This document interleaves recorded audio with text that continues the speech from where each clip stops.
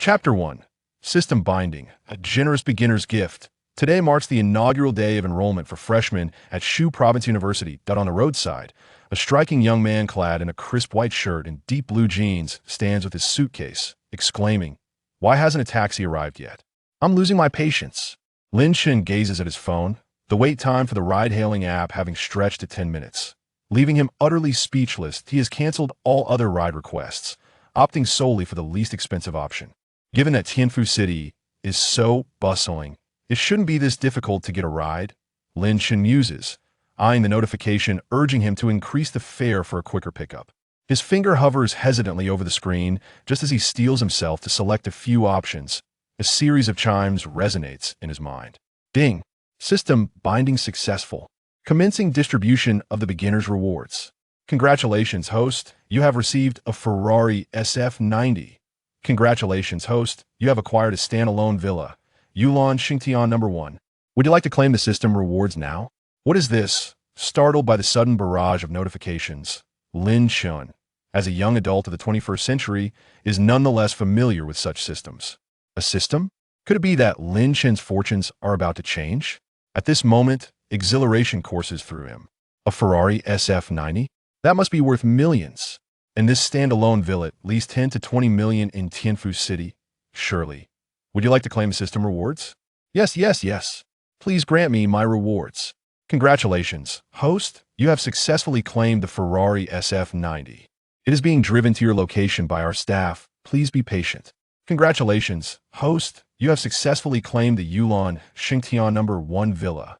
The rewards provided by the system will be delivered to you in a reasonable manner, rest assured. Lin Chen leaps with joy, astounded that such immense fortune has truly befallen him. A fashionably dressed young woman, heavily made up, walks past and is startled by his sudden exuberance. Casting a disdainful glance at Lin Chen's modest attire, she notices the high-speed rail station nearby. Hick! So excited just to come to Tianfu City. Lin Chen's expression falters, acknowledging that his previous excitement may have been a bit excessive. My apologies, miss. It was indeed my fault, sorry. Who are you calling, miss? Do you have any manners? A country bumpkin with no upbringing. The woman, incensed by Lin Chen's address, erupts in outrage. Lin Chen's countenance darkens. His parents lost their jobs due to environmental reforms in 2018 for the sake of his education and the mortgage. They have toiled in an electronics factory, working tirelessly to provide him with tuition and living expenses. Even the house they purchased was for him, to ease his future prospects of marriage. Thus, despite their financial struggles, he has never envied others. His family is his sore spot. Could you not speak with such malice? Did you forget to brush your teeth after consuming something foul this morning? Truly, a small knife to the rear, one eye-opener. You, a grown man bullying a weak woman. As the young woman witnessed Lin Chen's aggressive demeanor, she quickly resorted to invoking moral superiority, raising her fists in defiance. Given their location near a bustling high-speed rail station, a throng of onlookers soon gathered around them. The young lady, emboldened by the crowd, declared, "If you do not apologize for your insults today, you shall not leave." Apologize to you? On what grounds? Because the blemishes on your face outnumber the hairs on my head? Lin Chen retorted dismissively. You. The young woman found herself at a loss for words, enraged by Lin Chen's audacity to insult her in front of so many witnesses. Young man, resorting to insults is indeed your wrongdoing, interjected an elderly woman who could no longer stand idly by. With her intervention, the surrounding crowd began to voice their disapproval of Lin Chen. Having grown up alongside his grandmother, Lin Chen had learned to navigate such confrontations with ease. The solution was straightforward: direct all his energy toward a singular opponent. "Excuse me, ma'am. Did you not see that she was the one who insulted me first?" Lin Chen countered. "And what of it? As a man, should you not show some restraint toward a woman?" The elderly lady's attempt to uphold traditional virtues was met with Lin Chen's unwavering stance. "I am not her father. Why should I yield to her?" His words left the elderly woman speechless, who then retreated into the crowd, disappearing from sight. Upon witnessing the elderly woman's retreat, the onlookers dispersed, their interest waning. Just then, a tow truck came to a halt at the roadside, capturing everyone's attention. Lin Chen's gaze sharpened as he recognized the vehicle. A A striking red Ferrari SF90. Moments later, several staff members emerged from the car, surveying their surroundings until they spotted Lin Chen amidst the throng. They approached him directly. The young woman's eyes widened in intrigue. Could it be that someone among them had purchased the Ferrari SF90? However, as the staff drew closer to Lin Chen, she found it hard to believe. How could this seemingly unremarkable man possibly afford such a luxury? Are you Mr. Lin Chen? One of the men inquired respectfully. Indeed, I am. You are here to deliver my car, I presume. Lin Chen replied nonchalantly, noting the young woman standing behind the man. The onlookers' gazes shifted dramatically, filled with a mixture of fervor, admiration, and envy. Yes, but for verification purposes, we would like to see your identification, Mr. Lin, the man said, a hint of apprehension in his voice. He was keen to avoid offending someone of such stature, fearing the consequences should Lin Chen take offense. Any form of identification will suffice. The man added hastily. Huh, a country bumpkin like him. How could he possibly afford a Ferrari? The young woman scoffed quietly. Though the voice was soft, it was still heard by Lin Chen and those nearby. Huh, do I need to prove to you whether I can afford it? Who do you think you are? Lin Chen was somewhat speechless. It seemed this person had neither been educated properly in school nor by their parents, and now society had failed them as well.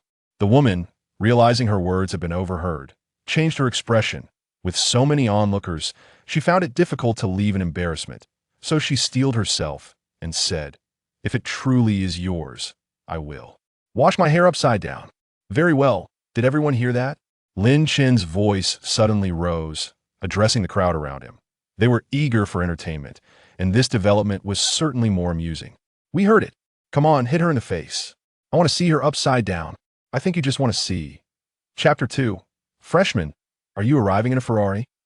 Lin Chen smiled slightly as he handed his identification to the man. The man took it with both hands, glanced at it, and then returned the ID to Lin Chen. Hello, Mr. Lin Chen. As per your request, the car has been brought over, and here are your keys. The man produced an elegantly luxurious box and handed it to Lin Chen. All eyes in the vicinity were drawn to the box. The woman's face turned pale as she noticed the collective gaze of the crowd fixed on Lin Chen. She attempted to slip away into the crowd, but the onlookers were not willing to let her escape. Several curious older gentlemen and ladies subtly filled the gaps, leaving her no avenue for retreat. If you run away, what will we watch? Lin Chen felt a surge of excitement within, yet he maintained a calm demeanor as he accepted the box, opening it to retrieve the keys, which felt delightfully satisfying in his hand. Mr. Lin, congratulations on becoming a distinguished Ferrari owner. Should you have any further needs, feel free to call me. Hey, raise my business card, the man said as he handed Lin Chen a card. Lin Chen glanced at it before placing it in his pocket. If there's nothing else, I'll take my leave. Please go ahead, the man nodded. The crowd immediately parted to allow him passage. The woman saw her chance and attempted to squeeze out, but within seconds, the crowd had closed in again. Miss, isn't it time to fulfill your promise? Lin Chen toyed with the car keys, teasing the despondent woman.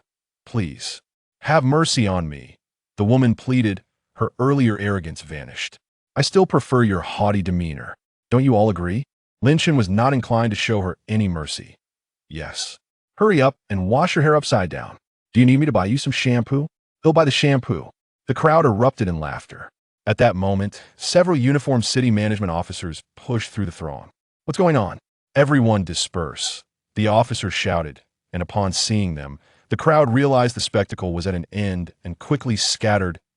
This moment, only Lin Chen, the young woman, and a few city management officers remained. What is going on here? Inquired an older-looking officer. The young woman, feeling embarrassed, hesitated to voice her recent faux pas. After Lin Chen recounted the incident, the officers cast glances at the young woman, tinged with disdain. Indeed, young brother, you are quite the promising individual, remarked the lead officer with a hint of admiration. Gazing at the Ferrari parked not far away, which had once been a dream of his youth, Lin Chen smiled but remained silent.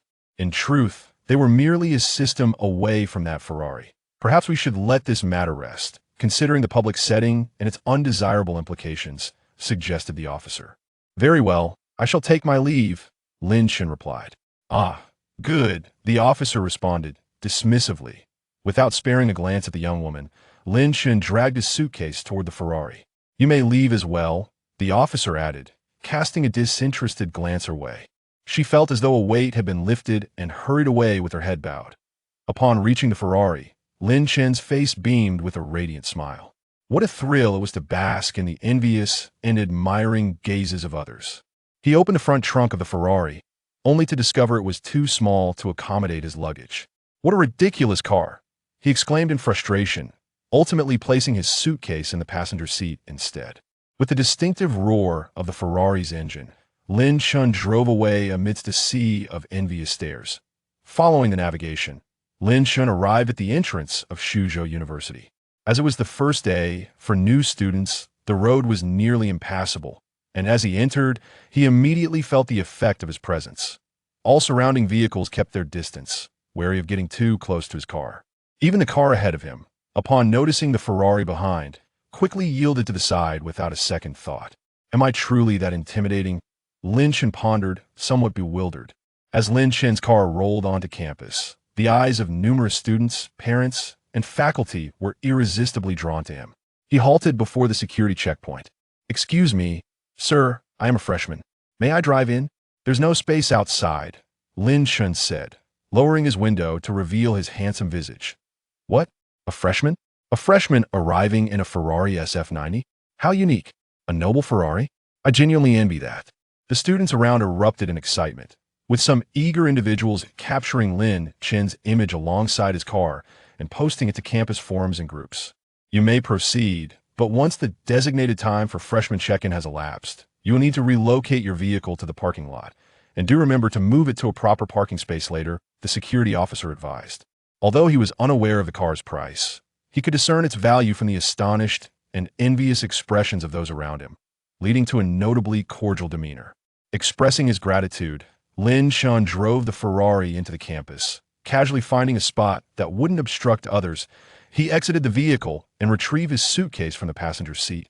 At this moment, the campus was bustling with activity.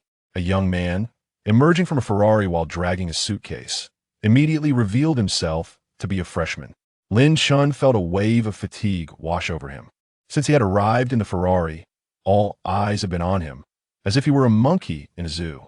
The initial thrill had faded, leaving behind a sense of tedium. "Excuse me, could I trouble you for a favor?"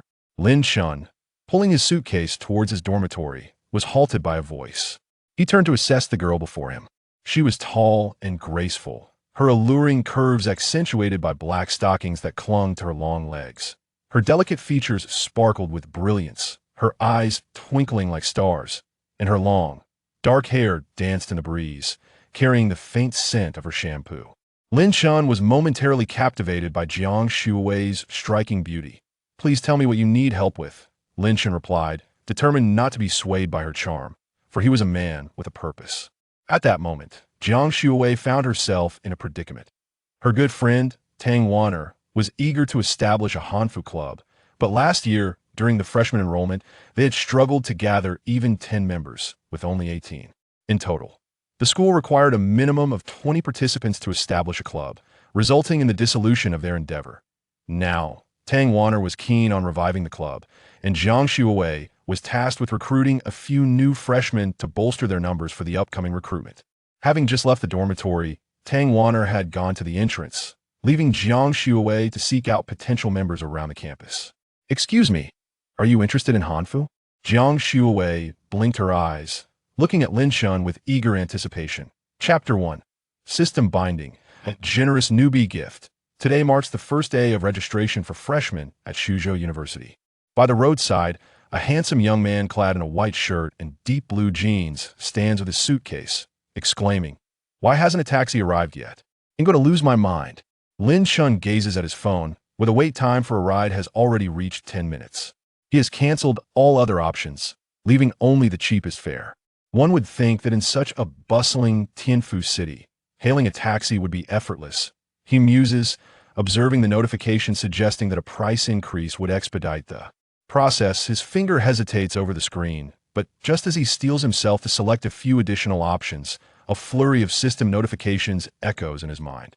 Ding! System binding successful. Newbie rewards have been issued. Congratulations, host. You have received a Ferrari SF90. Congratulations, host. You have also received a standalone villa at Yulon, Shengten number 1. Would you like to claim your system rewards now? What is this? Lin Chen is taken aback by the sudden barrage of notifications. Yet, as a young man of the 21st century, he possesses a fair understanding of such systems. A system? Could it be that Lin Chen's fortunes are about to change? He feels an exhilarating rush. A Ferrari SF90? That must be worth millions, and this villa in Tianfu City would surely be valued at 10 to 20 million at the very least. Would you like to claim your system rewards? Yes, yes, yes. Please grant me my rewards. Congratulations, host. The Ferrari SF90 has been successfully claimed. It is currently en route to your location. Please be patient. Congratulations, host. The standalone villa at Yulon, Shengten number 1 has been successfully claimed. The rewards provided by the system will be delivered to the host in a reasonable manner. Feel free to use them. Lin Chen leaps in excitement, overwhelmed by the sudden arrival of wealth. At that moment, a fashionably dressed young woman with heavy makeup strolls past Lin Chen, startled by his exuberant reaction. With a disdainful glance at his modest attire, she notices the nearby high-speed train station. What a bumpkin! Getting this worked up just to arrive in Tianfu City. Lin Chen's expression falters, acknowledging that his excitement may have been a bit excessive. Miss, I apologize, it was indeed my fault, sorry. Who are you calling, miss? Do you have any manners? A country bumpkin raised without proper upbringing. The woman's indignation flares at Lin Chen's attempt at politeness. Instantly, Lin Chen's demeanor darkens. His parents lost their jobs due to environmental reforms in 2018 and, in order to support his education and mortgage, have toiled away in an electronics factory. They worked tirelessly to cover his tuition and living expenses, even purchasing a home for his future convenience. Thus, despite their modest means, Lin Chen has never envied others. His family is his Achilles heel. Could you perhaps cultivate a bit of decency in your speech? Did you forget to brush your teeth after indulging in something foul this morning? Truly, it's akin to a minor wound that has opened my eyes. You, how dare you, a grown man, bully a weak woman like me? A young woman, witnessing Lin Chen's aggressive demeanor, quickly resorted to a moralistic stance, raising her fist in indignation. Given their location near a high-speed rail station, a considerable crowd had gathered around them. Emboldened by the throng of onlookers, the young woman grew increasingly brazen. You insult me, so if you do not apologize today, you shall not be permitted to leave. Apologize to you? On what grounds? Because the blemishes on your face outnumber the hairs on my head? Lin Chen retorted disdainfully. You? The young woman, taken aback by Lin Chen's audacity in front of so many witnesses, was momentarily rendered speechless. Young man, resorting to insults is your fault, interjected an elderly lady, unable to bear the scene any longer. The crowd, seeing someone stand up, began to rally against Lin Chen. Having grown up alongside his grandmother, Lin Chen remembered how she would hold her ground against 3 adversaries without faltering. From that experience, he learned how to navigate such confrontations. Simply direct all attention towards one individual. Excuse me, madam, did you not see that she instigated this? And so what? You, as a man, should yield to a woman, the elderly lady insisted. Fine, I had intended to afford you some dignity, but since you have chosen this path, do not blame me for disregarding the cherished virtues of our culture. I am not her father, why should I defer to her? His retort left the lady speechless, and she retreated into the crowd, disappearing in an instant. With the elderly lady's retreat, the spectators promptly dispersed. Just then, a tow truck pulled over to the roadside, capturing everyone's attention. Upon closer inspection, Lin Chen recognized it as a striking red Ferrari SF90. Moments later, a group of staff members emerged from the vehicle. They scanned the area until they spotted Lin Chen amidst the crowd. They approached him with purpose. The young woman's eyes sparkled with intrigue. Could it be that someone among them had purchased this Ferrari SF90? As she observed the staff walking directly toward Lin Chen, disbelief washed over her. Could it be that this rustic fellow had acquired the luxurious vehicle? She quickly dismissed that notion. After all, he appeared to be a mere country bumpkin, incapable of affording such extravagance. Excuse me, is this Mr. Lin Chen? One of the men inquired respectfully. Yes, that is I. You must be here to deliver my car? Lin Chen replied nonchalantly, noticing the young woman standing behind the man. The crowd's gaze shifted dramatically, filled with fervor, admiration, and envy. Indeed, but for verification purposes, we kindly ask to see your identification, Mr. Lin, the man said, somewhat apprehensive. He had no desire to offend someone of such stature. Inciting their ire could spell disaster for him. Anything that can confirm my identity will suffice. The man added hastily, a country bumpkin like him? How could he possibly afford a Ferrari? The young woman scoffed under her breath. Although the voice was faint, it was still heard by Lin Chen and those nearby. Heh, do I really need to prove to you that I can afford it? Who do you think you are? Lin Chen was somewhat at a loss for words. It seemed this person had not been taught well by school, parents, or society. Upon realizing others could hear her, the woman's expression changed dramatically. With so many eyes upon her, she found it difficult to leave in disgrace. Thus, she could only muster the courage to say, if it truly is yours, I will wash my hair upside down. Very well, did everyone hear that? Lin Chen's voice suddenly rose, addressing those around him. The onlookers, already eager for entertainment, found this turn of events even more amusing. We heard. Come on, slap her face. I want to see her upside down. I believe you just want to see. Chapter 2. A freshman arrives in a Ferrari. Lin Chen smiled faintly and handed his ID to the man. The man accepted it with both hands, glanced at it, and returned it to Lin Chen. Mr. Lin Chen, greetings. As per your request, the car has been brought over, and here are your keys. The man produced a luxurious-looking box and handed it to Lin Chen. All eyes in the vicinity were drawn to the box. The woman's face turned pale as she noticed everyone's gaze focused on Lin Chen. She attempted to slip away into the crowd, but the onlookers had no intention of letting her escape. Several curious bystanders subtly filled the gaps, ensuring there was no way for her to slip through. If you run away, what will we watch? Lin Chen felt a surge of excitement within, but maintained an impassive demeanor as he accepted the box, opening it to reveal the keys, which felt delightful to the touch. Mr. Lin, congratulations on becoming the esteemed owner of a Ferrari. Should you require anything further, do not hesitate to call me. Here is my business card, the man stated, handing Lin Chen a card. Lin Chen glanced at it before tucking it away. If there's nothing else, I shall take my leave.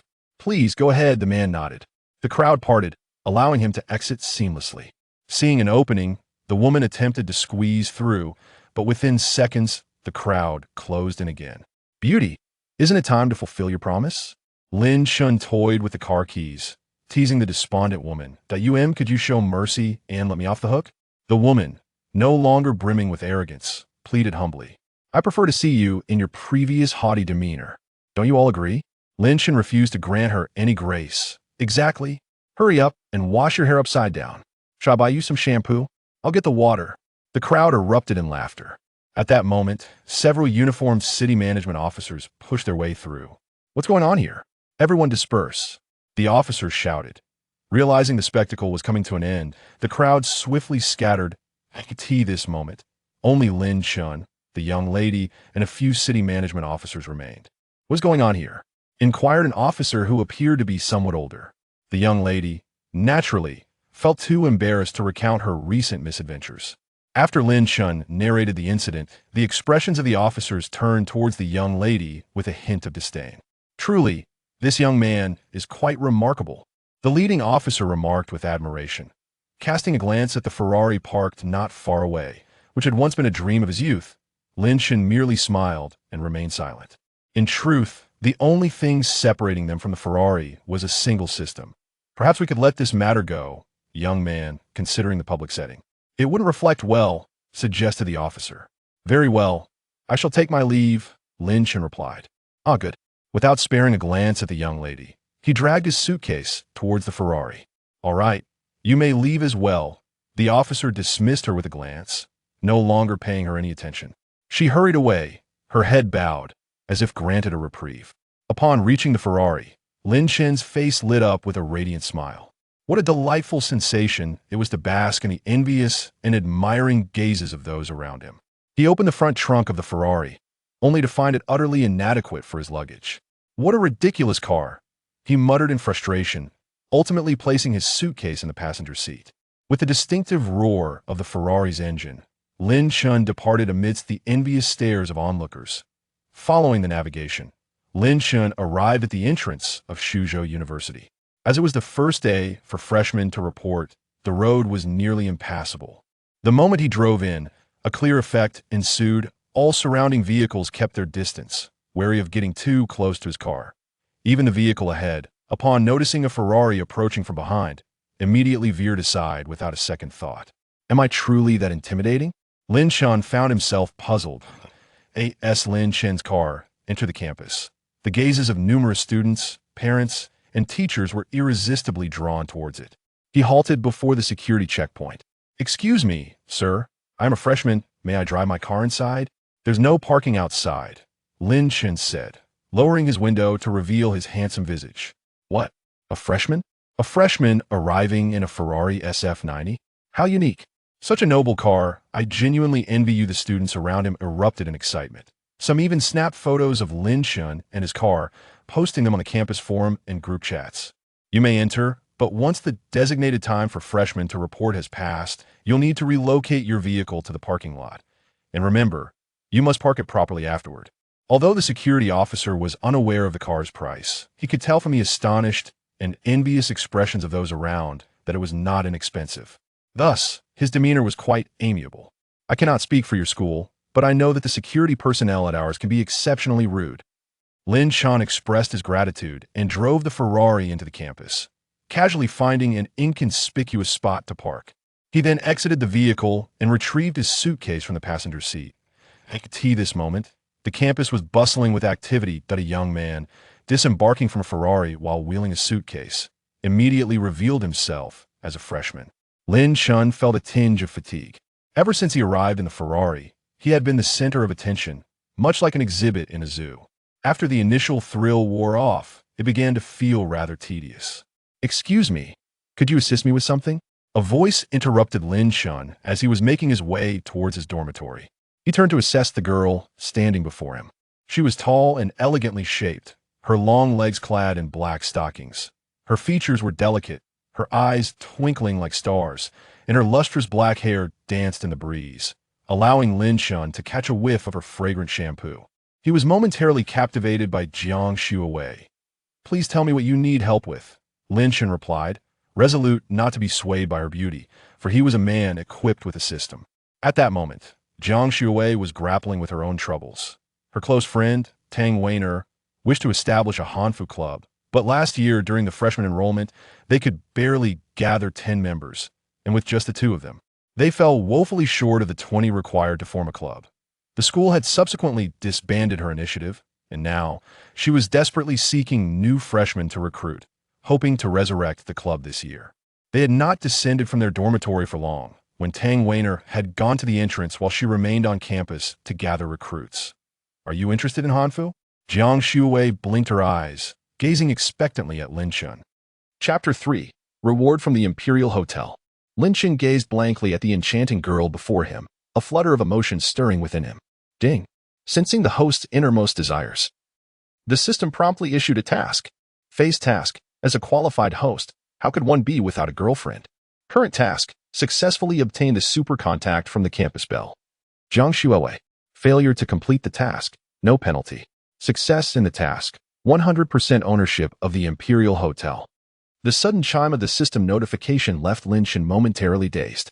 100% ownership of the Imperial Hotel. At this moment, he turned his gaze toward the girl named Jiang Shuawei. The campus bell. No wonder she was so stunning. She was indeed the belle of the campus, leaving him feeling at ease. Classmate, are you listening?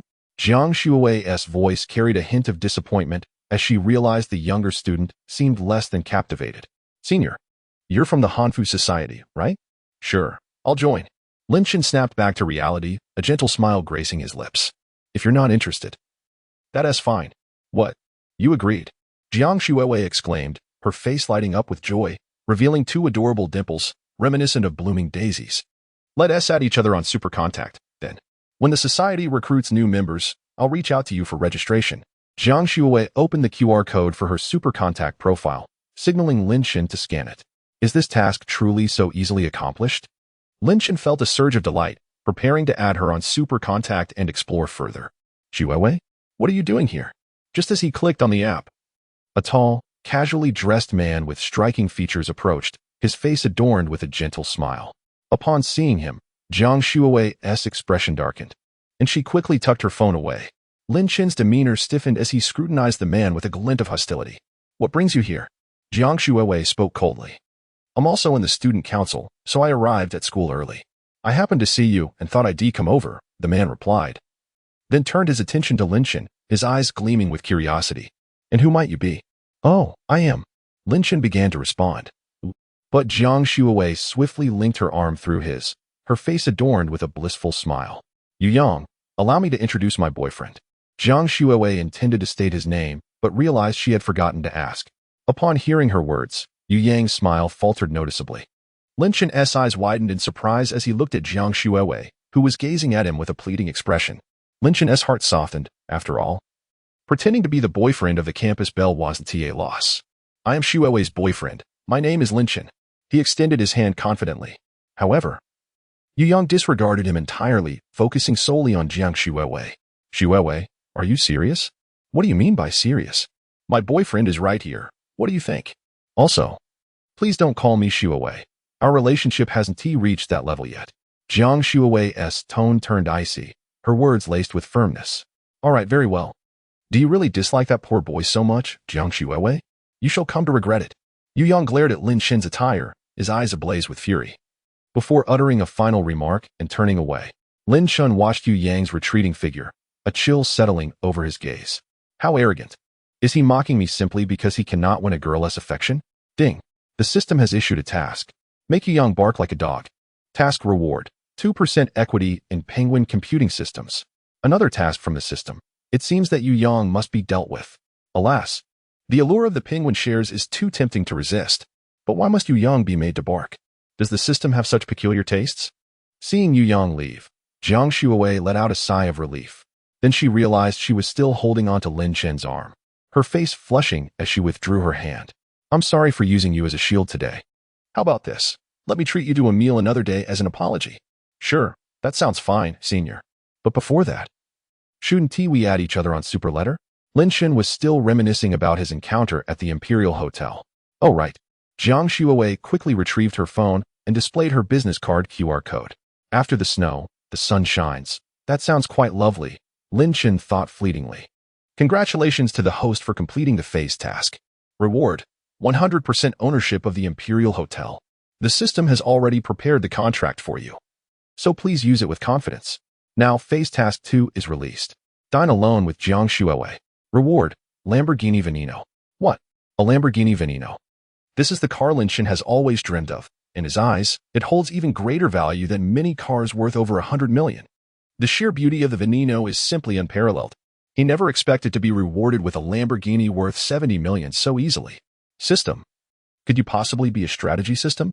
Lin Chen questioned in his mind. Ding. This system is merely an ordinary task system. With the system's denial, Lin Chen felt powerless to argue. "My name is Jiang Shuowei. You may call me Senior Jiang from now on," Jiang Shuowei said, her beautiful eyes fixed on Lin Chen. "Can I call you Shuowei?" Lin Chen's lips curved slightly. A blush crept over Jiang Shuowei's face, warming her cheeks. "Call me Senior Jiang. By the way, are you looking for your dorm? Which building do you reside in?" "I'm in Building 6. Building 6 is over this way. I'll lead you there." Lin Chen observed as Jiang Shuowei walked ahead, urging him to keep up, and a surge of affection welled within him. "Senior, which department are you from?" "I'm from the computer science department. How about you?" "Me too." What a coincidence. Lin Chen was elated to discover they were from the same department. Indeed, it was quite fortuitous. He could consult her with any questions in the future. "We're here. This is it. I'll be on my way now. If you need anything, message me on Super Letter." "All right. Goodbye, Senior Jiang. Remember, you owe me a meal." "I know." Lin Chen gazed at Jiang Shuowei's graceful silhouette as it gradually receded, before finally entering the dormitory building. After registering with the dormitory supervisor and collecting his key, he ascended the stairs with his suitcase in tow. Room 515. This must be it. Lin Chen opened the door and surveyed the surroundings of the dormitory. Accommodating for individuals, the layout featured bunk beds with desks below, a rather commendable arrangement. At this moment, all 4 residents had gathered in the room, diligently organizing their personal belongings. One individual, tall and slender, adorned with spectacles, emanated an air of refinement. Another, strikingly handsome, appeared to rival Lin Chen in looks, suggesting he hailed from a well-to-do family. The last roommate appeared quite robust, likely a fitness enthusiast, destined to be the physical pillar of the dormitory. Lin Chen had packed lightly, having already paid for betting upon enrollment, bringing only a few articles of clothing and basic necessities. The others were similarly equipped. Only the exceptionally attractive young man had brought an abundance of items, an entire computer tower, monitor, keyboard, and remarkably, he even had a gaming chair shipped over. This left Lin Chen feeling quite envious. Chapter 4: Dining with Roommates. After tidying up, the four individuals engaged in a brief conversation to familiarize themselves with one another. The tall, slender one wearing glasses was named Chen Xiao, hailing from Minzhou, and his family was relatively well off, involved in the aquatic business. The more robust figure was Xiao Wei, from Yunnan province, who described himself as a rural lad, claiming that his muscular physique was a result of agricultural labor. Lastly, there was the strikingly handsome individual named Xiao Fei, from the capital, who chose to remain reticent about his family's circumstances, although Lin Chen could discern that they were likely quite impressive. Subsequently, the four arranged their seating according to their ages. Lin Chen was the eldest, followed by Chen Xiao, Xiao Wei, and finally Xiao Fei as the youngest. Since it's our first gathering, shouldn't we indulge in a nice meal? Chen Xiao suggested, his stomach growling audibly. I have no objections, casually replied Xiao Fei. He had initially planned to visit a nightclub in Tianfu City, but decided to accompany his new roommates for this inaugural meeting. I concur, Lin Chen added, leaving only Xiao Wei to respond. The gaze of the others fixed upon him, making him feel quite uneasy. All right, let us go. You all choose the place. I'm at a loss for where to eat. Lin Chen, aren't you from Tiandu? You should make the choice. Xiao Wei relented, coming from a less affluent background. He had gathered that both Xiao Fei and Chen Xiao were likely privileged. Lin Chen's circumstances appeared similar to his own, so he presumed the restaurant recommended would not be overly expensive. Fine, I'll find a place, Lin Chen declared. Just then, he received a notification from the system, revealing a reward for the Dihao Hotel.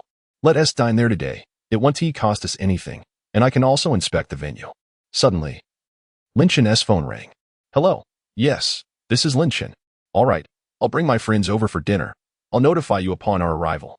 It was the general manager of the Dihao Hotel calling, as there had been a change in ownership, and he wished to ensure a cordial introduction. Let us go. The group exited the dormitory together. The summer heat in Tianfu City was unbearable. Even past 6 in the evening, the sun was setting, yet the temperature remained sweltering. Without the Ferrari, Lin Chen and Xiao Fei strolled through the campus, still drawing the attention of many female students due to their striking appearances. Lin Chen relished the summer, particularly in the university environment where scant clothing revealed long, fair legs, leaving one dizzy with delight. As they had yet to leave the campus, two girls jogged towards them, clad in skirts that showcased their fair, elongated legs, exuding an air of innocence and charm. May we add you both on Super Chat? The two lovely girls shyly inquired of Lin Chen and Xiao Fei. Chen Xiao and Xiao Wei exchanged bewildered glances. Lin Chen studied the girl before him. She was undeniably attractive, likely among the most beautiful in their class, with a pleasantly plump face that did not appear overweight. Her white short skirt framed a pair of straight, proportionate legs. Is the quality of Suzhou University truly that high? Lin Chen mused with a faint smile as he scanned the QR code on his mobile device. Beside him, Xiao Fei mirrored his actions. Thank you. The girl beamed with youthful exuberance upon receiving the notification of a successful contact addition. Goodbye, handsome boys. With their contact information secured, the two girls departed, leaving me and Lao San feeling rather foolish. Chen Xiao cast a forlorn glance at Xiao Fei and Lin Chen, who were engrossed in perusing other social media posts. Exactly. Does being handsome grant one any special privileges? Xiao Wei echoed with indignation. It's pitiful that I've been single for 18 years without ever having a romantic encounter. This thought deepened Xiao Wei's gloom. To compensate for your wounded spirits, our esteemed leader shall treat us to dinner today. Our leader is magnanimous. Our leader is formidable. The moment Xiao Wei and Chen Xiao heard Lin Chen was treating, their faces lit up with joy. However, Chen Xiao, feeling ravenous, inquired, but how shall we get there? I have a car, but it can only accommodate one person. Lin Chen hesitated, contemplating whether to drive his Ferrari, fearing it might come across as ostentatious. The trio, upon hearing he could only transport one individual, speculated that it might be an electric scooter. Not to worry, our leader. We can take a taxi, 4 of us can fit in one vehicle. Besides, one must not drink and drive. How can we gather without a few bottles? Chen Xiao remarked with an easygoing demeanor. Lin Chen was taken aback by Qin Zhao's unexpected boisterousness. He had assumed that with her glasses and slender figure, she would be more reserved. Relinquishing his insistence, he called for a taxi to the Dihao Hotel. "Leader, why does this person resemble you so closely?" In the car, Qin Zhao produced her phone and showed the others a photo posted on the campus forum. The image depicted a student driving a Ferrari. Impressive. A freshman arriving in a Ferrari, instantly granted preferential dating rights for the next 4 years. "Sisters, I'm going for it. He.S. mine. No one else can compete. Isn't that a bit too ostentatious? If college students aren't ostentatious, what else could they be? Wait, now that you mention it, he really does resemble our leader." Xiaowei scrutinized the photo repeatedly, casting a dubious glance at Lin Chen. "Am I the only one among us who is struggling financially? Mother, I wish to go home." Xiao Fei's gaze towards Lin Chen shifted subtly, realizing that their leader was no ordinary individual. "It's me," Lin Chen admitted, scratching his nose in acknowledgement. "Leader, are you truly that wealthy? So when you mentioned your car could only fit 2, you were referring to this Ferrari?" Qin Zhao's eyes widened in astonishment. Lin Chen nodded slightly under the trio's gaze. "How unfortunate. I've never ridden in a Ferrari in my life. Had I known, I would have taken your car." Qin Zhao lamented upon realizing the truth. The driver in the front seat discreetly smirked, thinking, taking a taxi while driving a Ferrari? Truly audacious. After more than 10 minutes, the ride-hailing vehicle came to a halt by the roadside. Several individuals hurriedly disembarked. The Dihao Hotel stood before them, its architecture embodying a classical European style. The grand stone faade was adorned with exquisite reliefs and sculptures, each detail exuding a profound sense of history. "Boss, please don't tell me you're treating us to a meal here," Xiaowei remarked, gazing at the imposing hotel. "Boss, we could simply find a small eatery for a meal. There's no need to come here. It's evident that the expenses will be substantial," Qin Zhao added, aware that Lin Chen drove a Ferrari, yet still feeling uneasy about spending such a significant amount so soon after their acquaintance. Xiao Fei, however, felt no qualms. During his time in the capital, he frequently dined in such establishments. "Rest assured, indulge yourselves. There is no need to worry about anything else." Chapter 5. A tattered shoe elevates your spirits. Lin Chen, accompanied by several individuals, approached the front desk. He informed Dong Feng, stating that Lin Chen had arrived. "Good day, Mr. Lin." The receptionist greeted him. Just moments prior, Dong Feng had mentioned to her that the new owner of the company, Lin Chen, would be dining with friends. "Mr. Lin, the manager has instructed me to escort you directly to the VIP room number 1, the receptionist said respectfully as she stepped forward. Lin Chen nodded subtly. "Let us proceed," he remarked to Qin Zhao and the others. "Boss, what did she call you? Mr. Lin, is this hotel yours?" Qin Zhao exclaimed, his mouth agape in disbelief. Xiaowei, equally astonished, stared at Lin Chen, unable to fathom that such a grand hotel belonged to his roommate. While others at 18 or 19 years old drove Ferraris and ran businesses, here he was, at the same age, seemingly disregarding risks. The two found it hard to accept. In contrast, Xiao Fei maintained his composure, though his curiosity about Lin Chen's true background intensified. "Indeed, the entire hotel is under Mr. Lin's ownership," the receptionist interjected cheerfully, elucidating the situation. When she first learned of this news, she had been utterly astonished. The Dihao Hotel is one of the most prestigious establishments in Tianfu City. To acquire the shares of all the board members is no feat for an ordinary wealthy individual. It is the hallmark of a true magnate. "Let us go. Stop dawdling. Qin Zhao, aren't you hungry?" Lin Chen said, a subtle smile gracing his lips, feeling immensely satisfied. The receptionist, catching his cue, promptly stepped ahead to lead the way. "Come on, haven't you noticed the boss has already moved on?" Xiao Fei remarked, patting the still-dazed Qin Zhao and Xiao Wei on the shoulders. "Boss, wait for me." Qin Zhao and Xiao Wei hurriedly followed suit. As they walked, Lin Chen surveyed the hotel's interior layout. The opulence and grandeur of the lobby left a lasting impression on him. He had never dined in such a luxurious hotel before. And now he not only could treat his friends but also owned the entire establishment. "System, thank you." Lin Chen silently expressed his gratitude. "You are most welcome, host. This system exists solely for your benefit. It is my duty," the system replied. As it detected the host's heartfelt appreciation, it announced a delightful surprise. "Ding. Congratulations, host.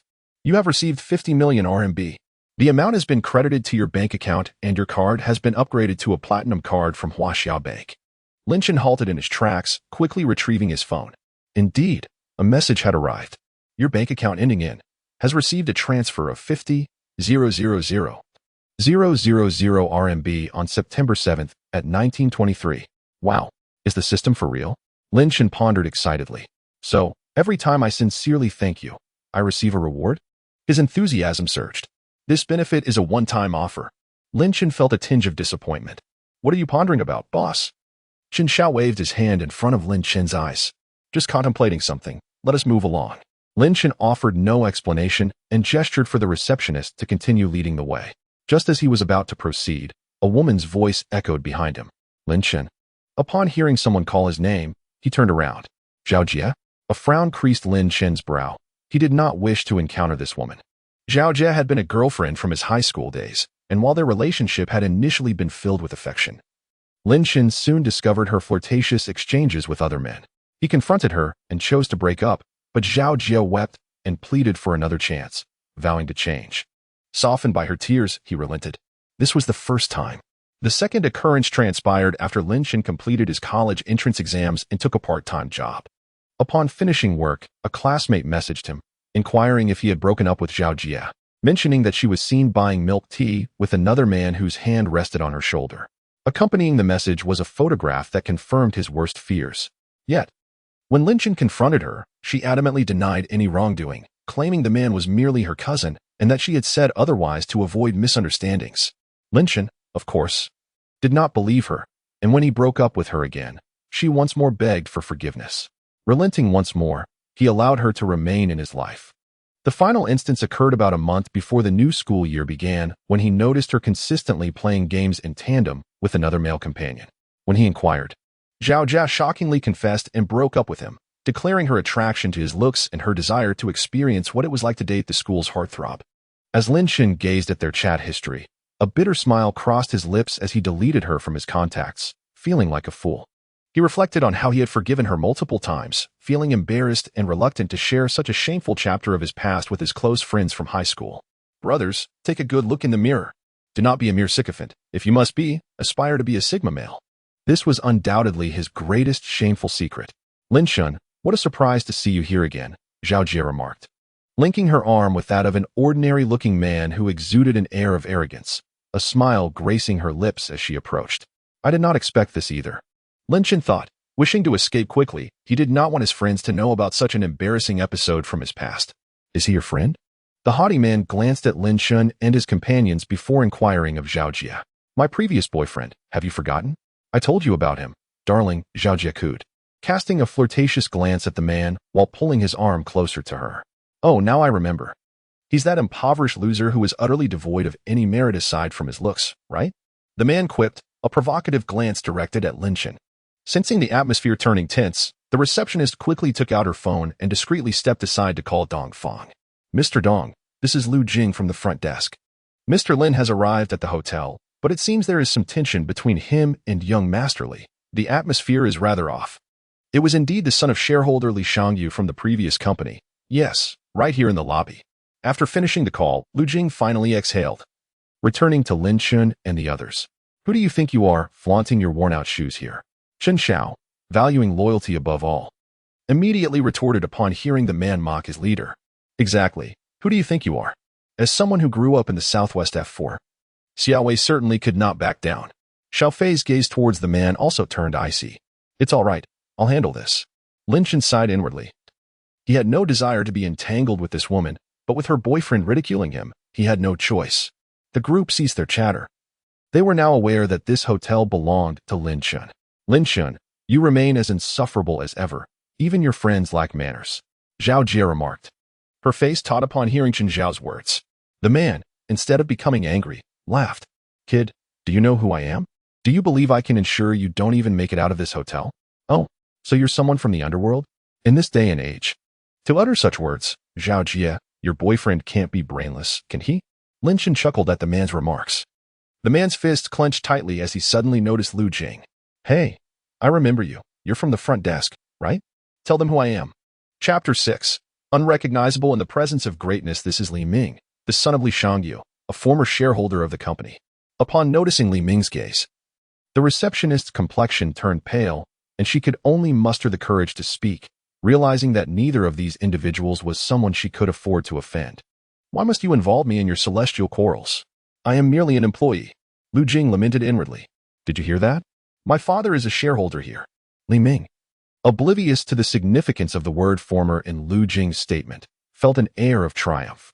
Darling, you are truly amazing, Zhao Jie exclaimed with a flirtatious smile, her fingers tracing patterns on the man's chest. The man, stirred by her actions, couldn't resist giving a firm squeeze on Zhao Jie's impressive figure. Given your demeanor, if there weren't others present, I suspect you would have already taken things further. Chen Xiao laughed heartily at the pair's unabashed display. Lu Jing turned her head away. Her cheeks flushed. You are truly someone who doesn't weep until faced with the grave. I will promptly call the general manager of Dihao and have you all removed. Li Ming, nearly on the verge of losing his composure from the ridicule, could only concede that Chen Zhao's fortitude was formidable. Is the fighting spirit in Minzhou always this strong? Chen Xiao, aware that Lin Chen was the sole director of Dihao, was unfazed by Li Ming's bravado. Realizing he could not match her, Li Ming took out his phone to call Dong Fong, while Zhao Jie observed the unfolding drama with a smirk. Boss, is he really the son of your hotel as shareholder? Xiao Wei inquired, leaning closer. Did you not hear the receptionist mention he is a former shareholder? But please, keep that to yourself. I wish to enjoy his company a bit longer, Lin Chen replied, a hint of playful mockery in his smile. Boss, you truly know how to play the game, Xiao Wei complimented, giving Lin Chen a thumbs up. Initially, Xiao Fei had assumed that Li Ming's background was quite substantial, given his arrogance, but it seemed otherwise. Since the boss was capable of handling the situation, he decided not to trouble Uncle Chen. Xiao Fei relaxed his grip on his phone in his pocket, quietly observing. Young Master Li, no need to call me. I have already arrived. Dong Fong announced as he stepped out of the elevator, hearing Li Ming's arrogant tone. A crowd of customers had gathered to witness the spectacle. Dong Fong, you arrived just in time. Hurry, expel these people. I will inform my father. However, Dong Fong paid no heed to him, merely glancing at Li Ming before respectfully addressing Lin Chen. Mr. Lin, I am Dong Fong. You may call me Xiao Dong. Lu Jing often felt awkward in Dong Fong's presence, fearing any missteps on her part. Yet, witnessing Dong Fong's deference towards this seemingly younger individual filled her with profound respect. She couldn't help but think that someone of his status had undoubtedly encountered far more stunning beauties than herself. Yes, they are my friends. I brought them here for a meal, Lin Chen replied, nodding slightly. Dong Fong, wearing a warm smile, acknowledged Chen Xiao and the others with a nod, signaling their acquaintance. Dong Fong, are you out of your mind? I have never heard my father mention a shareholder so young at the hotel. And Lin Dong, you wouldn't be trying to embarrass me on purpose, would you? Believe me, I could easily call my father and have you thrown out, Li Ming said with a harsh tone. His father, Li Shangyu, being the second largest shareholder of the Dihao Hotel, how could such a significant matter not be communicated to him? Li Ming certainly has an impressive background, yet he threatens to dismiss me so casually. Upon hearing Lin Chen's words, Dong Fong immediately understood his implication. Achieving the position of general manager at one of the top hotels in a first-tier city requires not only capability but also astute social awareness. Young Master Li, Mr. Li Shangyu is no longer a shareholder of the hotel. Mr. Lin Chen has acquired all the shares from the shareholders. Therefore, you have no authority to terminate my position, nor to demand the expulsion of our guests, especially from the sole shareholder of this hotel. Moreover, you have disrupted the hotel's normal operations. So I kindly ask you and this lady beside you to leave. Dong Fong turned to Li Ming, speaking sternly, his expression resolute. Li Ming's face darkened as he took out his phone, preparing to call his father. Zhao Jie, too, could hardly believe that Lin Chen was the sole shareholder of Dihao Hotel. She had been acquainted with him for nearly 2 years and was well aware of his family background. Don't worry, dear, he cannot possibly be a shareholder of Dihao Hotel. His parents are just ordinary factory workers. How could they afford to acquire all the shares? Zhao Jie asserted confidently, gazing at Li Ming. Seeing Zhao Jie's unwavering certainty, Li Ming felt a sense of relief wash over him, and the mocking expressions of those around him only intensified. Hello? What is it, son? Upon answering the phone, Li Shangyu's cheerful voice came through. Dad, what brings you such joy? Li Ming asked, sensing something unusual. Today, a significant individual spent a considerable sum to acquire all the shares of Dihao Hotel. I had been contemplating retirement, and this opportunity allowed me to sell my shares to this prominent figure. As Li Ming heard his father's words, his expression shifted dramatically. Observing the bemused smiles of Lin Chen and his companions, a foreboding feeling crept into his heart. Dad, The prominent figure you mentioned wouldn't happen to be named Lin Chen, would he? Li Ming inquired cautiously, internally praying that it was not him. Zhao Jian noticed the change in Li Ming's complexion and felt a wave of unease wash over her. How did you know? Li Shangyu asked, astonished. I think I may have offended him, Li Ming murmured, his voice trembling slightly. A person capable of acquiring all the shares of Dihao Hotel is certainly not someone he could offend, especially at such a young age with a substantial background. His gaze towards Zhao Jie turned increasingly hostile. What? You offended Lin Chen? Hurry and go apologize. If you do not seek his forgiveness, our family is finished. How could I have given birth to such a reckless fool? Li Shangyu exclaimed in fury before abruptly hanging up the phone. Li Ming stared blankly at the disconnected phone in his hand, utterly at a loss for what to do. The air conditioner hummed in the hotel room. Yet beads of sweat began to form on his forehead. What is the matter, young Master Li? Finished with your call? Lin Chen's mocking voice jolted Li Ming back to reality. Darling, what is wrong? Zhao Jie asked, clinging tightly to Li Ming's arm. Get away. Li Ming forcefully shook off her grasp, causing Zhao Jie to stumble and fall to the ground. Ignoring her incredulous gaze, he walked over to Lin Chen. Mr. Lin, I humbly acknowledge my lack of discernment and beg your forgiveness, Li Ming said, bowing deeply in apology, his demeanor remarkably subservient. Chapter 7. Is there still hope for us? Zhao Jie was consumed by regret. Had she known the extent of Lin Chen's wealth, she would have never considered parting ways with him. To Lin Chen, her previous actions must have seemed nothing more than a farcical performance. She felt a burning shame, akin to having received a stinging slap across the face. Standing there, she was at a loss for how to proceed. All she desired was to flee the scene, yet she was reluctant to relinquish Li Ming, her source of financial support. Lin Chen observed the pitiful figure of Li Ming and suddenly found him to be utterly uninteresting, a fool ensnared by a woman's manipulations, reminiscent of his own past. Enough. Just leave. If we cross paths again, it won't merely be an apology, he remarked curtly. Thank you. I promise I will never appear before you again. Li Ming replied, visibly relieved as he made his way toward the exit. Wait for me, darling. Zhao Jie hastily pursued him, linking her arm with his. Damn it. Don't bother me again, Li Ming exclaimed, shaking off her grip with disdain before striding through the door. He harbored a deep-seated resentment for her. Were it not for her, he would never have clashed with Lin Chen and lost face. Returning home, he might even have to face the wrath of his father. Zhao Jie stood there, dumbfounded, watching Li Ming's retreating figure. Boss, are we really letting him go just like that? Chen Xiao expressed his dissatisfaction, still irritated by Li Ming's earlier arrogance. It's inconsequential. He is merely a jester, Lin Chen replied with a faint smile. Lin Chen, is there still a possibility for us? I have always loved you. Can we give our relationship another chance? Zhao Jie suddenly appeared before Lin Chen, gazing at him with longing. Do you truly believe that is feasible? After all this, I find you repulsive, Lin Chen retorted, his disgust palpable. He felt a twinge of gratitude toward Li Ming. Otherwise, he might still be entangled with this woman, a thought that made him feel utterly unsettled. Lin Chen, you must still love me, right? Those were just words spoken in anger. I can prove my feelings through actions. Are you incapable of understanding human language? Or are you simply foolish? My friend has told you to leave. Chen Xiao interjected, astonished by her audacity. I have no desire to continue this conversation.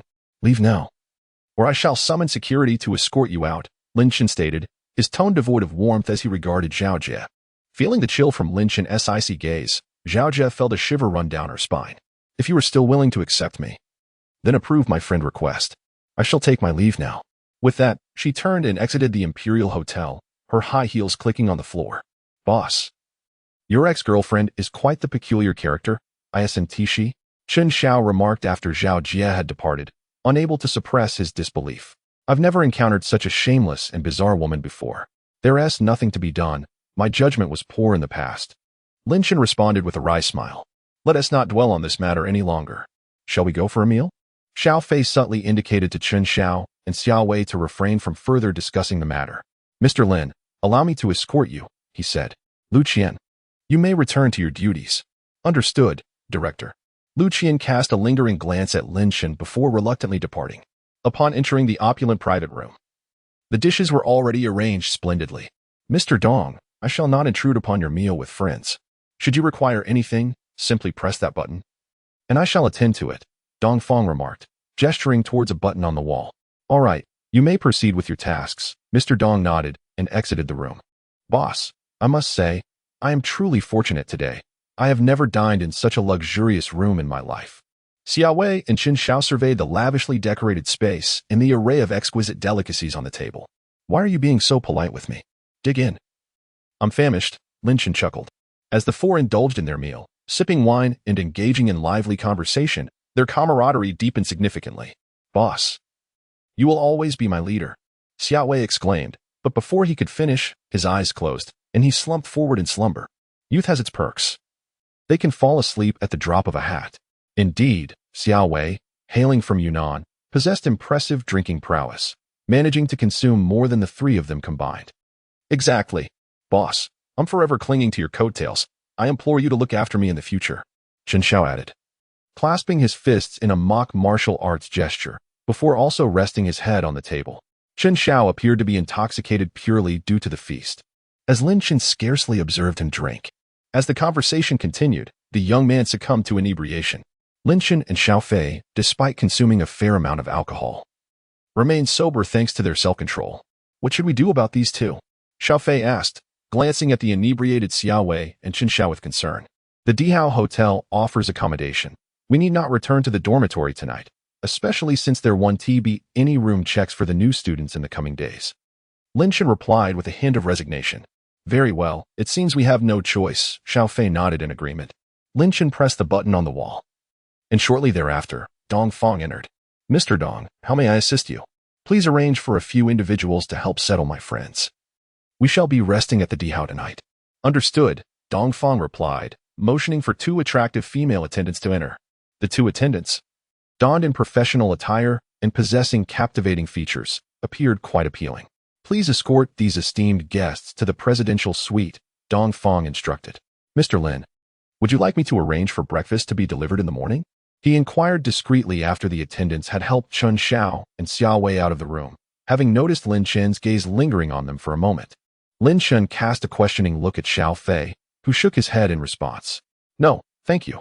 I'll add you on Super Chat for easier communication in the future. Lin Chen declined. All right then. Dong Fong expressed his surprise, as such connections with elite individuals were not easily forged.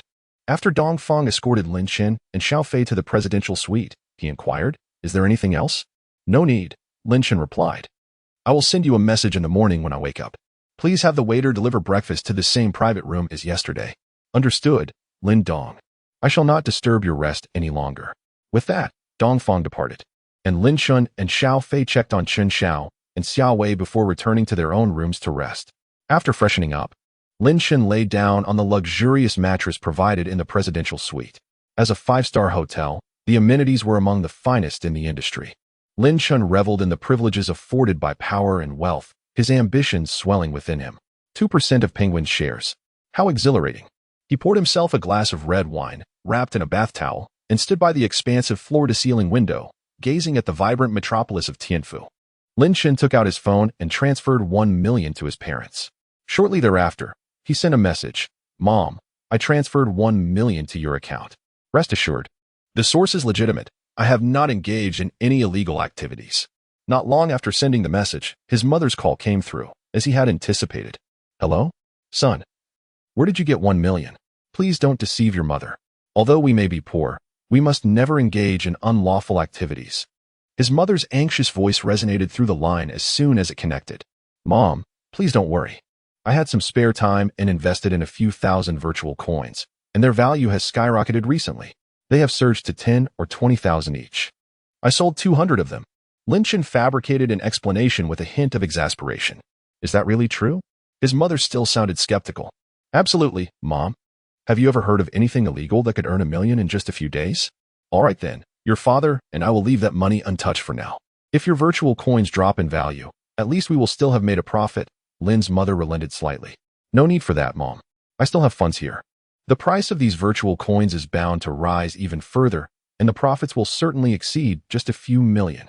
You and Dad should spend this million however you wish. Don't be frugal. You should quit that job at the electronics factory. It's exhausting and pays poorly. Lin Chen urged. Leave your father and me out of your concerns. Just take care of yourself. By the way, how are things with that girl surnamed Zhao? Lin Chen conversed with his mother for quite some time before ending the call. The following morning, Lin Chen's door was knocked upon. "Boss, it's time to get up. The sun is already shining." Chen Zhao's voice rang from outside. Lin Chen picked up his phone and messaged Dong Feng to have the waiter deliver breakfast. After dressing, he opened the door. Chapter 8. Does Lin have feelings for me? Big brother, where shall we go for breakfast? I threw up everything I ate last night. And this morning I woke up so hungry that my face turned pale, Chen Zhao admitted. Second brother, I must say, your tolerance for alcohol is truly abysmal. You might as well sit at the children's table from now on and stick to some pineapple beer. Xiao Fei couldn't help but mock. Indeed, second brother, you are rather pathetic. Xiao Wei chimed in. Chen Zhao's face flushed with embarrassment. He had never been good with alcohol. Whenever he went out with friends, he abstained completely, fearing humiliation. However, the bottle of wine last night was exceedingly expensive, costing tens of thousands, and he couldn't resist indulging a little. Initially, he felt fine, but as the effects of the alcohol set in, dizziness overcame him. After a lengthy pause, Chen Zhao found himself unable to muster a retort. All right, enough of the banter. We shall use the same private room as yesterday. I've already instructed the waiter to bring breakfast there, Lin Chen remarked with a slight smile. Still the considerate leader. While these two only know how to make fun of me, Chen Zhao chuckled. After the four had finished breakfast, they asked Dong Feng to arrange a vehicle to take them to school. Upon returning to the dormitory, Chen Zhao and Xiao Wei collapsed onto their beds, quickly succumbing to slumber, claiming it was due to a poor night's sleep. Junior, do you have time at noon? I owe you a meal. Came a message from Jiang Shuawei. Yes, but do you have some free time in the morning to accompany me on a little errand? Lin Chen replied. He had intended to shop for clothes and shoes, and Jiang Shuawei's message arrived just in time. Having a campus beauty accompany him would certainly enhance the experience. Meanwhile, in the girls' dormitory, Jiang Yue stared at her phone, caught in a dilemma. Should she go? Although she felt a slight attraction to this handsome junior. Would it be inappropriate to go out alone with someone she had only just met? Would he perceive her as frivolous? Yet, she didn't want to decline his invitation. What to do? Shuawei, you mentioned taking me to lunch with a junior. Who is it? I thought you didn't have many male friends? Tang Wanner inquired while exercising on a yoga mat. After a brief pause, noticing Jiang Yue's preoccupation with her phone, Tang Wanner stealthily crept behind her to glimpse the conversation with Lin Chen. Wow. Shuawei, he asked you to accompany him shopping. Tang Wanner exclaimed. Startled, Jiang Shuawei quickly shielded her phone against her chest. She turned to complain at the suddenly appearing Tang Wanner. Wanner, what are you doing? Why are you sneaking a peek at my messages? Because you were ignoring me. Tang Wanner pouted, her expression suddenly brightening with excitement. Who is this junior? Lin Chen. Why have I never heard you mention him before? And he wants you to go shopping with him. Do you know why? Because he has feelings for you. Does Lin have feelings for me? Jiang Shuawei mused internally. Wanner, with your barrage of questions, I'm completely overwhelmed. Which one should I answer first? The junior was added just yesterday to assist with the recruitment for your Hanfu society. At that moment, when Yu Yang spotted him, I claimed that Lin Chen was my boyfriend, prompting Yu Yang to leave. I invited him to dinner merely to repay this favor, Jiang Shuawei explained. Are you using that junior as a shield? Aren't you concerned that Yu Yang might retaliate against him? Tang Wano inquired, her expression growing grave upon learning the details. Surely not. You shouldn't be that petty, Jiang Shuawei replied, feeling tension rise as Tang Wano reminded her. I've heard that Yu Yang is the type who always repays enmity.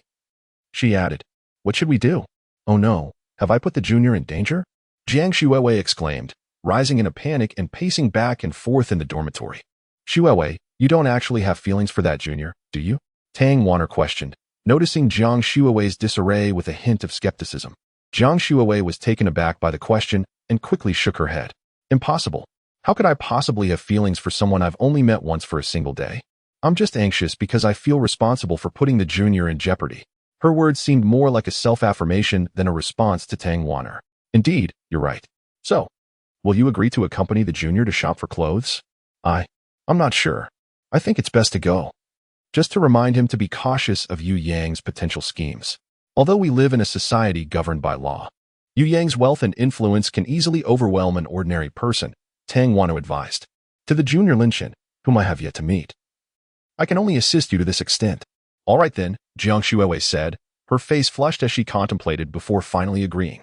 You needn't call me for lunch. I have other matters to attend to. Since when do you have things to do at noon? Oh, I just found out. Lin Chen, thinking his hopes had been dashed due to Jiang Shuawei's delayed response, was pleasantly surprised when a message popped up moments later. Okay, I'll be ready in half an hour.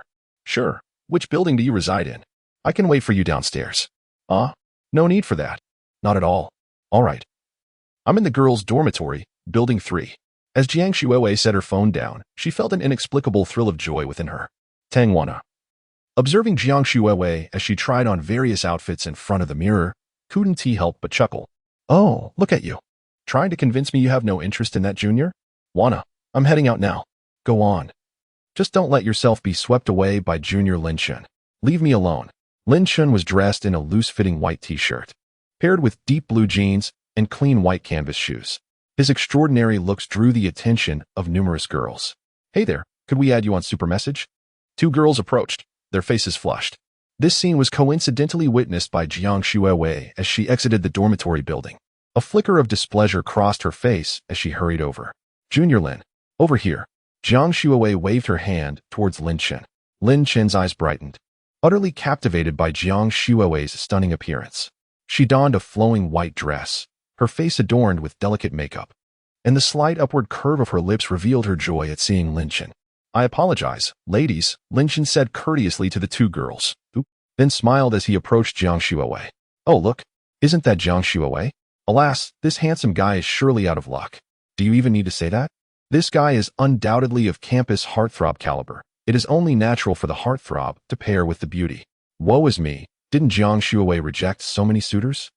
Why does she not let go of this dashing young man, whose features perfectly align with my ideal boyfriend image?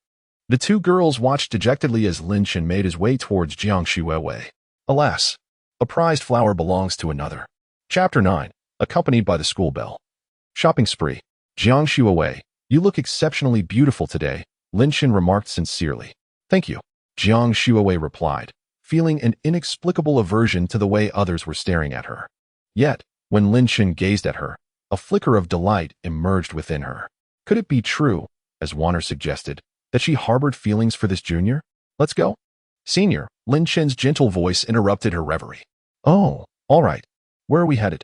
Jiang Shuiwei inquired, noticing that Lin Chen was not heading towards the school gate. Driving, of course. Lin Chen responded with a smile. You have a car? Jiang Shuiwei exclaimed in surprise, realizing that Lin Chen must come from a well-off family to afford a vehicle as a freshman. Indeed, let's take a ride, senior, Lin Chen cheerfully declared, striding towards his Ferrari. Could it be? A freshman driving a Ferrari? Jiang Shuiwei found it hard to believe, as Lin Chen's attire did not suggest affluence. Nevertheless, she mechanically followed him into the car. As Lin Chen started the engine, the intoxicating roar of the Ferrari filled the air. Wow, I had no idea you were this wealthy, Jiang Shuiwei said, seated in the passenger seat, admiring the futuristic interior. It's nothing special, Lin Chen replied with a modest smile. He then leaned closer to Jiang Shuiwei, causing her to gasp. Was he about to kiss her? She was not that kind of person. Just as she was about to stop him, she realized he was merely adjusting her seat to find the most comfortable position. A blush crept onto her cheeks. Thank you. Jiang Shuiwei murmured shyly. You're welcome, senior. Why are you blushing? Lin Chen teased. Oh, it's nothing. Let's hurry. We still need to buy clothes, right? Jiang Shuiwei quickly changed the subject. Lin Chen's lips curled into a slight smile. The sight of her flustered demeanor was quite endearing, making him like her even more. The roar of the Ferrari echoed through the campus. Hey, look, isn't that Jiang, the school beauty, in the passenger seat? Wow, it really is her. Driving a Ferrari must be nice. Even Jiang the beauty is captivated. Isn't that the guy waiting for her at the girls' dorm? I never expected him to be so wealthy. If I'd known, I would have tried to get his contact information. It seems that where you cannot enter, a Ferrari can take you inside. Such is the allure of wealth. The red Ferrari exited the campus amidst a chorus of awe and envy from the students. Senior, are there any large shopping malls nearby? Lin Chen asked after leaving the school grounds. There is a large shopping center called Edu City that is quite nice. I usually shop there with my friends. Jiang Shuiwei replied, biting her finger in contemplation. Let us go there then, Lin Chen nodded in agreement. One must admit that the sensation of driving a Ferrari with one hand is truly extraordinary. Lin, the junior, looks remarkably dashing behind the wheel of the Ferrari. Jiang Shuiwei, captivated by Lin Chen's flawless profile, found herself entranced. Lin Chen, noticing Jiang Yue's unwavering gaze upon him, playfully inquired, Is there something on my face? Why do you keep staring at me, senior? With a slight tilt of his head, he teased her. Jiang Shuiwei's cheeks flushed red as she hastily averted her gaze, insisting, "I'm not staring at you. Don't get the wrong idea." The advantages of driving a supercar were abundantly clear. All the vehicles on the road seemed to keep their distance, allowing them a smooth passage to the Edu city. "We've arrived," Jiang Shuiwei announced.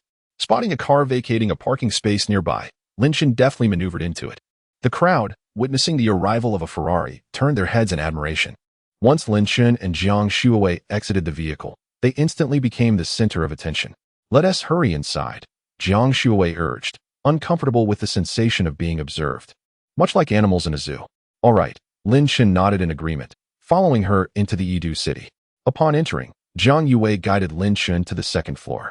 As he looked around, he noticed an array of luxury brands, many of which he had never encountered before. Initially, Jiang Shuiwei intended to take Lin Chen to the first floor, but upon realizing he was the owner of a Ferrari, she surmised that perhaps he did not deem the mid-range brands worthy of his attention. "Junior, would you prefer casual wear or a suit?" Jiang Shuiwei inquired, her beautiful eyes sparkling with curiosity. A suit is a necessity, along with a few sets of casual attire, Lin Chen contemplated. After all, as the proprietor of a five-star hotel, he would inevitably need to attend high-profile events, and it would be disrespectful to appear in casual clothing. "Then let us first explore Givenchy," Jiang Shuiwei suggested, recognizing the brand's esteemed reputation among luxury goods. Although Jiang Shuiwei's family was relatively well off, they had not yet reached the point of affording high-end luxury apparel, making her excitement palpable as she took Lin Chen's arm and led him toward the Givenchy store. Upon entering the Givenchy boutique, Lin Chen's eyes brightened at the sight of the exquisite clothing on display. "Welcome." A female sales associate greeted them with a professional smile. In her mind, she marveled at the couple's striking beauty. Although she frequently encountered attractive individuals, such an exceptionally handsome pair was a rarity. However, upon noticing their attire, which did not reflect an ability to afford Givenchy, her enthusiasm waned slightly. Nevertheless, those working in high-end brands are trained to maintain a polished demeanor, regardless of the clientele's purchasing power. "Are you looking for men's or women's items?" she inquired. "Men's, please." "Help him select some outfits, including a suit and some casual wear," Jiang Shuiwei replied. "Certainly. Allow me to recommend a splendid new arrival. If your boyfriend were to don this attire, he would undoubtedly exude charm." The salesgirl's heart raced. Perhaps she had misjudged the situation. The young lady was indeed referring to purchasing a suit rather than merely browsing, which implied she possessed at least some purchasing power. The salesgirl contemplated this, and her smile brightened considerably. She then guided the pair towards a particular suit. No, he is not." Jiang Shuiwei, flushed with embarrassment, was about to clarify when she was interrupted by Lin Chen. "May I try this on? I think it looks quite appealing." Lin Chen smiled softly. Jiang Shuiwei was momentarily taken aback but refrained from further explanation. Her conviction regarding her friend's speculation strengthened. Her junior must indeed harbor feelings for her. Subsequently, Jiang Shuiwei glanced at the price tag beneath the garment. "Goodness! 888.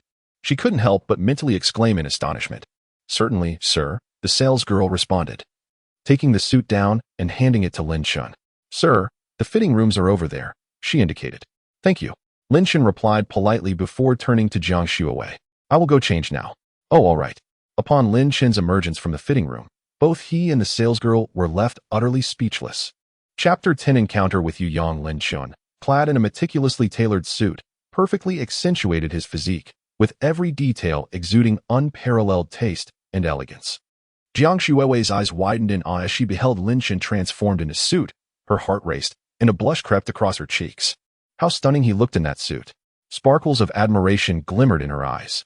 The saleswoman, equally taken aback by Lin Chen's refined demeanor, cast a glance at Jiang Shuiwei, tinged with envy.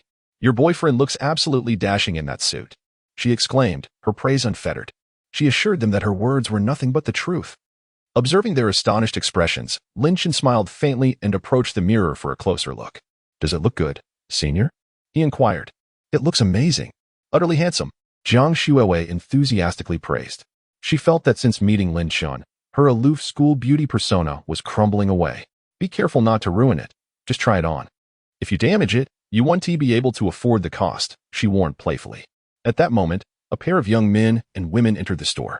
"Young, what brings you here?" Jiang Shuiwei furrowed her brow, addressing the intruder. "It seems unrelated to Lin," the a school beauty, doesn't he? Yu Yang cast a sidelong glance at Jiang Shuiwei. Although he no longer harbored any romantic notions towards her, he could not deny that she was indeed among the most beautiful he had ever encountered. Darling, who is this? The attractive woman beside him, dressed in a netted outfit, affectionately asked while wrapping her arm around his. Jiang Shuiwei silently rejoiced at having declined his advances, realizing that what she had witnessed was merely the facade Yu Yang wished to present. It's nothing, just the school beauty from our university, he replied, pinching the girl's nose with a smile. Whether I can afford this outfit seems irrelevant to you, Senior, Lin Chen interjected, pulling Jiang Shuiwei behind him and addressing Yu Yang with a calm demeanor.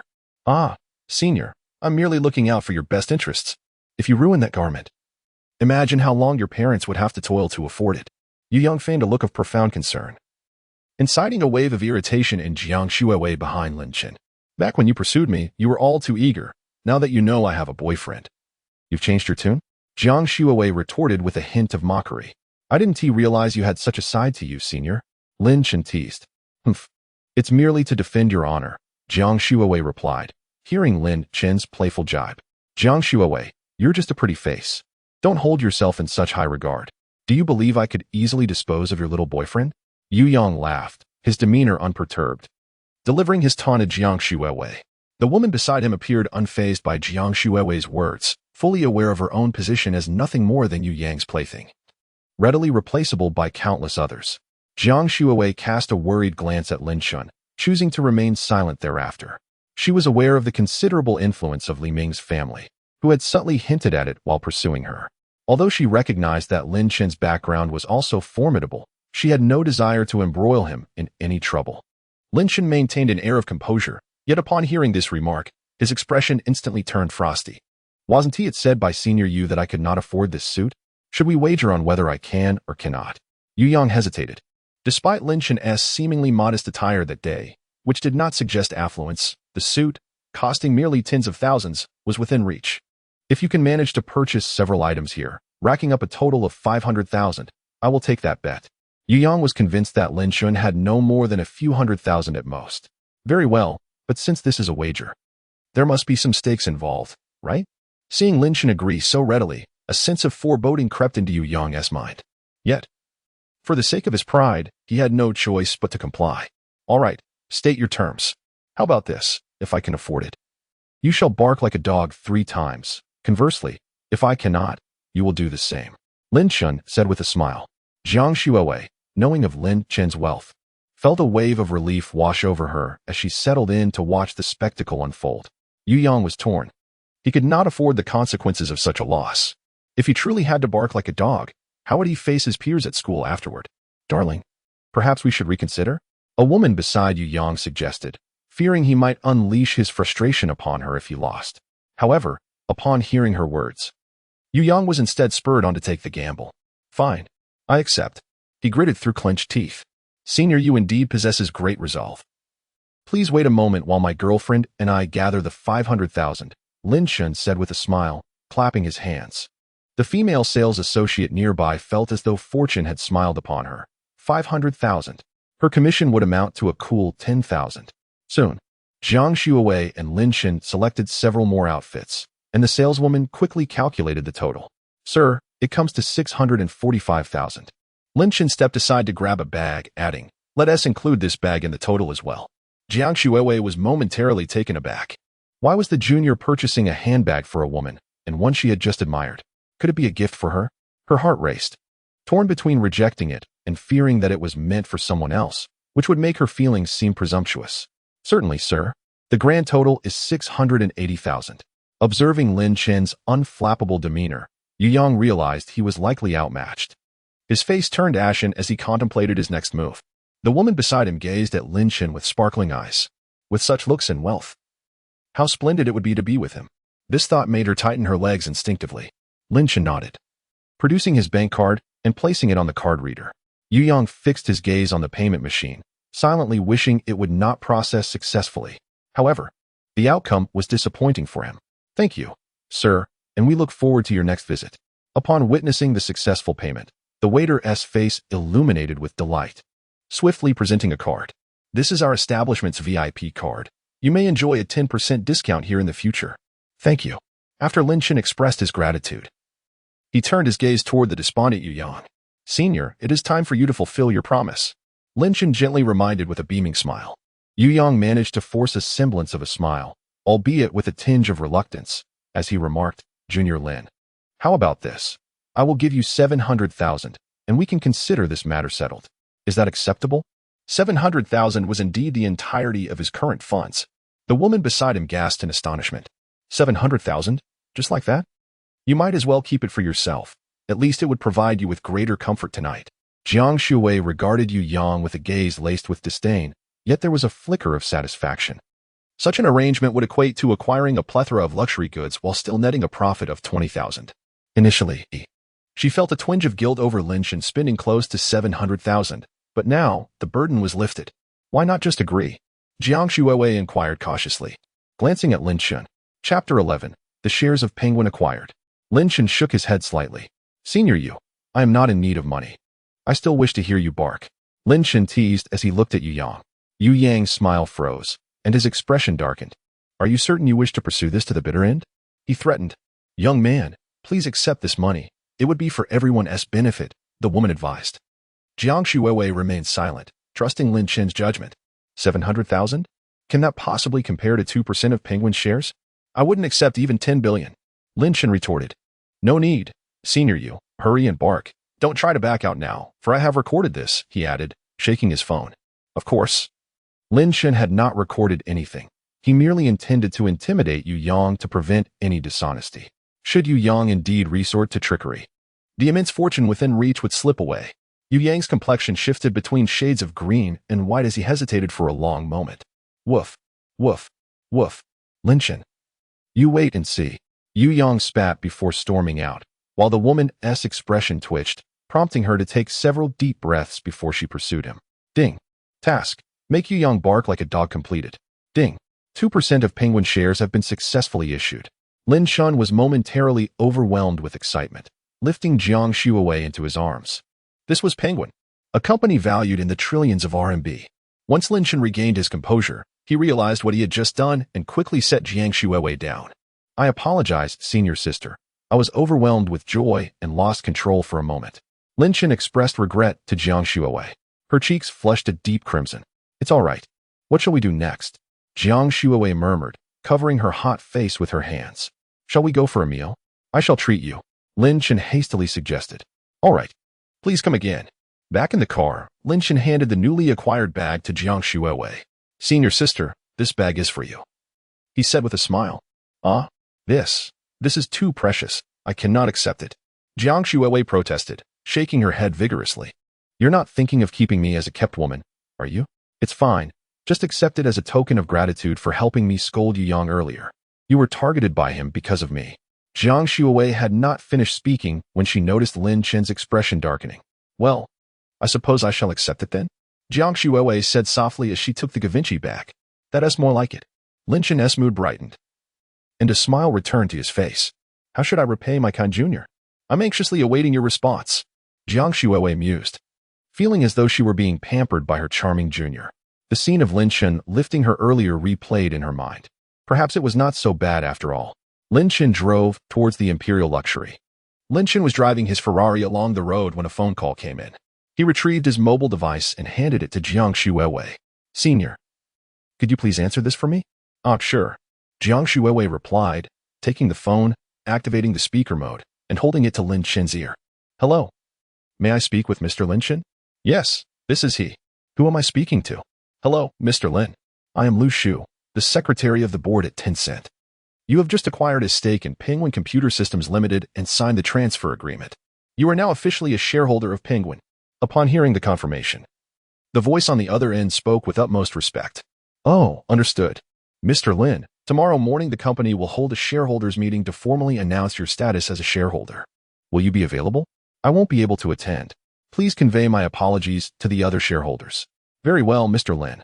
Is this mobile number registered with Super Message? May I add you there for urgent notifications? Yes, please feel free to add me. Thank you, Mr. Lin. I won't take up more of your time. Wishing you a pleasant day. Beep, beep, beep. After the call ended, a palpable joy illuminated Lin Chen's face. The scale of the Dihao Hotel was incomparable to that of Penguin. Even the entirety of Dihao could not rival a mere 1% of Penguin's shares. Lin Chen turned to gaze at Jiang Shuiwei, who was still frozen with her hand in the air, her eyes wide with astonishment. What did I just hear? A shareholder of Penguin. What does that even mean? Penguin has a market value nearing 30 trillion RMB, ranking first among private enterprises in China and among the top 10 international corporations worldwide. This junior before me is a shareholder of Penguin. The most astonishing part? He has just entered his freshman year. Jiang Shuiwei felt as if her mind was spinning. Senior, what's wrong? Lin Chen asked, a teasing smile playing on his lips. And nothing. You're just so low-key. Junior, Jiang Shuiwei managed to utter. No, I must take the initiative. After all, I find him quite intriguing. I cannot let such an exceptional junior slip away. Besides, there seems to be a mutual attraction between us. Jiang Shuiwei resolved to soften her gaze towards Lin Chen. We arrived. Lin Chen parked the Ferrari in front of the Dihao Hotel. Jiang Shuiwei, still reeling from shock, followed Lin Chen into the hotel with a dazed expression. This grand hotel has private kitchens. We will be dining here this afternoon, Lin Chen explained, concerned that Jiang Shuiwei might misconstrue his intentions. It was only then that Jiang Shuiwei realized they were at a hotel. Lu Jing at the front desk noticed Lin Chen entering with an exceptionally beautiful girl and cast an envious glance at Jiang Shuiwei. Mr. Lin, welcome. Lin Chen nodded in acknowledgement. I brought a friend for lunch. Should we notify President Dong? No need. I'm merely here for a meal. Please check which private room is still available, and we shall dine there. Lu Jing inquired. President Lin, the Tianzi private room is vacant. Then let us proceed to the room we used yesterday. Very well, President Lin. As Lin Chen and Jiang Shuiwei made their way towards the Tianzi No. 1 private room, Lu Jing communicated over the intercom. President Lin is en route to the Tianzi No. 1 private room. Please prepare the reception service. Junior, is this hotel also yours? Indeed. Jiang Shuiwei was not particularly surprised. After all, what was so remarkable about a shareholder of a prominent company owning a luxury hotel? When Lin Chen arrived at the entrance of the Tianzi No. 1 private room with Jiang Shuiwei, several attendants greeted them with bows. There is no need for such grandiosity. Just leave one attendant to take our orders, and the rest may withdraw. Lin Chen observed the group helplessly, suspecting that Lu Jing had informed them. Jiang Shuiwei stifled a laugh. Upon entering the private room, Lin Chen handed her the menu. Feel free to order whatever you desire. Jiang Shuiwei nodded obediently and took the menu. However, upon glancing at the prices, she hesitated. The costs were exorbitant. As she looked at the menu, with items priced in the hundreds to thousands, she felt a wave of dizziness. Even the cucumber salad was several hundred, and a portion of shredded pork and garlic sauce exceeded 1,000. Noticing Jiang Shuiwei's reluctance, Lin Chen smiled gently and gestured for her to pass the menu back to him. Chapter 12, Lamborghini Veneno. Lin Chen took the menu, selecting several signature dishes along with a few desserts, and finally added a bottle of red wine. Take a look and see if there's anything else you'd like, he said with a smile as he handed the menu to Jiang Shuiwei. Jiang Shuiwei glanced at Lin Chen's choices: 10-year-old Shirtu goose from Chaos Han, New Zealand lobster paired with bluefin tuna belly, white sturgeon caviar, and steamed base with ginger and aged tangerine peel, and a bottle of red wine. The 2009 vintage from CH Tow Richelieu, priced at a staggering $188,888. With those dishes, the total for the meal would exceed 200,000. The cost of a meal equating to that of a car? Is this the life of the affluent? The decadence of capitalism, Jiang Shuiwei lamented. Let us stick with these. It's too much to finish, she suggested. Who says we must finish all the food? Lin Chen replied with a hint of resignation as he handed the menu to the waiter. Certainly, Mr. Lin, please hold on a moment, the waiter respectfully responded before departing. While awaiting their meal, the two engaged in light-hearted banter about Yu Yang's amusing impersonation of a dog. After a while, the waiter returned with the trolley, presenting all the dishes. Demonstrating keen awareness, he uncorked the red wine before leaving the room, which pleased Lin Chen as he needed to fulfill a task assigned by the system. The requirement was to dine alone with Jiang Shuiwei, and an additional waiter in the room would complicate matters. I've never tasted anything this extravagant, Jiang Shuiwei remarked, gazing at the sumptuous spread before her. Then indulge yourself. We can come here often in the future, Lin Chen replied, pouring 2 glasses of red wine and handing one to Jiang Shuiwei with a smile. Jiang Shuiwei relished the meal, savoring each dish. Finally, she leaned back in her chair, contentedly rubbing her stomach. How long has it been, senior? Lin Chen teased, wiping his mouth. 2 months, Jiang Shuiwei replied, her her cheeks flushing, yet she retorted, "And the father of the child?" Jiang Shuawei fell silent. "Senior, would you like me to take you out this afternoon?" "Perhaps not. I have matters to attend to at school. I'm part of the student council, and the administration has summoned us to a meeting." Though she yearned to spend more time with Lin Chen, she found herself unable to spare the time. "All right then. I'll take you out next time," Lin Chen said, undeterred, knowing there would be plenty of opportunities in the future. Ding. Task. Dinner with the campus beauty Jiang Shuawei completed. The Lamborghini Veneno has been parked in the garage of the system's reward, Yulan Xingtian No. 1 Villa. Initiating the final phase of the task. Successfully confess to Jiang Shuawei. Reward. 3 shares in Penguin Computer Systems Company, Limited. Lin Chen felt a surge of excitement. He often admired supercars through videos, and Lamborghini Veneno was his favorite. The futuristic design and exhilarating roar of the engine captivated him in an instant, and he fell in love with the vehicle. Regrettably, at that time, all he could do was dream. However, the present is a different story. It now belongs to him. There are only 13 such vehicles in the world, and one is currently parked in his garage. The thought alone sent a wave of excitement through Lin Chen, causing him to momentarily overlook even the 3% shares of the Penguin reward from the final stage of the task. "Senior sister, could you accompany me home? I need to switch cars. Isn't your Ferrari quite splendid? Why the need for a change?" Jiang Shuawei inquired, puzzled. "I recently purchased another vehicle, and I would like to check on it," Lin Chen elucidated. "Very well, but we mustn't linger too long. I have to be at the office by 2:30. Jiang Shuawei glanced at the time, 1 o'clock. With an hour and a half to spare, it should be sufficient. "All right, I will switch cars and head straight to school." Lin Chen nodded in agreement. With that, Lin Chen rose and led Jiang Shuawei out of the hotel. "Take care, Mr. Lin." Lin Chen drove his Ferrari to the entrance of Yulan Garden. "I am the owner of Yulan No. 1, he announced, halting at the railing and rolling down his window to address the security guard. Yulan No. 1. The guard was taken aback. He had learned only yesterday that a new resident had moved into Yulan No. 1. Those employed at such elite residences, be it cleaning staff, property management, or security, enjoy substantial salaries. Yet the associated risks are equally high. Offending a resident could lead to dire consequences. Consequently, they often remember the appearance, names, and vehicles of each inhabitant. As this was Lin Chen's first visit, the guard had not encountered him before and thus hesitated to open the barrier. A cold sweat broke out on the guard's brow. Yet the presence of the Ferrari instilled a sense of caution in his demeanor, ensuring his words remained respectful. The guard scrutinized Lin Chen's appearance, confirming the match. "My apologies. Mr. Lin, it is my first time seeing your vehicle. I shall open the barrier for you right away." "Not a problem. Being responsible is commendable," Lin Chen replied with a smile, unperturbed. He understood the guard's position, having come from humble beginnings himself, and recognized that fulfilling one's duties was not something to be held against them. Lin Chen drove toward Yulan No. 1. "Is this your home, Lin's schoolmate?" Jiang Shuawei asked, eyes wide as she beheld the villa that resembled a small estate. "The environment is quite pleasant, isn't it?" Lin Chen, also visiting for the first time, felt a surge of exhilaration despite having prepared himself mentally. This is one of the most prestigious villa areas in Tianfu City. Previously, he had underestimated the value, thinking the system simply awarded him a villa worth a few million. However, he later learned that the least expensive properties within Yulan Garden are valued in the tens of millions.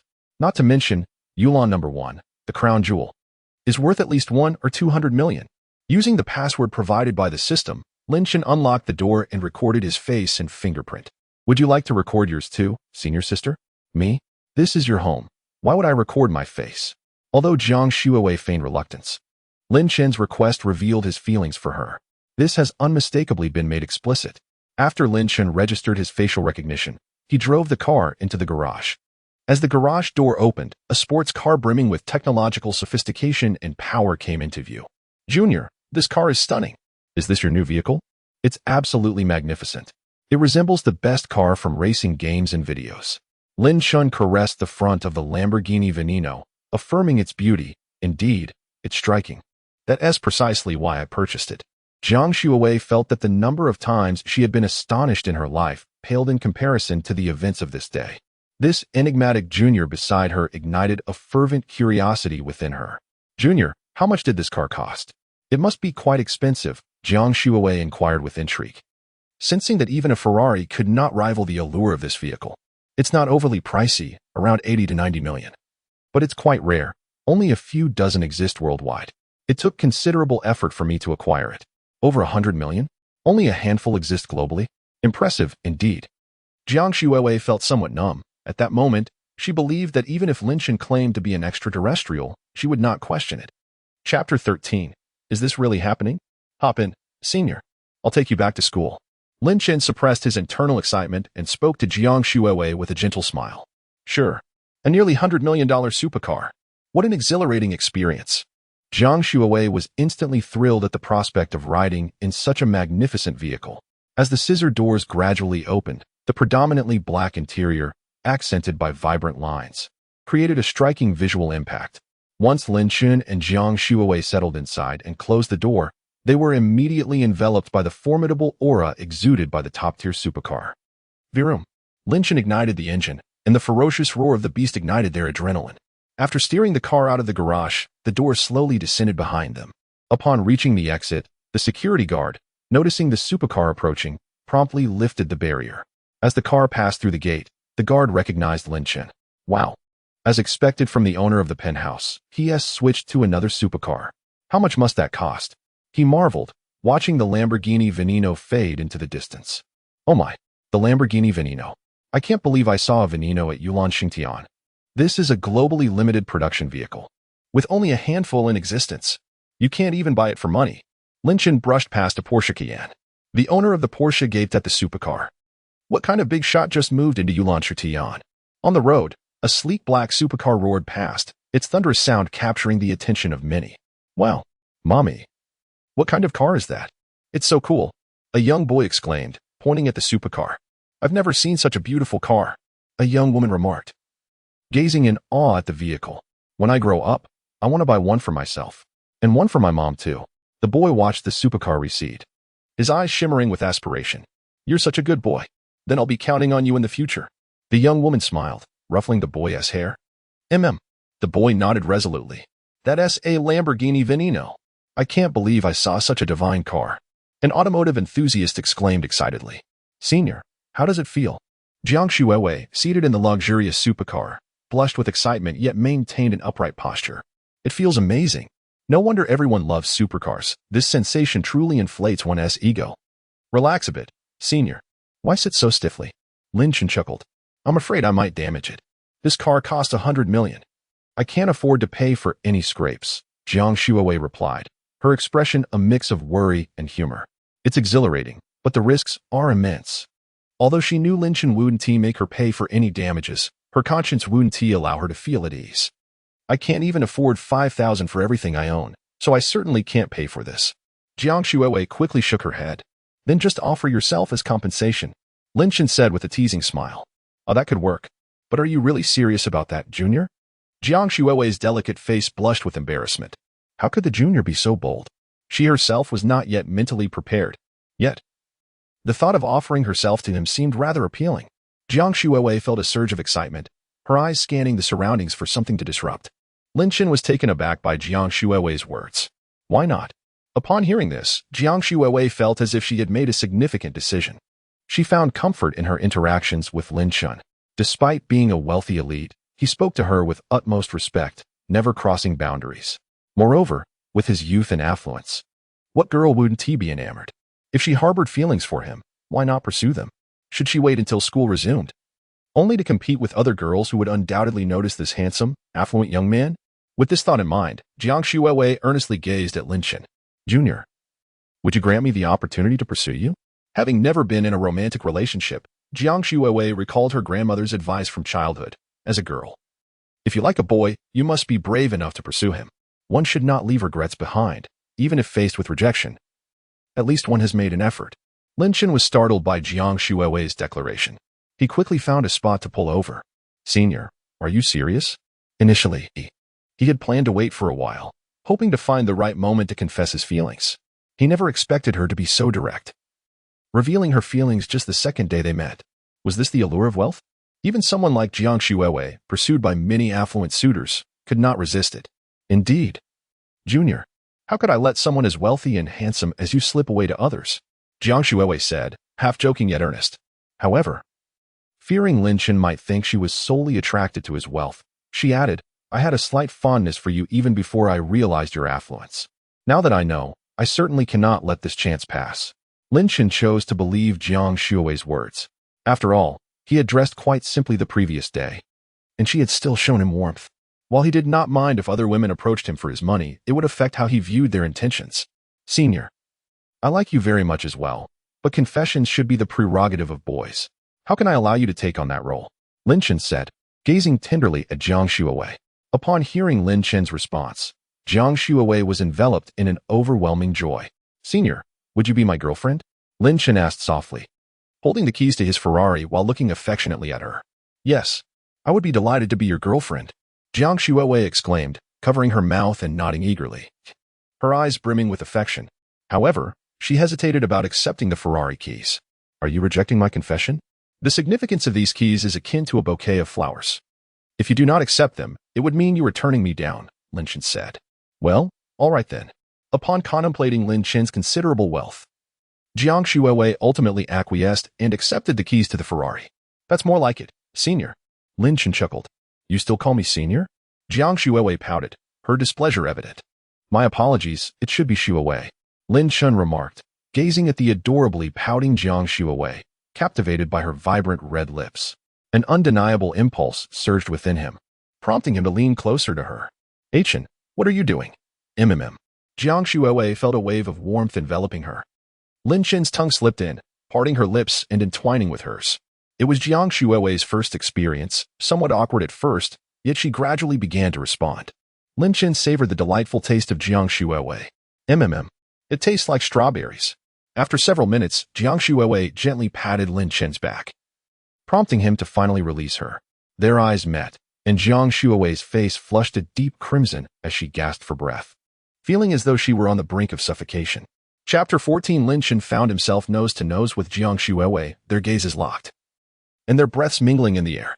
Jiang Shuowei's cheeks flushed a deep crimson, yet she maintained her gaze upon Lin Chen. As the seconds ticked by, Lin Chen could no longer restrain himself. Indeed, it is inevitable that within such an intimate exchange, one shall succumb before 10 seconds elapse. Not again, Jiang Shuowei pleaded. Ah Chen, please take me back to school first. We have plenty of time ahead of us.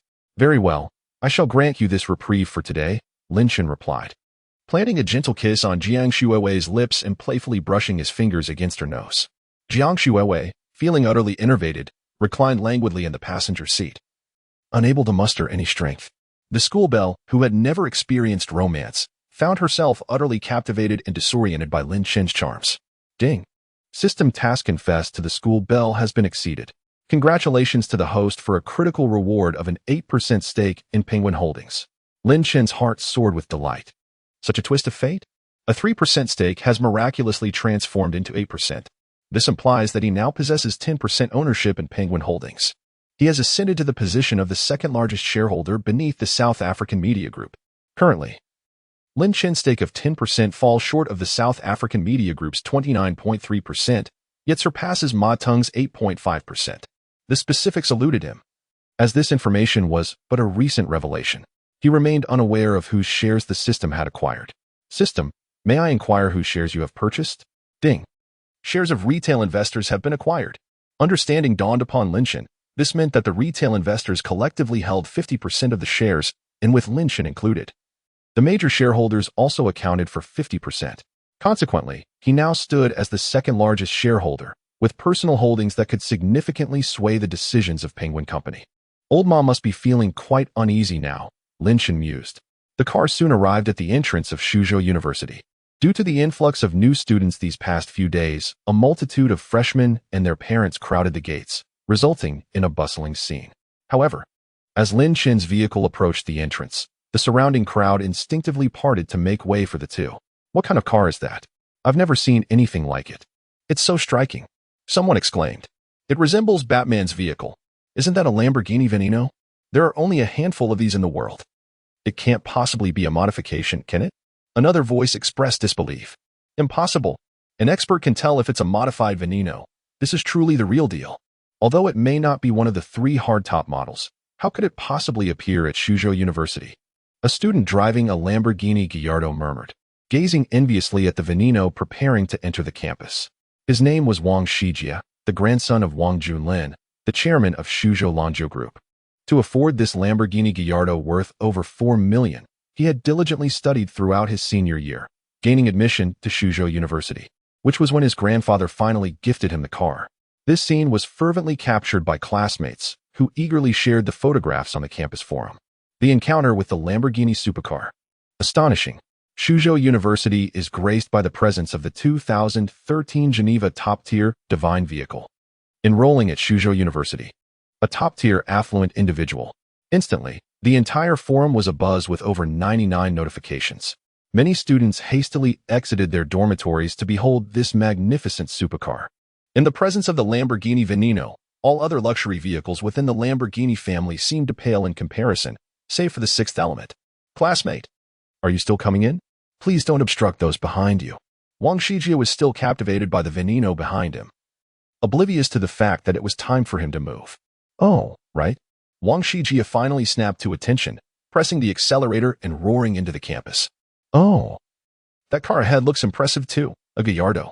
It appears there are quite a few wealthy individuals at our school, Lin Chen remarked with keen interest. Jiang Xuewei assessed the vehicle in front and curiously inquired, what kind of car is that? How much does it cost? It's a Lamborghini Gallardo, priced over 4 million. Lin Chen replied nonchalantly. Over 4 million? Then how much is that Ferrari of yours? That Ferrari is not mine. It belongs to you. It's worth over 7 million. Lin Chen corrected her with a smile. 7 million? You would just gift it to me like that.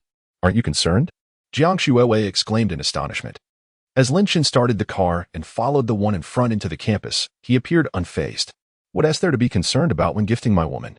Besides, I am not lacking in funds. Noticing Lin Chen's calm demeanor, Jiang Xuewei remembered his status as a shareholder in a prominent company and fell silent. Lin Chen found a parking spot conveniently adjacent to the Gallardo. After disembarking with Jiang Xuewei, Wang Shijie excitedly approached them. Bro, is this car yours? It's stunning. While speaking, his gaze was constantly drawn to the Veneno beside them. Your car is quite handsome too, Lin Chen replied with a faint smile. My car cannot compare to yours. Your vehicle could buy dozens of mine. Wang Shijie exclaimed. I have adored Lamborghini supercars since childhood, and today I finally witnessed an authentic Veneno. Lin Chen felt a headache coming on as he listened to Wang Shijie's enthusiastic chatter. He still needed to escort Jiang Xuewei to a meeting. Classmate, I have matters to attend to, so I must take my leave. All right, bro, could we exchange contact information? There's a supercar club gathering in Tianfu City soon. Let us check it out, Wang Shijie suggested eagerly. Lin Chen pondered for a moment, realizing that broadening his horizons would be beneficial, lest he merely be seen as an unexpectedly wealthy individual. However, his affluence was of an extraordinary caliber. Xuewei, would you like to join? Lin Chen asked. Looking at Jiang Xuewei, you decide. I will follow your lead, Jiang Xuewei replied obediently, holding Lin Chen's hand. Very well. Lin Chen opened his contact application and displayed his QR code for Wang Shijie. Great. Thanks, bro. Wang Shijie's face lit up with joy upon receiving Lin Chen's agreement. In truth, his desire to connect with Lin Chen extended beyond just the Lamborghini Veneno. It was also about expanding his network. Individuals like Lin Chen, who engage in nefarious activities at university, undoubtedly hail from families of considerable influence within the country. It is certain that he will one day inherit his grandfather's position, although there remains the obstacle of his father in the interim. Very well, I shall not intrude upon your time with your sister-in-law, Wang Shijie remarked with a smile after adding him on Xiaoxin. Upon hearing the term sister-in-law, Jiang Xuewei experienced an indescribable sweetness in her heart, which, in turn, enhanced her impression of Wang Shijie. All right, we shall connect on Xiaoxin. We will take our leave now, Lin Chen expressed, pleased with Wang Shijie's designation. Wang Shijie gazed at their departing figures and couldn't help but exclaim, indeed, a man engaged in such dubious enterprises is fortunate to have a girlfriend as beautiful as this. He then retrieved his phone to message Lin Chen. Brother, I am Wang Shijie, a freshman in the computer science department. Lin Chen felt his phone vibrate in his pocket and, upon checking, saw it was a message from Wang Shijie. After replying, he tucked his phone back into his pocket. Chapter 15. Poverty restricts my imagination. Lin Chen strolled beneath the shade of the trees, hand in hand with Jiang Xuewei. The air was filled with the strident cries of cicadas, while the layered leaves shimmered with a verdant glow under the sunlight, casting mottled shadows upon the ground. The pair soon arrived at the conference room of the administration building. This is it. You should head back now. The meeting will commence in a few minutes, Jiang Shuowei said, reluctantly gazing at Lin Chen. Oh, Shuowei, you're here?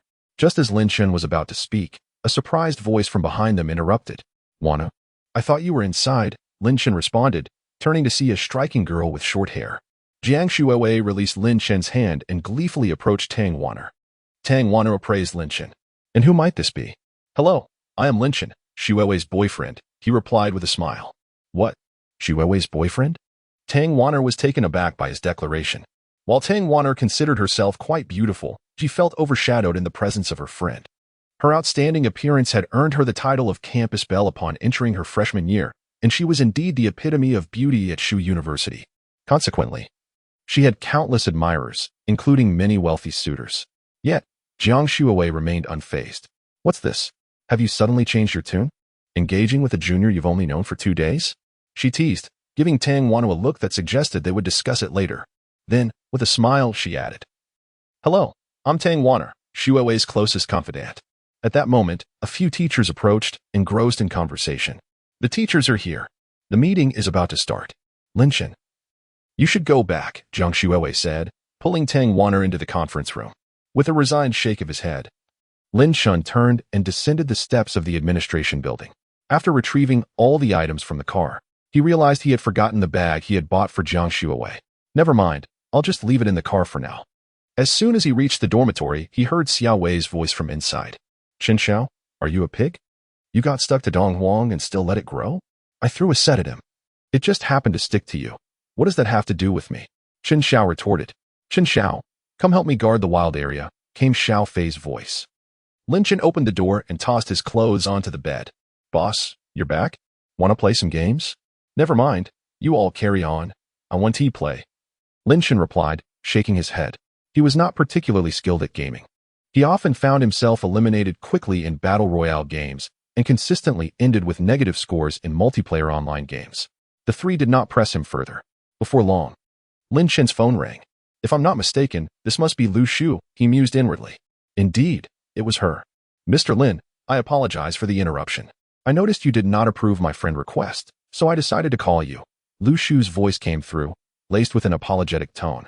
The trio, recognizing Lin Chen was on a call, fell silent. It's fine. What can I assist you with? Lin Chen inquired, already aware of her intent. Mr. Lin, as you have acquired an additional 8% of shares in Penguin, your total holdings now amount to 10%, making you the second largest shareholder. Since you have not accepted my friend request, I am calling to remind you that I will send you a meeting link via Super Chat, explained Lu Shu. All right. I will accept it immediately, Lin Chen responded with a nod. Very well, I shall not disturb your rest any longer, Mr. Lin. After hanging up, Lu Shu sat in her office, massaging her temples. Mr. Lin's voice sounded remarkably youthful, and within a mere day, he had managed to acquire 10% of Penguin's shares, thus becoming its second largest shareholder. Ma Teng held the position of the second largest shareholder, and due to several agreements signed with the South African newspaper industry, he possessed the highest decision-making authority over Penguin. Therefore, the amount of shares held was directly correlated to the dividends received. Now that Lin Chen had become the second largest shareholder, although it would not affect Ma Teng's rights, any disagreements could potentially lead to complications. Consequently, Ma Teng issued a strict order to ensure that Lin Chen attended the online meeting for effective communication. After ending the call, Lin Chen opened Super Chat and accepted Lu Shu's friend request. He then noticed that the classmate he had added that day had yet to accept his request. However, after some contemplation, Lin Chen decided to let it be. With a senior now in the picture, he realized he needed to focus. Having wealth did not mean he could indulge recklessly. Although he envied a lifestyle of lavishness with multiple partners, which man wouldn't? Yet he felt a sense of loyalty towards Senior Jiang. After the call, Lin Chen tried on the clothes he had purchased. Looking good, boss. What brand is this? Asked Xiao Wei, gazing at Lin Chen in the mirror. Da Vinci, Lin Chen replied. I've never heard of it, Xiao Wei said. Da Vinci? How much does this outfit cost, boss? Chen Xiao chimed in, excited, well aware that Da Vinci was a high-end luxury brand. Less than 70,000, Lin Chen stated nonchalantly. In truth, he desired to commission several outfits from top designers, as he still had tens of millions in his account. Less than 70,000? Xiao Wei's eyes widened in disbelief, struggling to find words as he regarded Lin Chen's attire. It was evident that poverty had limited his imagination. Xiao Wei had initially thought that the outfit would cost around 10,000 at most. By the way, boss, the counselor notified us in the class group that there will be a meeting at 3:30 p.m. in classroom 305 of the first teaching building to discuss some matters.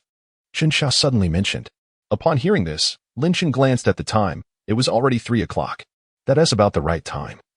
Let us tidy up and head over, he said. All right. As they arrived at the teaching building area, they realized they had no idea which building was the first teaching building. They only saw names like Lishui Building and Quicksha Building. The four stood under the shade of a tree, exchanging puzzled glances. Shuiwei, which building is the first teaching building? Lin Chen messaged Jiang Shuiwei helplessly. The Quicksha Building? Ha ha ha ha. Chen, you're just like I was back then. To his surprise, Jiang Shuiwei replied instantly. Are you not in a meeting? Why are you still on your phone? I was just about to message you. The vice president of the student council has been pursuing me relentlessly. Today, I can't shake the feeling that the atmosphere is different. Ah-chan, can you pick me up later? Lin Chen's expression darkened as he read Jiang Shuiwei's message. All right. When does your meeting conclude? I will come to fetch you. Around 4:30. Okay. Jiang Shuiwei felt a slight sense of relief as she glanced at her conversation with Lin Chen. She noticed that since the meeting began, Zhao Lei, the vice president of the student council, along with a few of his friends, would occasionally whisper to one another before casting glances in her direction. Reflecting on her time in the student council since meeting Hu Jiaqing, she recalled how he had pursued her with fervor, undeterred by her repeated rejections. Today, she sensed he was up to something again, leaving her feeling exasperated. Shuiwei, do you think he is going to confess to you again? Tang Wanner quietly leaned in beside Jiang Shuiwei and whispered, having noticed Zhao Lei's behavior as well. I don't know, but I'm certain it won't be anything good. Have you spoken to the junior? Yes, he will be coming to pick me up shortly. That's good. Chapter 16, The Challenge from the Class Monitor in the Teaching Building. Lin Chen withdrew his phone and addressed Chen Xiao and the others, who were curious about his knowledge. How did you know, boss? They inquired as they strolled towards the classroom. I asked my girlfriend, Lin Chen replied, his demeanor calm and composed. Your girlfriend? You've only been here for 2 days, and you already have a girlfriend? The trio gazed at Lin Chen in astonishment. Is that not quite normal? Lin Chen remarked, maintaining his nonchalant expression, which ignited an impulse in Chen Xiao to want to punch him. Who is she? How could she have captured our boss's heart so swiftly? Xiao Fei chuckled. My girlfriend is Jiang Shuiwei. Jiang Shuiwei? I know her what? Jiang Shuiwei. Xiao Fei, typically composed, displayed uncharacteristic agitation. Xiao Wei and Chen Xiao exchanged bewildered glances. Who is Jiang Shuiwei? Boss, you've actually won her over? After the initial shock, Xiao Fei clutched his chest in despair. You know her? Lin Chen raised an eyebrow. She is the campus belle of Suzhou University. How could I not know her? As a seasoned veteran in matters of the heart, Xiao Fei had heard tales of the aloof beauty who had rebuffed all suitors.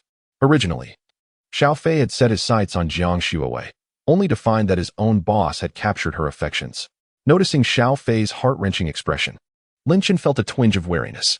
You wouldn't dare to cast your eyes on my girlfriend, would you? Of course not.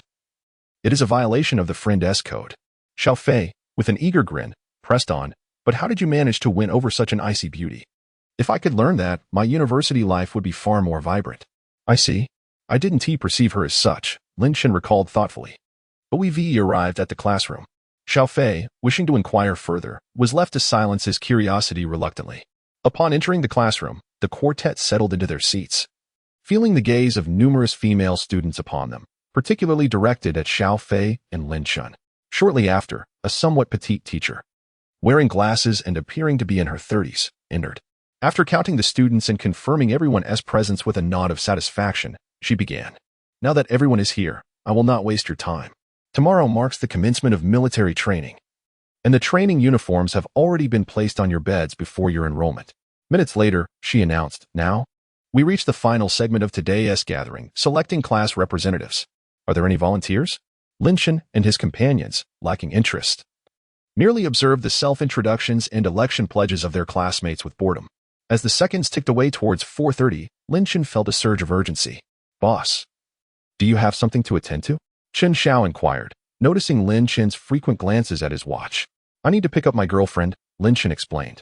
The trio rolled their eyes, choosing to ignore him. The class monitor will select a few students to tidy up this classroom. The rest may leave. The counselor hurriedly exited the classroom, leaving Lin Chen to exhale in relief. It was 5:20. He could make it. You all head back first. I'll take my leave, Lin Chen announced as he prepared to depart. Classmate, could you stay behind and help with the cleanup? Lin Chen turned to see Zhao Fei, the newly elected class monitor. I have something to attend to. Can't you find someone else? Lin Chen replied. Everyone has their own matters, brother. Cleaning up won't take much time.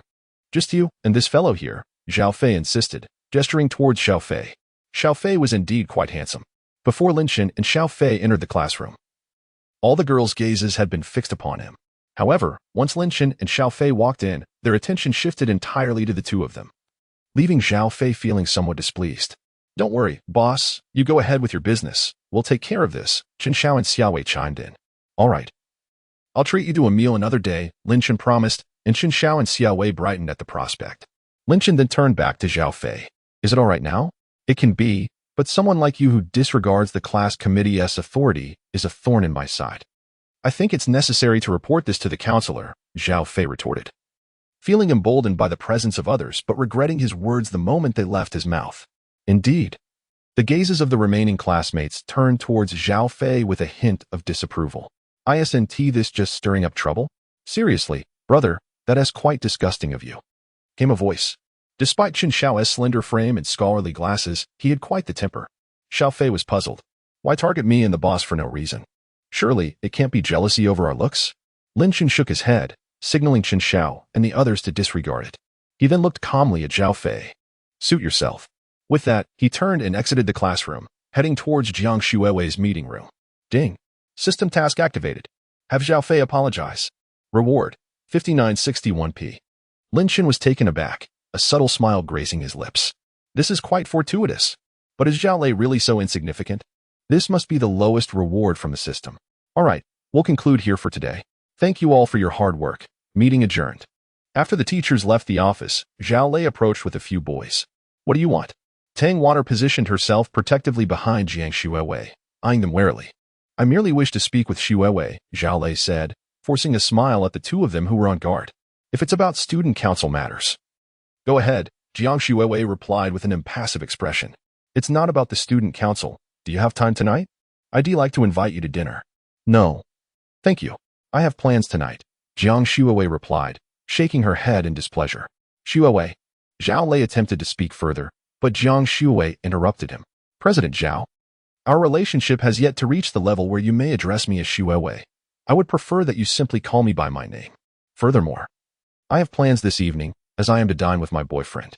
Therefore, I kindly ask that you refrain from disturbing me in the future. Upon finishing her words, Jiang Xuewei grasped Tang Wanner's hand, preparing to depart. However, they were obstructed by several other young men. Xuewei, you needn't attempt to deceive me with your mention of a boyfriend. I am on the verge of graduation, and in these final days of campus life. I hope you might grant me a chance, Zhao Lei professed with earnest emotion. Tang Wanner bristled with indignation. How shameless can you be? Xuewei has clearly stated she already has a boyfriend, yet you persist in your unwelcome advances. And you lot, what do you mean by blocking our path? Is this a display of campus bullying? Should I inform the teachers immediately? Tang Wanner, in her fury, resembled a protective mother tiger. Zhao Lei's expression darkened at her words, and the group of boys hesitated before stepping aside. Is Senior Tang truly this fierce? Lin Chen's voice echoed from the doorway. Jiang Xuewei, filled with joy, swiftly ran to take Lin Chen's hand. Ah Chen, you've come. Indeed, Lin Chen replied gently, smoothing the disheveled strands of hair from Jiang Xuewei's forehead. With Lin Chen's arrival, Tang Wanna felt a sense of relief. Despite her earlier bravery, she had felt a twinge of trepidation in the presence of several imposing young men. Xuewei, is this your boyfriend? Chapter 17. Dongfang as my uncle Zhao Lei wore a scowl, his demeanor unfriendly as he regarded Lin Chen. I have already stated that you should refrain from calling me Xuewei. Please be mindful of your language in the presence of my boyfriend, Senior Zhao. Jiang Xuewei shot a cold glance at Zhao Lei. Junior, I presume you are a first-year student just beginning your academic journey? Are you capable of providing Xuewei with a good life? If you are wise, I hope you will distance yourself from her. Zhao Lei disregarded Jiang Xuewei's words and turned his attention to Lin Chen. So, Senior Zhao, let me clarify a few points. First, Xuewei is my girlfriend, and I kindly ask you not to harass her. Second, what qualifications does one need to offer her a good life? Lin Chen observed Zhao Lei with keen interest. At the very least, you should possess what I have. Are you aware of the price of a house in my family? You may never afford one in your lifetime. Speaking of this matter seemed to bolster Zhao Lei's confidence, imbuing his words with a newfound authority. In Tianfu, housing prices soared, averaging around 20,000 per square meter. While incomes remained notably low, a classic case of high living costs coupled with meager earnings, acquiring a property typically required a sum of 2 to 3 million. Many opted to leave Tianfu in pursuit of better opportunities, driven by the desire for a home. My family owns 5 properties, each valued at 2 to 3 million. My parents have even mentioned gifting me one as a wedding present. Zhao Lei glanced at Jiang Shuawei, seeking a reaction. To his disappointment, she merely clung to Lin Chen's arm, not sparing him a glance. In her eyes, jealousy simmered. Just the other day, I acquired a Wrangler. Do you possess such luxuries? Zhao Lei boasted, his pride swelling. Impressive, brother Lei. To drive a car worth 50 to 60,000 before even graduating college. Indeed, brother Lei. We will certainly rely on your guidance in the future.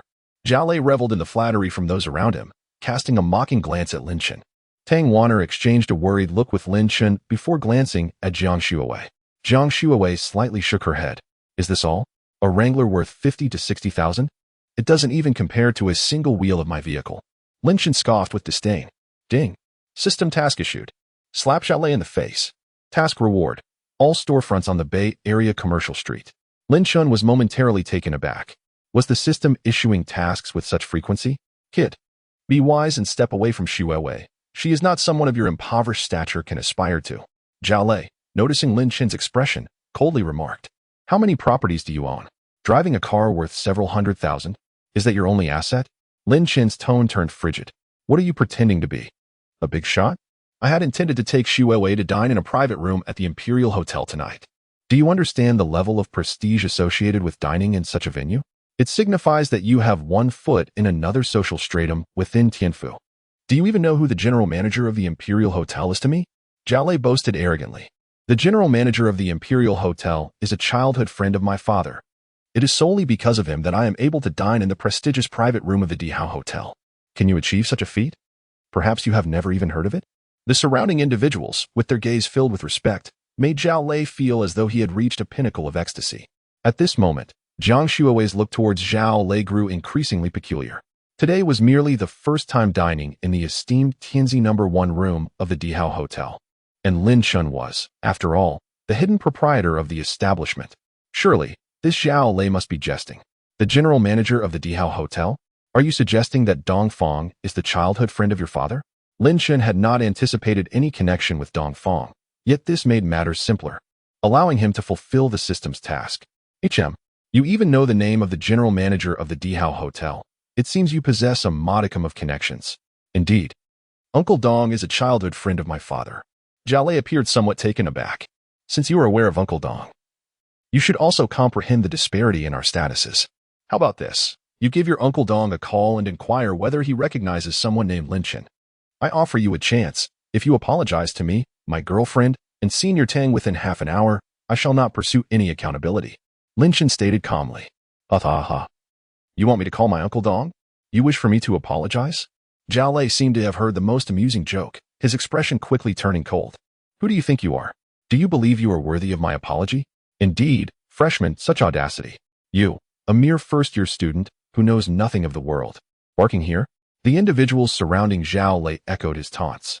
Jiang Shuawei and Tang Wanner wore expressions of icy disdain. They were taken aback by the repulsive behavior of a student member who usually endeared himself to teachers. It was utterly nauseating. However, Jiang Shuawei remained unfazed. Lin Chen's background was likely unparalleled in all of Suzhou University. Tang Wanner, noticing her close friend's calmness, had no doubts about Lin Chen's words. Yet she was merely curious about his true background. Very well, if you choose not to call, then I shall.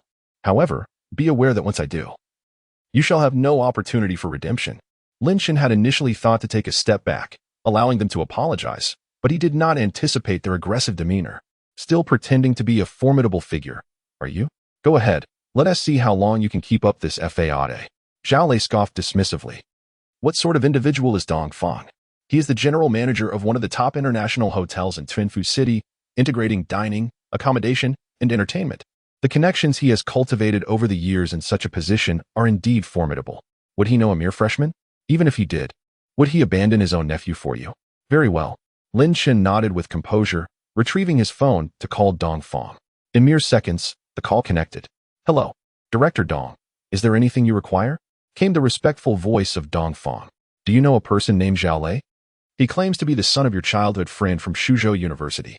Lin Chen's tone indicated a hint of something amiss, causing a sense of foreboding to settle in Dong Fong's heart. Has this young man offended the esteemed gentleman? The Lin Dong I am acquainted with is the son of a friend of mine, Dong Fong said somewhat nervously, having already cursed Zhao Lei and his father 1,000 times in his mind. He is indeed leveraging your name to assert his dominance, which severely tarnishes our hotel's reputation. What do you think? Lin Chen replied in a calm manner. Meanwhile, Dong Fong on the other end of the line was already drenched in sweat. Yes, you are absolutely right, Lin Dong. Zhao Lei's father and I are merely acquaintances, not particularly close. If he has indeed offended you, I shall take care of him for you. Zhao Lei observed Lin Chen, who appeared quite serious, and a vague sense of unease began to creep into his heart. It was at this moment that he noticed Lin Chen was clad in Givenchy, a set that must cost several tens of thousands. This indicated that Lin Chen was no impoverished student. Could it be that he truly knows Uncle Dong? However, it mattered little, for I am Uncle Dong's nephew. Zhao Lei reassured himself, dismissing any unwelcome thoughts. Very well, handle it yourself. This fellow still doubts my connection with you, believing I am merely a poor student. A slight smile graced Lin Chen's lips. All right, Lin Dong, I shall call this young man immediately. Indeed. Lin Chen ended the call, casting a teasing glance at Zhao Lei. Is that all? Zhao Lei, seeing Lin Chen hang up without any incident, became increasingly convinced that Lin Chen was merely bluffing. No rush, Lin Chen said with a smile. But before he could finish his sentence, Zhao Lei's phone began to ring. Look, someone is calling you. Zhao Lei's expression suddenly darkened as he glanced at his phone, which displayed the name Uncle Dong. Could it be that he has genuinely provoked someone he should not have? Chapter 18. Are you the owner of Dihua? Zhao Lei anxiously answered the phone. Uncle Dong, what do you need from me? You still don't know what I need? From now on, refrain from using my name to stir up trouble. Do not call me Uncle Dong anymore, and do not contact me again. Dong Fong's voice was filled with fury. Why? Uncle Dong, is it because of Lin Chen?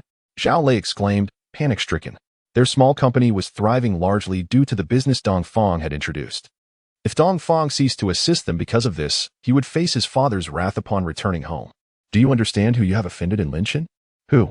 Zhao Lei instinctively inquired. He is the owner of our Dihua Hotel. The sole owner. With that, Dong Fong hung up abruptly. Zhao Lei felt as if struck by lightning upon hearing this revelation. Trembling, he stuffed his phone into his pocket and gazed at Lin Chen, who wore a smile. Feeling utterly helpless. Brother, why didn't you mention your substantial background? Hey, what is the matter? Is this kid just pretending? One of his companions, oblivious to Zhao Lei's pale countenance, mocked Lin Chen. Zhao Lei ignored him and approached Lin Chen directly. Brother Lin, please forgive my transgressions. I beg for your mercy. Zhao Lei lowered his head, his tone submissive. He understood that someone of Lin Chen's caliber, at such a young age, was not someone he could afford to offend.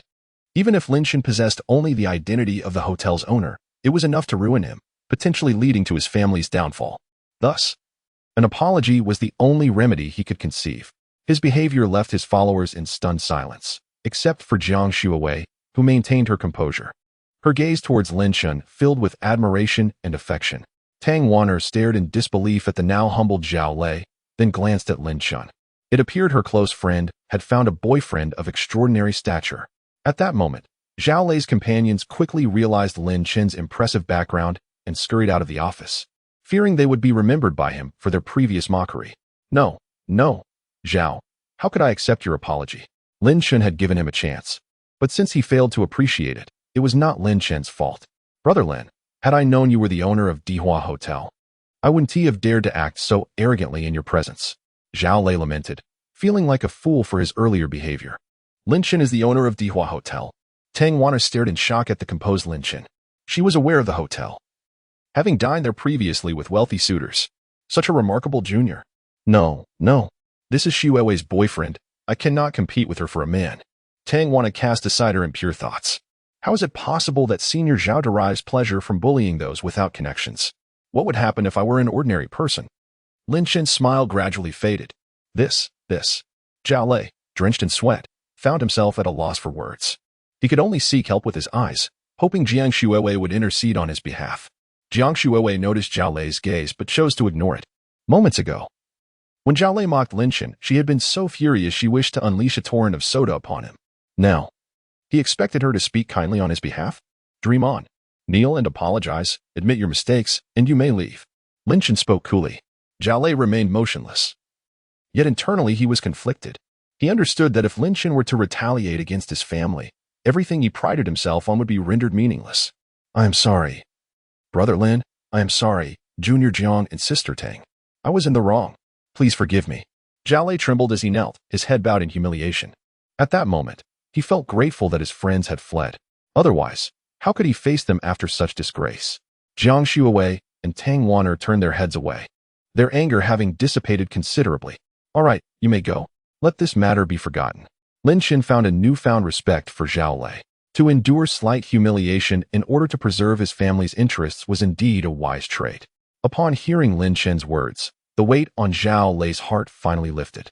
He hurriedly stood and exited the conference room at a brisk pace. Ah Chen, you are truly remarkable. Jiang Shuawei gleefully hugged Lin Chen, playfully teasing him. Tang Wan'er was taken aback, her jaw nearly dropping. Is this really the Jiang Shuawei I know? Where has her aloof demeanor gone? Lin Chen affectionately ruffled Jiang Shuawei's petite, perky nose. All right, enough of your sweet nothings. I'm almost full. Tang Wan'er remarked with playful annoyance. Jiang Shuawei stuck out her tongue at Tang Wan'er before releasing her grip on Lin Chen. You little rascal, just wait until we return to the dorm. Tang Wan'er silently cursed. Sister Tang, thank you for looking out for Shuawei, Lin Chen said with a grateful smile. No worries. Shuawei is also my dear friend. It's the least I could do. Tang Wan'er waved her hand dismissively. How about this? I'll treat you to dinner tonight. No, there's no need.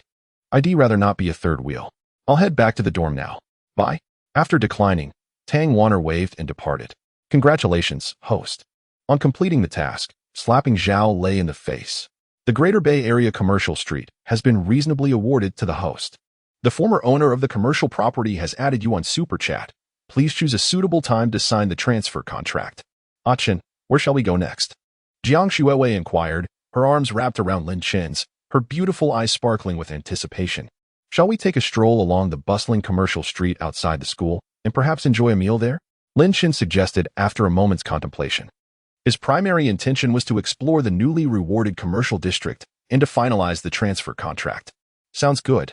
Lin Chen opened his messaging app and sent a note to the representative, indicating that he would be signing the contract shortly and would bring Jiang Shuawei back to the car. You forgot your bag when you got out. Do you not like it? Lin Chen chuckled. Not at all. I absolutely adore the bag you gave me. Jiang Shuawei replied, planting a kiss on Lin Chen's cheek. Caught off guard, Lin Chen felt a rush of warmth ignite within him. Woman, you are playing with fire. Without hesitation, he wrapped his arms around Jiang Shuawei's neck and, amidst her startled gaze, pressed his lips against hers. They shared a tender kiss for several minutes, only pausing when Jiang Shuawei's pleading eyes urged him to stop. Ah Chen, are you not finding it hard to breathe?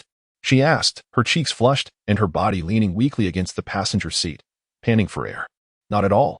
Why would I have difficulty breathing? Lin Chen inquired with curiosity. Jiang Shuawei was momentarily at a loss for words. Well, I suppose I don't know why either. Chapter 19.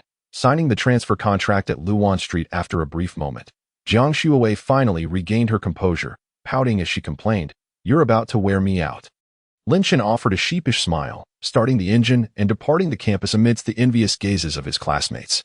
Upon arriving at the commercial street in the Greater Bay Area, he found a parking space and, under the admiring eyes of the security guard, parked his car before joining Jiang Shuawei in the bustling street. This commercial avenue boasted approximately 200 to 300 shops. A 200 square meter storefront was valued at around 8 million, with monthly rent reaching 40 to 50,000. The various storefronts along the street varied in size, and it was estimated that Lin Chen could collect nearly 10 million in rent alone each month. What are we doing now? Jiang Shuawei inquired. I'm going to sign a contract, and once that's done, I'll accompany you for a stroll, buy you some things, and then we can have dinner. How does that sound? Dinner is fine, but let us skip the shopping. You already bought me a bag worth tens of thousands today. Jiang Shuawei shook her head. Although Lin Chen was quite wealthy, she did not wish to appear as a mere leech. I am your boyfriend. Spending a little money on you is only natural. You shouldn't feel burdened by it. Besides, today, Senior Sister Tang lent you a helping hand, so we ought to purchase something to express our gratitude. Lin Chen replied with a nonchalant smile.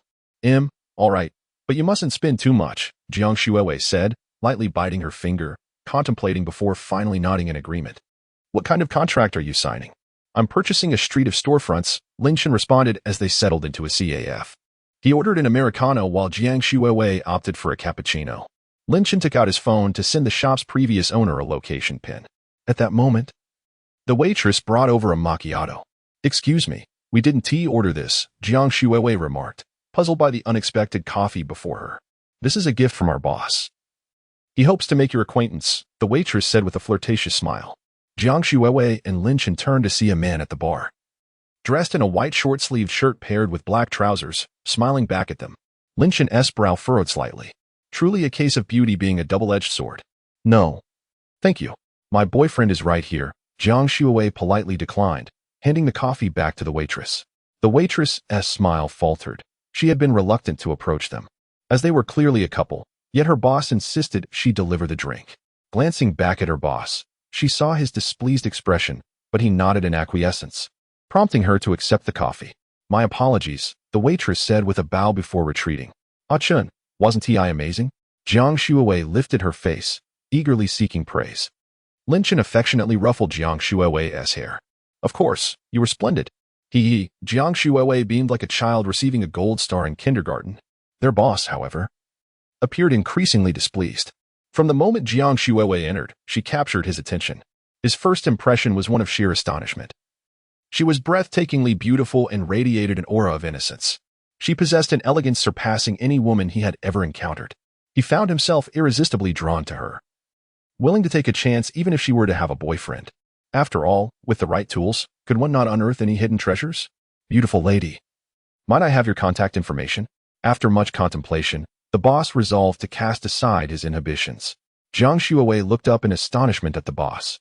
Had the waitress not conveyed the message clearly? I have a boyfriend, so I want to be adding you. Thank you, she replied with a cold expression. Lin Chen remained speechless. You must be a university student nearby, right? In this society, mere good looks hold no value. What truly matters is one's capabilities. I am 26 years old, and I own a CAF of over 200 square meters on this commercial street. My monthly revenue is around 15,000, with a net profit of about 70 to 80,000. How about adding me on Super Chat? You would surely make a wiser choice. After speaking, the boss couldn't resist casting a challenging glance at Lin Chen. He was confident that upon hearing of his substantial earnings, the girl would surely agree to connect with him. I've already stated that I have a boyfriend. How much you earn is of no concern to me. Please do not disturb me or my boyfriend, Jiang Shuiwei replied, her tone growing increasingly impatient. 70 to 80,000 a month? Does that even compare to what my Chun earns in a minute? In 2023, it is estimated that Xianping could earn over 700,000 in a minute. Jiang Shuiwei glanced at Lin Chen, who merely scoffed softly without saying a word. The boss, already miffed by the rejection, was further incensed by Lin Chen's scoff. Young man, are you looking down on a monthly income of 70 to 80,000? Pray tell, can a student like you earn that much? The boss regarded Lin Chen with disdain and a hint of jealousy. Indeed, he was quite handsome. No wonder he had captivated this beautiful girl. That seems irrelevant to you, doesn't it? Lin Chen remarked coolly as he took a sip of his coffee. The boss was momentarily at a loss for words. May I inquire if this is Mr. Lin? At that moment, the former owner of the shop arrived. Having followed Lin Chen's description, so young, he must be no more than 21 or 22. How could he afford to purchase an entire commercial street worth over $1 billion? I am, Lin Chen assessed the well-dressed middle-aged man before him. Uncle Sun, what brings you here? The shop owner, upon seeing Sun Yong, asked in surprise and flattery. Weren't you supposed to meet Mr. Lin to sign the transfer agreement? It's Xiaowei. Mr. Lin has arranged for the meeting at your CAF, so I came directly to sign the transfer agreement. Sun Yong glanced at the CAF owner, recalling with some effort that his surname was Wei. Signing a contract? Mr. Lin? Could it be Wei Chao gazed at Lin Chen in shock. The owner of the commercial street, is this university student? Uncle Sun, are you mistaken? Yes, just a student. How could he possibly be the new owner of this commercial street? Wei Chao asked, unwilling to accept the reality. He has just utterly offended Lin Chen by attempting to undermine him in front of others. How could there be any mistake? Mr. Lin and I had specifically arranged to meet at table 43 in the CAF, Sun Yong remarked, casting a puzzled glance at Wei Chao. Surely you haven't crossed Mr. Lin, have you? While it may not be a grave offense, it is rather inappropriate for you, Mr. Wei, to shamelessly solicit my girlfriend's contact information in my presence. Lin Chen leisurely sipped his coffee, speaking slowly. Upon hearing this, Sun Yang discreetly distanced himself from Wei Chao.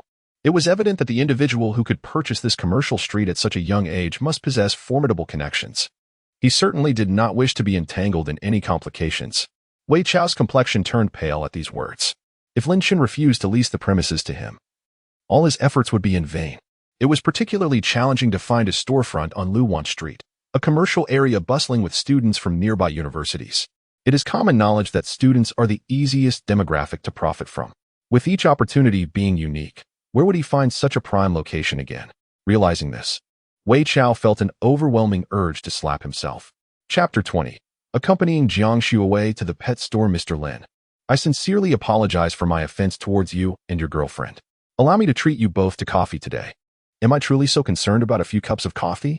Lin Chen remarked with a hint of amusement as he regarded Wei Chao. Wei Chao, pale-faced, found himself at a loss for words. Very well, henceforth, my girlfriend and I may enjoy coffee on the house, if you have no objections? Yes. From now on, Mr. Lin and your friend can have coffee for free. Initially taken aback, Wei Chao soon erupted with joy. He had not anticipated that Lin Chen would choose to let him off the hook. As for complimentary coffee, those few cups could hardly compare to the magnitude of this establishment. Truly, the perspective of the affluent is unparalleled. Wei Chao gazed at Lin Chen with gratitude, his heart silently expressing admiration. Since Mr. Lin has forgiven you, you may resume your tasks. I still need to discuss matters with Mr. Lin, Sun Yang chuckled. Certainly. Please enjoy your conversation. I shall take my leave. Wei Chao exhibited a notably humble demeanor. The patrons within the CAF had, to varying degrees, overheard the exchange. Realizing that two influential individuals were engaged in conversation, and thus their voices involuntarily softened. In truth, Lin Chen chose to spare Wei Chao primarily because his actions had not been excessively egregious. It is natural for a stunning girlfriend to attract the attention of other men. If one were to address every minor offense, it would lead to exhaustion.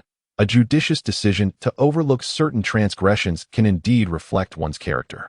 Sun Yang remained attentive and summoned the waiter to bring forth an assortment of pastries.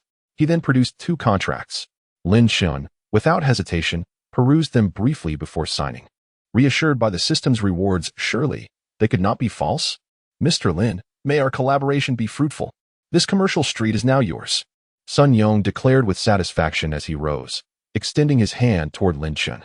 May our collaboration be fruitful. Lin Chen echoed, standing to shake Sun Yang's hand with a gentle smile.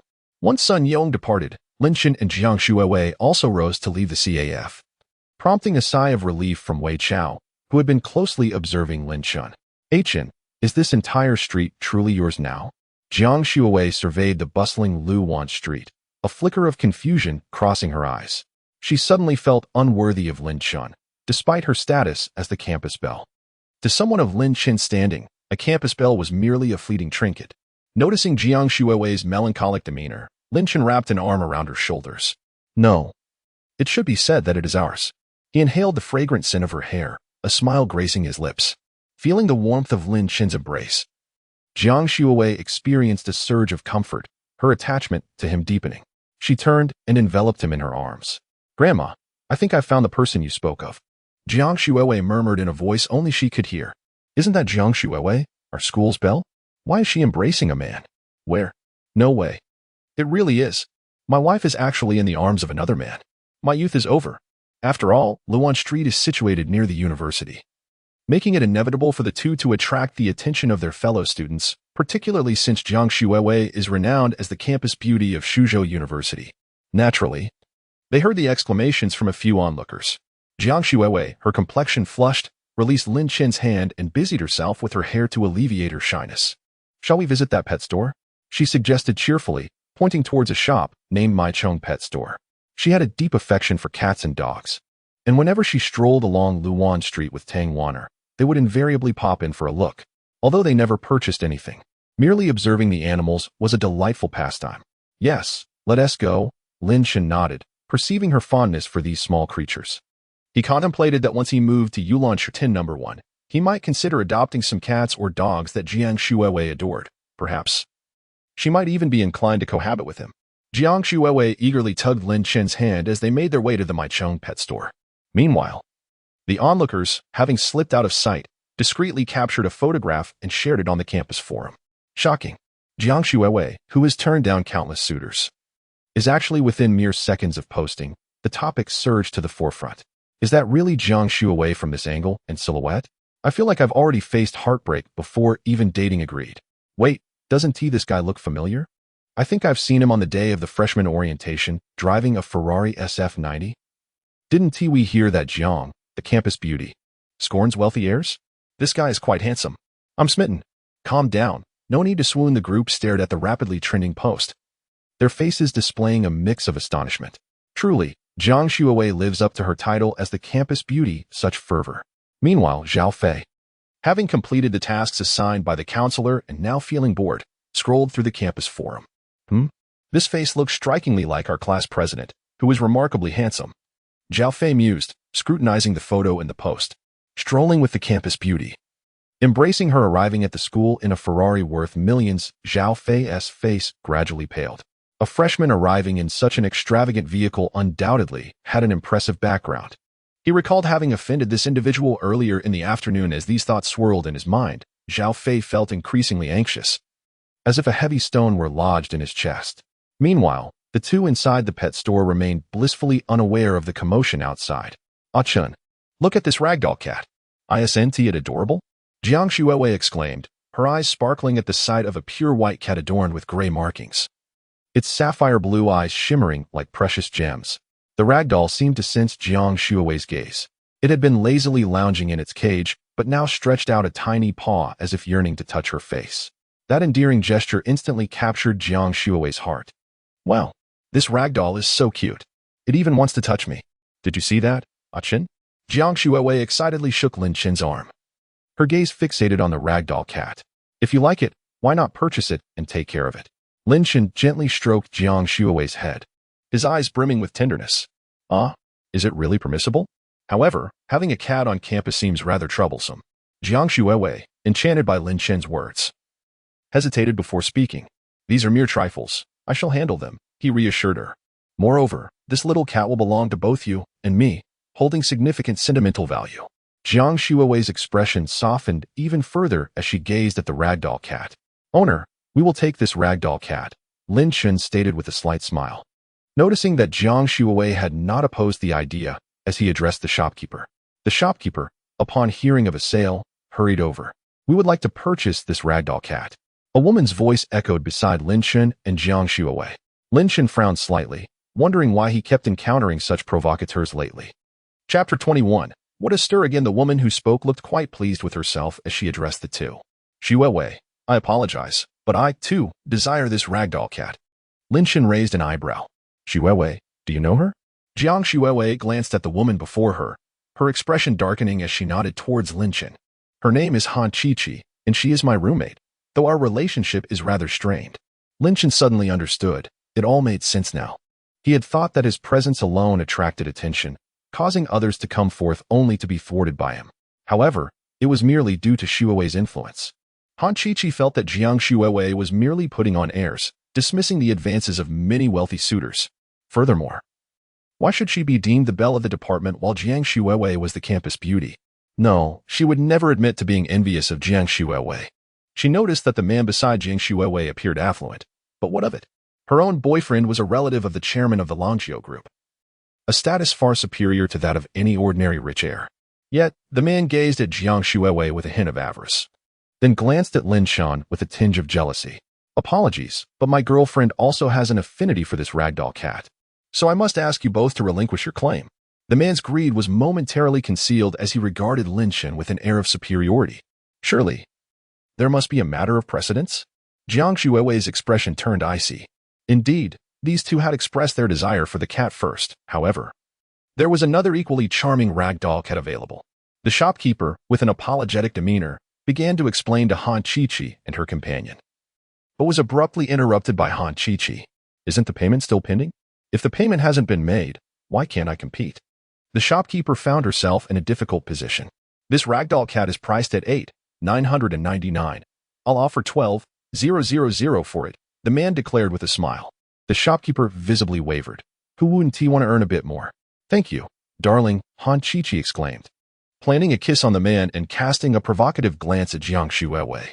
Jiang Shuiwei, her cheeks flushed with anger, contemplated conceding but found herself unwilling to part with the spirited cat, sensing an unexplainable bond with it.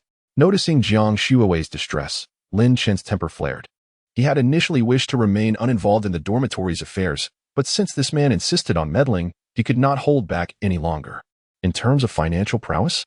I, Lin Chen, am not intimidated. I bid 20,000. His expression remained composed. At this moment, the surrounding crowd began to take notice of the escalating bids. Is this ragdoll cat truly worth such a sum? 20,000 for a single cat? Did you not see the mark price of 8,999? This is clearly a case of conflict intentionally inflating the price. The murmurs from the crowd caused the man's countenance to darken. Young men in their 20s are often proud. Losing to the boyfriend of one's girlfriend's rival would be a significant blow to his ego. How could he hold his head high before Han Chi-Chi after such a defeat? I bid 50,000. The man gritted his teeth, raising his offer to 50,000. Then he leaned closer to Lin Chen's ear and issued a low threat. I am a relative of the chairman of the Longzhou Group. My name is Wang Haoren. Please grant me this favor. He was not unable to pay the sum, but rather feared the repercussions of the incident escalating. If his uncle were to discover that he had acted so brazenly in public for the sake of a woman, Lin Chen, intrigued by this revelation, pondered the significance of the Longzhou Group, a prominent enterprise among China's top 500 companies. Yet, this was still insufficient. 100,000. Lin Chen ignored him and continued to raise the bid. Ding. A system task has been issued. Compel Wang Haoren to apologize. Reward. A coveted license plate. Shu 888888. Due to the task limit being reached today, the reward will be issued tomorrow. There exists a notion of a task limit? Wang Haoren's expression darkened further upon hearing this. Haoren, why are you here? A figure pushed through the crowd, looking at Wang Haoren with astonishment. Wang Haoren turned and immediately donned a smile. Brother, what brings you here? I was merely trying to buy a cat for my girlfriend, but this couple insists on competing with me, forcing me to raise my offer. Wang Shijie furrowed his brow as he glanced at Han Chi-Chi. Upon realizing Wang Haoren's brother was present, Han Chi-Chi's previous bravado dissipated, and she felt increasingly anxious under Wang Shijie's scrutiny. She had heard Wang Haoren mention his cousin, Wang Shijie, the grandson of the chairman of the Longzhou Group, studying at Suzhou University. Was he not the one who drove that supercar worth over 4 million the other day? Jiang Shuiwei whispered to Lin Chen. Lin Chen nodded in acknowledgement. So Wang Shijie was indeed Wang Haoren's brother, which meant he was also of the Wang family associated with the Longzhou Group. Wang Shijie approached, curious about the commotion, and upon recognizing Wang Haoren, he frowned. Their esteemed grandfather despised such behavior. He believed in being low-key in personal affairs while excelling in professional pursuits. Wang Haoren was merely a distant relative who had benefited from his grandfather's success, thus improving his circumstances. Wang Shijie then noticed Lin Chen and Jiang Shuiwei. Lin Gu? Sister-in-law? Wang Shijie greeted them. Wang Haoren and Han Chi-Chi felt a jolt of surprise.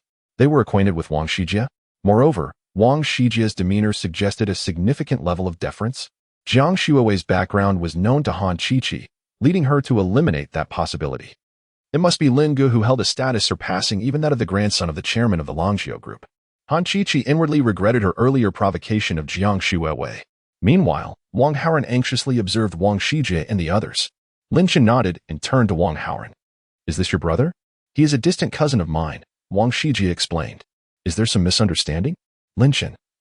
Possessing a Lamborghini Veneno valued at nearly 100 million and produced in limited quantities, undoubtedly held an exceptional status, he would not easily offend anyone.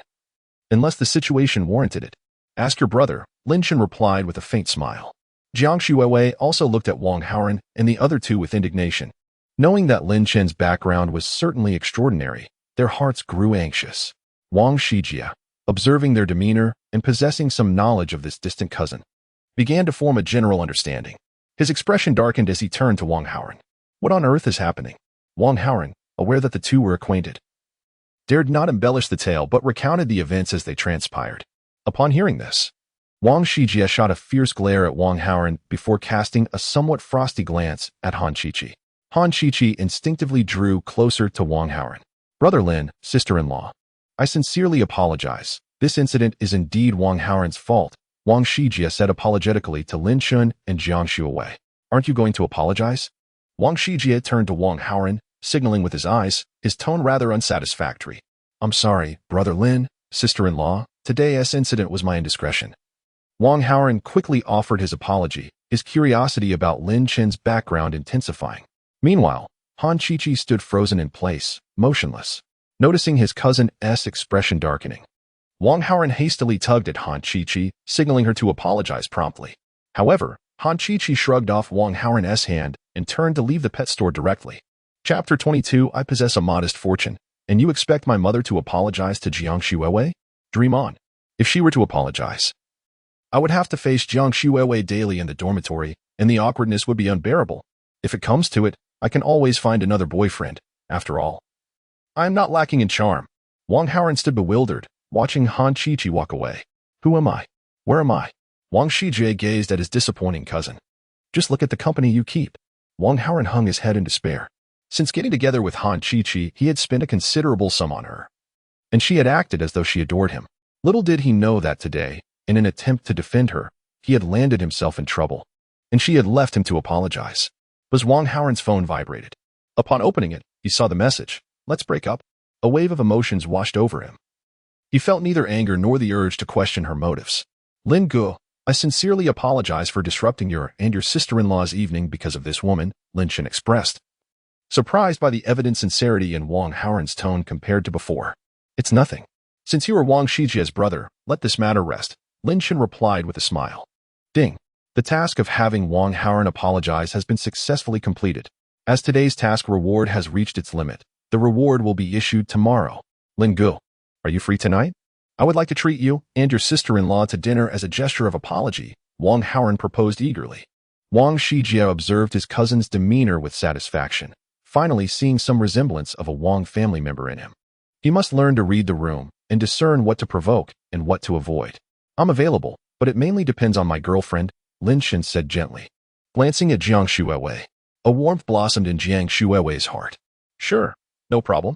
She understood that having a good relationship with the Wang family brothers would ultimately be beneficial for her. What is of utmost importance in this society? Undoubtedly, it is connections. Thank you, Lin Gu and sister-in-law, for your graciousness. Wang Haoran exclaimed with joy upon their agreement. From his cousin's attitude, it was clear that Lin Chen possessed an extraordinary background. Establishing a rapport with someone like him could only bring advantages. Are you coming too, cousin? Of course. I would love to chat more with Lin Gu. What, do you not want me to go? Wang Shijie teased. No, how could that be? Wang Haoran recoiled slightly. Lin Gu, did you drive here? If not, you can ride with me. My brother must be in a supercar that only seats one. But I have a hatchback Mercedes that can comfortably accommodate you and sister-in-law. Wang Haoran spoke cautiously. No need, I have my own car. Just send me your location. And we will go separately, Lin Chen declined. Once Lin Chen and Jiang Shuiwei got into the car, they received the location from Wang Shijie. Another emgrand? Lin Chen couldn't help but chuckle at the irony. From yesterday to today, including tonight's dinner, they were dining at the emgrand again. Back to your territory, huh? Jiang Shuiwei teased. Lin Chen merely smiled in silence. Upon arriving at the emgrand, Wang Shijie and Wang Haoran were already waiting at the entrance. Cousin, look. Is that a Lamborghini Veneno? Goodness, how wealthy must one be to afford such a car? Wang Haoran exclaimed with palpable envy. While there were indeed many able to drive a Lamborghini Veneno, to have the means to provide such a vehicle for one's descendants was indicative of extraordinary wealth. Observing Wang Haoran's astonished and envious expression, Wang Shijie couldn't help but smirk internally. He was eagerly anticipating the moment Wang Haoran would realize that the car belonged to Lin Chen. When Lin Chen and Jiang Shuiwei emerged from the vehicle, Wang Haoran's eyes widened in disbelief. Is this car really Brother Lin's? He stammered, excitement coursing through him. His resolve to befriend Lin Chen solidified. Little did he expect to be fortunate enough to meet such a prominent scion of wealth. How long have you been waiting? Lin Chen inquired with a casual smile as he approached with Jiang Shuiwei. Not long at all. Brother Lin, your car is absolutely magnificent. Wang Haoran's gaze frequently darted towards the stunning Veneno, his desire nearly spilling over. Shall we head inside for a meal? Lin Chen suggested. Absolutely. As they entered the grand hall, the receptionist Lu Jing's eyes lit up at the sight of Lin Chen. However, her excitement dimmed upon noticing Jiang Shuiwei at his side. Ah, Mr. Lin? She stuttered. Brother Lin, this Dihao is your property? Both Wang Shijie and Wang Haoran stared at Lin Chen in astonishment. Dihao is renowned within the elite circles of Tianfu City, and dining in one of its prestigious private rooms signified a level of prominence in the city. Indeed, I acquired it just a few days ago. It's merely a small venture, nothing of significance, Lin Chen acknowledged with a nod. Impressive. Even Wan Shijie could not suppress his admiration. After all, the entire Longzhou group was valued at just over 80 billion. And securing a hotel like Dihao would likely cost several billion. To Lin Chen, a hotel valued in the tens of billions was merely a trivial enterprise. Underscoring his formidable background, Wang Haoren suddenly realized the gravity of nearly crossing paths with someone of such stature, a wave of apprehension washing over him. Lin Chen felt as though he had almost claimed Dihao as his own, having frequented it recently. Thanks to Wang Shijie's connections, Wang Haoren had managed to book the 5th private room. Mr. Lin, would you like me to arrange for you and your friends to move to the 1st room? No need. The 5th room will suffice. Also, please inform Dongfang that the 1st room will be closed to the public from now on. Understood, Mr. Lin. As Lin Chen's party made their way to the elevator, Lu Jing gazed longingly at Jiang Shuiwei's silhouette, pondering that perhaps only a woman of such beauty could truly be worthy of Mr. Lin. After placing their orders, the group engaged in conversation. Wan Shijie, are you and Wang Haoren both part of the Longzhou group? Lin Chen asked. You can call me Shijie and him Haoren, and sister-in-law works too, he replied, pride evident on his face. Indeed, my grandfather is Wang Xili. From a young age, he had been a source of admiration for his grandfather, capable of establishing a liquor empire valued at 8 or 900 billion. This speaks volumes of his abilities. Jiang Shuiwei suppressed her astonishment deep within, maintaining a calm facade. She must not appear naive. She must not bring shame to Aiken. Jiang Shuiwei felt that the previous 20 years of her life had been in vain. It was only by engaging with the true upper echelons of society that she realized how limited her previous world had been. So, he is the scion of the Longzhou group. Lin Chen jested, feeling an urge to cultivate a friendship. Even with the system, one cannot always go it alone, can they? You're joking, Brother Lin. Wang Shijie waved his hand dismissively. By the way, Brother Lin, what does your family do? Being able to afford such poison must mean something extraordinary, right? Wan Shijie inquired curiously. Jiang Shuiwei and Wan Shijie leaned in attentively. My parents are just ordinary workers. There is nothing remarkable to mention, Lin Chen replied nonchalantly. The others wore skeptical expressions, suspecting that Lin Chen was reluctant to divulge more, and thus refrained from pressing further. As for myself, I possess a modest fortune, a street of storefronts, a hotel, and a few shares in Penguin. Chapter 23. The astonished Wang brothers, shares in Penguin. The Wang brothers exclaimed in unison, Lin Ge, are you referring to that Penguin company ranked within the top 20 of the Fortune Global 500? Wang Haoren's expression was one of sheer astonishment. The magnitude of Penguin is undeniably colossal, with a global ranking of 17th, firmly establishing itself as a behemoth. Even if Lin Chen possessed merely a fraction of a percent of Penguin's shares, it would be nothing short of remarkable. After all, who else could boast of such an affiliation with Penguin? Lin Chen chuckled as he regarded Wang Haoren. Lin Ge, I haven't heard of any new shareholders joining Penguin recently. Wang Shijie expressed his confusion, as he was well acquainted with the company's shareholders and was certain Lin Chen was not among them. You shall soon find out. Lin Chen replied nonchalantly as the waiter brought forth their dishes, accompanied by Dongfang. Why are the young masters of the Wang family dining with Lin Dong? Dongfang entered and immediately spotted Wang Shijie and Wang Haoren. Lin Dong, Miss Jiang. Lin Dong, I am aware of what you wish to discuss. However, let us postpone that conversation as I am currently dining with friends, Lin Chen interjected, picking up his chopsticks to savor a piece of duck, which he found quite delectable, and offered a piece to Jiang Shuiwei as well. Very well, Lin Dong. I shall not intrude upon your meal with the young masters of the Wang family. Dongfang conceded and retreated. Once they had dined to their satisfaction, the group rose to depart for school, only to find Dongfang waiting at the entrance. Shijie, you and Haoren may leave first. I have a matter to attend to, Lin Chen said, glancing at the Wang brothers. All right, Lin Ge, we shall take our leave, they replied. After their departure, Lin Chen turned his attention to the general manager of Dihao, Dongfang. Do you wish to continue in this position? Dongfang broke into a cold sweat at the inquiry. This position was of great significance to him. It had afforded him numerous connections and an annual income in the 6 figures. Lin Dong, I wish to continue. Please grant me this opportunity. Jiang Shuiwei, feeling compassion, gently tugged at Lin Chen's hand as she held a favorable impression of Dongfang. Lin Chen squeezed her delicate hand. And considering Dongfang's long tenure at the hotel, he decided to extend a chance. Do you know why I harbor some dissatisfaction towards you? Lin Chen asked, gazing coolly at the now relieved Dong Fang. Is it regarding the matter of my friend's child? Dong Fang tentatively inquired, closely observing Lin Chen's expression. Lin Chen shook his head. That is not your fault. Your error lies in allowing your nephew entry into the private room simply because of your familial connection. Why has Dihao become a gathering place for the influential? Apart from the hotel's inherent excellence, the reasons are too numerous for me to elaborate. I understand, Lin Dong. Such occurrences will not transpire again, Dong Fang promptly assured. Very well, work diligently, and I shall not treat you unfairly. Who says Dihao can only thrive in Tianfu? Lin Chen remarked with subtle implication. Upon hearing this, Dong Fang could not help but feel a surge of excitement. Mr. Lin's words subtly suggested that if he performs diligently, the Empire Hotel may soon expand nationwide, and as for him, Mr. Lin, I assure you I will work hard and not let you down. Dong Fang, a man in his 40s, suddenly felt rejuvenated, as if he had returned to his 20s, brimming with enthusiasm. Jiang Shuiwei grasped Lin Chen's hand, feeling an overwhelming sense of pride. This is my man. Very well, if there's nothing more, I shall take my leave, Lin Chen remarked, satisfied with Dong Fang's current disposition. A little encouragement paired with a sweet reward, painting an enticing picture. This is the art of effective leadership. Mr. Lin, please keep this card safe. Dong Fang produced a sleek black card and handed it to Lin Chen. This is the supreme card of the Empire Hotel, and there is only one in existence. Dong Fang elaborated. Originally, there were no supreme cards, only silver, gold, and diamond ones.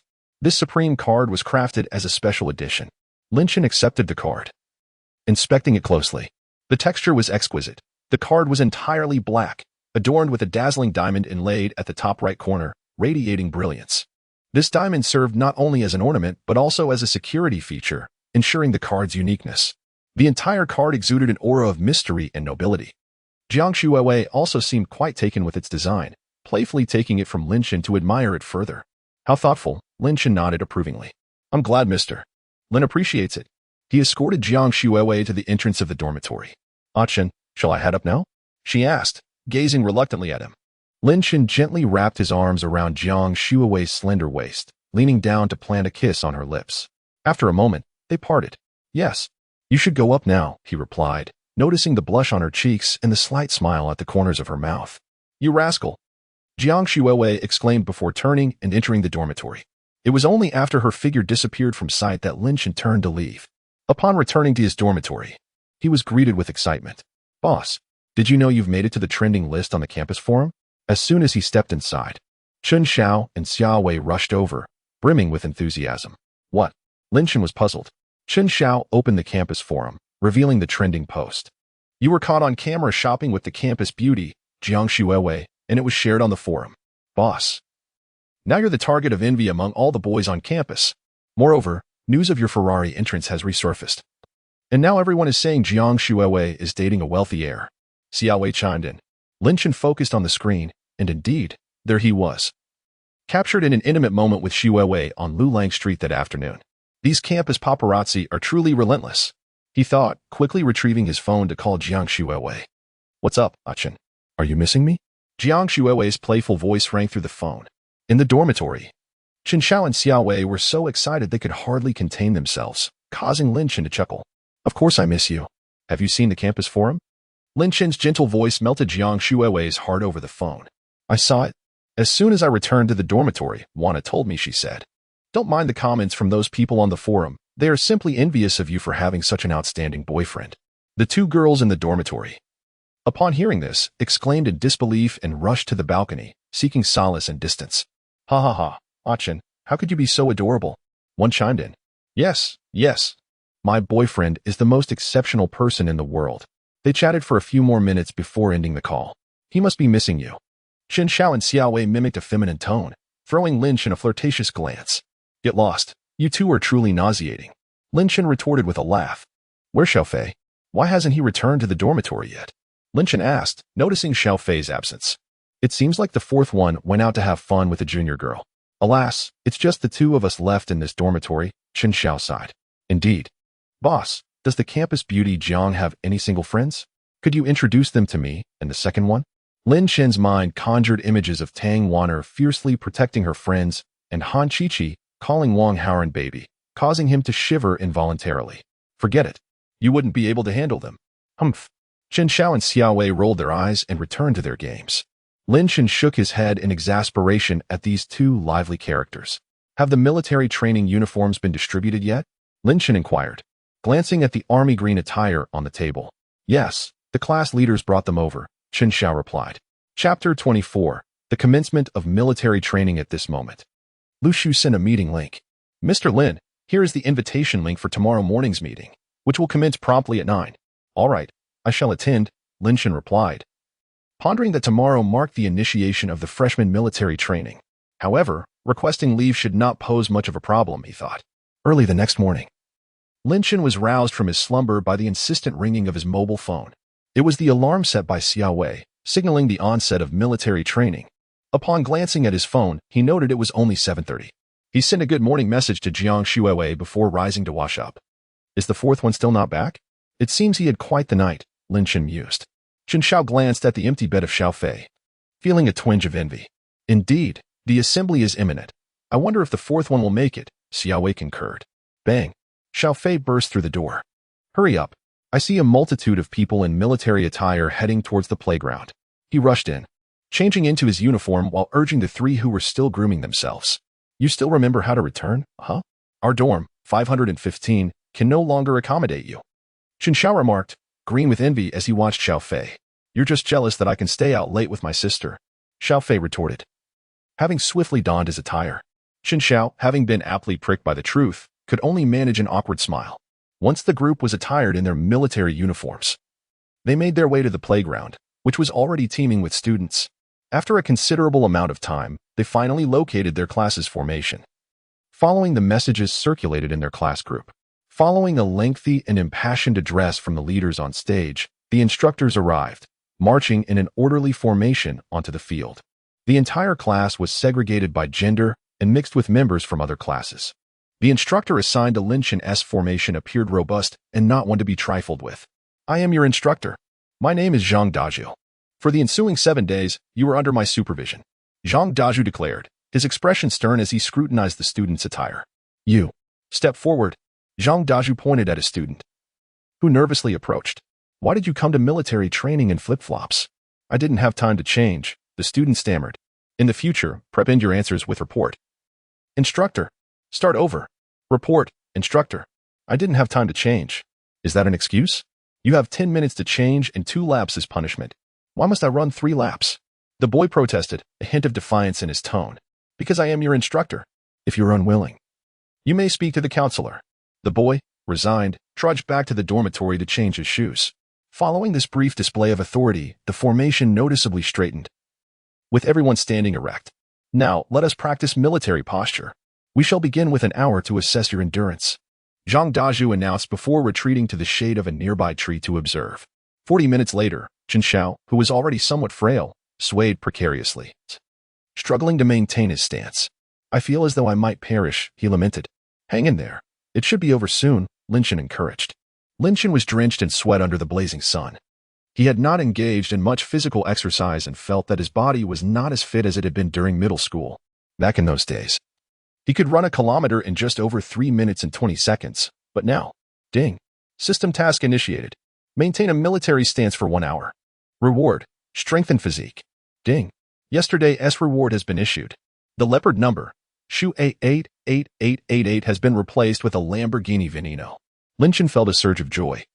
The system truly was a remarkable entity. After another 10 minutes, he sat down to rest. At that moment, everyone seemed to hear a divine announcement, and they all plopped down in unison. Ding. Task of maintaining the military stance for 1 hour has been completed. The system reward has been dispatched. A warm sensation flooded Lin Chen's body, transforming him, and the delightful feeling almost made him cry out in ecstasy. Even his previously fatigued legs felt rejuvenated with newfound strength. Boss, can we go buy some water now? I'm parched, Chen Xiao exclaimed, massaging his legs while seated on the ground. Why don't you go ask? Lin Chen suggested, glancing at Zhang Dazhu, who was chatting with other instructors in the shade. Forget it, Chen Xiao recalled the sight of that boy who had run 3 laps before returning to maintain the military stance. As it was the first day of military training, many students were ill-prepared, with only a handful bringing water. Some brave souls had approached the instructors to inquire about stepping out for water, drawing the admiration and anticipation of their peers. However, when that boy returned with his head hung low, everyone understood the answer. At that moment, a girl approached their formation, attractive and holding 2 bottles of water, instantly capturing everyone's attention. "Over here, ice cold." Zhao Fei joyfully stood up and called out to the girl. Upon seeing Zhao Fei, she promptly walked over. It was evident that she was Zhao Fei's girlfriend. After handing him the water, the girl exchanged a few words with Zhao Fei before departing.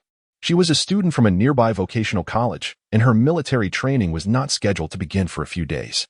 Zhao Fei had deliberately asked her to bring water today to show off a little. As he observed the envious gazes of his classmates, Zhao Fei felt a surge of satisfaction. After all, it was quite rare for someone to find a girlfriend so early in their first year, especially when many had come from different places to study. Zhao Fei then handed the water to Lin Chen, who looked up in astonishment. "What is this? Is he out of his mind? Bringing me water?" "Classmate, I apologize for my behavior yesterday. I may have been a bit excessive. I hope we can be good classmates moving forward. Consider this bottle of water my peace offering," Zhao Fei said sincerely, looking at Lin Chen. Some classmates, aware of the previous day's events, could not help but feel a sense of appreciation for Zhao Fei's newfound amicability. Ding. Task of having Zhao Fei apologize has been completed. Task reward has been placed on the host's dormitory bed. Wow. ISNT that the campus belle, Jiang Xuewei? I have heard that she is in a romantic relationship with a freshman. Surely, Jiang Xuewei has come to deliver water to her boyfriend. Alas, my heart aches. At the entrance of the playground stands a girl clad in a flowing white dress, her beauty ethereal, as if she has descended from the heavens. The students on the playground gaze at Jiang Xuewei, their murmurs filled with curiosity about who her boyfriend might be. The previously listless boy now appears invigorated. "Boss, could it be that the campus belle Jiang has come to bring you water?" Chen Xiao inquires, leaning closer to Lin Chen. As Lin Chen observes Jiang Xuewei searching for his figure, a subtle smile graces his lips. "This girl, I accept your apology, but you needn't bring water. My girlfriend has already taken care of that." Upon hearing Lin Chen accept his apology, Zhao Fei breathes a sigh of relief. Whether or not he receives the water is inconsequential. He merely hopes that Lin Chen holds no grudge against him. "No, boss. You must take it," Chen Xiao exclaims, seizing Zhao Fei's water and promptly gulping it down. Lin Chen waves at Jiang Xuewei. What is Lin Chen attempting? Does he wish to attract the campus belle's attention? Unfortunately, if Jiang Xuewei were not in a relationship, given Lin Chen's striking looks, there might have been a possibility. The students observe Lin Chen's gesture, whispering among themselves. Jiang Xuewei, upon noticing Lin Chen waving at her, brightens and strides towards him. Chapter 25. The campus belle delivers water. Could it be? Jiang Xuewei is truly coming this way. Lin Chen can't possibly be the boyfriend of the campus belle, can he? The crowd was taken aback as Jiang Xuewei approached, drawing nearer. "Ah Chun, drink some water." Jiang Xuewei stood before Lin Chen, presenting him with a glass of lemonade, playfully winking at him. She was determined to assert before everyone that Lin Chen was her boyfriend, one no one else could claim. Lin Chen smiled gently, accepting the glass of lemonade from Jiang Xuewei's hands. The commotion she caused caught the attention of many girls, who began to notice Lin Chen and his companion, Zhao Fei. "Wow, I just realized our class has 2 handsome guys. What a pity. The campus belle got to him first. How could anyone compete with the belle? But there is still another option here." The girls gazed at Lin Chen and Zhao Fei with sparkling eyes. Noticing the glances from the group of girls, Jiang Xuewei instinctively grasped Lin Chen's hand protectively. Lin Chen smiled slightly at Jiang Xuewei's little gesture, tightening his grip on her hand. The members of Lin Chen's group were left in awe. Compared to Jiang Xuewei, Zhao Fei's girlfriend seemed utterly inadequate. Just moments ago, they had mocked Lin Chen for his unrequited feelings, not realizing that the campus belle was indeed his girlfriend. Wait, wasn't it said that Jiang Xuewei's boyfriend drove a Ferrari AF90 to school? Realization struck like a bolt of lightning. The fool was me? Everyone felt a twinge of embarrassment. All right, break's over. Get up and continue training. Zhang Dezhu cast a fleeting glance at Jiang Xuewei before addressing the students seated under the sun. Couldn't we have a few more minutes of rest? My feet are about to give out. Indeed, we are the future flowers of the nation. Lin Chen smiled slightly at the grumbling around him. Ah Chen, I'll be leaving now. Train hard. Jiang Xuewei patted Lin Chen's head, adopting a serious demeanor as she spoke earnestly. Got it, Lady Jiang. Jiang Shuawei pinched Lin Chen's cheek before turning to leave the training ground. Instructor, I need to request a leave of absence, Lin Chen said, looking at Zhang Dazhu. A leave of absence? For what reason? Zhang Dazhu's expression darkened at the inquiry. He despised students who attempted to cut corners. I have to attend a shareholder meeting online for the company, Lin Chen replied, showing Zhang Dazhu the chat records with Lu Shu. A shareholder meeting? Isn't he just a rich second generation? Already a shareholder in a company during his freshman year? It feels so implausible. I think so too. Could this be just an excuse to skip training? It shouldn't be the case. After all, you did arrive at school in a Ferrari. The classmates began to murmur among themselves, envious of Lin Chen for having the campus belle deliver water to him. And now it felt like they had found an outlet for their frustration.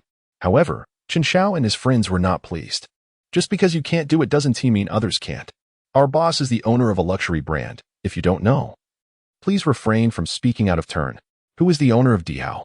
I might believe you if you said his father was the owner, but him? Besides, do I not know who the owner of Dihao is? I am a frequent patron. At this moment, a disdainful voice interjected, Lin Tianyu, a student from another class. His father often took him to Dihao for meals, and he was familiar with several shareholders of the establishment. His father, Lin Xiangdong, maintained a close relationship with the Shangyu of Dihao. Could the owner possibly be him? Ridiculous. Upon hearing Lin Tianyu's confident remarks, the crowd exchanged dubious glances towards the trio, suspecting they were merely boasting.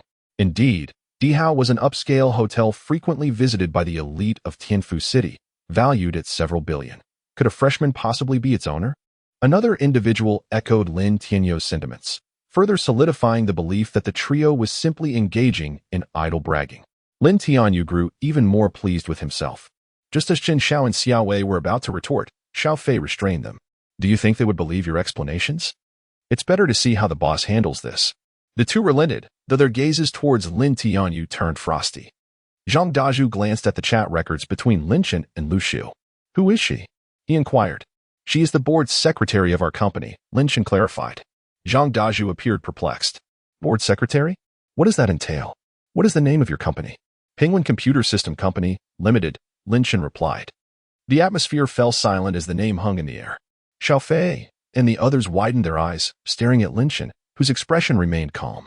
The boss is a shareholder of Penguin? This must be a joke. Xiao Wei expressed uncertainty. It cannot be. Do you think our boss would be foolish enough to make such a claim in front of so many people? Chen Xiao, though finding the situation somewhat surreal, chose to trust Lin Chen. Xiao Fei remained silent, aware of Lin Chen's extraordinary background, yet surprised to learn he was a shareholder of Penguin. However, when did Penguin gain another shareholder? Xiao Fei pondered. Ha. He claims to be a shareholder of Penguin. Then I suppose I am Little Magu. I am Qinshi Wang. Show me the money. Lin Tianyu scoffed, oblivious to the magnitude of Penguin, believing that driving a Ferrari SF90 could qualify him as a shareholder. How ridiculous. He looks decent yet enjoys boasting. Lin Chen chose to ignore these fools, anxiously glancing at Zhang Dazhu. It was already 9:56, and the shareholders' meeting was set for 10 o'clock. Zhang Dazhu, stifling a laugh, regarded the handsome young man before him. All right, you go ahead. Do remember to return after the meeting. After all, Lin Chen had concocted such a lie merely to take a break. Refusing would seem unkind. Lin Chen nodded and, donning his headphones, settled beneath the shade of a tree to enter the Penguin meeting. I told you those three were just boasting, right? Forget about Dihao. Now even Penguin is involved. Why not just claim to be the president of the beautiful nation? Lin Tianyu remarked disdainfully at Xiao Fei and his companions, eliciting laughter from their classmates. Chen Xiao, unable to contain his temper, was momentarily restrained by Xiao Wei and Xiao Fei. Had a brawl erupted during military training, it would likely have resulted in expulsion from the school, with Xiao Fei being the exception. Now that everyone has gathered, let us officially commence this online shareholders meeting. Lin Chen, upon seeing the name Ma Teng displayed next to the microphone, instantly recognized who it was. This shareholders meeting is convened to welcome our new shareholder, Lin Chen. Shareholder Lin has acquired 10% of our Penguin shares, making him the second largest shareholder. Would shareholder Lin like to say a few words? Lin Chen took a deep breath. It is undeniable that those present at the Penguin shareholders meeting are renowned companies and individuals from around the globe, and to claim he was not nervous would be disingenuous. After all, he was merely a freshman who had suddenly struck it rich thanks to the system. Chapter 26. Online shareholders meeting. Lin Chen activated his microphone. Allow me to express a few words. I have immense confidence in the future of Penguin, which is why I chose to join the company. It is a pleasure to meet you all. Welcome, Mr. Lin, to Penguin Corporation. Others also activated their microphones to greet him. Lin Chen could only think to himself, if it weren't for my proficiency in English, this could have been quite awkward. Mr. Lin, will you be making any announcements at the upcoming press conference? Your information needs to be disclosed, correct? Ma Cheng was initially taken aback upon discovering Lin Chen's identity. The records indicated that Lin Chen was a freshman at Suzhou University, with parents who were merely ordinary workers. How could he possibly possess such a formidable influx of capital to acquire shares in Penguin? Consequently, Ma Cheng deduced that Lin Chen was undoubtedly extraordinary, while also worrying that Lin Chen might influence his decision-making authority in the company. Every investor had signed an agreement with Ma Cheng, stipulating that they would not partake in the company's decision-making and would only enjoy dividends. Thus, even with less than 10% of the shares, Ma Cheng could wield control over the entire Penguin Corporation. Therefore, he needed to ensure Lin Chen signed this agreement by any means necessary. Just a subtle mention will suffice. I do not wish to disrupt my normal life. Lin Chen remarked nonchalantly. He had no fondness for being low-key. With power and capability, one should relish their status. Although playing the role of a humble individual might seem appealing, he was not inclined to it. Nevertheless, he equally desired to keep his delightful university life undisturbed. After the meeting, Lin Chen received a friend request on his messaging app, which he discovered to be from Ma Cheng. After a moment's contemplation, he chose to accept. Mr. Lin, there is a matter I would like to discuss with you. Lin Chen had a hunch about the nature of this conversation. It was likely that Ma Cheng wished for him to sign a joint action agreement. Mr. Ma, I understand what you wish to convey. But what can you offer in return? Although they shared a common interest in the development of Penguin, it was evidently unrealistic to expect Lin Chen to sign the agreement merely on a whim. How about this? I will come to Tianfu City tomorrow for a detailed discussion. Would that be acceptable? That works, but I have military training. How about we meet at the Dihao Hotel in the evening for a thorough discussion? Very well. Here's to a successful collaboration. Lin Chen put away his phone and made his way back to his formation. The major shareholder of Penguin has returned. How was the meeting? Lin Tianyu teased, his tone laced with sarcasm. Who spoke? Step forward. Zhang Daju's expression darkened. Do you not know to report before speaking? Go. Run 3 laps around the playground. The smile on Lin Tianyu's face froze. After casting a fierce glare at Lin Chen, he began to jog around the playground. Join the formation, Zhang Daju instructed Lin Chen. Lin Chen nodded and returned to his position. They were currently practicing marching steps. And Chen Xiao muttered quietly while executing the drill. Boss, are you really a shareholder of Penguin Corporation? Lin Chen slightly nodded, acknowledging the inquiry. Sit down and rest for 10 minutes. Just as Zhang Daju blew the whistle for a break, Chen Xiao and the others eagerly gathered around to take a seat. Do you really think I am foolish enough to deceive anyone? I am indeed a shareholder in Penguin, Lin Chen explained with a wry smile. It's not that we don't believe you. It's just too incredible, and we wanted to confirm, they replied. Boss, since you are a shareholder in Penguin, could you possibly alter the matchmaking mechanism in the game? It's truly frustrating. Chen Xiao lamented. It's not as simple as just changing it at my whim, Lin Chen responded. Somewhat exasperated. His friends assumed he might be of assistance, yet they expected him to modify the matchmaking system. At lunchtime, they finally had a moment to relax. By the way, when did you acquire shares in Penguin? What percentage do you hold? Xiao Fei finally managed to ask after a long pause. There was no denying Penguin's esteemed position as one of the top 20 companies in the world and one of the foremost in Huaxia. The realization that his college roommate was a shareholder in such a company was astonishing. I just acquired 10% of the shares a couple of days ago. Lin Chen replied nonchalantly. 10%. The three exclaimed in unison, particularly Xiao Fei, who, being from a powerful family in Beijing, understood the significance of such a stake. Boss, the official Penguin website just announced the addition of a new shareholder. Chen Xiao exclaimed as he pulled out his phone to search for information, only to find that the top trending news was about this very announcement. Xiao Fei and Xiao Wei hurried to see. Wake you. It's true. And they say it's a young man who has just entered university? Holding 10%? Xiao Wei exclaimed in shock. The three stared in disbelief at Lin Chen, who remained composed. They were now entirely certain that this individual was indeed their dormitory leader. You are truly my idol, Chen Xiao exclaimed, throwing his arms around Lin Chen. Get off me, you creep. How disgusting. I'm not interested. Lin Chen pushed Chen Xiaowei with disdain. Xiaowei, feeling awkward, retracted his hands and rubbed them together nervously. Ah Chen, As they stepped out of the playground, Jiang Shuiwei quietly approached Lin Chen from behind and tapped him on the shoulder. Shuiwei, have you been waiting long? Lin Chen gently took her hand. Jiang Shuiwei, feeling shy under the gaze of those around them, allowed him to hold her hand. Not long. I just arrived, she replied, standing beside Lin Chen while appraising Chen Xiao and the others. He's quite handsome, but alas, still not as charming as my Chen, she thought, slightly taken aback by Xiao Fei's looks. Both Lin Chen and Xiao Fei possessed striking appearances that could not be concealed even in their military training uniforms, making them stand out in a crowd. With Jiang Shuiwei present, the attention of those nearby was drawn to them. Noticing her scrutiny of his friends, Lin Chen smiled slightly and introduced them. This is Chen Xiao, this is Xiao Wei, and the one whose looks are just a tad below mine is Xiao Fei. Nice to meet you all. I am Jiang Shuiwei, the girlfriend of Lin Chen, Jiang Shuiwei said with grace, unaffected by the presence of Lin Chen's friends. Hello, sister-in-law. The three greeted in unison. Greetings to you all, Lin Chen replied, though somewhat nonchalantly. Old boss, you should go have a meal with the campus beauty Jiang. We can manage on our own, Xiao Fei remarked, casting a brief glance at Jiang Shuiwei. Though he was known for his flirtatious tendencies, he respected the boundaries concerning his brother's partner, despite having entertained thoughts about Jiang Shuiwei in the past, unlike certain individuals. Indeed, we shall take our leave, boss. Enjoy your time with the sister-in-law. Farewell. Chen Xiao winked at Lin Chen before pulling Xiao Wei and Xiao Fei away towards the cafeteria. Your roommates are quite amusing. But why do they refer to you as boss? Jiang Shuiwei asked with a playful smile. Her curiosity piqued as she looked at Lin Chen. It's simply because I am older than them. So casual about it. The two engaged in light-hearted banter as they strolled, evoking envy from their fellow classmates. If only I could have Jiang Shuiwei as my girlfriend, driving luxury cars, and living in grand houses would be a dream I'd gladly pursue. You? Perhaps you should take a nap instead. In dreams, anything is possible.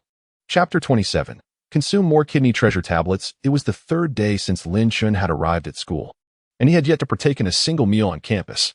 Chen, that Huangmin chicken is absolutely delectable.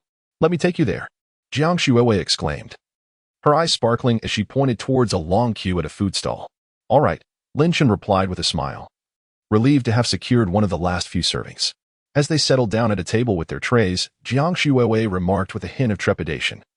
It's perfectly normal for freshmen. Indeed, Lin Chen replied gently. I'll take a call. Just as they were enjoying their meal, Jiang Shuiwei's phone rang. Lin Chen nodded in acknowledgement. Hello, Mom. What's the matter? I'm in the middle of eating, Jiang Shuiwei said sweetly upon answering the call. What? All right. I'll be right back. After hanging up, her expression turned somewhat grim. What happened? Lin Chen set down his chopsticks and looked at her with concern. There's an issue at home. I need to return for a bit. You focus on your training this afternoon, Jiang Shuiwei said as she stood up to retrieve her tray. Do you need my assistance? He inquired. No, it's just a minor matter, she replied hastily. All right then, be careful on your way back. Got it. Lin Chen watched her figure recede and thought little of it. He resumed his meal, contemplating the necessity of hiring a personal secretary. With the increasing demands of the company, managing everything alone was proving to be quite challenging. Having made his decision, he picked up his phone and sent a message to Lu Shu. Secretary Lu, do you know any competent personal secretaries? I'm looking to hire one. Once he sent the message, Lin Chen stood up to return to his dormitory after finishing his meal. Meanwhile, Lu Shu was busy, and upon hearing the notification, she picked up her phone to see Lin Chen's message, immediately feeling the weight of the situation. Looking for a personal secretary? Does he really need my help with this? Logically, he should already have access to the finest personal secretaries, Lu Shu mused to herself upon reading his message. However, this could work to her advantage, as her nephew had recently concluded a contract with his previous employer, and his skills would likely impress Lin Chen. Moreover, establishing a connection with Lin Chen would be beneficial for both her and her nephew. May I ask what requirements Mr. Lin has for a personal secretary? She inquired. No specific requirements, just outstanding capability. We can discuss remuneration later, Lin Chen replied. I have a nephew who is exceptionally talented and well-known as a top-notch secretary in the industry. Would you be interested in learning more about him? Lu Shu proposed. Sure. Please send over his information, Lin Chen responded. Lu Shu felt a surge of confidence regarding her nephew's abilities. She promptly forwarded his details to Lin Chen. Meanwhile, Lin Chen lay in bed, while Chen Xiao and the others had already drifted off to sleep. Thanks to the rewards from the system, he still felt remarkably energized. Lu Hai, a graduate from the finance department of Jingjiang University of Finance, had previously served as the private secretary to the chairman of Jiangbei Sunshine Group. Lin Chen examined this resume with considerable satisfaction. He took out his phone to search for Jiangbei Sunshine Group, discovering it was indeed among the top 500 companies in the country. Although it ranked somewhat lower, it nonetheless attested to Lu Hai's exceptional capabilities. All right, he will do. Lin Chen concluded. Very well, Mr. Lin, I will have him contact you immediately. Lu Shu responded with excitement, hastily dialing her nephew's number. Are you aware of the new shareholder who has invested in Penguin Company? Lu Shu asked directly. Yes, Aunt, what about it? Lu Hai replied, somewhat puzzled by her inquiry. But then a thought struck him, could it be? I was asked to recommend a private secretary, so I forwarded your information. What did Mr. Lin say? Lu Hai asked, a touch of anxiety creeping into his voice. This was an invaluable opportunity for him, even if he ultimately parted ways with Lin Chen. This resume would secure his future. Mr. Lin seems quite satisfied. I have sent you his phone number via super message. Do reach out to him. Lu Shu said with a smile. Thank you, Aunt. I will do so immediately. Lu Hai exclaimed, brimming with enthusiasm. He had initially prepared to accept an invitation from a municipal company, but unexpectedly, thanks to his aunt's connections, he had made such a significant leap. Mr. Lin's identity and background are quite remarkable. You must exercise utmost caution while working alongside him. As the saying goes, serving a king is akin to befriending a tiger. Lu Shu cautioned Lu Hai. Rest assured, Aunt, you know my capabilities well. Lu Hai replied confidently. All right, I want to keep you. I will hang up now. Sure thing. Aunt, I will visit you when I have the chance. Lu Hai ended the call, striving to calm his exhilaration as he began to delve into Lin Chen's profile and the situation concerning Penguin Company. Meanwhile, Lin Chen had commenced the afternoon's military training. Boss, you seem like a different person. How have you gained such stamina? Chen Xiao panted, having completed the warm-up exercises laid out by Zhang Dezhu. Casting a puzzled glance at Lin Chen, who appeared hardly affected by consuming kidney tonic, Lin Chen replied nonchalantly. What? The remark left Chen Xiao, Xiao Wei, and Xiao Fei momentarily speechless. Lin Chen noticed that Lin Tianyu was regarding him with a peculiar expression. Lin Tianyu felt a rising sense of unease. Just after Lin Chen had claimed to be a shareholder of Penguin, the official Penguin account announced a newly appointed young shareholder who had just entered university. Could such coincidences truly exist? During the break, Lin Tianyu could no longer contain his curiosity and approached Lin Chen. Do you have any evidence to prove you are indeed a shareholder of Penguin? As Lin Chen chatted with his companions, he found the question bewildering. Why should I prove anything to you? He replied, regarding Lin Tianyu with a calm demeanor. Upon hearing these words, Lin Tianyu felt that Lin Chen had somehow received advance notice and was merely putting on a show. Are you afraid that I might unravel your deceit? Lin Tianyu sneered. Other classmates gathered around, eager to join the fray. Lin Tianyu, are you out of your mind? Do we really need to prove whether our leader is a shareholder of Penguin to you? What, do you wish to curry favor with our esteemed leader? Laughter erupted around them. Chen Xiao's tongue was as sharp as ever, provoking Lin Tianyu to the point of fury. Your name is Chen Xiao, isn't it? Just you wait. You best not step outside the school gates in the next few days, or I will have you kneeling on the ground calling me father, Lin Tianyu warned with a chilling gaze directed at Chen Xiao. I, Chen, fear nothing, especially not threats. Chen Xiao retorted boldly, continuing to provoke. Lin Chen and his companions, who had been seated, abruptly rose to their feet. Those behind Lin Tianyu also moved closer, indicating a readiness to escalate the situation. Lin Tianyu? Lin Chen mentally noted this name, knowing that once his personal secretary arrived, these matters could be entrusted to him. Look over there. ISNT, that squad about to brawl. So courageous. Freshmen in military training ready to fight? Don't they fear disciplinary action? Others from different squads had also taken notice, watching the unfolding spectacle. What are you all doing? Everyone disperse immediately. Chapter 28. A girlfriend isn't just one. Zhang Dazhu never anticipated that a mere trip to the restroom would nearly escalate into such a significant incident within his formation. Had the chief instructor caught wind of this, he would undoubtedly face severe repercussions. The mere thought ignited a surge of frustration within him. The few individuals poised to engage in conflict had all emerged, while the others were ordered to maintain a military posture for half an hour. With a stern countenance, Zhang Dezhu summoned Lin Chen and his companions, as well as Lin Tianyu and his group, to step aside from the formation. Upon grasping the events that transpired, Zhang Dezhu fixed his gaze upon Lin Tianyu. From your tone, it seems you intend to seek retribution after school? Lin Tianyu chuckled awkwardly. Not at all. It was merely a jest among classmates. He had no desire to bear the brunt of disciplinary action over this matter. After all, there were plenty of affluent heirs at Suzhou University, and such news would not reflect well on him. Do we live in the same society? Do you truly believe that? Like in our time, a simple fist fight suffices? We are all adults now. One must exercise caution in their actions, Zhang Deju sighed. Rest assured, instructor. We would never utter such foolish remarks, Chen Xiao interjected, nearly provoking laughter from Lin Chen and his companions. Meanwhile, Lin Tianyu and his peers gritted their teeth in frustration, yet dared not retort. To be frank, Zhang Daju was reluctant to engage with these troubled youths. He believed that only through the trials of society would they learn to be prudent, as long as they refrained from causing trouble throughout the week. He was indifferent to their antics. Return to formation. Upon returning to the dormitory, Xiao Fei and his companions began to jostle for the bathroom to shower. Lin Chen, however, took out his phone to message Jiang Xuewei. He had later realized that something felt amiss. Xuewei, why did your uncle and aunt want you to return? After sending the message, he noticed a friend request on his phone, presumably from Lu Hai, and promptly accepted it. Mr. Lin, I am Lu Hai. You may call me Xiao Hai from now on. Lin Chen smiled faintly at this message. As expected of a personal secretary, this message is quite pleasant to read. All right, Xiao Hai, please bring the contract over tomorrow morning. Also, Ma Teng will come to discuss some matters with me, and you should accompany him. Lu Hai was momentarily taken aback by the message. He had prepared to respond to a myriad of inquiries from Lin Chen, yet it was approved without further ado. Without dwelling on it, Lu Hai hastily replied. They ultimately agreed to meet at the Dihao Hotel at 8:30 a.m. to sign the contract, with Ma Teng arriving between 9 o'clock and 10 o'clock a.m. Lin Chen and Lu Hai discussed the specifics of the contract and encouraged him to review the information on Penguin Company before parting ways. As Lin Chen observed that the last message he sent to Jiang Xuewei was indeed his own, an unsettling premonition began to creep in. He picked up the phone and dialed Jiang Xuewei. Hearing the busy tone filled him with unease. Just as he contemplated calling Dong Fong to assist in locating Jiang Xuewei's address, her call returned. Sighing with relief, Lin Chen answered, What is it, Aiken? He detected a palpable weariness in Jiang Xuewei's voice. Xuewei, is something wrong?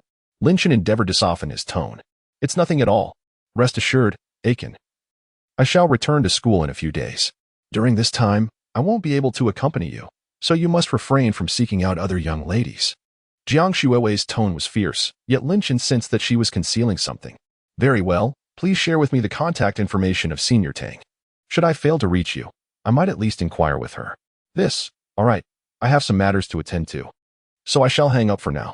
Upon hearing a commotion on Jiang Xuewei's end, she hurriedly terminated the call.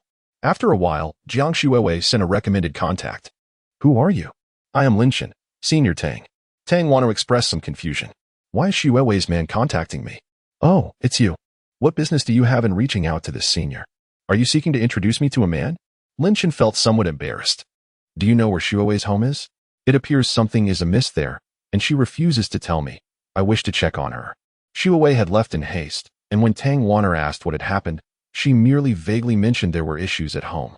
Now, hearing Lin Chen's concern, it indeed seemed rather troubling. After pondering for a moment, Tang Wanner sent him an address. This is Xuewei's home address. Do you require my company? No need, senior. I can manage on my own. All right then. Lin Chen gazed at the address on his phone. Jean Tang. He informed Ma Teng and Lu Hai about the situation, set the time for the third day hence, and changed into a different outfit in preparation for his departure. Boss. Are you preparing to go out in search of the campus flower, Jiang? Chen Xiao teased, raising his eyebrows at Lin Chen. Yes. There are some matters I must attend to. I shall return tomorrow evening. Lin Chen nodded affirmatively.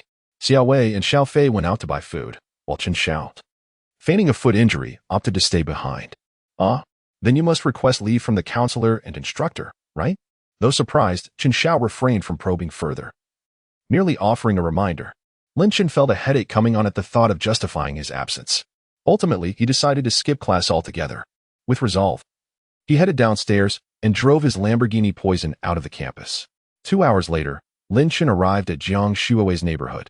Their residence was a quaint area consisting of 1- or 2-story bungalows, likely allocated by the government after land acquisition.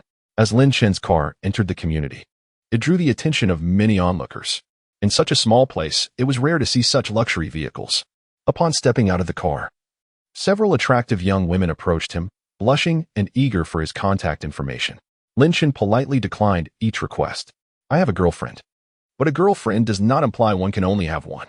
One girl boldly retorted, leaving Lin Chen momentarily speechless. Never mind that. Do any of you know where Jiang Shuewei resides? Jiang Shuewei? Of course. You must be her boyfriend, right? The girls expressed a hint of disappointment. If it were Jiang Yue, she would indeed be incomparable. Yes, could you kindly inform me of her address? Lin Chen inquired with utmost politeness. Although Tang Wanner had disclosed her address, the house number was indeed difficult to locate. One of the girls remarked, I know, but you probably won't be able to find her. She should be at the hospital, right? Really? Didn't she go to the city for school? How is she at the hospital? The other girls responded, somewhat perplexed.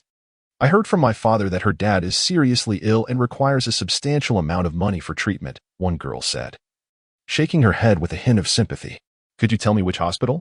Lin Chen asked, his urgency palpable. It's at the First People's Hospital of Jinheng County. The girl replied. Lin Chen thanked her and promptly got back into his car, following the navigation to the hospital. Being beautiful has its advantages.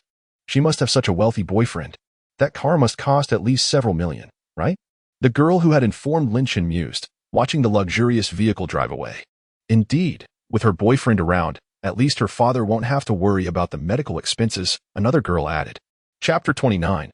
I must undergo surgery first. Lin Chen hurriedly followed the navigation to arrive at the First People's Hospital of Jinheng County. Shuewei, I've come to find you. After parking the car, Lin Chen sent a message to Jiang Shuewei.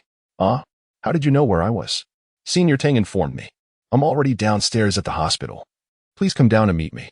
Okay, I'll be right there. After sending the message, Lin Chen stood at the entrance of the hospital, waiting. It wasn't long before Jiang Shuewei appeared. Upon seeing Lin Chen, her eyes reddened with emotion. She dashed over and threw herself into his embrace. Lin Chen gently stroked Jiang Shuewei's head, feeling a pang of concern. Why didn't you tell me about such a significant event? Jiang Shuewei lifted her head, her nose twitching with suppressed sobs. I didn't want to trouble you. You still have military training to attend, right? Don't you have military training tomorrow? It's fine. I've taken a leave of absence. To alleviate Jiang Shuewei's worries, Lin Chen told a small lie. Come, let us go see how uncle is doing. He quickly shifted the topic.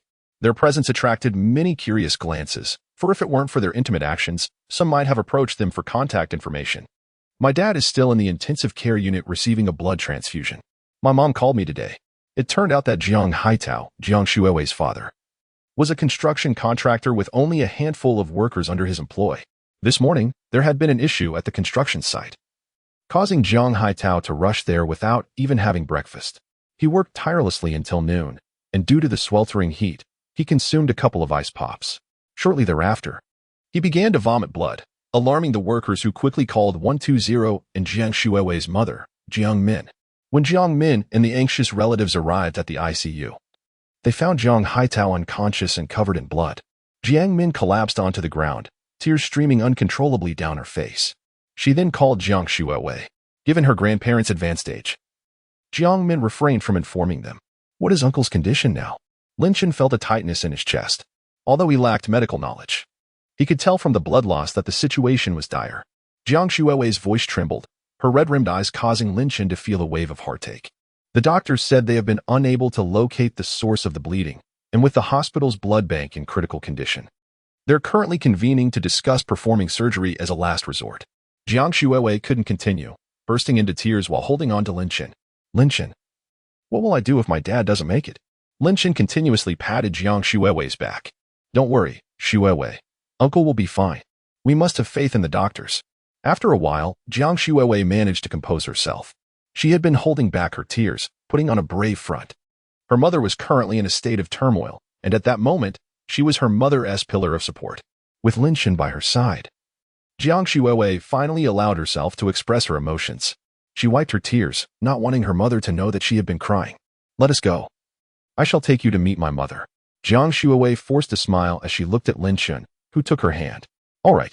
At that moment, Jiang Min stood outside the intensive care unit, gazing through the glass at Jiang Haitao, who was incessantly coughing up blood while receiving blood transfusions to prolong his life. Her tears had nearly run dry.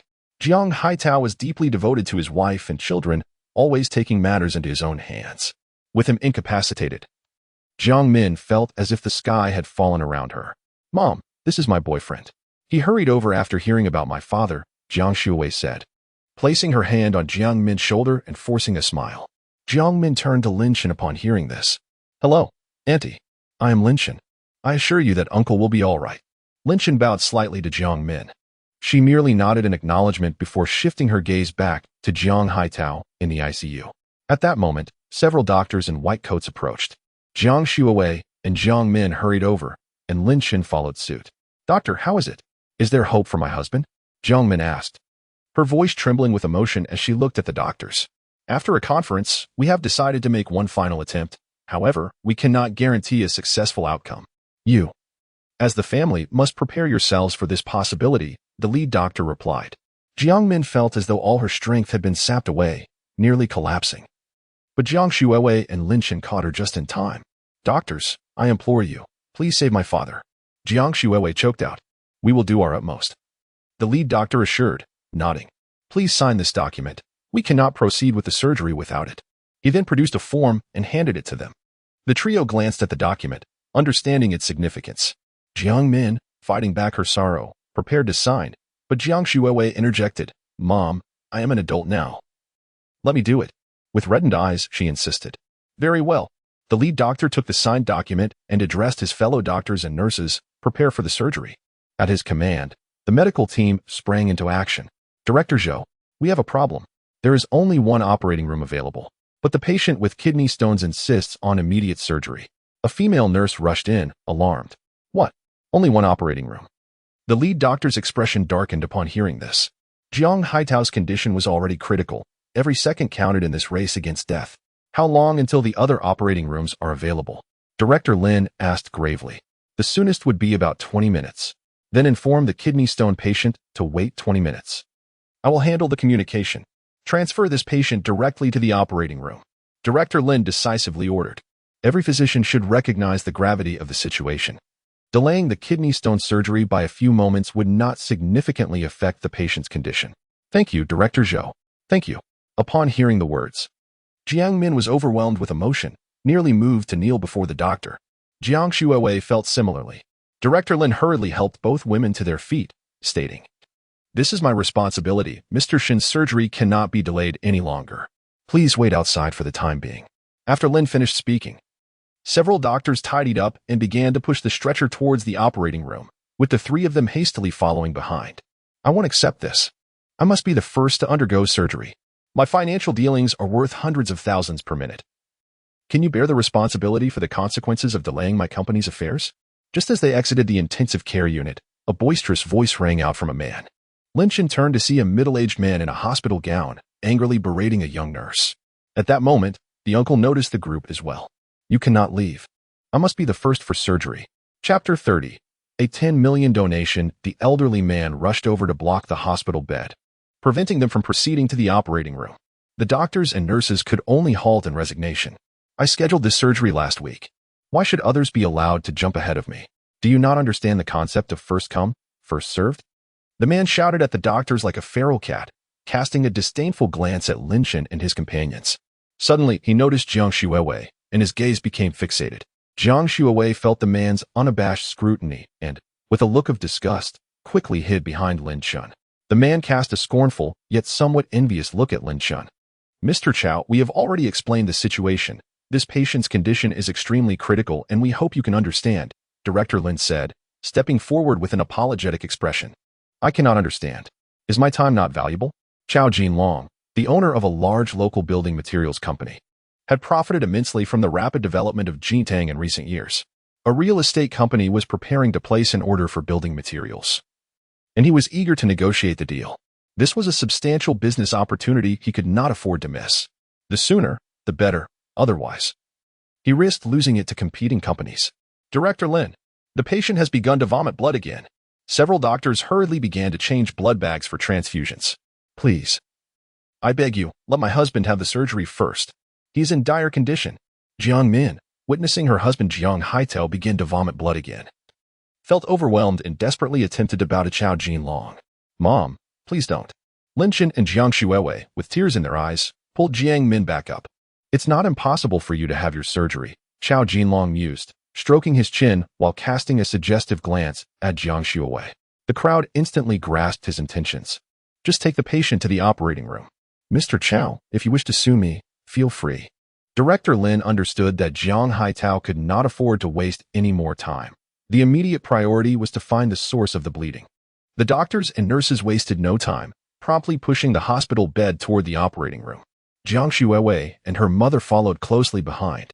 Concerned that Chao Jinlong might do something extreme to the young director Lin Chen decided to stay back. Ding. Congratulations, the host has triggered a system mission. Donate 10 million to the First People's Hospital of Jintang County. Reward, 30% shares in Rongtou Real Estate Company.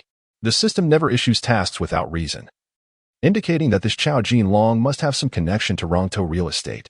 Chao Jinlong, witnessing the scene, smiled instead of fuming. Approaching Director Lin, he gazed at the name tag on his uniform. Linny, is it? Just you wait. The expression on Chao Jinlong's face turned cold. It is often the quiet ones who can be the most dangerous. Very well, Mr. Chao. If there's nothing more, I shall proceed to the surgery, Linny said. Unfazed by Chao Jinlong's threat, he politely excused himself and hurried toward the operating room. Lin Chen approached a young nurse to inquire about the whereabouts of the hospital director. After learning his intention, the nurse cast a skeptical glance at Lin Chen but ultimately decided to escort him. Meanwhile, Chao Jinlong spat on the ground and took out his phone to make a call. Yes, bring a media outlet here. I intend to expose this hospital. After hanging up, he cast a cold smirk in the direction of the operating room before returning to his ward. At the entrance of the director's office, the nurse knocked gently on the door. A robust voice called out from within, "Come in." Upon hearing this, the nurse carefully opened the door, leading Lin Chen inside. Director, this gentleman wishes to make a donation to the hospital, so I brought him to see you, she explained. The director, upon hearing this, shifted his gaze from the computer to Lin Chen. So young? Could it be merely an excuse to meet me? Although skeptical, he desired to ascertain the truth. Xiaofang, you may return to your duties, he instructed the nurse, who nodded and exited the office. May I ask, sir, how much do you intend to donate to our institution? The director speculated that this young individual might only contribute a few tens of thousands before asking for assistance with something. Not much. I shall donate 10 million. Lin Chen replied nonchalantly. Oh, 10 million? The director, taken aback by Lin Chen's calm demeanor, instinctively exclaimed, 10 million? He rose to his feet in excitement.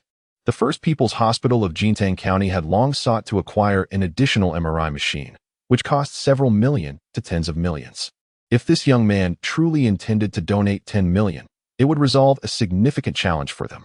Indeed, 10 million, Lin Chen affirmed. Do you have any conditions, sir?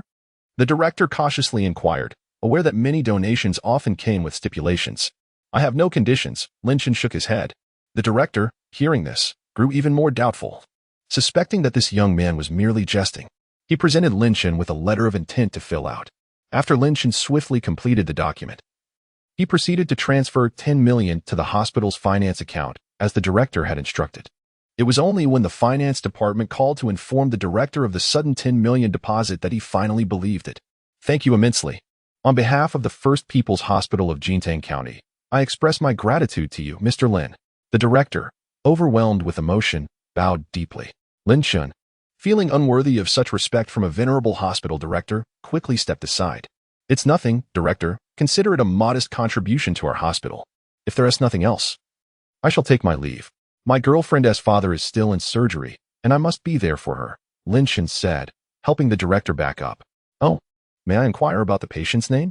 The director hastily asked, unsure of how to express his gratitude to Lin Chen. His name is Jiang Haidao. We were just discussing this patient during our meeting, and his condition is quite critical. How about this? I shall accompany you to the operating room, Mr. Lin.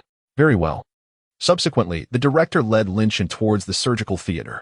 Along the way, the doctors and nurses cast curious glances at Lin Chen, who walked beside the director. Who is this individual? To warrant the director's personal attendance, and at such a young age, he must hold a significant position in society, several young nurses whispered among themselves. Upon reaching the entrance of the operating room, Lin Chen and the director spotted Jiang Shuiwei and Jiang Min seated outside. Jiang Min's head rested on Jiang Shuiwei's shoulder as they clasped their hands together, fervently praying for the success of the surgery. The sincerity of their prayers in the hospital surpassed that of any church. Andy, Shuiwei, Lin Chen called out as he approached. The two looked up at him. With a hint of reproach on Jiang Shuiwei's face, seemingly lamenting Lin Chen's abrupt and prolonged absence, Chapter 31. The surgery was successful. Allow me to introduce the esteemed director of the hospital. Lin Chen offered an apologetic smile to Jiang Shuawei before presenting the director. Both Jiang Min and Jiang Shuawei's gazes were fixed upon the director. Greetings. Please rest assured. Chief Surgeon Lin is one of our hospital's most skilled physicians, and I am confident that this operation will conclude successfully. The director reassured them with a comforting smile. That is good to hear, Jiang Min murmured. Feeling a slight sense of relief, Jiang Shuawei cast a grateful glance at Lin Chen and the director, realizing that the director's presence was undoubtedly due to Lin Chen's influence. Director, may I ask why you are here? Jiang Min inquired. Oh, I heard that Mr. Lin's girlfriend's father is undergoing surgery, so I came to check in. The director replied kindly. Meanwhile, inside the operating room, the atmosphere was fraught with tension. Chief Surgeon, we cannot locate the source of the bleeding. An assistant, drenched in sweat, exclaimed. The camera captured a scene drenched in red, with the flushing revealing yet more crimson, rendering the source undetectable. Let's open the abdomen. Chief Surgeon Lin gritted his teeth. At the moment the stomach was incised, blood pressure plummeted. Blood pressure is now in the 50s. It is critically low. Rapidly expand the volume. Accelerate the blood transfusion. The situation compelled another physician to resort to manual compression to expedite the transfusion. Minutes later, Jiang Haitao's blood pressure finally stabilized. After several more minutes, a breakthrough occurred. Found it. Chief Surgeon Lin spoke with a hint of excitement. At long last, a 1-centimeter ulcer was discovered in the duodenal bulb. 2 hours later, the 3 glowing words on the operating room's display dimmed. Surgery concluded. The trio sprang to their feet, anxiously awaiting news at the door. Meanwhile, the director had returned to attend to hospital affairs, as managing such a large institution was a significant responsibility. Shortly after, the doors swung open. Chief Surgeon Lin emerged. Fatigue etched on his face as he removed his mask. The surgery was highly successful. There is no longer any immediate danger to life. He should be able to transfer to a regular ward in a few days, Lin announced with a smile. He relished the feeling of having saved a life, captivated by the notion that even the Grim Reaper was powerless against him. Upon hearing this, the trio exhaled in relief. Jiang Min grasped Jiang Shuawei's hand, continuously expressing gratitude to Chief Surgeon Lin. Due to the magnitude of the surgery, Jiang Haitao would need to remain in the intensive care unit for further observation before transitioning to a standard ward. However, visitation in the ICU was strictly limited to designated hours, preventing family members from seeing him outside of these times. After observing through the glass for a while, the 3 decided to leave, having spent the day consumed by the situation, even skipping lunch. Mom, shall we go eat now? I feel like I'm starving. With the weight lifted from her heart, Jiang Shuawei's tone brightened. After hours of torment, she had feared for her father's survival. It was only then that Jiang Min found the time and mental space to truly regard Lin Chen.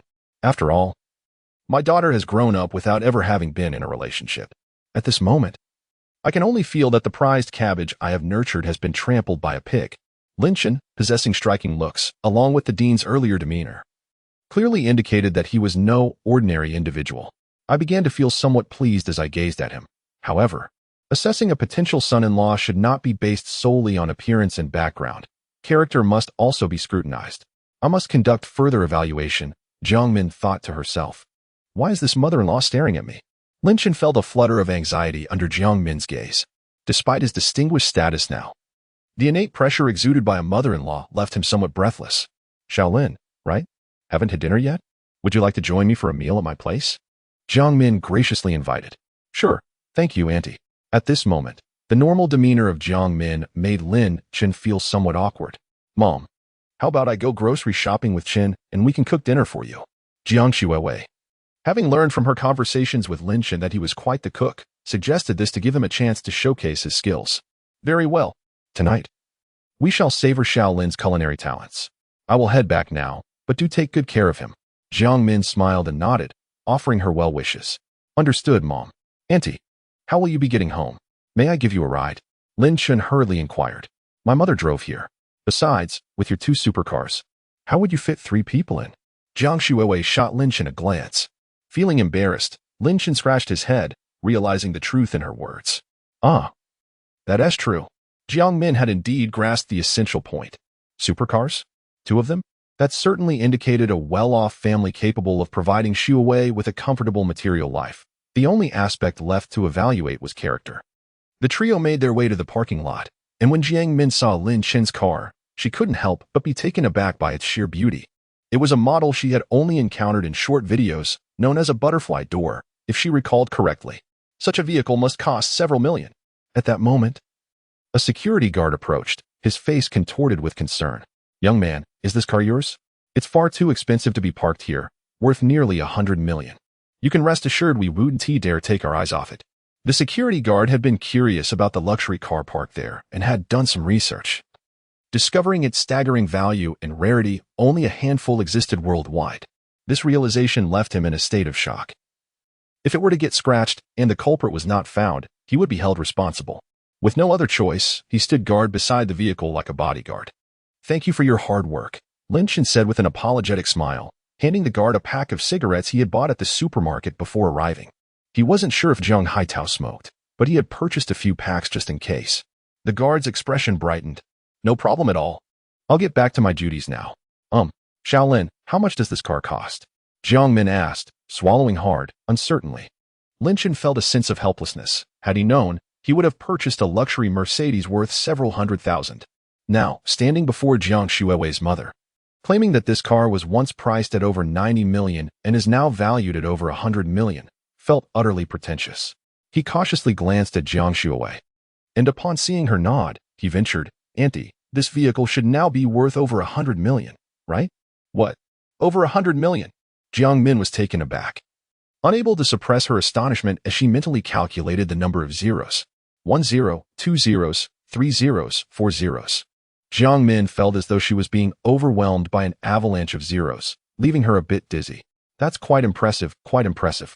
She managed to force a smile. At this moment, she felt as if her daughter was the one who resembled a foolish pig. Chapter 32. The Dilemma of the County Hospital. At this moment, the First People's Hospital of Jinan County is facing adverse public sentiment online, with accusations suggesting that our hospital gains preferential treatment through connections. The director, seated at his desk, massaged his temples, feeling a headache as he gazed at Director Lin standing before him. Emergency cases are not merely a matter of first come, first served, they are contingent upon the circumstances. Linny asserted with an unwavering expression. "I believe I acted appropriately in this situation. That Chao Ji-long has deliberately sought media attention to tarnish our reputation. We should clarify the situation," the director replied dismissively.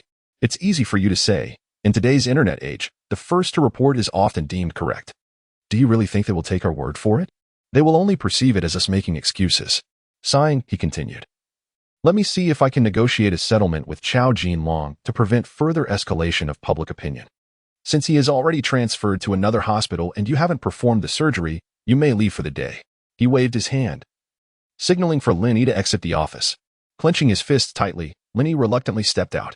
"Brother Lin, how did it go?" Several young doctors and nurses awaited him at the door, their expressions filled with concern. "That Chao Ji-long is insufferable. His condition was critical, yet he still caused a scene.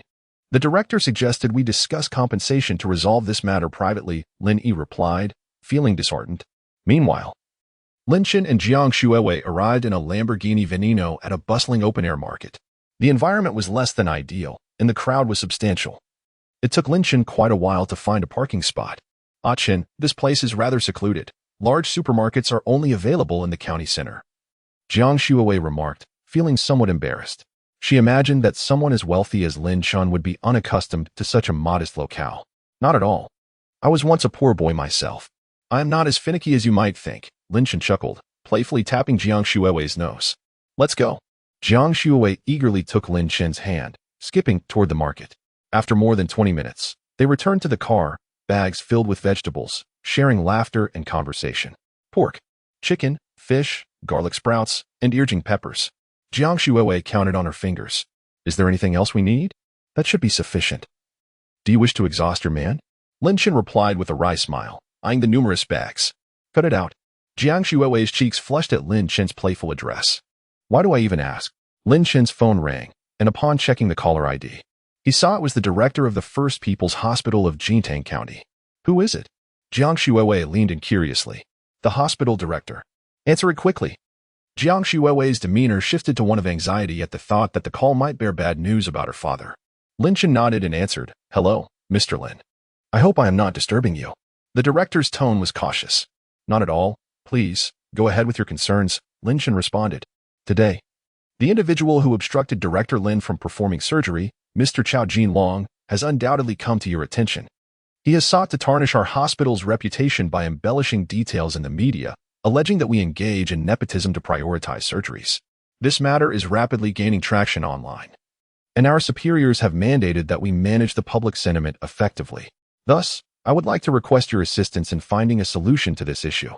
Upon hearing this, Lin Chen's expression darkened. He had not anticipated that Chao Jinlong would prove to be such a formidable adversary, nor that he would harbor such pettiness. What is wrong with this individual? As the call was on speakerphone, Jiang Shuiwei also overheard the conversation and pouted in frustration. Ah Chen, if you could lend a hand, it would be appreciated, especially since this situation arose from the surgery for my father, she suggested tentatively. Lin Chen offered Jiang Shuiwei a reassuring glance.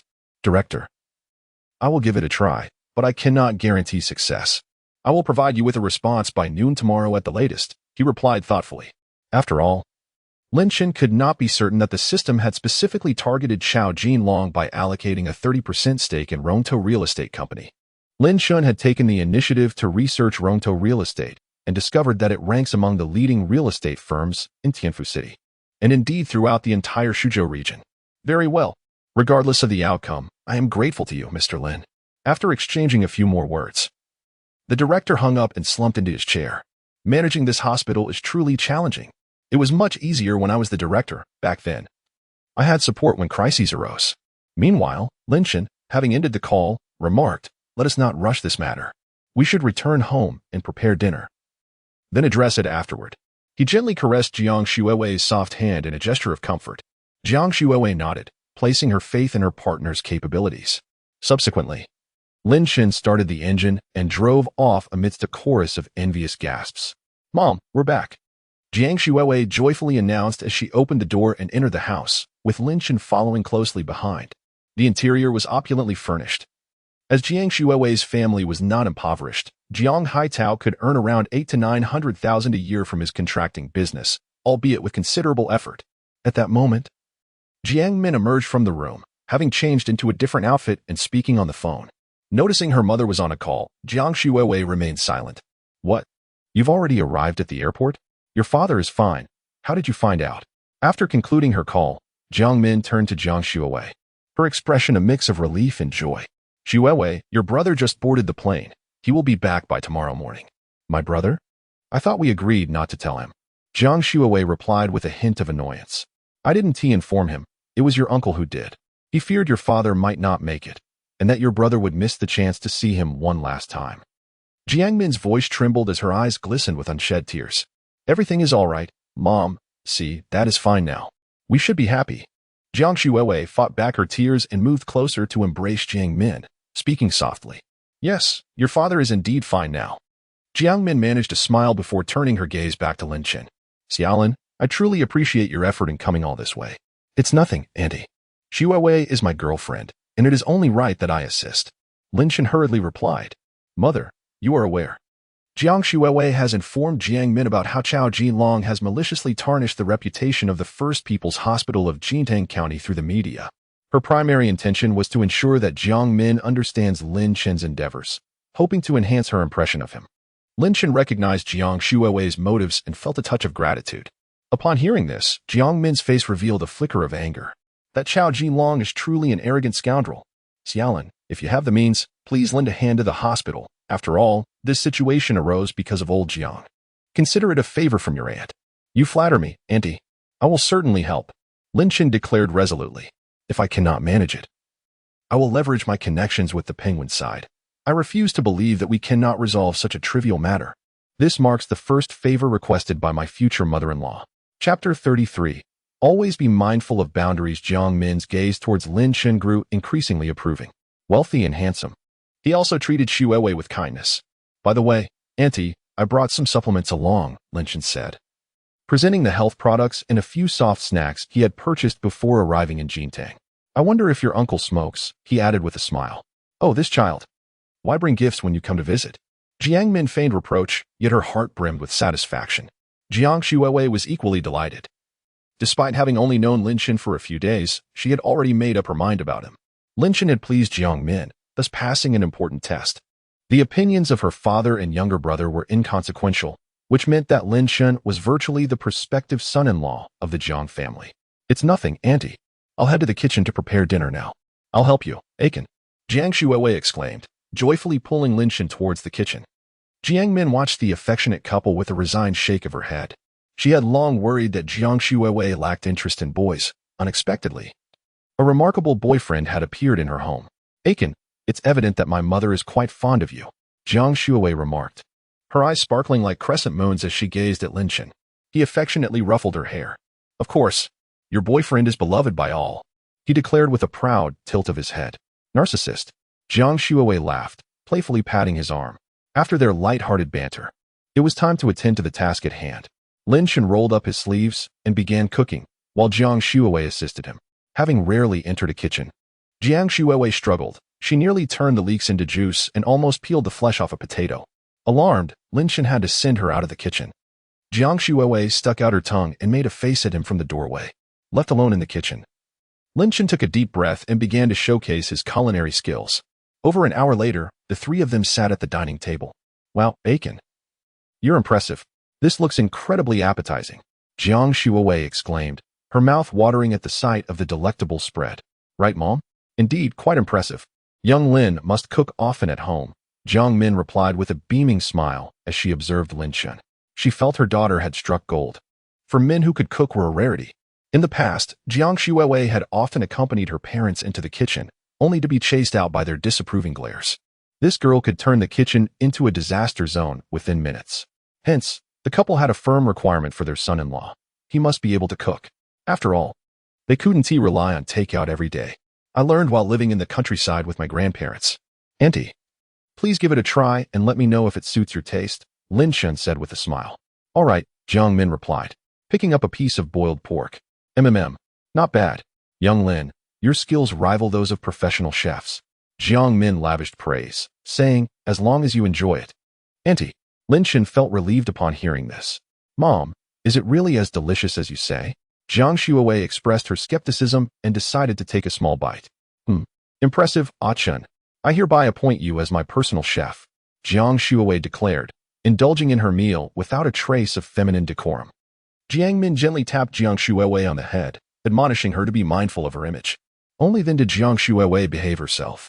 Lin Chen chuckled quietly, only to receive a fierce glare from Jiang Shuiwei. After the meal, Jiang Min hesitated for a moment before deciding to speak up. Shaolin, Auntie is quite pleased with you, but your family's circumstances are rather extraordinary. Have you mentioned Jiang Shuiwei to your parents? Jiang Min pondered for a while before voicing her concern. After all, Lin Chen's family must be quite affluent, and if his parents disapproved of their daughter, wouldn't that lead to trouble? Jiang Shuiwei also set down her chopsticks. She had contemplated this matter as well. Auntie, our family isn't as wealthy as you might think. My parents are just ordinary workers, and they are quite easygoing. Since Shuiwei and I have only recently started dating, I haven't brought it up with them yet. However, I will tell them in a few days, Lin Chen added. He then remarked, but that can't be possible, can it? Isn't the car you drive worth nearly 100 million? Jiang Min looked at Lin Chen with a hint of skepticism.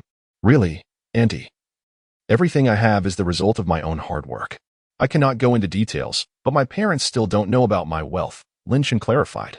I've heard Ah Chen mention it. Jiang Shuiwei nodded in agreement, glancing at Jiang Min. Nonetheless, Jiang Min remained doubtful. Lin Chen appeared to be of a similar age to her daughter. Could he truly afford a car worth 100 million solely on his own? Not to mention his other assets. Was this a tale from a science fiction story? Rest assured, Auntie, I will treat Shuiwei well and ensure she does not suffer any grievances, Lin Chen said softly, casting a tender glance at Jiang Shuiwei as he took her small hand, and then turned to Jiang Min with determination. Very well, Jiang Min conceded with a nod, deciding to wait until Lin Chen spoke to his parents before making any decisions. She stood up to clear the dishes. No, Auntie, allow me. Lin Chen quickly rose to stop Jiang Min's actions. That simply cannot be. You are the guest. It is already quite embarrassing to have you cook. It's fine, Mom. Just let Lin Chen do it. Otherwise, he won't feel at ease, Jiang Shuiwei chimed in with a smile. Lin Chen nodded earnestly. All right then, thank you for your efforts. Shaolin, Jiang Min said after a brief contemplation, smiling with resignation. After Lin Chen and Jiang Shuiwei finished washing up, Jiang Min remarked, Shaolin, You can stay in the room with Xuewei's younger brother. I've changed the bedding to new ones. Holding the soiled sheets. Jiang Min looked at the two as they emerged from the kitchen. Thank you, Auntie. Lin Chen smiled and waved his hand. Mom, you should go rest. You've had a long day. Jiang Xuewei was concerned that Jiang Min might not be able to handle the strain. After all, they had been busy all day. And her emotions were akin to a roller coaster, leaving her both mentally and physically exhausted. She felt the same fatigue. All right, you take care of Shaolin. I shall retire for a while, Jiang Min stated, casting a deliberate warning glance at Jiang Xuewei, implying that she should refrain from any indiscreet actions. Seemingly apprehensive that Jiang Xuewei might not grasp her meaning, she beckoned her into her room. Lin Chen, somewhat perplexed, understood that it was natural for the mother and daughter to share whispers, so he settled on the sofa and took out his phone. Boss, what is the situation on your end? Has something occurred? Do you require our assistance? Please let us know if anything arises. This message came from Chen Xiao and his two companions. Lin Chen felt warmth in his heart and replied promptly. Chairman Lin, I have gathered all pertinent information regarding the penguins for your perusal. This is from Lu Hai. Additionally, there are updates from Ma Teng and Lu Xiu. Meanwhile, in the room, the mother and daughter conversed. Mom, why did you call me in here? Is there something that necessitates a private discussion? Jiang Xuewei asked curiously. Jiang Min sighed, realizing that her foolish daughter, despite excelling academically, was lacking in other areas. I truly believe that Shaolin is a good kid. But you must be cautious in your romantic endeavors. If you decide to pursue a relationship, you must take proper precautions. Jiang Min was quite open-minded. She understood that it was normal for young people to engage in romantic relationships and intimacy, yet it was imperative to avoid unwanted pregnancies. Becoming pregnant before marriage is an extreme act of irresponsibility. Chapter 34. Airport pickup at Suzhou. What on earth are you saying? Jiang Xuewei's face flushed instantly, her hands covering her burning cheeks. Achin and I haven't reached that stage yet. In any case, you all must remember to take proper precautions in the future. After finishing her words, Jiang Min promptly ushered Jiang Xuewei out of the bedroom. What's wrong? Lin Chen, noticing Jiang Xuewei's rosy complexion and the peculiar glint in her eyes, asked in confusion. And nothing. I'm going to take a shower. Jiang Xuewei, avoiding Lin Chen's gaze, lowered her head and fled in haste. Lin Chen felt utterly bewildered. As he listened to the sound of water from the bathroom, his mind began to wander. He was earnestly reviewing the materials sent by Lu Hai on his phone. Yet his eyes would occasionally dart toward the bathroom. At last, the water ceased, and the bathroom door swung open. Achin, come in. I'll show you which towel is mine. Jiang Xuewei emerged, clad in a pink nightgown, exuding the enchanting aura of a beauty emerging from a bath, stirring an uncontrollable restlessness within Lin Chen. Little Lin Chen, you must remain composed. This is your mother-in-law's home. Taking a few deep breaths, Lin Chen stood and made his way to the bathroom. This pink towel is mine, and the one below is for drying your feet. As Jiang Xuewei spoke, she started to sense something amiss. Achin, are you listening to me? Only then did Lin Chen withdraw his gaze from her fair, exposed thigh, swallowing hard. Huh. I'm listening. Jiang Xuewei felt a surge of triumph within. She knew Lin Chen was stealing glances at her. Well, I'll head back to sleep now. I need to wake up early tomorrow to pick up my little brother. Just as Jiang Xuewei turned to leave, Lin Chen abruptly grasped her wrist. Jiang Xuewei understood what was about to transpire, tightly closing her eyes as her lips were sealed by his. After a long moment, they parted. My mother is home. What if she finds out? Jiang Xuewei panted slightly, her face flushed with displeasure. It's fine. Mom knows we're dating, Lin Chen replied, gently tucking a few strands of hair behind her ear, a smile gracing his lips. Who is your mother? We haven't even started yet. You will inevitably be mine. Lin Chen possessively wrapped his arms around Jiang Xuewei, his hands growing a little restless. I'll go back to sleep now.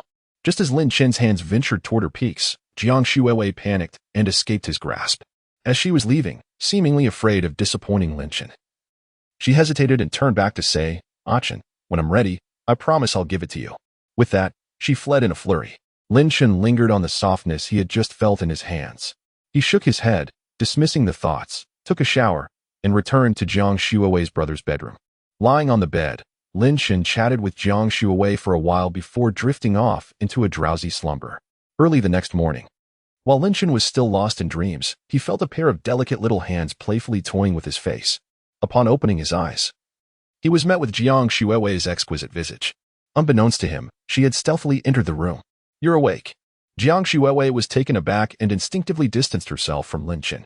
Lin Chen nodded slightly. Please hurry and freshen up after breakfast. Accompany me to pick up my younger brother. Jiang Shuiwei pecked Lin Chen lightly on the cheek and exited the bedroom with a smile. Lin Chen shook his head helplessly, tidied up the bedding, and also left the room. Xiao Lin is awake. Hurry and wash up. Annie has prepared some porridge. After breakfast, you both will go to pick up Shuiwei's brother while I head to the hospital, Jiang Min said with a smile. All right, Auntie, Lin Chen replied. After washing up and having breakfast, he and Jiang Shuiwei stepped out. Chen, how are we going to fit 3 people in the car to pick up Jiang Lei? Jiang Shuiwei inquired. Jiang Lei was her brother, who had been studying abroad but returned home overnight upon learning about Jiang Haitao's situation. Indeed. Since Jiang Min is going to the hospital, she will need the car, and our vehicle is a 2-seater, Lin Chen said with a hint of frustration. Had I known earlier, I would have purchased a larger car. At that moment, a phone call came through. Is this Mr. Lin Chen? Yes, it is. Hello, Mr. Lin. I am Xiao Huang from Ronto Real Estate. Since you acquired 30% of our shares yesterday, I would like to know when you plan to visit our company. I should have some time today. I have a few matters to attend to, so I will hang up for now. Understood. I apologize for the interruption, Mr. Lin. After the call ended, Jiang Shuiwei stared at Lin Chen intently. You acquired 30% of Ronto Real Estate? Indeed. Are you familiar with the company? Lin Chen asked with curiosity. Yes, my father frequently handles orders from Ronto Real Estate, Jiang Shuiwei explained, as her father is the head of a construction team, allowing her some insight into such matters. How fortuitous. Once Jiang Shu is well, I will discuss this with Ronto Real Estate, Lin Chen implied. Though he did not state it explicitly, Jiang Shuiwei, understanding his meaning, joyfully embraced Lin Chen and kissed him. Thank you, Chen. Let's go pick up your brother. His flight is about to arrive. After some contemplation, Lin Chen decided to address it at the airport. All right. Lin Chen drove with Jiang Shuiwei for over an hour before arriving at Suzhou Airport. Being one of the busiest airports in the country, it was bustling with luxury vehicles. Lin Chen spotted numerous sports cars, including Maseratis, Porsches, and Lamborghinis. However, when Lin Chen's car pulled up outside the airport, it caused a small commotion. This place, unlike smaller towns, recognized these as sports cars but lacked any concept of their value. Yet, this was Suzhou Airport, where affluent second-generation heirs were plentiful. Am I seeing things? Is that a poison? One bystander exclaimed. Incredible, there are only about 9 of those soft tops globally, right? The decadence of capitalism. After parking, the astonishment of the surrounding crowd did not affect the two. As Lin Chen and Jiang Shuiwei exited the car, several security personnel hurried over. Sir, we will take care of your vehicle. Thank you, Lin Chen replied. Lin Chen nodded and led Jiang Shuiwei into the bustling Suzhou International Airport. After a brief wait, Jiang Shuiwei pointed to a young man in a pristine white shirt, dragging a suitcase, exuding an aura of innocent charm. My brother has arrived, she exclaimed, waving enthusiastically at him. The young man noticed Jiang Shuiwei and made his way towards the pair, though his gaze held a hint of perplexity as he regarded Lin Chen beside her. Sister, how is our father? Jiang Lei inquired hastily upon his arrival. Father is fine now, don't worry, Jiang Shuiwei replied with a reassuring smile. Jiang Lei visibly relaxed. After an 11 to 12-hour flight, the matter had occupied his thoughts, leaving him little rest. He then turned his attention to Lin Chen, asking, and who might you be? Chapter 35, A Mercedes as a Greeting.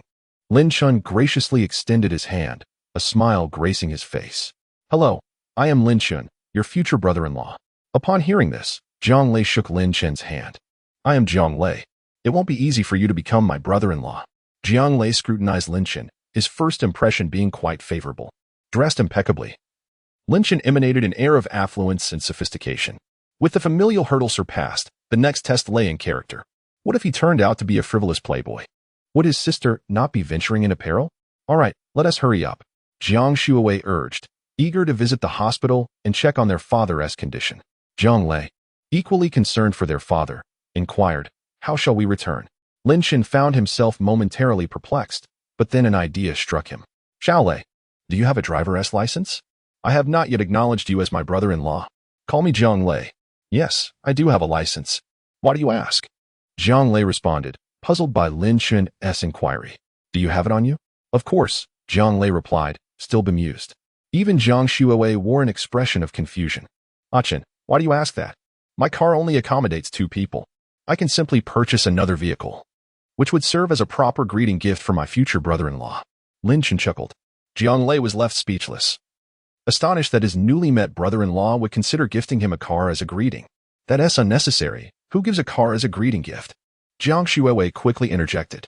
Even if one is wealthy, such extravagance is unwarranted. Initially, Jiang Lei harbored doubts about Lin Chen's claims, but upon hearing his sister's words, he was convinced of Lin Chen's capabilities. He knew his sister well. It's no trouble. How much could a car possibly cost? Lin Chen replied nonchalantly, then turned to Jiang Lei. What car do you like? Seeing she could not dissuade Lin Chen, Jiang Shuiwei relented. Brother-in-law, just call me Xiao Lei. I particularly like Mercedes. At that moment, Jiang Lei felt immense satisfaction with his brother-in-law. His sister was indeed remarkable, returning from university with such a wealthy suitor. Lin Chen smiled faintly, finding Jiang Lei quite amusing. All right then, open your phone and check for nearby Mercedes dealerships. Add me as a friend and share the location with me, and we shall head there directly. However, you will need to take a taxi. My car can only seat two. As he spoke, Lin Chen retrieved his phone and added Jiang Lei to his contacts. Sure thing, brother-in-law, Jiang Lei replied, delight radiating from him, and he eagerly began searching. Before long, he located a nearby Mercedes dealership and shared the location with Lin Chen. Lin Chen reviewed the address on his phone and nodded in satisfaction. Soon, the three of them exited the Suzhou airport together. Upon arriving outside the airport, Lin Chen glanced at the neatly parked taxis and turned to Jiang Lei, saying, Xiao Lei, you should take a taxi first. I'll accompany your sister to retrieve the car from the parking lot. Jiang Lei eagerly accepted, responding with enthusiasm, sure thing, brother-in-law. A beaming smile lit up his face as he contemplated his very first car. Seeing Jiang Lei's exuberance, Lin Chen couldn't help but chuckle. Meanwhile, Jiang Shuiwei silently followed Lin Chen toward the parking area. In the parking lot, a security guard was tasked with overseeing Lin Chen's vehicle to ensure it remained unscathed. Lin Chen expressed his gratitude by handing the guard a pack of cigarettes, to which the guard promptly thanked him. Soon after, Lin Chen and Jiang Shuiwei entered the car and set off toward the Mercedes-Benz dealership where they had arranged to meet Jiang Lei.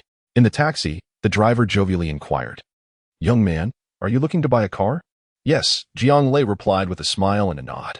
The driver continued, I envy you. You seem quite young. Are you still in university?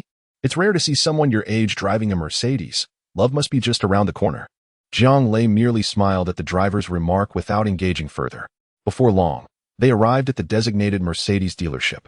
After settling the fare, Jiang Lei waited by the roadside for Lin Chen and Jiang Shuiwei. Shortly thereafter, a Lamborghini Veneno pulled up. Wow, a Lamborghini? That car must be worth at least 10 million. Jiang Lei exclaimed in astonishment. Just as he was marveling, the vehicle came to a halt right in front of him. Peering inside, he recognized Lin Chen and Jiang Shuiwei.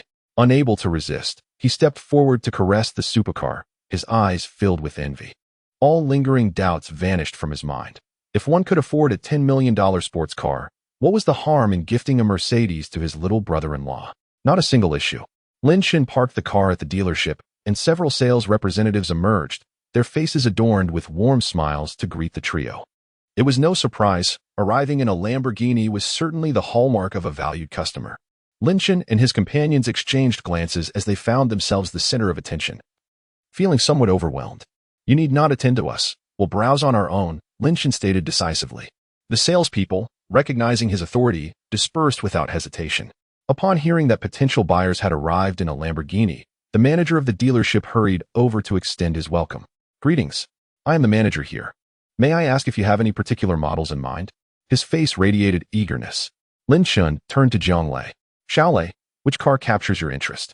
Jiang Shuiwei quickly glanced at Jiang Lei, her eyes filled with a threatening glint. If you dare mention a car worth millions, just watch me handle you.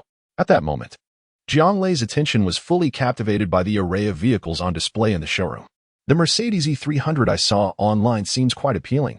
I really like its interior. Although Jiang Lei has a fondness for supercars, he hesitated to express a preference for the Mercedes-Benz, considering it was a gift from Lin Chen.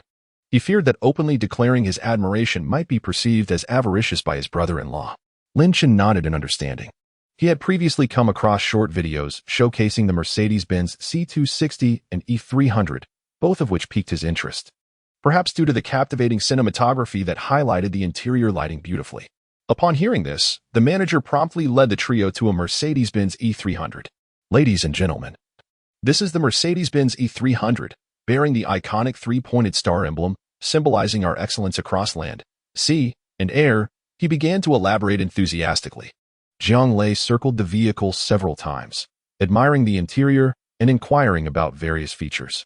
What do you think, Xiaolei? Lin Chen inquired, glancing at his phone. Realizing that time was of the essence. Brother-in-law, I would like the E300L. I truly adore it, Jiang Lei responded, his expression brimming with excitement. Let us proceed with the payment, full amount by card, and opt for the highest configuration, Lin Chen declared, producing his platinum card from Huaxia Bank and addressing the manager. Chapter 36. Jiang Haitao awakes. The manager's smile broadened, and he promptly led Lin Chen to complete the payment procedures. In no time, the formalities were concluded. The total amounted to a little over 600,000. He had also generously spent extra to expedite the license plate processing at the dealership. Jiang Lei gazed at the pristine Mercedes-Benz E300L, his excitement causing him to dance with joy. He could hardly believe that today he would truly possess a luxury car of his own. Brother-in-law, this is beyond my wildest dreams. I scarcely know what to say. Jiang Lei exclaimed, his words tumbling out in a rush of exhilaration. Lin Chen patted Jiang Lei on the shoulder, smiling as he encouraged, Xiaolei. Work hard and come join my company after graduation. This is merely the beginning. Jiang Shuiwei observed from the side. Feeling a mix of emotions, touched by Lin Chen's generosity and affection towards her family, yet somewhat helpless at the rapid pace of expenditure. Soon, the temporary license plates were delivered promptly. All right, let us hurry to the hospital to see Dad, Jiang Shuiwei said. Jiang Lei eagerly took the driver's seat. Sister, brother-in-law, I shall take my leave now and not intrude upon your couple's world. With that, Jiang Lei drove his beloved car away from the dealership. Jiang Shuiwei's cheeks flushed slightly. She felt a bit embarrassed by her younger brother's teasing. Lin Chen affectionately pinched Jiang Shuiwei's cheek. Let us be on our way. Jiang Shuiwei nodded with happiness. And together they departed in the poison vehicle. As the engine roared to life, Lin Chen exited the Mercedes dealership. Hey, do you know what that Lamborghini was earlier? One of the female sales associates exclaimed excitedly, pointing towards Zhou. A Lamborghini supercar must be worth several million, right? But I estimate that particular one is at least in the tens of millions. Indeed, it takes a considerable fortune to own such a high-value vehicle. We could work for a year and still not afford even a single wheel of that car. Incorrect. I just looked it up. That car is called the Lamborghini Poison. It is globally limited to just over 10 units. This one is a soft top, valued at nearly 100 million. However, I reckon purchasing it would require several hundred million. What? That's insane. Even Fast and Furious would dare depict such extravagance. How outrageous. The sales associates were left in astonishment. The manager, having emerged from the back, lamented his missed opportunity, wishing he had mustered the courage to ask for contact information. Upon arriving in Jintang County, Lin Chen and Jiang Shuiwei visited a nearby supermarket to purchase some fruits and supplements. At the hospital, they found Jiang Lei's Mercedes parked in the lot. After parking, Jiang Shuiwei linked her arm with Lin Chen's as they made their way to Jiang Father's hospital room. Jiang Father had undergone a successful surgery the previous day and had been moved to a general ward after more than 10 hours of observation. He was now awake. Resting in bed, listening to Jiang Lei recount his studies and life abroad, his face beaming with joy. Jiang Min was nearby, slicing apples for Jiang Father. By the way, Mom and Dad, brother-in-law bought me a car. A Mercedes, Jiang Lei said excitedly. Regarding the brother-in-law mentioned by Jiang Lei, Jiang Haitao had already learned about him from his wife's words. He is quite wealthy, handsome, and treats Shuiwei exceptionally well. This is the evaluation that Jiang Min has of Lin Chen. As the saying goes, a mother-in-law becomes increasingly fond of her son-in-law the more she observes him.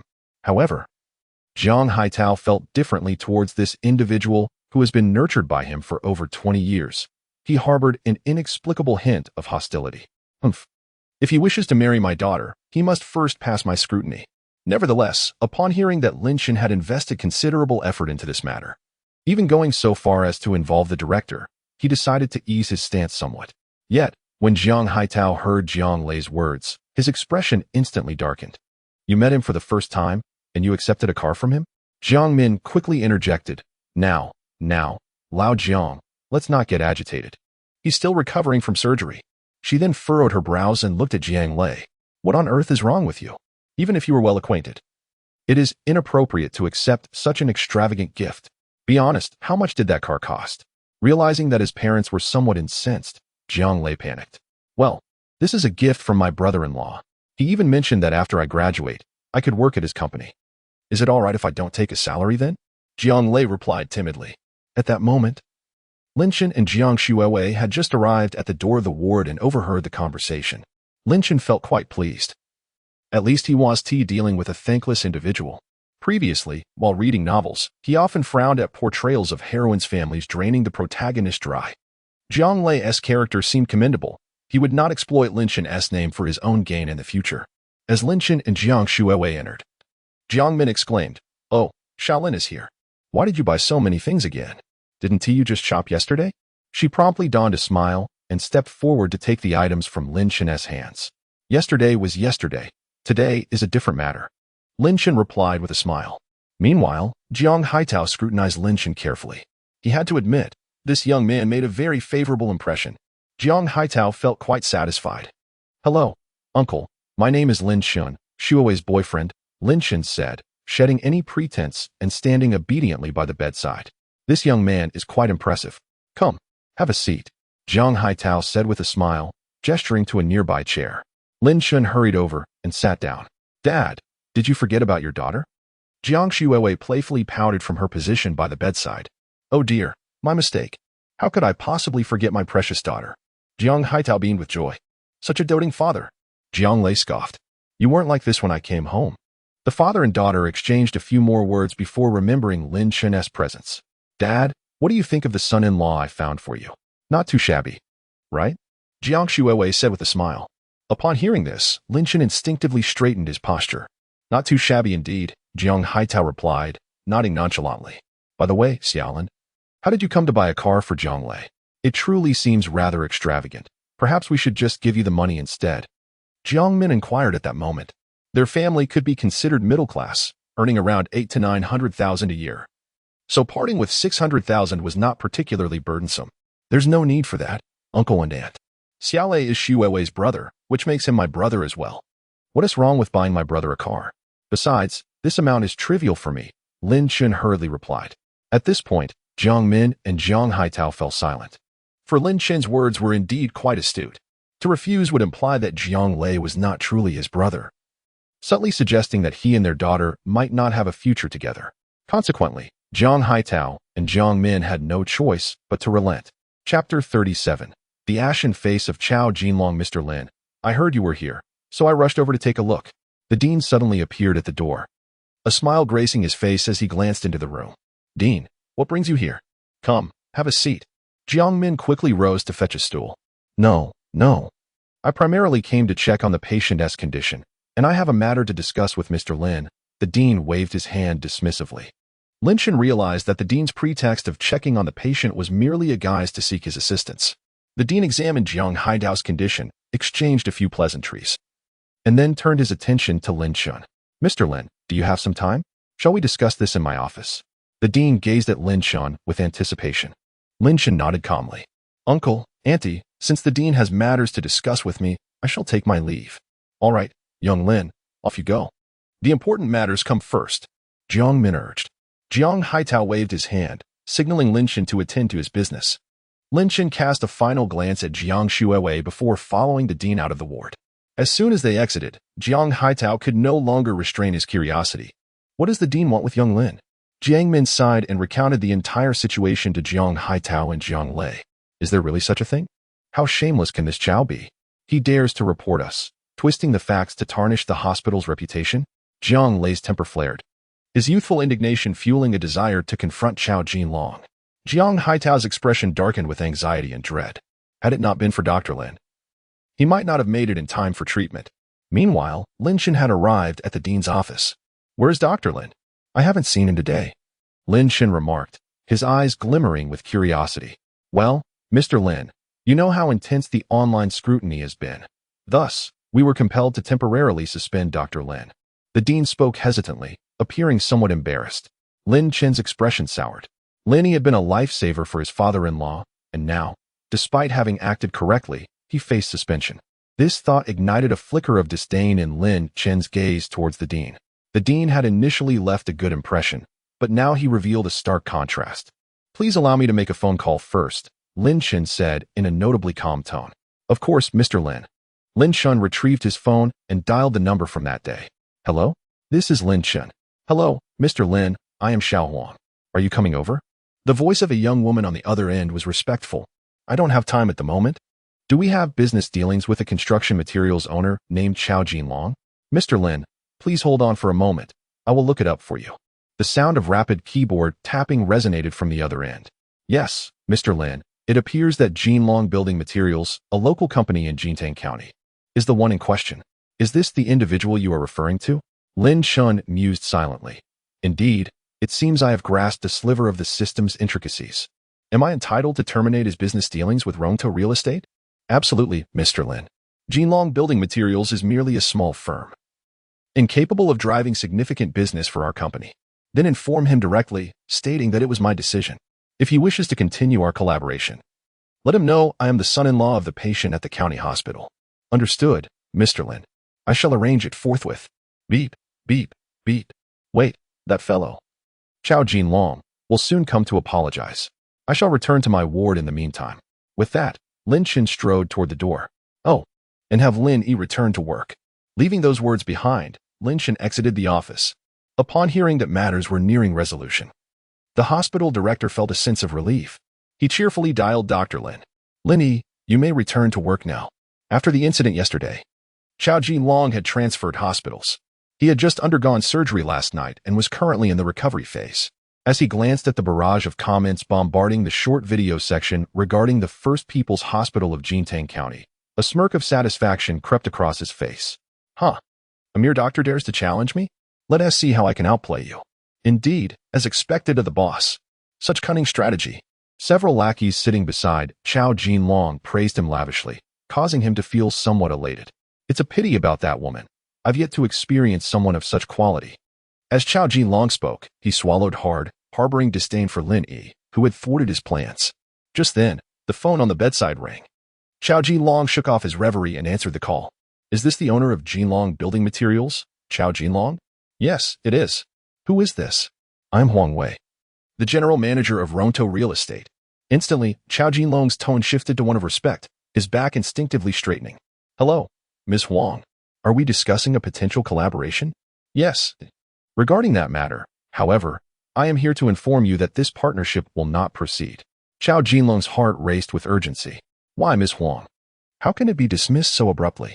Wasn't it mentioned that we would discuss it in a few days? Regrettably, it seems that conversation is no longer feasible. May I inquire if Mr. Qiao has offended anyone at the county hospital? Huang Wei's voice struck Xiao Jinlong like a bolt of lightning, leaving him momentarily stunned. Offended someone at the county hospital? The patient slated for surgery? That seems unlikely. That woman nearly knelt before me, indicating she held no influential connections. The hospital director? Unlikely as well. How could a county hospital director have the connections to reach the general manager of Ronto Real Estate? Moreover, from Huang Wei's tone, it was evident that the person behind this was someone even she dared not offend. It seemed he had unwittingly crossed a line. For a moment, Xiao Jinlong could not recall whom he had wronged, and he could only respond with a forced bravado, were it not for the significance of this business deal to him. Coupled with the esteemed position of Ronto Jidi within the construction industry, not only in Tianfu City but throughout the entire Suzhou region, he would have considered abandoning the endeavor entirely. Then it is settled. If you wish to continue our collaboration, you must address the grievances of the patient you offended that day, Huang Wei stated. Upon hearing that the matter pertained to the patient from that day, Xiao Jinlong was instantly taken aback, and with great trepidation, he inquired, Director Huang, may I ask about the background of that individual? On the other end of the line, Huang Wei fell silent for a moment before replying, the new major shareholder of Ronto Jidi. With that, she hung up the phone. Meanwhile, Xiao Jinlong's face turned ashen. Had he truly offended the big boss of Ronto Jidi? He felt an overwhelming urge to slap himself in disbelief. Chapter 38. You knocked instead of knocking? One could say that as long as that individual uttered a few words, Xiao Jinlong would be left with no choice but to await the inevitable bankruptcy of his company. Observing the grim expression on Xiao Jinlong's face, his subordinates hastily inquired, Is everything all right, boss? Do you want us to fetch a doctor? Fetch your grandfather. Hurry and arrange my discharge, then take me to the county people's hospital. Xiao Jinlong bellowed angrily. His subordinates, bewildered by the sudden outburst, complied without hesitation. Mere minutes later, several doctors arrived in a hurried manner. Mr. Chow, you underwent surgery just last night. You cannot be discharged yet, one of the doctors urged. I must leave today, Chow Jinlong retorted bluntly. Despite the doctor's repeated pleas, they were met with further tirades from him. Ultimately, they had no choice but to have him sign a waiver before facilitating his discharge. Before long, his subordinates escorted him to the First People's Hospital of Jintang County. Upon their arrival, the doctors and nurses at the entrance exchanged incredulous glances before promptly walking away with disdain. This left Chow Jinlong feeling somewhat embarrassed.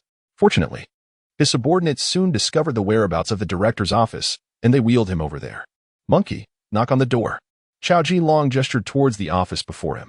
The subordinate, nicknamed Monkey, chuckled and kicked the door instead. Bang! The door swung open, startling the director who was engrossed in his work. Upon realizing it was Chow Jinlong accompanied by several imposing figures, the director trembled in fear and hastily grabbed the phone to call security.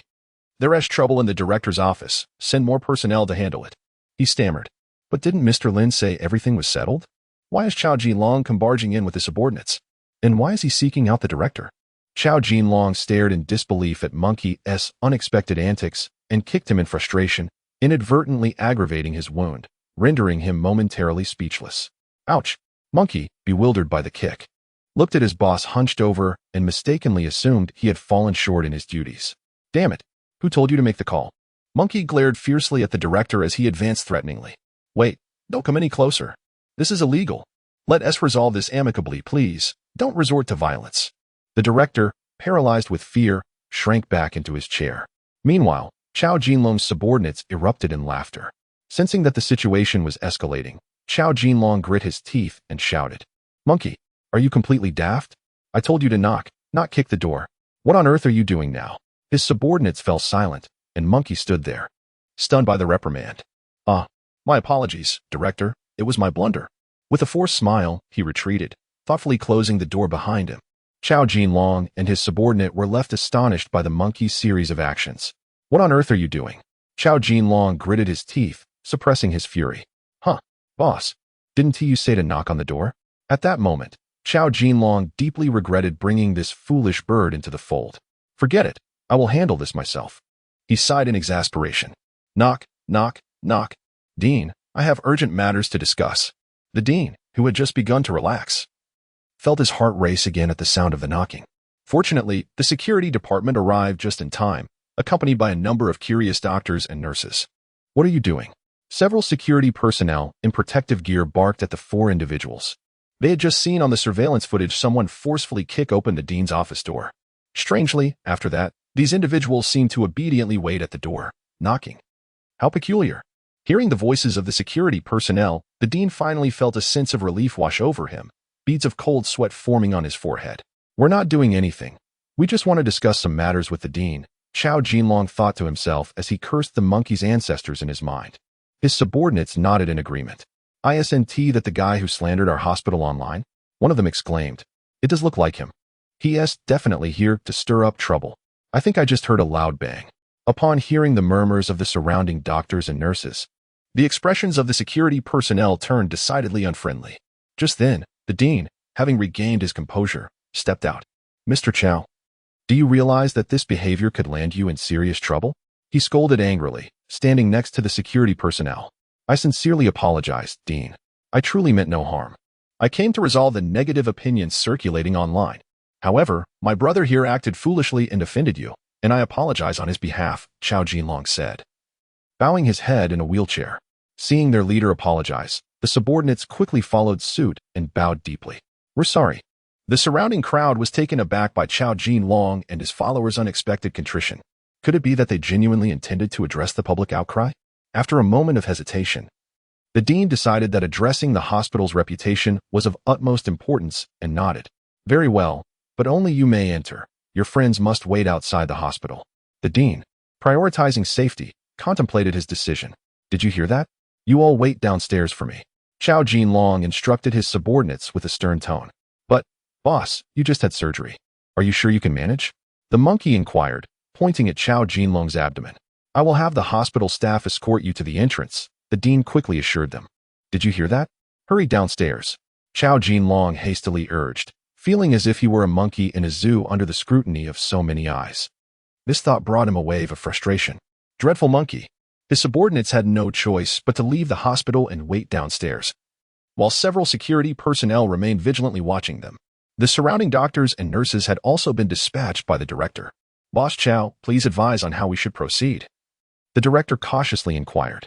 Director, I will promptly record a clarifying video to elucidate the entire sequence of events, ensuring that we do not bring any trouble to the hospital. Chow Jinlong declared with righteous determination. However, may I inquire about the family of the patient who underwent surgery yesterday in that ward? Indeed, it was Mr. Lin's intervention. The director could not help but feel a sense of admiration. If even a figure like Chow Jinlong, known for his considerable influence, could be subdued. It was evident that Mr. Lin's background was formidable. Chapter 39. Slapping myself 10 times. The dean hesitated for a moment and said, in room 302. But do not cause any trouble. Chow Jinlong quickly nodded. Rest assured, Dean, I will not create any disturbances. I merely wish to offer my apologies in person. The dean regarded him with skepticism but nevertheless replied, very well. Once you have recorded your clarification video, make haste to go over there. Do not delay too long. Chow Jinlong complied and soon finished recording the video, which he subsequently posted online. A nurse, arranged by the dean, wheeled him to the door of room 302. Taking a deep breath, Chow Jinlong knocked gently before maneuvering his wheelchair inside. Inside the room, Lin Chen found himself under intense questioning from Jiang Haitao regarding his emotional status and whether he was truly sincere towards their beloved Xuewei. The barrage of inquiries left Lin Chen in a state of despair as the questions came in relentless succession. Just then, Chow Jinlong entered the room in his wheelchair. Jiang Haitao paused, about to inquire about the purpose of his presence when Jiang Min, visibly furious, interjected, "What are you doing here? You are not welcome. Leave. Do you not realize that if you delay any longer, my husband may not survive?" Jiang Min shouted at Chow Jinlong, her agitation palpable. Upon hearing this, Jiang Lei instantly recognized him, his blood boiling as he clenched his fists, ready to lash out at Chow Jinlong, cursing vehemently. "You scoundrel, how dare you come here? I will make you pay." This scene startled Chow Jinlong, who instinctively raised his hands to shield himself. Jiang Xuewei quickly restrained Jiang Lei, exclaiming, "Xiao Lei, do not act impulsively. Violence leads to imprisonment." Lin Chen hurriedly stepped forward to intervene, aiming to curb Jiang Lei's escalating fury. Jiang Lei harbored a deep-seated hatred for the man who had nearly cost him his father. "Enough," Jiang Haitao admonished sharply, prompting Jiang Lei to simmer down. Though his gaze towards Chow Jinlong remained fierce, Jiang Lei had honed his fighting skills primarily to protect Jiang Xuewei, who had always been strikingly beautiful, attracting the admiration of many boys and the attention of several ne'er-do-wells at school. One year, when he was in the first year of junior high and Jiang Xuewei was in her third year, he decided to wait for her after school. Upon arriving at her classroom, he was met with the sight of several boys surrounding Jiang Xuewei, spewing foul language while she cowered in a corner, tears streaming down her face. This scene ignited a fire within Jiang Lei, and he bellowed, "How dare you bully my sister?" He charged forward, delivering a swift kick that sent one boy crashing to the ground. The remaining boys quickly reacted, attempting to restrain Jiang Lei, but he fought like a whirlwind, using anything within reach as a weapon. The ferocious onslaught finally intimidated the boys, who fled in haste, nursing their wounds. With bruises adorning his body and blood on his face, Jiang Lei grinned broadly at Jiang Xuewei. "Sister, I scared those bullies away." Jiang Xuewei rushed into his arms, crying like a heartbroken child. Upon returning home, Jiang Xuewei burst into tears upon seeing Jiang Min and Jiang Haitao, her sobs overwhelming her. Meanwhile, Jiang Lei busily attempted to comfort his sister. After learning the details of the incident, Jiang Min lovingly embraced her daughter, gently caressing the bruise on her son's forehead, her eyes brimming with tears. Jiang Haitao remained silent for a considerable time before finally speaking. "Son, you did exceptionally well. Such individuals deserve a thorough beating. Whatever trouble arises, your father will take care of it." Hearing this, Jiang Lei smiled with pride, while Jiang Haitao could not help but rub his eyes as he looked at his son. Subsequently, when the parents of the boys involved came to the school to cause a scene, Jiang Haitao firmly stated, "My son fought well. Scoundrels like that, who lack any skills, deserve to be taught a lesson. I will cover all the medical expenses." From that moment on, no one dared to provoke the siblings again. "This is a hospital. What kind of behavior is this?" Jiang Haitao admonished in a low voice, casting a cold glance at Chow Jinlong. "What brings you here?" Chow Jinlong, realizing the gravity of the situation, hurriedly explained, I am here to apologize. My actions yesterday were indeed reprehensible, and I have come to acknowledge my mistakes. I sincerely hope for your forgiveness." The others in the ward looked on in astonishment, except for Lin Chen. Jiang Haitao immediately grasped the situation. "Xiaolin, please handle this." Lin Chen nodded and turned to Chao Jinlong. "Do you know who I am?" Chao Jinlong, recognizing the distinguished young man before him dressed in Givenchy, understood immediately. This must be the main figure. Yet, he appeared so young, seemingly no more than 18 or 19. He nodded vigorously, like a chick pecking at grains. "I understand. I truly apologize. I have come to realize my errors. Please, forgive me this once." Lin Chen smiled faintly, observing Chao Jinlong. At that moment, Chao Jinlong's mind raced. "If I slap myself 10 times, can we consider this matter settled, Uncle Jiang?" Lin Chen turned to Jiang Haitao as he spoke. "I think that's a good idea." Jiang Haitao wholeheartedly agreed, his impression of Lin Chen rising significantly. Being resolute towards adversaries is commendable. Without adequate means, even talent cannot lead one far. However, Jiang Min felt a twinge of compassion and was about to offer some words of comfort when Jiang Lei tugged at her sleeve, prompting her to swallow her words. For Jiang Lei, it felt somewhat unfair to let Chao Jinlong off so easily. Jiang Shuiwei merely watched with cold indifference, saying nothing. Chao Jinlong's expression darkened at their reactions. After much hesitation, he finally made up his mind. Slap, slap, slap. He delivered 10 slaps to himself, his face beginning to swell. "Are you satisfied now?" Chao Jinlong murmured. "That will suffice. You may leave now. As for our cooperation, as long as your materials meet the standards, I shall not make things difficult for you." Lin Chen replied coolly. "Thank you." Chao Jinlong bowed his head, while seated in his wheelchair, and then exited the ward. "Humph, I still feel he has been somewhat underestimated." Jiang Lei remained somewhat indignant. "Enough. We live in a society governed by the rule of law. Do you truly wish to resort to severing a few of his fingers?" Jiang Haitao shot him a stern glance, causing Jiang Lei's bravado to wane. "We must extend our gratitude to Xiaolin. If it weren't for him, we would have invited considerable trouble upon the hospital." Jiang Min lamented. "You flatter me, aunt. These are merely my obligations," Lin Chen quickly replied. "Indeed, mother. Lin Chen is your future son-in-law. There is no need for formality between you two," Jiang Shuwei boldly remarked, her cheeks tinged with a rosy hue. Lin Chen was taken aback. Could such words truly be uttered at this moment? "Exactly. Don't be overly polite with my brother-in-law," Jiang Lei chuckled. Having come to understand the entirety of the situation and Lin Chen's capabilities, this younger brother-in-law found himself thoroughly impressed by Lin Chen. Chapter 40. Requesting leave in the name of penguins. "Ha, you are absolutely right. Lao Jiang, what do you think?" Jiang Min chuckled, subsequently turning her gaze toward Jiang Haitao. Lying on the hospital bed, Jiang Haitao was momentarily taken aback by Jiang Min's inquiry. A fleeting hesitation crossed his face before he managed to force a smile and replied, "Ah, yes, yes." His tone bore a hint of reluctance. Upon hearing this, Jiang Shuiwei's face instantly lit up, her smile blooming like spring flowers, illuminating the entire ward. Her affectionate gaze shifted toward Lin Chen, brimming with undeniable affection. Lin Chen, taken aback, couldn't help but marvel inwardly. Had he succeeded in his pursuit so effortlessly?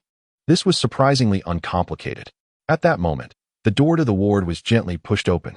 "Oh dear, Dr. Lin, it's so wonderful to finally see you. Our family has been eager to express our gratitude in person." Entering was Lin Yi. "There is no need for such formality, Auntie. I merely came to check on Uncle S' condition," Lin Yi replied with a smile, discreetly sizing up Lin Chen.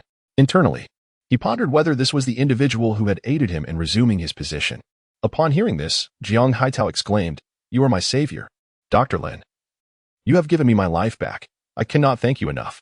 His voice was filled with heartfelt gratitude as he firmly clasped Lin Yi's hand, his eyes glistening with unshed tears.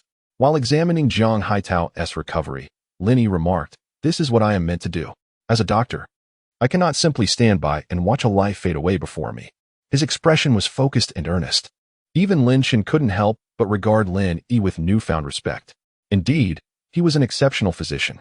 "Dr. Lin, once my father recovers, our family would love to treat you to a meal. We understand that doctors cannot accept red envelopes, so we can only repay you in this manner." Jiang Shuiwei expressed with a look of deep appreciation. "Dining together is also not permitted, but I have graciously accepted your good intentions. The best reward for a doctor is a simple thank you and witnessing a patient's healthy discharge," Lin Yi responded with a warm smile. reminiscent of a gentle spring breeze, bringing comfort to all present. The group could only regretfully refrain from extending further invitations, their gazes toward Lin filled with admiration. In their hearts, Lin was not merely a skilled physician but also a paragon of medical ethics. At that moment, Lin Chen's phone suddenly rang, shattering the atmosphere within the ward. Glancing at the screen, he realized it was a call from Chen Xiao. Oh no, I completely forgot about the matters at school. He swiftly bid farewell to Jiang Min and the others, hastily exiting the ward to the corridor to answer Chen Xiao's call. Hey boss, the instructor and the counselor are going to lose their minds. When are you coming back? Chen Xiao's anxious voice came through the line, his urgency palpable even through the phone. Don't worry about me. I'll have someone at the company contact the counselor shortly. I'll follow up afterward. Lin Chen replied with an air of calmness. For him, military training? What was that? Can it be compared to the matters concerning the Penguin Group? The phone line suddenly fell silent, and after a long pause, Chen Xiao's voice finally came through. Shareholders of publicly listed companies are indeed capricious. There was a hint of helplessness and envy in his tone. All right, I shall not keep you any longer. I have matters to attend to. After Lin Chen spoke, he promptly hung up the call. Immediately after, he dialed Lu Shu's number. Director Lin, how may I assist you? Lu Shu's respectful voice came from the other end. Please, on behalf of the Penguin Company, contact my counselor and inform them that I need to take a 2-day leave due to an urgent matter at the company. I will return to military training the day after tomorrow. Lu Shu's expression became peculiar, nearly forgetting that this Director Lin, who held 10% of Penguin's shares, was merely a freshman in college. Understood, Director Lin, she replied. Lin Chen felt reassured after this, and, upon hanging up, took a deep breath to compose himself before returning to the hospital room. At that moment, Lin had already left, and only Jiang Haitao's family remained. Compared to the earlier tension when Xiao Jinlong had visited, the atmosphere was significantly more relaxed. Xiao Chen, I'm feeling much better now. You and Xu Wei should return to your classes. I hear you're just a freshman and still undergoing military training? Jiang Haitao inquired upon Lin Chen's return. Lin Chen nodded. Then you should head back to school with Xu Wei this afternoon. Your aunt is here to take care of me, and there is nothing to worry about. Observing Jiang Xuewei's nod, Lin Chen replied, All right, uncle. What about Shaolei? Jiang Xuewei asked. I've taken a week off. I can still enjoy myself a bit longer. My brother-in-law bought me a Mercedes E300L, and I haven't had enough time to drive it. Jiang Lei replied nonchalantly, patting his stomach. Father, it's getting late. It's almost mealtime. You should rest in bed, and we'll go out for a meal. Jiang Haitao could not help but scold. You little rascal. Knowing I can't eat, you're deliberately teasing me, aren't you? I'll go get you some kanji. Meanwhile, the public sentiment online was shifting dramatically. Everyone was furious at the astonishing reversal of events. I thought you were the victim, but it turns out you were the perpetrator? Thankfully, I refrained from expressing any opinions earlier. I almost fell for this deception. The internet is not a lawless zone. Everyone must be cautious with their words. It was reported that a righteous doctor nearly lost his job due to this despicable creature. The online space was rife with vitriol, as users unleashed a torrent of accusations and insults directed at Xiao Jinlong. At that moment, Xiao Jinlong was being transported back to the private hospital by a few of his subordinates. Throughout the journey, his face was clouded with a terrifying darkness, the swollen redness of his cheeks appearing even more ghastly under the dim light of the vehicle. Boss, are you really all right? Your face is swollen. Did someone beat you up? I'll go take revenge for you. The monkey observed the swollen and bruised face of Xiao Jinlong and could not help but express concern. I simply tripped while walking. Xiao Jinlong retorted. If you cannot refrain from speaking, then do not utter a word. From this moment forth, if you utter even a single syllable, you shall be thrown off this vehicle. His anger, already simmering, erupted in a fierce roar that reverberated within the confines of the car, causing the monkey's heart to quiver. Witnessing Xiao Jinlong's fury, the monkey promptly sealed his lips, daring not to utter another word. A profound silence enveloped the interior of the vehicle, leaving the monkey to idly scroll through videos. Yet, as he continued, he could not suppress his urge to speak again. Boss, there is a group online disparaging you as a beast. If I were to catch them, I would surely. At that moment, a Mercedes-Benz van came to a leisurely stop by the roadside. Its door swung open, and a burly man was unceremoniously ejected before the vehicle drove off once more. The monkey gazed in bewilderment at the departing van. Have I spoken out of turn again? Chapter 41. I will certainly approve Mr. Lin's leave application. At this moment, Tang Jelly, Lin Chen's counselor, was racking her brain to find a way to contact him. Throughout the morning, she had sent countless messages to Lin Chen, yet they disappeared into the void, eliciting no response. Attempts to reach him by phone were met with the persistent tone of a switched-off device. With a resigned sigh, she was about to rise for lunch when a new email arrived in her inbox. To her astonishment, it was sent by the renowned Penguin Company. Filled with curiosity, Tang Jilly pondered, I haven't subscribed to any video memberships recently, nor have I purchased anything from Penguin. Why would they reach out to me? With a sense of intrigue, she gently clicked on the email and read its contents meticulously.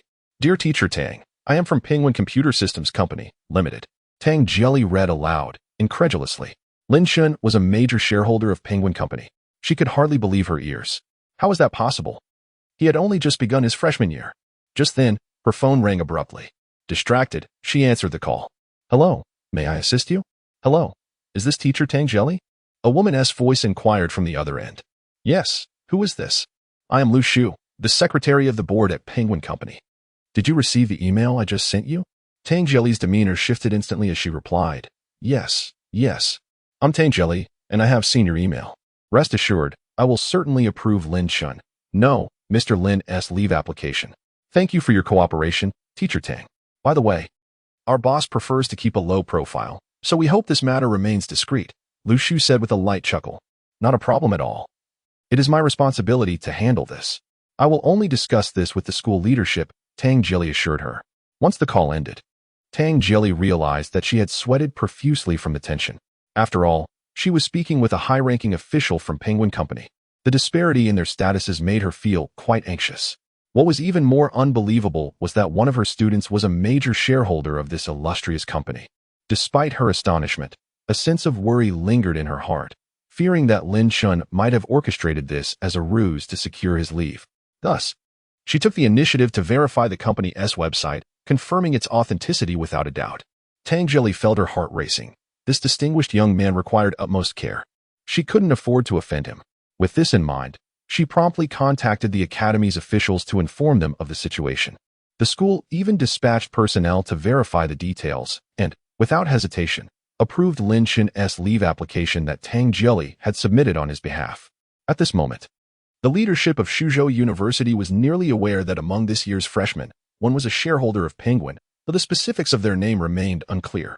Tang Jilly opened her private messages, carefully crafting and revising her words for quite some time before finally sending a message to Lin Chen. Dear Lin Chen, I have been informed of your situation. Your leave of absence request has been approved by the school, so please rest assured. Upon seeing this successfully sent message, Tang Jilly reclined in her office chair, releasing a sigh of relief. This was far more mentally taxing than writing a thesis. Lin Chen felt the vibration of his phone, retrieved it, and upon reading Tang Jilly's message, smiled faintly. It seemed that Lu Shu had taken care of matters. Thank you for your trouble, Teacher Tang. Not at all. It's my duty. After Lin Chen and his companions casually found a place to have lunch near the hospital, they departed after expressing their intention to visit Ronto Real Estate. The two of them climbed into a car. Chen, my parents are very pleased with you. Even my younger brother. Jiang Shuiwei's face radiated with immense joy. I noticed your uncle appeared somewhat displeased, Lin Chen remarked with a wry smile. Don't mind my dad. As long as my mom is satisfied with you, that's what matters. Besides, my dad is also happy with you. He just feels a bit resentful about you taking his precious daughter away. Jiang Shuiwei playfully replied, her large eyes sparkling, causing Lin Chen to involuntarily swallow hard. Is that so? Then I must savor the taste of that precious daughter, he said, leaning in to kiss her soft, red lips. This time, unlike before, Jiang Shuiwei, after a brief moment of adjustment, surprisingly wrapped her arms around Lin Chen's head and passionately responded. Lin Chen paused momentarily, then reciprocated without reservation, fully embracing Jiang Shuiwei's initiative. The two lost themselves in a kiss, breath quickening with their fervor. After what felt like an eternity, they reluctantly parted. Their lips slightly swollen, their gazes filled with love and longing. Shuiwei. Lin Chen softly called her name, his voice tinged with huskiness. Jiang Shuiwei's cheeks flushed crimson as she shyly lowered her head, yet her lips were adorned with an incredibly happy smile. Chen. They exchanged a knowing glance, their affection palpable. How did you manage to take leave from military training? Jiang Shuiwei suddenly inquired with curiosity. I had the folks at Penguin assist me in requesting leave from the teacher, citing an urgent matter at the company that required my personal attention. Lin Chen explained as he started the car, easing out onto the road. That excuse is truly unbeatable. Who would dare deny you leave? Jiang Shuowei laughed heartily. Lin Chen activated the navigation system, searching for the location of Ronto Real Estate, and set off with Jiang Shuowei toward their destination. After nearly an hour of driving, they finally arrived at the entrance of Ronto Real Estate. Finding a parking spot, they exited the car, walking toward the towering building amid the astonished gazes around them. Lin Chen and Jiang Shuowei entered the grand edifice of Ronto Real Estate and approached the reception desk. "I am here to see Huang Wei," Lin Chen announced. The young woman at the front desk, clad in professional attire, initially brightened at the sight of Lin Chen, but her expression dimmed upon noticing Jiang Shuowei beside him. "Are you looking for our general manager, Ms. Huang? May I inquire if you have an appointment?" The receptionist inquired politely. "An appointment? I suppose it could be considered so." Lin Chen pondered before responding. "May I have your name, sir?" she asked. "I am Lin Chen," he replied. The receptionist typed his name into the computer, but her search yielded no appointment records. "I apologize, sir." Just as she was about to inform him of the lack of an appointment, her eyes widened in surprise. Chapter 42. The unpleasant Yuan Lu. "Are you Lin Chen, Mr. Lin?" the young lady inquired with a hint of uncertainty. "If there isn't another shareholder named Lin Chen in the company, then it must be me," Lin Chen replied with a subtle smile that radiated poise and self-assurance. "My apologies, Mr. Lin. I didn't realize at first. General Manager Huang is already awaiting you in her office. Allow me to escort you," the receptionist said respectfully. Casting an envious glance at Jiang Shuowei, her eyes betraying a tinge of admiration for Jiang's ability to accompany Lin Chen. Lin Chen nodded slightly and, alongside Jiang Shuowei, followed the receptionist towards Huang Wei's office. At that moment, a bespectacled young man approached, walking at a leisurely pace. "Lin Chen," the man called out, his tone laced with uncertainty and surprise. Upon hearing his name, Lin Chen turned, his expression revealing a flicker of astonishment. "Uncle?" Lin Chen exclaimed, momentarily taken aback. Before adopting a calm demeanor, Jiang Yue and the receptionist exchanged curious glances. Lin Chen harbored no fondness for this uncle. His parents had worked at a small company owned by Lin Chen's maternal uncle during their youth. While it was termed a company, it was merely a modest workshop with fewer than 10 employees, focused on manufacturing spring components. After over a decade, the workforce dwindled until only Lin Chen's parents remained. Following an environmental overhaul in 2018, the workshop shuttered its doors.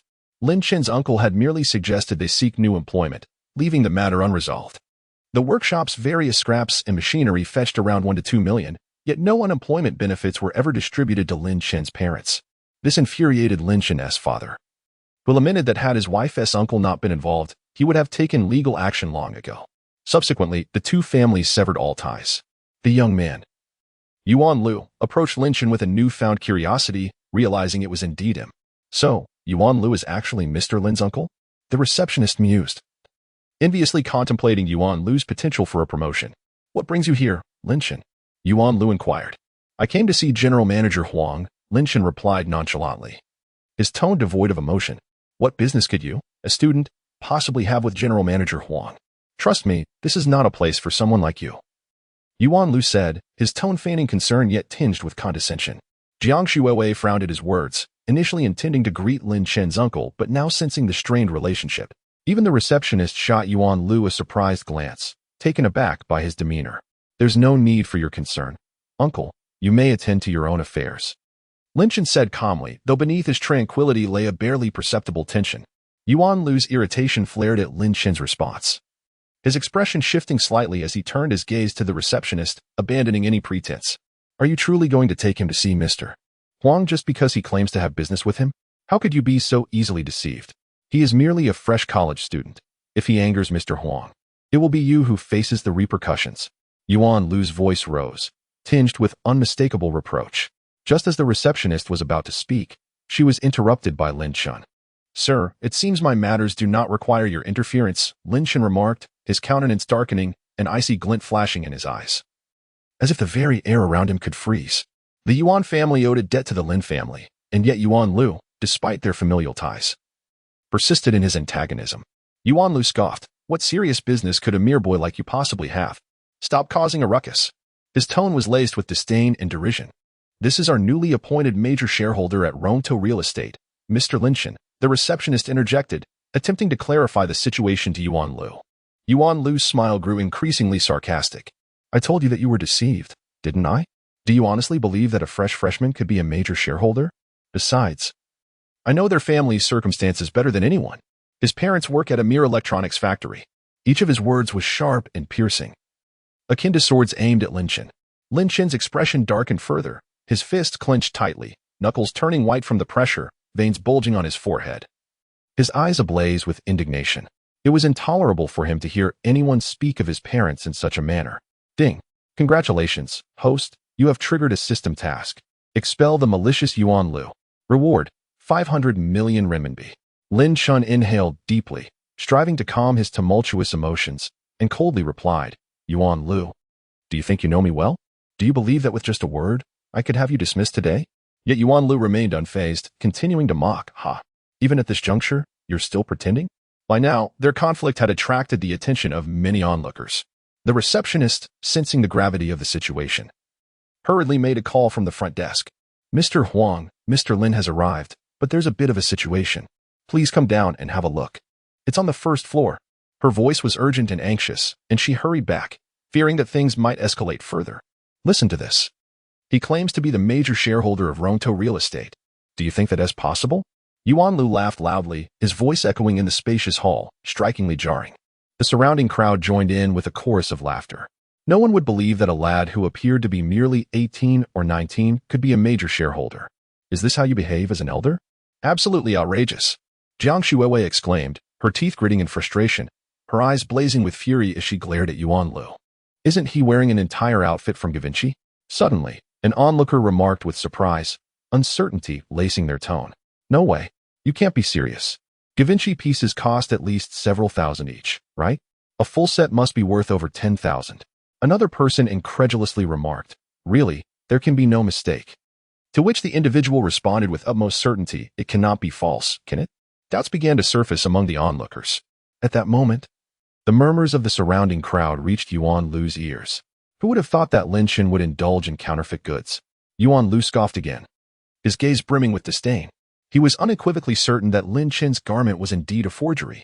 He had an intimate understanding of Lin Chen's family circumstances, a household barely earning 10,000 a month, burdened with mortgage payments and social security contributions, striving to support their son through university.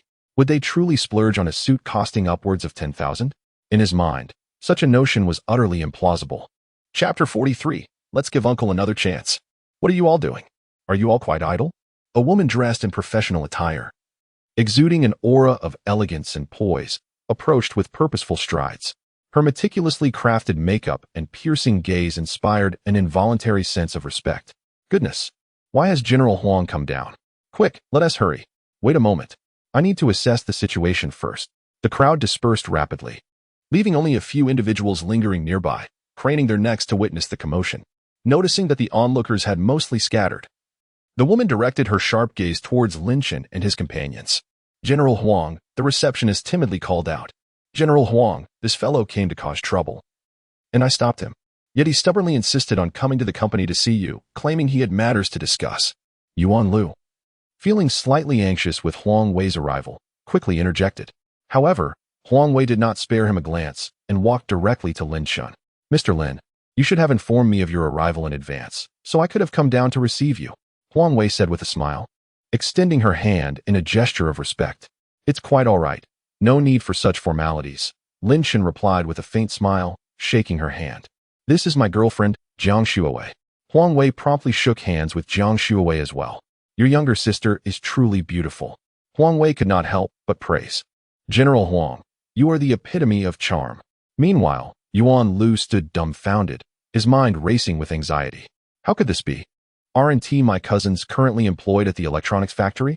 How could Lin Chen possibly be a major stakeholder in Ronto Real Estate? Is it possible that my brother-in-law has been concealing his identity? Yuan Lu quickly dismissed that notion, recognizing that one cannot hide their identity while working under his father for nearly 2 decades. As Yuan Lu's mind raced, he realized that Lin Chen was indeed a significant shareholder in the company. Ha ha ha, it seems my uncle misunderstood you.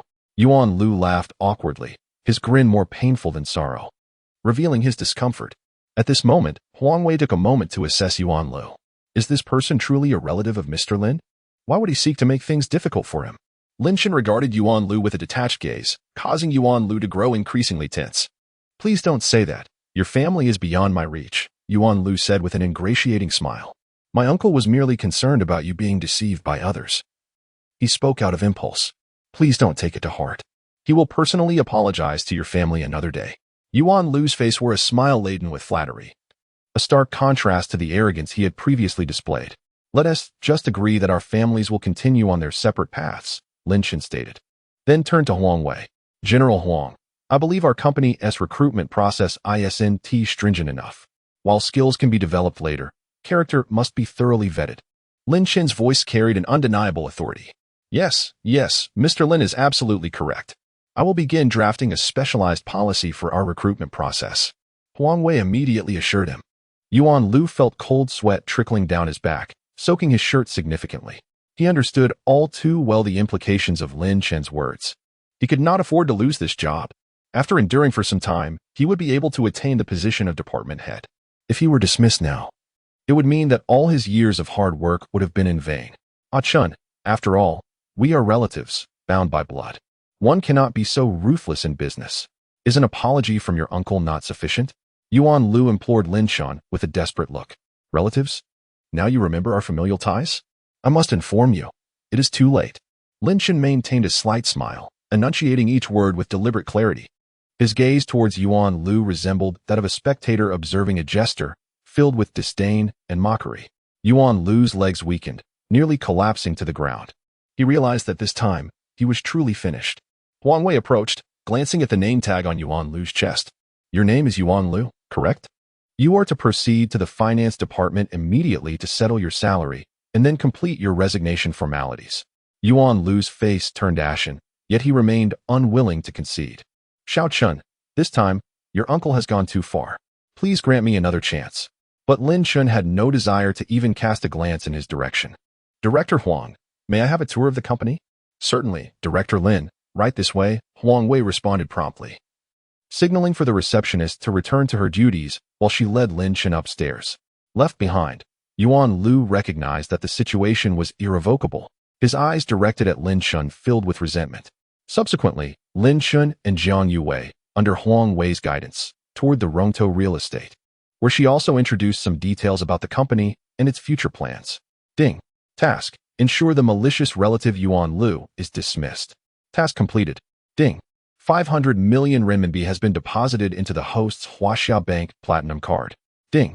Additional reward, 1 billion Douyin diamonds, has been credited to the host's Douyin account. It appears that Yuan Lu's resignation procedures have been finalized. However, what on earth are these Douyin diamonds? System, may I exchange them for 100 million renminbi? Lin Chen called out to the system in his mind. Ding. Not possible, host.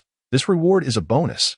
Lin Chen contemplated for a moment. After all, it was a bonus, and one should not refuse such gifts. Besides, would a man endowed with a system be deterred by such a trivial goal? Noticing the time was getting late, Lin Chen prepared to take his leave with Jiang Xuewei. Director Huang, we shall conclude here for today. It is evident that Ronto Real Estate is thriving under your management. Director Lin, you flatter me. This success is the result of the collective efforts of all Ronto Real Estate employees. Allow me to see you off. Jiang Xuewei, already feeling drowsy and yawning repeatedly, suddenly found her fatigue dissipating upon hearing they were about to leave. Who is that? So young yet earning such esteem from Director Huang. Do you not know? That young man is the newly appointed major shareholder of our Ronto. Is that so? He does not seem that old. Alas, there is no alternative. While some are born into opulence, others find themselves in servitude. Lin Chen listened to the murmurs of the surrounding employees and allowed a slight smile to grace his lips. Just a few days prior, he was in a position even less favorable than theirs. Subsequently, Lin Chen and Jiang Xuewei, under the watchful gaze of Huang Wei, ingested the poison and departed with a sense of purpose. Who, one wonders, is the illustrious family backing this Lin Dong? Huang Wei pondered aloud as she watched the departing figures. Meanwhile, Yuan Lu, on his way home, was consumed by a sense of injustice. All his years of toil had come a naught. He had merely received a few months' worth of compensation. It was all due to Lin Chen. Lin Chen, I shall ensure your name is tarnished. Yuan Lu thought with fierce determination. Without further hesitation, he retrieved his phone and dialed a number. Hello? Mom and Dad. Chapter 44. That's FW, baby. Xuewei. What would you like to eat this evening? Lin Chen gently inquired of Jiang Shuiwei, who sat in the passenger seat. I almost forgot to mention, today is Wanner's birthday. She has reserved a private room at the Jinshu restaurant near the school. Would you accompany me? Jiang Shuiwei said, her eyes sparkling with anticipation as she gazed at Lin Chen. Lin Chen hesitated for a moment. Isn't it mostly girls celebrating Wanner's birthday? Wouldn't my presence be somewhat inappropriate? No, several classmates from different classes will also be there. Wanna specifically requested your attendance, Jiang Shuiwei reassured him. Lin Chen was taken aback. Why would Wanna particularly want me to attend her birthday celebration? After some contemplation, he nodded in agreement. Chen, I crave a sundae, Jiang Shuiwei exclaimed, her eyes alighting upon a little girl joyfully indulging in a strawberry sundae by the roadside, suddenly feeling a wave of desire for one herself. That store over there, Mishiwe. She pointed excitedly. Following her finger, Lin Chen indeed spotted a Mishiwe shop. A parking spot conveniently opened up nearby, prompting him to pull in without hesitation. Upon exiting the car, numerous passers-by cast curious glances their way. Are a prince and princess driving a Lamborghini to shop? This car is truly stunning. Look at their striking good looks. Do all the wealthy individuals possess such attractiveness? Wow, did you see the license plate? It's astounding. Shuei 88888. Amidst the murmurs of the crowd, Lin Chen maintained his composure, his calm demeanor enhancing his allure.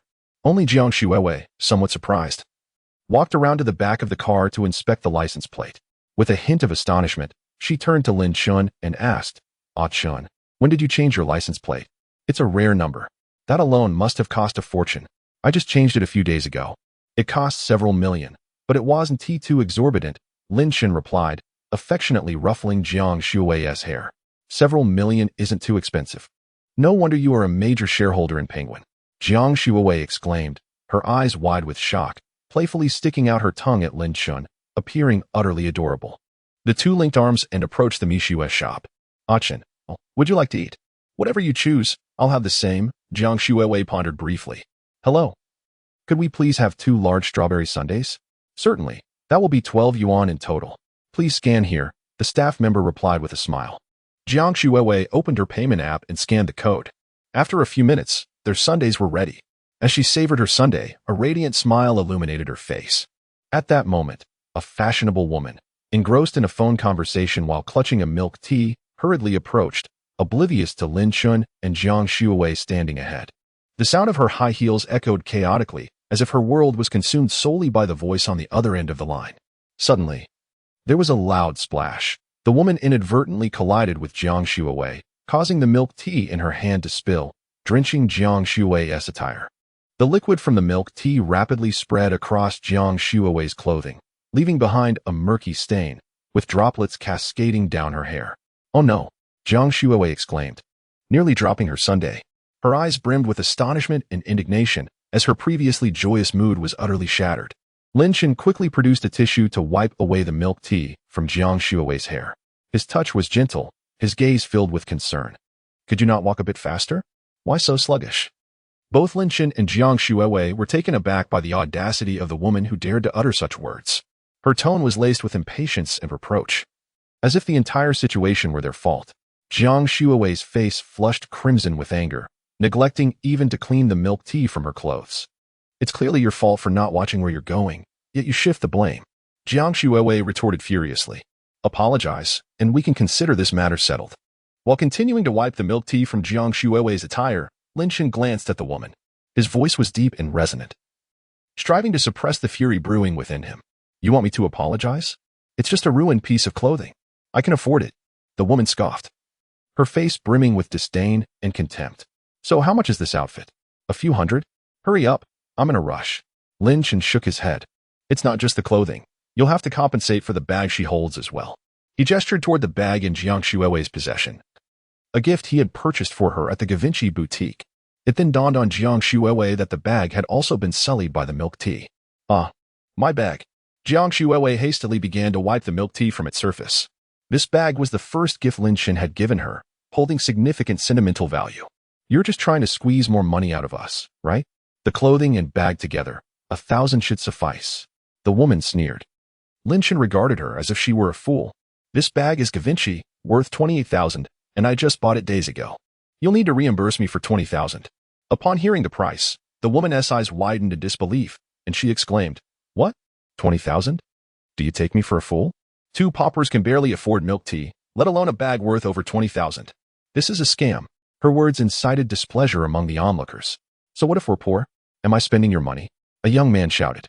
Exactly. I can enjoy my milk tea without being called poor. A young woman with a child echoed. Xiaoya, promise me you will never become a person like that, all right? The little girl nodded earnestly. Mommy, what kind of person is she? She is worthless, darling, the woman replied, gently stroking her daughter's head with a smile. The little girl nodded, somewhat understanding. This woman truly lacks decency. The crowd collectively admonished. The woman's complexion shifted from pale to flushed as she heard their remarks. Humph. You think I'll pay 20,000 for a counterfeit? Not a chance. Lin Chen was not angry. Instead, he laughed derisively. You refuse to compensate, do you? Very well. I shall simply call the police. As he spoke, he took out his phone. Sure. Whoever doesn't report this is a coward. I would like to see what good fortune awaits you fraudsters once you step into the police station. The woman, upon hearing the mention of involving the police, felt a twinge of panic, yet she quickly composed herself and continued to shout defiantly.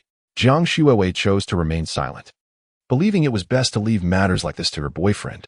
She harbored doubts that the bag could truly be worth 28,000. Lin Chen smiled noncommittally and pressed the call button, dialing the number. Hello, this is the police station. I would like to report that someone has damaged my bag valued at 28,000, and they refuse to provide compensation. I am currently in Linjiang District. Chapter 45. Has she finally come to her senses? After hanging up the phone, Lin Chen turned to the woman, who now appeared somewhat flustered, and said calmly, The police are on their way. The woman pressed her lips together tightly, her gaze evasive, and not a single word escaped her mouth. Before long, the shrill siren of a police car approached, growing louder as it neared. Several officers disembarked, ready to ascertain the situation. Officer, I accidentally spilled milk tea on that girl's dress, and they are demanding 20,000 yuan in compensation. I suspect they are attempting to extort me. The woman quickly regained her composure and urged the police, desperately attempting to justify her actions, her face tinged with indignation. Upon hearing this, the officer raised an eyebrow, scrutinizing the scene with a keen gaze, before turning his attention directly to Lin Chen, and asked in a serious tone, You are the one who called the police, correct? Without hesitation, Lin Chen nodded, maintaining a calm demeanor as he replied, Yes, I called the police. This woman damaged my girlfriend's bag, which I purchased for 28,000 yuan just a few days ago. I have the payment receipt on my phone. I also possess the invoice. At that moment, Jiang Shuowei felt a wave of relief for having retained the invoice. Lin Chen had merely glanced at it earlier without further inquiry, and she, realizing the bag's exorbitant price, had wisely kept the receipt tucked away within it. I see the bag is merely stained. A quick wipe should remedy the situation, shouldn't it? The officer inquired. Glancing at the bag in Jiang Shuowei's possession, his tone laced with curiosity. Exactly. Officer, setting aside the authenticity of the bag, it was only milk tea that stained it. Why should I be liable for such an exorbitant amount? The woman, upon hearing the officer's words, seemed to perk up, her voice inadvertently rising as if she had seized upon a lifeline. Officer, leather bags cannot come into contact with water. If they do, they can change color, seep into the interior, leading to corrosion, staining, or damage to the leather layers. Jiang Shuowei interjected urgently, having researched the bag's care due to its precious nature. The officer listened attentively to Jiang Shuowei's explanation, then took out his phone to conduct a quick search. Afterward, he addressed the woman sternly, In that case, you are indeed liable for compensation. The woman's complexion darkened considerably, her brows knitting tightly together, yet she stubbornly retorted, Who knows if they are not trying to scam me? Lin Chen scoffed, his eyes flashing with anger and disdain. We have merely requested reasonable compensation for the damages, yet you refuse to apologize and continue to speak spitefully. At that moment, another officer examined the payment receipt Lin Chen provided and confirmed the bag's value. Madam, the evidence is indisputable. You must compensate them. Should you refuse, we will proceed according to the relevant legal procedures. The officer's voice was resolute and commanding, leaving no room for doubt. The woman's bravado finally faltered, her voice diminishing to a whisper, I will pay, but it cannot be that they dictate the amount I owe. We can go to the official store where this bag was purchased for an appraisal, Lin Chen suggested calmly. For him, the sum of money was utterly inconsequential. Had that woman spoken courteously and offered an apology at the outset, the matter could have been amicably resolved. Yet, her inexplicable demeanor, despite her being at fault, was one of relentless provocation. Without imparting some lesson, she would likely find no rest that night. "We possess a vehicle. Kindly accompany us, officer," with her in tow. The officer nodded and subsequently escorted the woman into the police car. Lin Chen and Jiang Shuiwei approached the luxury vehicle, simply opening the door and stepping inside. It is no wonder she could afford a handbag worth several tens of thousands. Just look at this car and its license plate. How astonishing. Wealthy individuals truly are different. With such affluence, could this couple really be concerned about a trivial sum? Why could they not extend a measure of leniency to others? What of her wealth? Does it preclude her from seeking justice? Moreover, given that woman's attitude, I would have acted similarly. The bystanders began to murmur amongst themselves. Meanwhile, the woman in the police car observed Lin Chen and Jiang Shuiwei's sports car and felt an overwhelming wave of regret. Had she known, she would have offered a sincere apology. Truly, what a predicament. Driving a supercar to purchase milk tea. How absurd. Before long, they arrived at the shopping mall. Upon entering the Givenchy store, the previous sales associate instantly became exceedingly enthusiastic upon seeing Lin Chen and Jiang Shuiwei. These two were undoubtedly affluent patrons. Just as she intended to greet them, the sight of the accompanying police officers caused her to feel a surge of anxiety. Could it be that they were here to seek compensation for some wrongdoing? Can this handbag be appraised for damages? It was purchased here, Lin Chen stated without further ado, taking the bag from Jiang Shuiwei and placing it on the counter. The contents had already been organized by Jiang Shuiwei in the car. The sales associate sighed in relief and cautiously accepted the bag, examining it meticulously before declaring, "Sir, madam, this bag has indeed suffered irreparable damage due to the milk tea. Furthermore, it is a limited edition, and we currently do not have any similar pieces in stock." Upon hearing this, the woman's complexion drained of color. The officer turned to her and remarked, "Madam, the facts are now abundantly clear." The woman bit her lip, resignedly nodded, and prepared to transfer the funds. After Jiang Shuiwei received the compensation, Lin Chen remarked, "Has she finally quieted down?" A simple apology would have sufficed, yet she chose to be insolent. With her head bowed, the woman murmured, "I'm sorry, I realize my mistake." At that moment, her previous bravado had vanished entirely. Merely seeing that license plate had instilled profound fear within her. Once the situation was resolved, the officers departed, and the woman scurried away, crestfallen. At that juncture, the sales associate had a sudden inspiration. "Would you two care to explore our other handbags?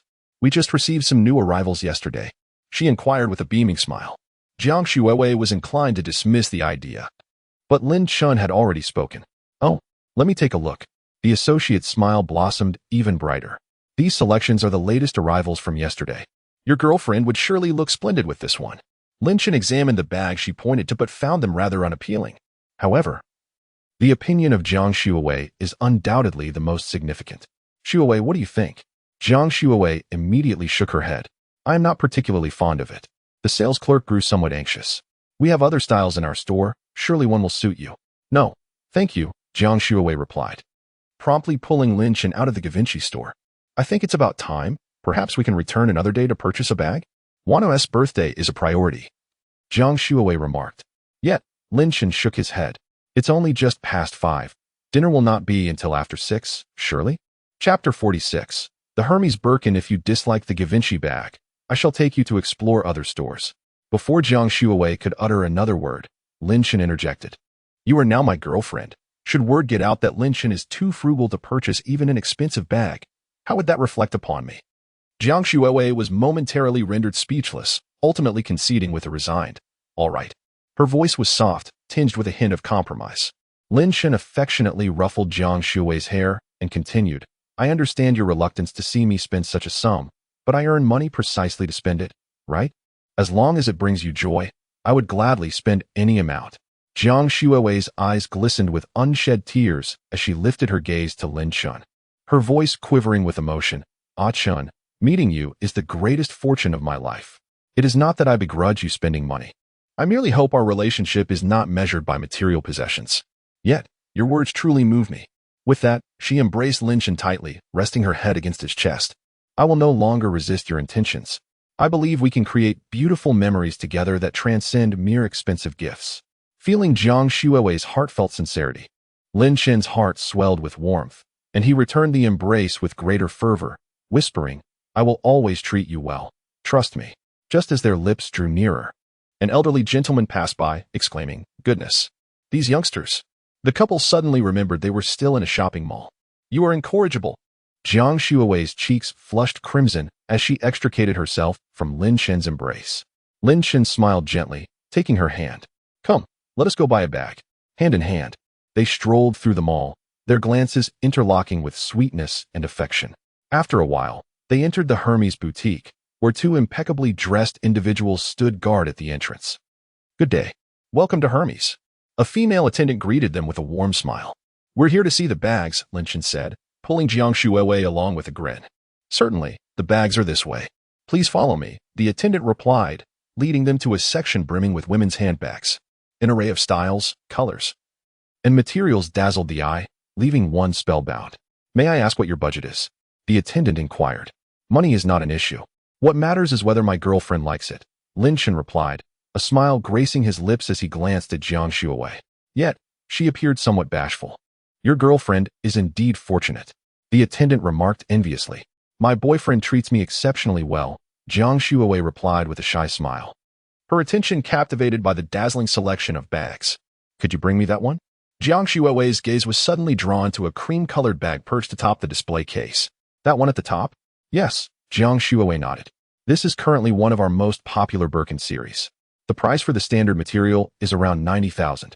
While this bag, crafted from ostrich leather, is priced at approximately 200,000. I need to put on some gloves. Could you please wait a moment? The sales associate explained as she donned a pair of white cotton gloves from the lower shelf. She then retrieved the bag. Upon hearing the price of 200,000, Jiang Shuawei hesitated for a moment, but recalling Lin Chen's earlier words, she ultimately decided to proceed, as her affection for the bag was genuine. As Jiang Shuawei tried it on, her eyes sparkled with unmistakable delight. The bag complemented her elegance perfectly, as though it had been tailored for her. I'll take this. Please wrap it up, Lin Chen instructed the sales associate directly. I'm sorry, sir, but this bag is a display item and is not for sale. Currently, we have no stock. We only have crocodile leather bags available, which are priced at 459,000. If you wish to purchase the ostrich leather bag, you may need to wait a few days, the sales associate explained apologetically.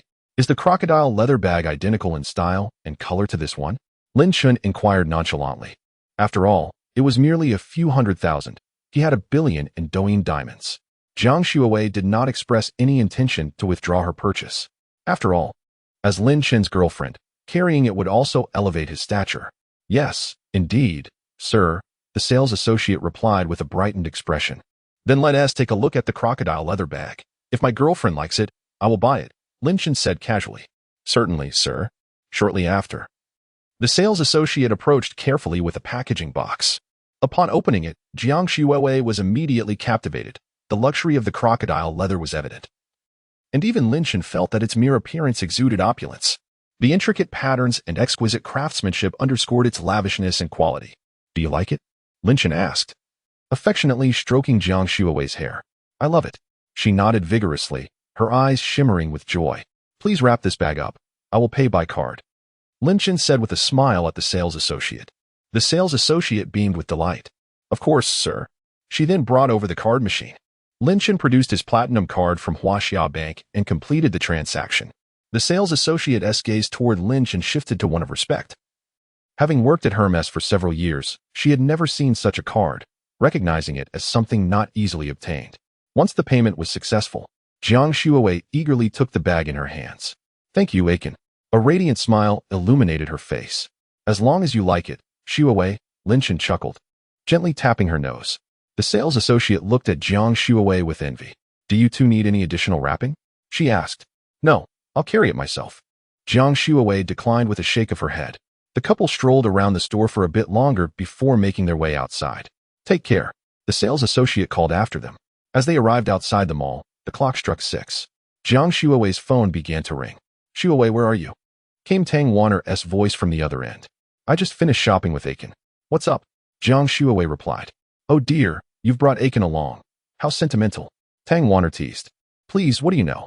You should hurry and find yourself a boyfriend. Jiang Shuawei retorted, somewhat annoyed. All right, enough of this banter. We've already left the school gate, so you should come over soon. I'll send you the box number shortly. Tang Wanner quickly changed the subject upon hearing Jiang Shuawei mention it. Got it. Jiang Shuawei responded. After the call ended, she glanced at Lin Chen. Let us go. Warner and the others have already left. Lin Chen nodded in agreement, and together they made their way towards the parking lot. Chapter 47. Oh, what courage you have, host. Dear friends, can you guess what I have discovered? Lin Xiaoyu exclaimed into her phone, her face alight with uncontainable excitement. Today, as she wandered about, live streaming as usual, she stumbled upon an incredibly stunning supercar in the parking lot. What did you find? Could it be two little dogs indulging in their playful antics? Such unique taste upstairs. Stop keeping us in suspense. Lin Xiaoyu smiled softly at the flurry of messages flooding the chat and steadily pointed the camera towards the magnificent Lamborghini. Behold, I have discovered a truly remarkable supercar. Isn't it splendid? There was a hint of pride in Lin Xiaoyu's voice.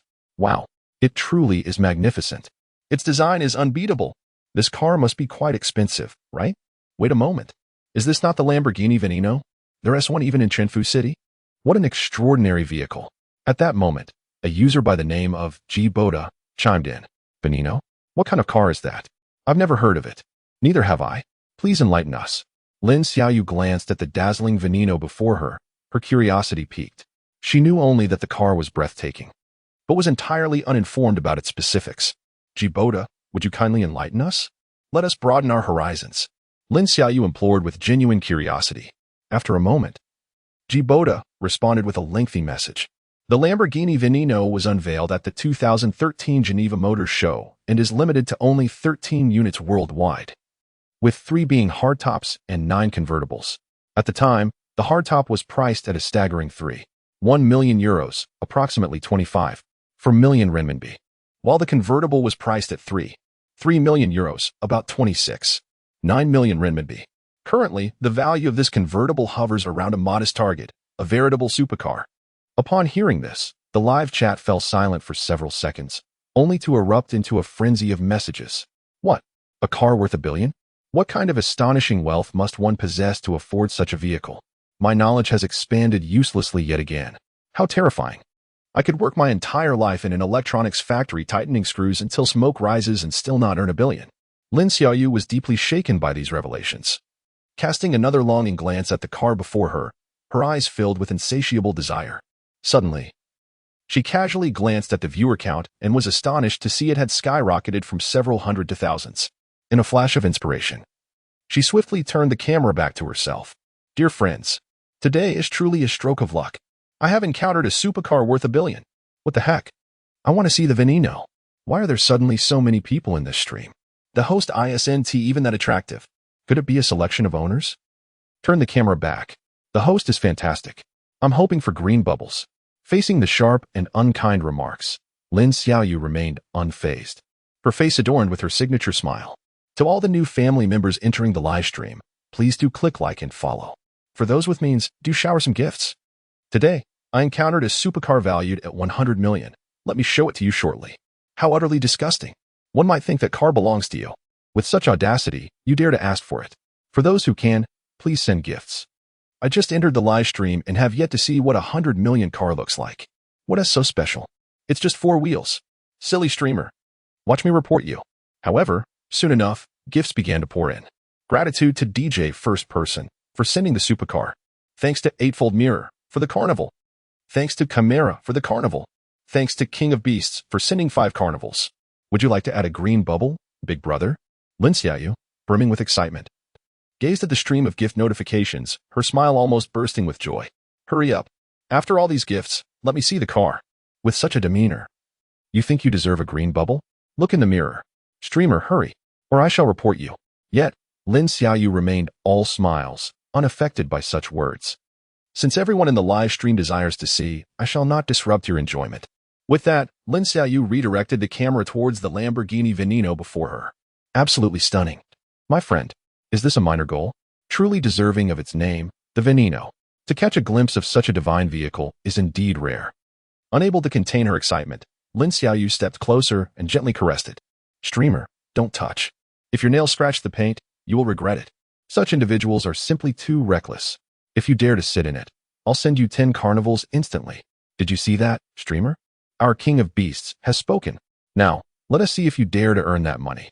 Lin Xiaoyu glanced at the message from King of Beasts in the live stream, feeling a twinge of temptation. After all, he had just sent 4 carnivals. indicating his wealth and reliability. 10 carnivals. That amounts to a staggering 30,000 RMB. Lin Xiaoyu hesitated. This car is worth 100 million. If something were to happen to it, she could end up in ruin. Streamer, what are you still hesitating for? Listen, if you dare, I will send you 20. King of Beasts spoke again. Such generosity. Do you need a son? I wish to support you. Count me in. Count me in. 20 carnivals. A total of 60,000. This time, Lin Xiaoyu hesitated for only a moment before making her decision. Taking a deep breath, she gritted her teeth and cautiously approached the Lamborghini Veneno, then carefully perched herself atop the car's engine hood. Subsequently, Lin Xiaoyu directed the camera towards herself, shifting angles multiple times to assure her audience that she was indeed seated upon the hazardous substance. The live chat erupted instantaneously, with messages flooding in at an astonishing pace. Incredible! You are truly courageous, dear streamer. Wow, for 60,000 yuan, you would undertake such a perilous act. If this were to break, you would be financially ruined. Oh my, I feel as though this vehicle has been sullied. Yet, before long, the chat was inundated with messages of gratitude for the carnival gifts. The esteemed King of Beasts did not hesitate, fulfilling his promise by sending an astonishing 20 carnivals directly. Thank you, esteemed King of Beasts, for the generous donation of 20 carnivals. Much appreciated. Lin Xiaoyu gazed at her phone, mesmerized by the cascade of gift effects, her face radiating joy. My dear lady, please step down. This vehicle belongs to me. Chapter 48. The damages amount to 500,000. Lin Xiaoyu was startled, instantly leaping from the front of the car. The newcomers were none other than Lin Chen and Jiang Shuowei. Wow, a splendid scene unfolds, she thought. Both of them possess such striking beauty. No wonder they are together. Have you noticed? That young man is clad entirely in Givenchy. Is it not commonplace for someone driving a luxury car to wear such high fashion? I find it rather understated. And look at that handbag the young lady is holding. It's an Hermes, worth over 400,000. Goodness. Is she carrying a Mercedes-Benz in her hands? At that moment, Lin Xiaoyu had lost all interest in the live stream as comments. Her face had turned pale. Had she known, she would have acted more decisively. After sitting down, she should have swiftly made her exit upon receiving gifts. Otherwise, she wouldn't have been caught in such a predicament. I apologize. May I take a picture with your car? Lin Xiaoyu stated succinctly. In situations like this, failing to apologize could lead to serious repercussions. Lin Chen remained silent, merely approaching the front of the car to inspect it. Did you notice the scratch? He remarked, somewhat exasperated. What kind of people are these? Lin Xiaoyu's heart sank as she hurried over to take a look. Indeed, she spotted a scratch on the front of the car, though not particularly deep. It was clearly visible. Oh no, this is a huge mess. Now it's all ruined. For 6,000, no, it's not even 6,000, as the platform takes a cut. Just for this few thousand, I might have to compensate at least 100,000. Hey, be bold. A foreign Bugatti worth over 10 million RMB incurred damages of over 3 million RMB from a mere scratch with another car. Though this scratch is minor, it could still cost tens of thousands, right? Oh my, did she just lose a whole apartment? This female streamer is in dire straits. The comments section erupted in chaos, with the number of viewers in the live stream surpassing 100,000. Lin Xiaoyu's complexion turned ashen, her voice carrying a hint of tears as she exclaimed, I merely sat for a moment. I didn't bring anything metallic. At that moment, Jiang Shuowei approached Lin Xiaoyu from behind to take a look. Your jeans have metallic buttons on the back, she pointed out. Jiang Shuowei felt no sympathy for this woman. When others encountered a vehicle on the road, they would steer clear, fearing an accident. Yet here she was, recklessly sitting on the car as front. Wasn't that sheer folly? Lin Xiaoyu touched her backside and indeed felt the metallic button. I'm so sorry. Truly, I apologize. I had no intention of causing this. Unable to hold back any longer, Lin Xiaoyu's eyes reddened as she repeatedly bowed in apology to Jiang Shuowei and Lin Chen. If one makes a mistake, one must face the consequences. This is not an accident. You ought to consider how to make amends. Lin Chen had no intention of letting this woman off easily. Individuals like her needed a lesson to understand the severity of the matter. How much do you think this will cost? Lin Xiaoyu asked, her eyes glistening as she looked at the two of them, gripping the phone holder tightly. I estimate it will be at least 300,000 to 400,000. Lin Chen replied. Lin Chen pondered for a moment before quoting a relatively modest figure. Upon hearing this, Lin Xiaoyu immediately felt as if the world was spinning around her, leaving her slightly dazed. Moments later, as if clinging to a lifeline, she cried into the camera, King of Beasts, I know you are still watching my live broadcast. If it weren't for you, I would never have done this. You must cover this compensation. It was then that Lin Chen and Jiang Yue noticed that the woman before them was streaming live. Clearly, someone in the live chat had tipped her to sit at the front of the car, and she truly deserved this predicament. King of Beasts, ha ha ha. You're being asked to pay up, big shot. You do whatever others tell you? Why don't you go eat dirt then? Now that trouble has arisen, you start looking for someone to take the blame? What a farce. Lin Xiaoyu felt utterly defeated as she read the messages in the live chat. Of course, you would say that since the incident didn't happen to you. While she engaged in a back and forth with the audience, Lin Chen grew increasingly impatient. He still had to attend Tang Wanner's birthday party later. Miss, if you refuse to compensate, we will have no choice but to involve the police. At a loss for what to do, Lin Xiaoyu promptly closed the live stream. There was no way she could play dumb, especially since she had just broadcasted everything. Akin to a law enforcement recording device. Big brother, beautiful lady, since you are so wealthy, could you possibly let me off the hook? I truly cannot afford the compensation. I beg you. Lin Xiaoyu wept bitterly, kneeling before Lin Chen and Jiang Yue, repeatedly bowing her head in apology. Jiang Yue felt a twinge of sympathy, however. Lin Chen was quite displeased. So, you caused me hundreds of thousands in damages, and just because I have money, a mere apology suffices? Should I be the one to cover my losses? You didn't accidentally cause this. You brought this upon yourself. He contemplated for a moment, noticing her sincere attitude of remorse, and decided to lower the compensation amount. How about you come up with 300,000, and we can call it even? Upon hearing this, Lin Xiaoyu continued to bow and apologized profusely. Lin Chen's expression darkened. Without further ado, he took out his phone and called the police. Hello? Is this the police station? Lin Xiaoyu's heart raced in panic upon hearing Lin Chen report her to the authorities. Clearly, this tactic was ineffective. She resigned herself to sitting on the ground, awaiting the police's arrival. Due to the parking lot's sparse crowd, those picking up or dropping off their vehicles dared not linger. The police arrived promptly, assessed the situation, and verified the facts before taking Lin Xiaoyu away. Unable to leave the vehicle behind, they instructed Lin Chen to drive it to the police station. Upon reaching the precinct, the officers retrieved the recording of Lin Xiaoyu's earlier live stream. After watching the playback, both the police and Lin Chen, along with Jiang Shuiwei, fell into silence, uncertain of how to respond. Subsequently, Lin Chen decided to hire someone to assess the damages on the vehicle. The conclusion drawn is that a complete repair is unattainable, with damages assessed at approximately 50. Very well, you may compensate me with 300,000. At this moment, Lin Chen was considerably impatient. It was utterly impossible for him to expect not to pay a single penny. Eager to avoid further delays, Lin Chen promptly called Lu Hai. Lu Hai, I've encountered a situation. Could you assist me in handling it? Lin Chen briefly recounted the events. Understood, Mr. Lin, I will ensure this matter is resolved. After ending the call, Lin Chen cooperated in providing a statement, and then he and Jiang Shuiwei departed the police station. Jiang Shuiwei glanced at the time. With this delay, it was already past 7.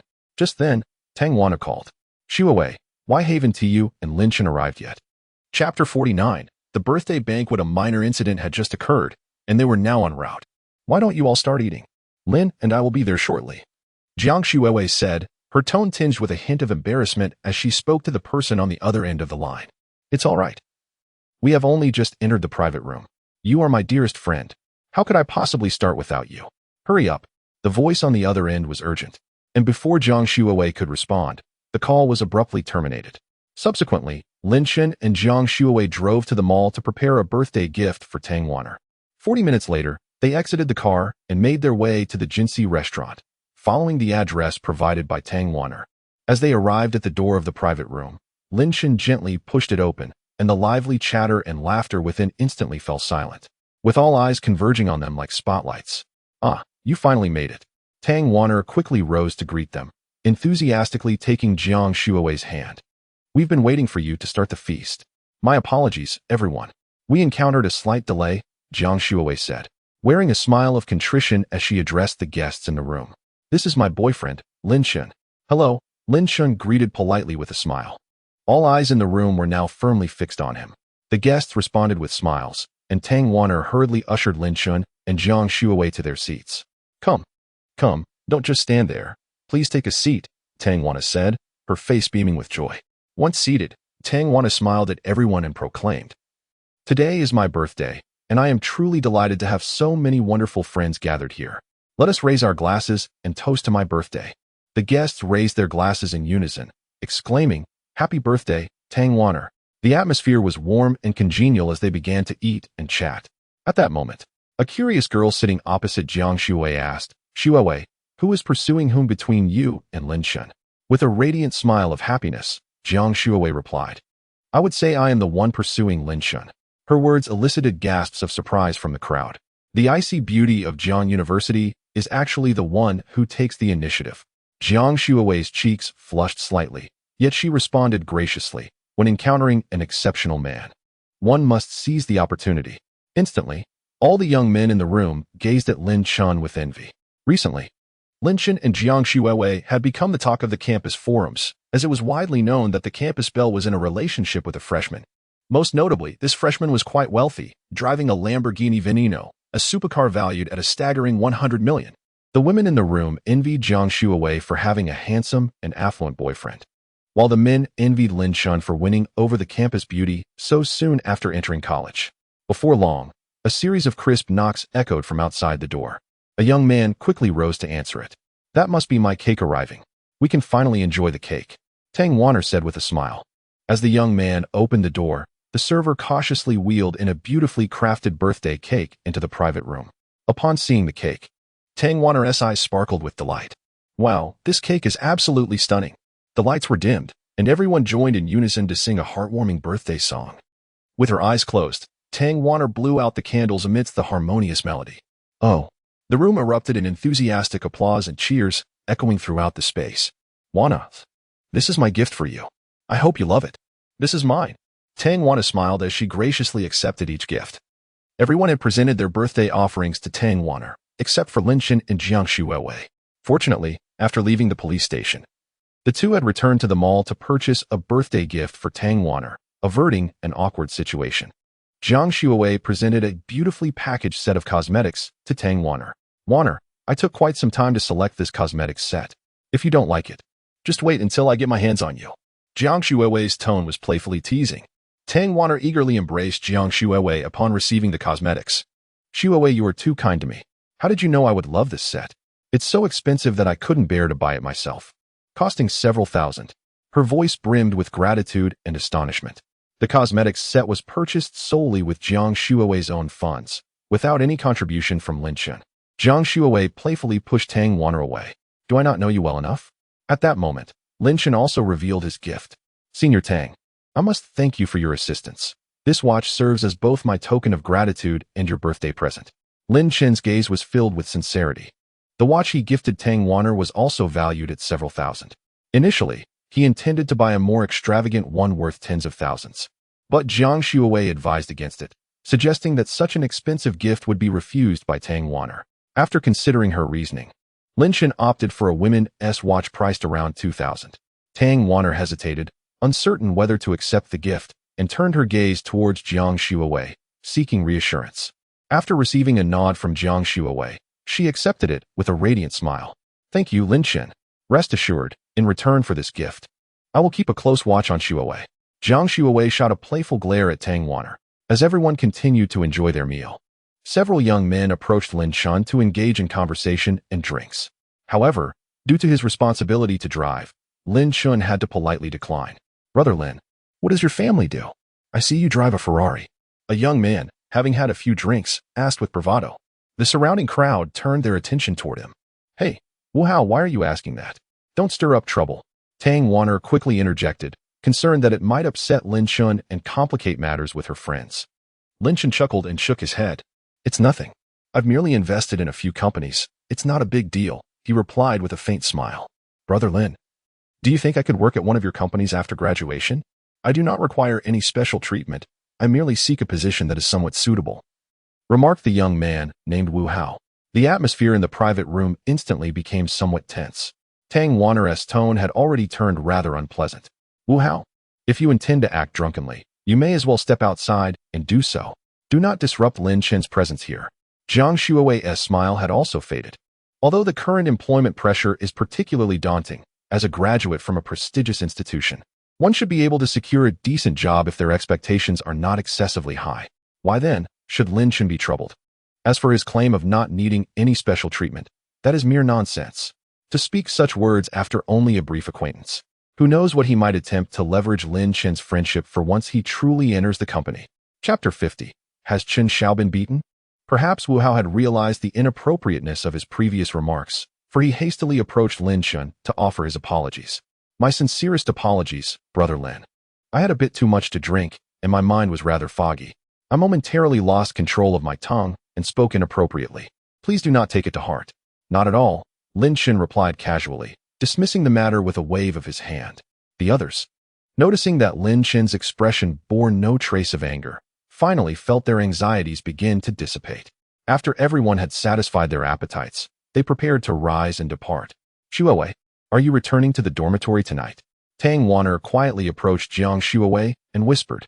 Jiang Shuowei's delicate features flushed a deep crimson.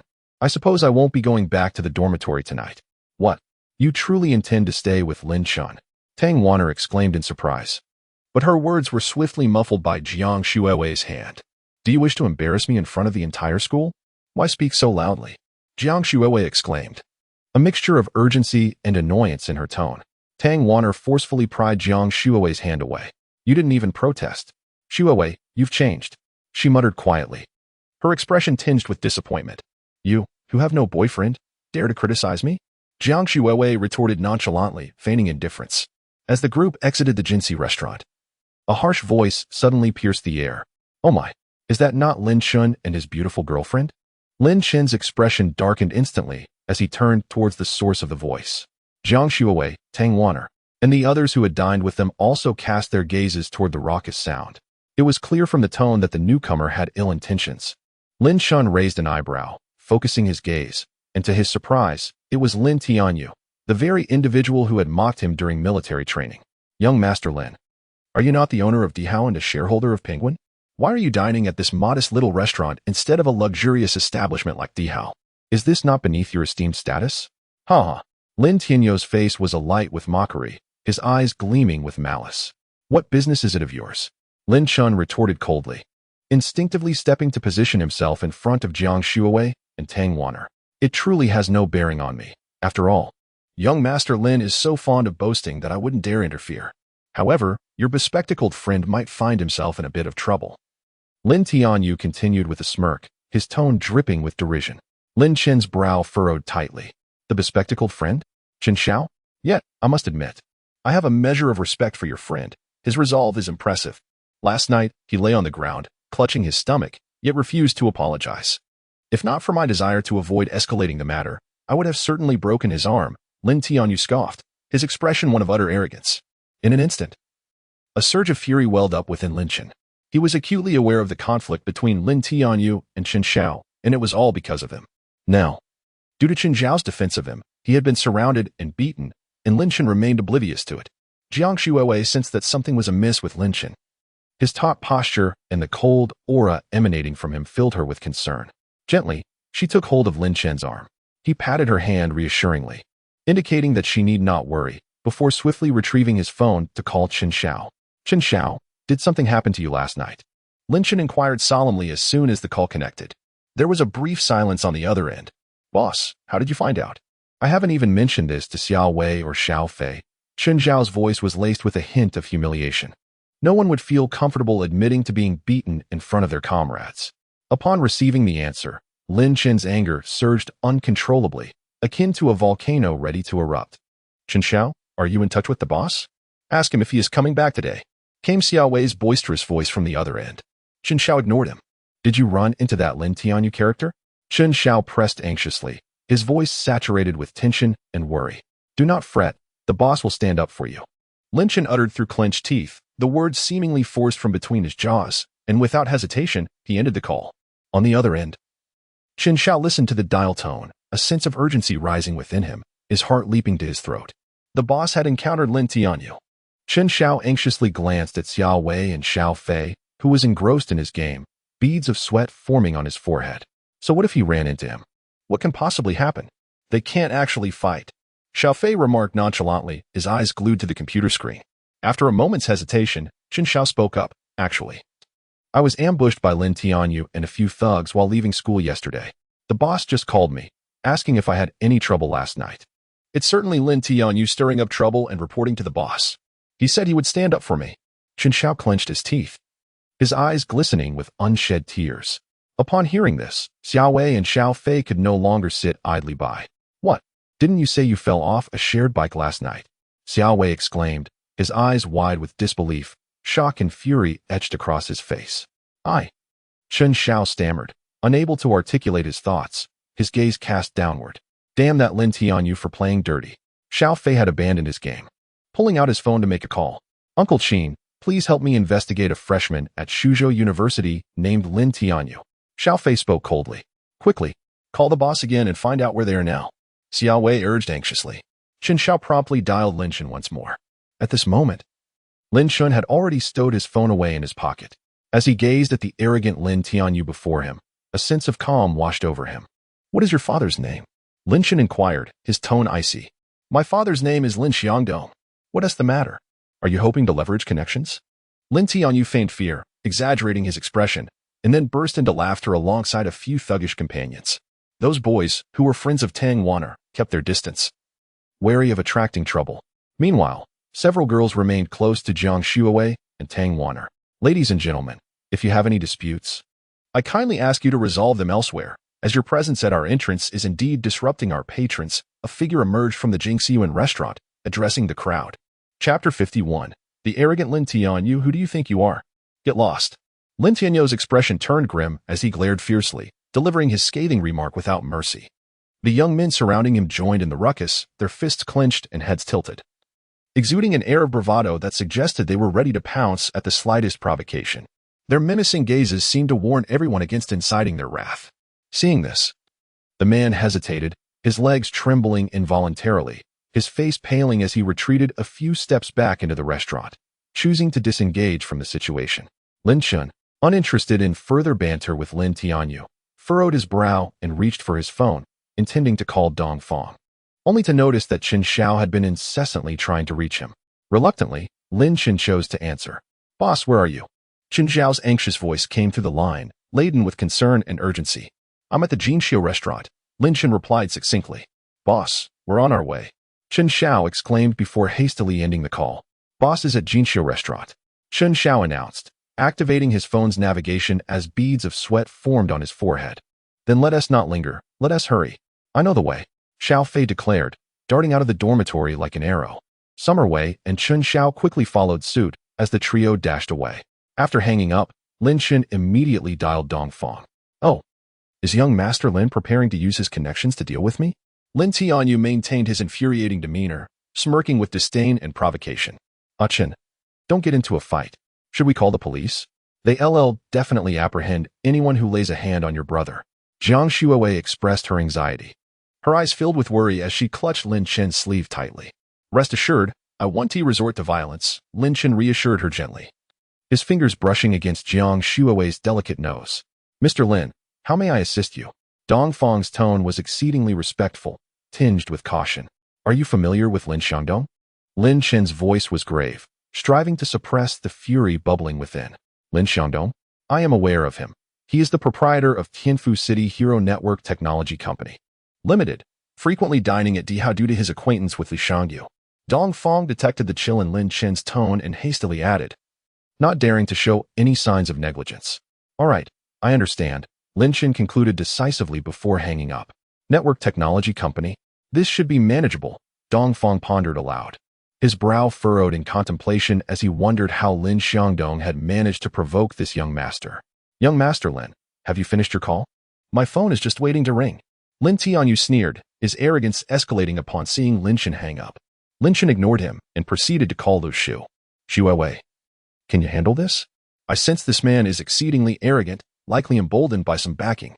Tang Wanna felt a twinge of anxiety and discreetly leaned towards Jiang Shuowei, her eyes filled with unease and doubt. Rest assured, Lin Chen is not as simple as you think, Jiang Shuowei replied with evident confidence. Observing Jiang Shuowei's self-assured demeanor, Tang Wanner and the others felt a wave of relief. Lu Shu, let me explain the situation to you, Lin Chen said, his tone markedly calm, yet resolute. You should be aware of my intentions. I understand, Mr. Lin, Lu Shu replied. After ending the call, Lin Chen cast a cold stare at Lin Tianyu. I hope you will still be able to smile later, he remarked, his gaze piercing like a sword. Lin Tianyu felt an involuntary surge of panic, a hint of anxiety creeping into his heart, yet he forced himself to maintain composure. Who do you think you are, just because you drive a Ferrari? Do you believe you have an impressive background? Lin Tianyu erupted in a fit of rage. Jiang Shuawei and the other girls simultaneously frowned, finding such a boorish man utterly detestable. Jiang, the campus belle, and the other beautiful ladies, don't waste your time with this loser. Come, let me treat you to a drink. Lin Tianyu, noticing the disdain on the girls' faces, became intrigued, his lecherous gaze flitting between them. What makes you think you're worthy of treating us to drinks? Tang Wana retorted, hands on her hips, glaring at him defiantly. I find your fiery temperament quite appealing. It stirs a desire to conquer. Lin Tianyu smirked, his grin evoking disgust. Huh, a toad wishing to eat swan meat. Tang Wana spat, her face twisted in revulsion. Seems like Lin Xiangdong has failed to discipline you. Why do you speak and act like a ruffian? Lin Chen taunted, his eyes brimming with contempt. I see you're asking for a beating. Lin Tianyu's expression darkened, veins bulging on his forehead. Watch your mouth, kid. His entourage of toughs began to rally, fists raised, as the atmosphere grew increasingly tense. However, Lin Tianyu raised his hand to restrain his companions. There are too many witnesses here. We'll find another opportunity to deal with him, he expressed with a sinister glare directed at Lin Chen. If not for the presence of others, he would have lunged at him without hesitation. Young Master Lin, be cautious when leaving the school in the future. My friends and I are heading to dinner, so I want to be playing house with you. Lin Tianyu restored his previous smile and intended to stride into the Jinxi restaurant. Lin Tianyu, where do you think you're going? A voice suddenly called out. Lin Tianyu turned, his smile broadening even more. Oh, is that you, Chen Xiao? You seem fit. I suppose my previous remarks were too mild? Today, you appear quite vigorous during military training. Upon seeing Chen Xiao and his companions approaching, Lin Chen felt a trace of the coldness dissipate from his expression. Lin Tianyu, so you dared to ambush my brother in my absence?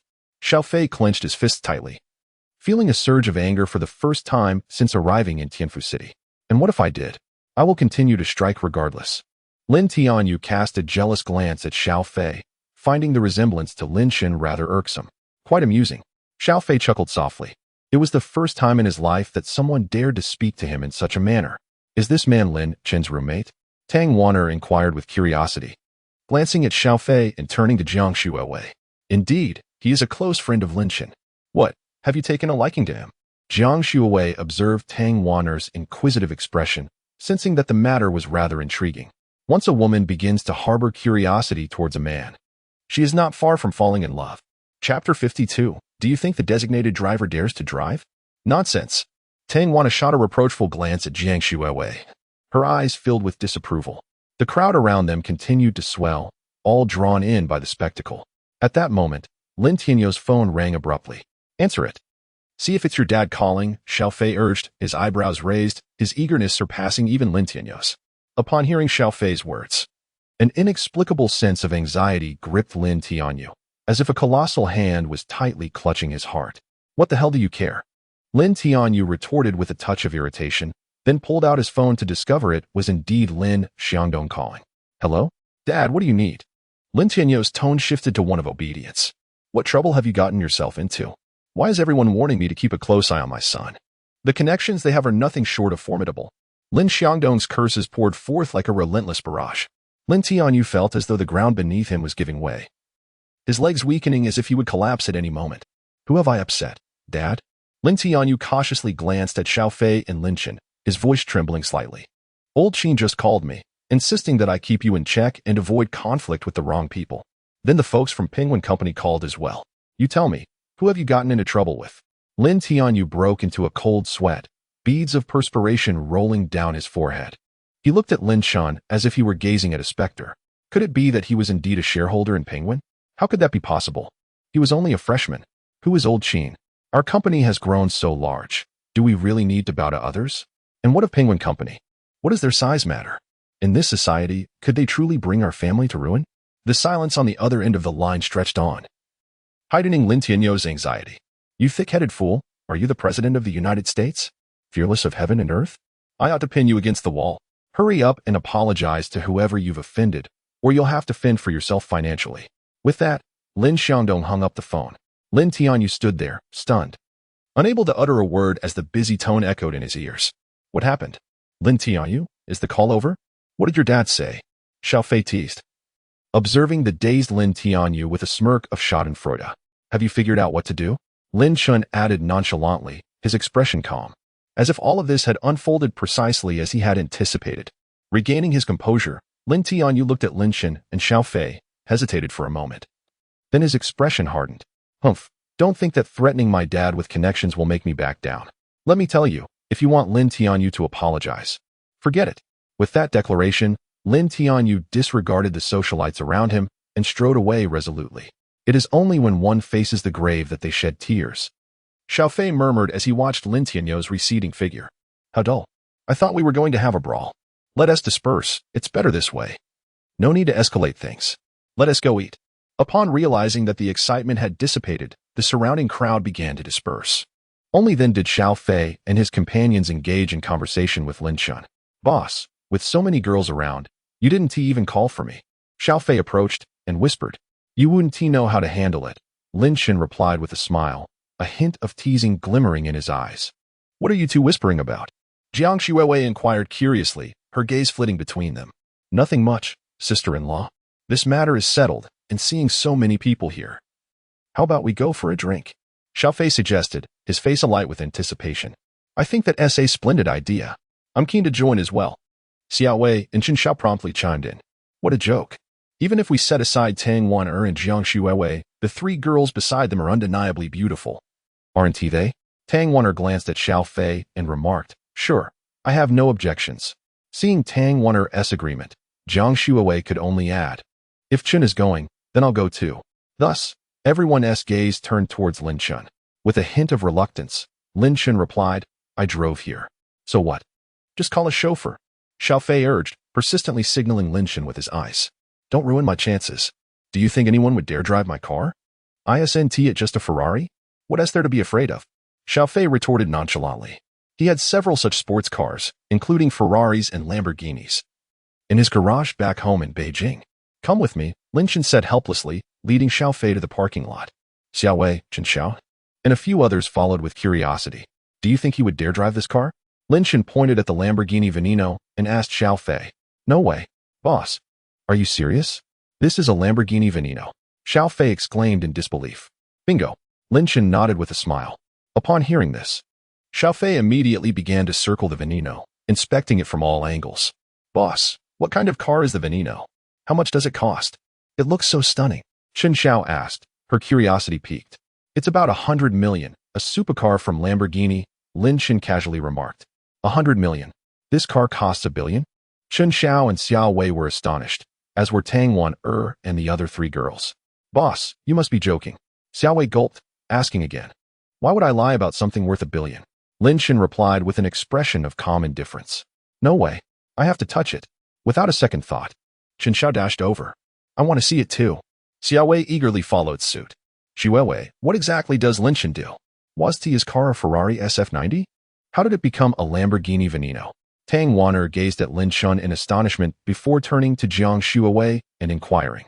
He drove a Ferrari a few days ago because the delivery of this car was delayed. Once it arrives, he will gift me the Ferrari. Jiang Xuewei chuckled, a hint of pride in her voice. What?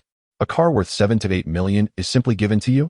Tang Wan exclaimed, her eyes widening in disbelief. Jiang Xuewei nodded with a smile. No wonder you're so invested. It turns out Lin Chen is quite affluent. What nonsense are you spouting? It is his character that I admire. Jiang Xuewei shot a disapproving glance at Tang Wan. All right, I misspoke. Tang Wan quickly realized her faux pas and hastily apologized.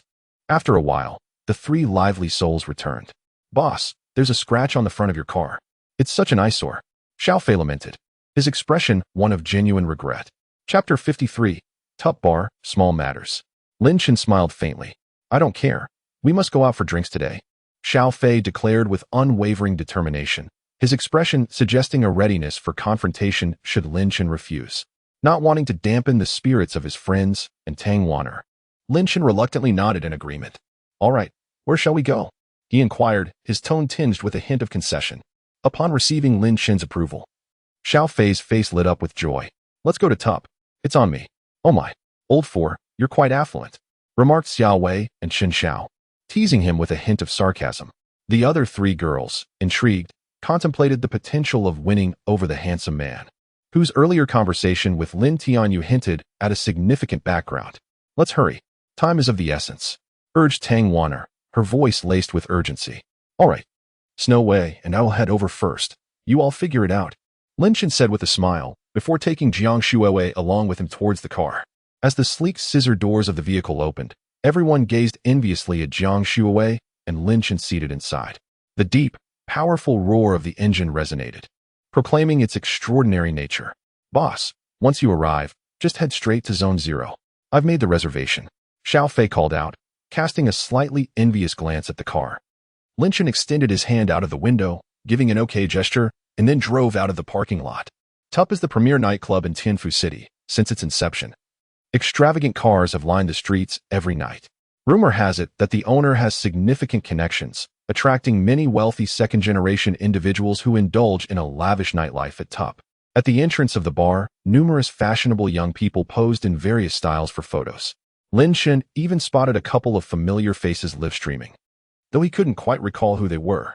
As the young patrons noticed the arrival of the luxury car, their expression shifted to astonishment. Only the affluent could afford to frequent such establishments, and they were somewhat knowledgeable about luxury vehicles. Wow, just a few days ago, I saw a video online claiming there was a luxury car at Suzhou University, and now it's right in front of me? This big shot is not to be trifled with. After Lin Chen parked the car, he and Jiang Shuowei stepped out.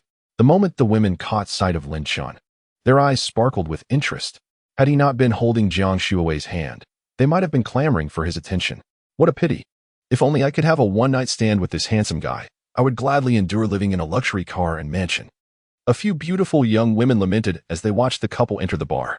As Lin Chen and Jiang Shuowei stepped into TUP, they were immediately enveloped by the deafening music. The walls adorned with spades and aces exuded an air of opulence, and the space was filled with groups of men and women mingling together. The arrival of Lin Chen and Jiang Shuowei captivated the attention of countless onlookers. The purpose of visiting a bar extends beyond mere amusement. Many come to engage with potential romantic interests. Those who are handsome or attractive often find that they need not spend their own money, as numerous admirers are willing to indulge them. The alluringly voluptuous women in the dance floor swayed with abandon, their enchanting movements leaving spectators spellbound. Jiang Shuowei observed this scene with curiosity, having never frequented such establishments before. Suddenly, her gaze was drawn to a booth where a woman, clad only in lingerie, was sensually undulating before a man who wore a broad smile and explored her body with both hands, while his companions cheered in delight. Blushing slightly, Jiang Shuowei quickly diverted her gaze elsewhere. Lin Chen soon led Jiang Shuowei to the booth in Zone 0, which was already laden with an assortment of drinks. Two waitstaff and a man in a suit stood nearby. Upon seeing Lin Chen and Jiang Shuowei approach the booth, the man, with a solicitous smile, inquired, "Pardon my intrusion, but may I ask if you're Mr. Lin Chen and Ms. Jiang?" After they sat down, Lin Chen nodded indifferently in affirmation. "Good evening, Mr. Lin. I am the general manager. You may call me Xiao Qian. Mr. Xiao instructed me to ensure your comfort. Should you have any requests, do not hesitate to reach out to me. I am at your service." The man, who introduced himself as Xiao Qian, beamed at Lin Chen's acknowledgement and respectfully continued, "Of course, we appreciate your assistance." "Not at all," Xiao Qian replied with a smile, skillfully opening a bottle of wine and pouring for Lin Chen and Jiang Shuowei. Having navigated the nightlife for many years, Xiao Qian instantly recognized the Patek Philippe watch worth over $1 million that adorned Lin Chen's wrist, as well as the exquisite Hermes bag, valued in the tens of thousands, that Jiang Shuowei carried. Moreover, they were clearly esteemed guests, as Xiao Fei had specifically requested that they be treated exceptionally well. Before long, Xiao Fei and his entourage of women arrived. Upon spotting Xiao Fei, Xiao Qian bowed respectfully and announced, Xiao, everything has been arranged as per your instructions." "Well done," Xiao Fei replied, patting Xiao Qian on the shoulder with satisfaction. "Please arrange for 2 sets of de Shun Long to come over. I'm here to entertain friends and liven up the atmosphere." "Understood, Xiao. I will take care of it immediately." Xiao Qian's face brightened at the praise from Xiao Fei. "Old 3, Chen Xiao whispered to Xiao Wei. "I feel that Old 4's background is even more formidable than we had imagined. Isn't that a good thing?" Xiao Wei responded quietly. Meanwhile, Tang Wanner and the other women expressed their astonishment. The de Shun Long from TUP costs $288, 888 for his set. Xiao Fei ordered 2 sets without a second thought. Their gazes towards Xiao Fei grew increasingly fervent. Xiaowei, what kind of person is Lin Chen's roommate? He just ordered 2 sets of de Shenlong, totaling over 500,000. Tang Wana softly inquired of Jiang Xiaowei. What? Over 500,000? Jiang Xiaowei appeared equally astonished. The 3 girls offered flattering compliments. Young Master Xiao is quite impressive. What is the big deal? As long as everyone enjoys themselves. Xiao Fei replied nonchalantly. Soon, the bunny girls lined up and placed the drinks on the table. The table was instantly adorned with 12 bottles of Ace of Spades. The DJ expressed his gratitude. A heartfelt thanks to young Master Xiao for ordering 2 sets of the Divine Dragon in Zone 0. May young Master Xiao and his friends revel in their time at top. The crowd erupted in cheers, and many gazes turned towards the group at the Zone 0 booth. Chapter 54. Ambiguity. Soon, a few bolder young women approached the VIP area. One of them, clad in a black mini-skirt, swayed her alluring hips as she made her way over.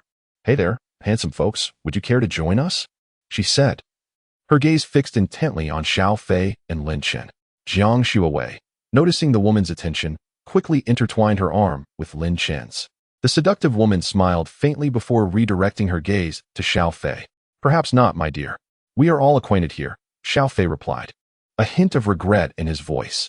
Had he not unexpectedly encountered Tang Wana, he might have entertained the notion of engaging with her. Ultimately, the woman departed with a sense of disappointment. Soon after, several other girls approached with similar intentions, but they were all politely rebuffed by the group for various reasons. Xiao Fei picked up a glass of wine and turned his attention toward Tang Wana, just as he sought an opportunity to converse with her. The 3 young women launched another round of advances toward him. One of them, with a sweet voice, exclaimed, Xiao Xiao, your attire is truly striking. She attempted to draw nearer. Another girl, undeterred, offered Xiao Fei a drink with a flirtatious glance, saying, a toast to you, Xiao Xiao. Let us become friends. The boldest among them placed her hand on Xiao Fei's shoulder, cooing, Xiao Xiao, you must take good care of us sisters tonight. Xiao Fei, preoccupied with thoughts of Tang Wana, merely responded politely to the trio's overtures. Thank you, ladies. Tang Wana and Jiang Xiaowei watched in astonishment as the 3 young women, who were relatively friendly with Tang Wana in class, revealed this unexpected side of themselves. For reasons unknown to her, Tang Wana felt an inexplicable annoyance at the sight of Xiao Fei surrounded by the 3 girls. Chen Xiao watched jealously as Xiao Fei was encircled. How infuriating. Does being handsome grant one the liberty to act as they please? She murmured in frustration. Indeed, good looks alone do not suffice, but when coupled with wealth. The narrative changes entirely, Lin Chen remarked with a smile, lifting his glass and fixing a serious gaze upon Chen Xiao. Chen Xiao, you became entangled with Lin Tianyu because of your assistance to me. I consider you a steadfast brother. Hey boss, we're brothers. Isn't it expected that we would stand by each other? Chen Xiao replied, raising her glass to clink with Lin Chen's, and they both downed their drinks in unison. Lin Chen felt a warmth in his heart. To forge such a close friendship so early in college was indeed fortunate. Meanwhile, Xiao Fei was growing increasingly exasperated by the 3 young women. Were it not for their connections to Tang Wana and his sister-in-law, he would have been inclined to dismiss them. Sensing Xiao Fei's indifference, the 3 women exchanged glances and resolved to intensify their efforts. The first girl gently tugged at the hem of Xiao Fei's clothing, playfully saying, Xiao Xiao, want you engage with us for just a few moments? The second girl leaned closer to Xiao Fei, her breath fragrant, and whispered, Xiao Xiao, given your remarkable qualities, I wonder if you have a girlfriend? The third girl raised her glass, insisting on clinking it with Xiao Fei's, deliberately grazing her fingers lightly across the back of his hand. Xiao Fei frowned slightly, expressing his impatience as he replied, I'm sorry, ladies, but I'm not in the mood right now. With that, his gaze kept straying towards Tang Wana. Nevertheless, the girls persisted, chattering around him without relent. Meanwhile, Tang Wana was engaged in a game of dice with Jiang Xiaowei, yet she could distinctly feel Xiao Fei's gaze lingering upon her. At this moment, Xiaowei and Chen Xiao also discerned that Xiao Fei seemed to harbor feelings for Tang Wana, and they whispered to each other in the corner. Look at the fourth and Tang Wana. They clearly have an interest in each other, yet they are both holding back. Xiaowei chuckled, shaking his head.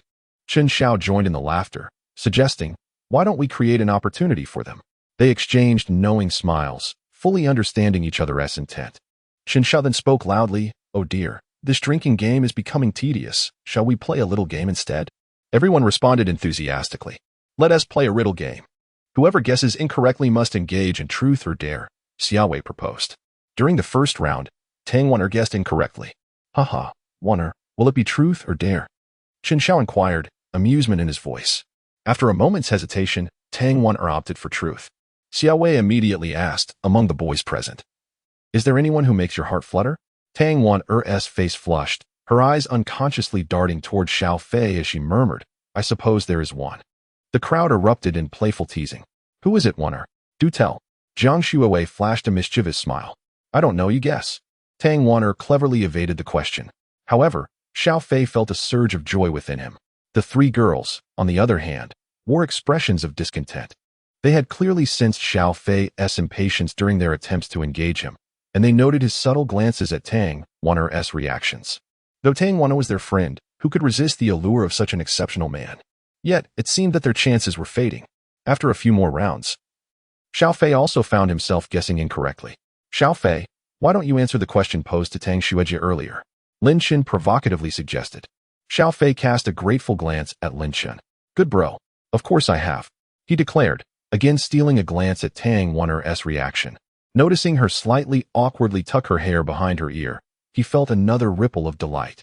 He couldn't quite understand why he felt such a strong affinity for Tang Wan'er. After all, he was a distinguished young master from the imperial capital, having encountered countless women. Yet this was the first time he felt such a connection. Just as everyone was enjoying themselves, the three girls, feeling increasingly disheartened by their unsuccessful attempts to flirt with Xiao Fei, decided it was time to leave. One of the girls remarked, "Oh dear. We have some matters to attend to, so we must take our leave. Wan'er, Shuowei, enjoy yourselves." "Leaving already? Why not stay a while longer?" Tang Wan'er felt a flicker of happiness in her heart, yet maintained an impassive facade. No, we really must go." As the three women concluded their conversation, they rose and departed. Upon their exit, Xiao Fei felt a noticeable lift in his spirits. Previously separated from Tang Wan'er by the presence of the three women, he swiftly moved to sit beside her. The atmosphere at the booth did not grow desolate with their departure. Rather, it became increasingly vibrant. Fueled by the burgeoning intimacy between Xiao Fei and Tang Wan'er, summoning his courage, Xiao Fei poured a glass of wine for Tang Wan'er and said, "Beautiful Tang, let us toast." With a smile, Tang Wan'er accepted the glass, gently clinking it against his. At that moment, the music shifted to a softer melody, and the lighting became more gentle. Lin Chen and Jiang Shuowei exchanged a knowing glance and stood, saying, "We shall head to the dance floor for a while. You two take your time." Xiao Wei and Chen Xiao also chimed in, "I need to use the restroom." In the blink of an eye, only Xiao Fei and Tang Wan'er remained at the booth. Chapter 55, System Task Reissued. They sat in silence, none daring to break the stillness. Yet, the atmosphere was charged with an indescribable emotional undercurrent. Xiao Fei gazed at Tang Wan'er, feeling an unexpected nervousness. His eyes were fixed intently on her face, every delicate feature and the faint blush on her cheeks igniting a flutter in his heart. He sought to initiate a conversation with her, but his mind was a blank canvas. Tang Wan'er, too, was unsettled. She could sense Xiao Fei's fervent gaze upon her, and she harbored an inexplicable fondness for him, though she questioned whether this sentiment was merely a fleeting whim. Moreover, Xiao Fei was a privileged young man, leaving doubts about his character. After a brief pause, it was Xiao Fei who broke the silence. "Tang Beauty, you mentioned earlier that you have a fondness for one of the boys present. May I inquire who that might be?" His eyes sparkled with anticipation as he stared at her intently. Tang Wan'er felt her cheeks flush slightly, the color blooming like a vibrant peach blossom. Her heart raced uncontrollably. "And which girl did you find appealing among those present?" she countered, uncertain of how to respond. To her surprise, Xiao Fei answered without hesitation. "At that moment, I was smitten with you, Tang Beauty. How about we connect on Super Chat?" He watched her nervously, fearing her refusal, his palms growing slightly clammy. At that moment, Tang Wan'er felt an intense warmth radiate from her face. She touched her cheek, then retrieved her phone to display her Super Chat QR code. "Here, go ahead and add me. And please, refrain from calling me Tang Beauty. It feels odd. Just call me Sister Wan'er since I'm older than you." Her voice was soft, a stark contrast to her usual carefree demeanor. Xiao Fei's heart leaped with joy as he quickly added her as a friend, anxious that she might change her mind. "All right, Sister Wan'er, I've sent the request. Please accept it."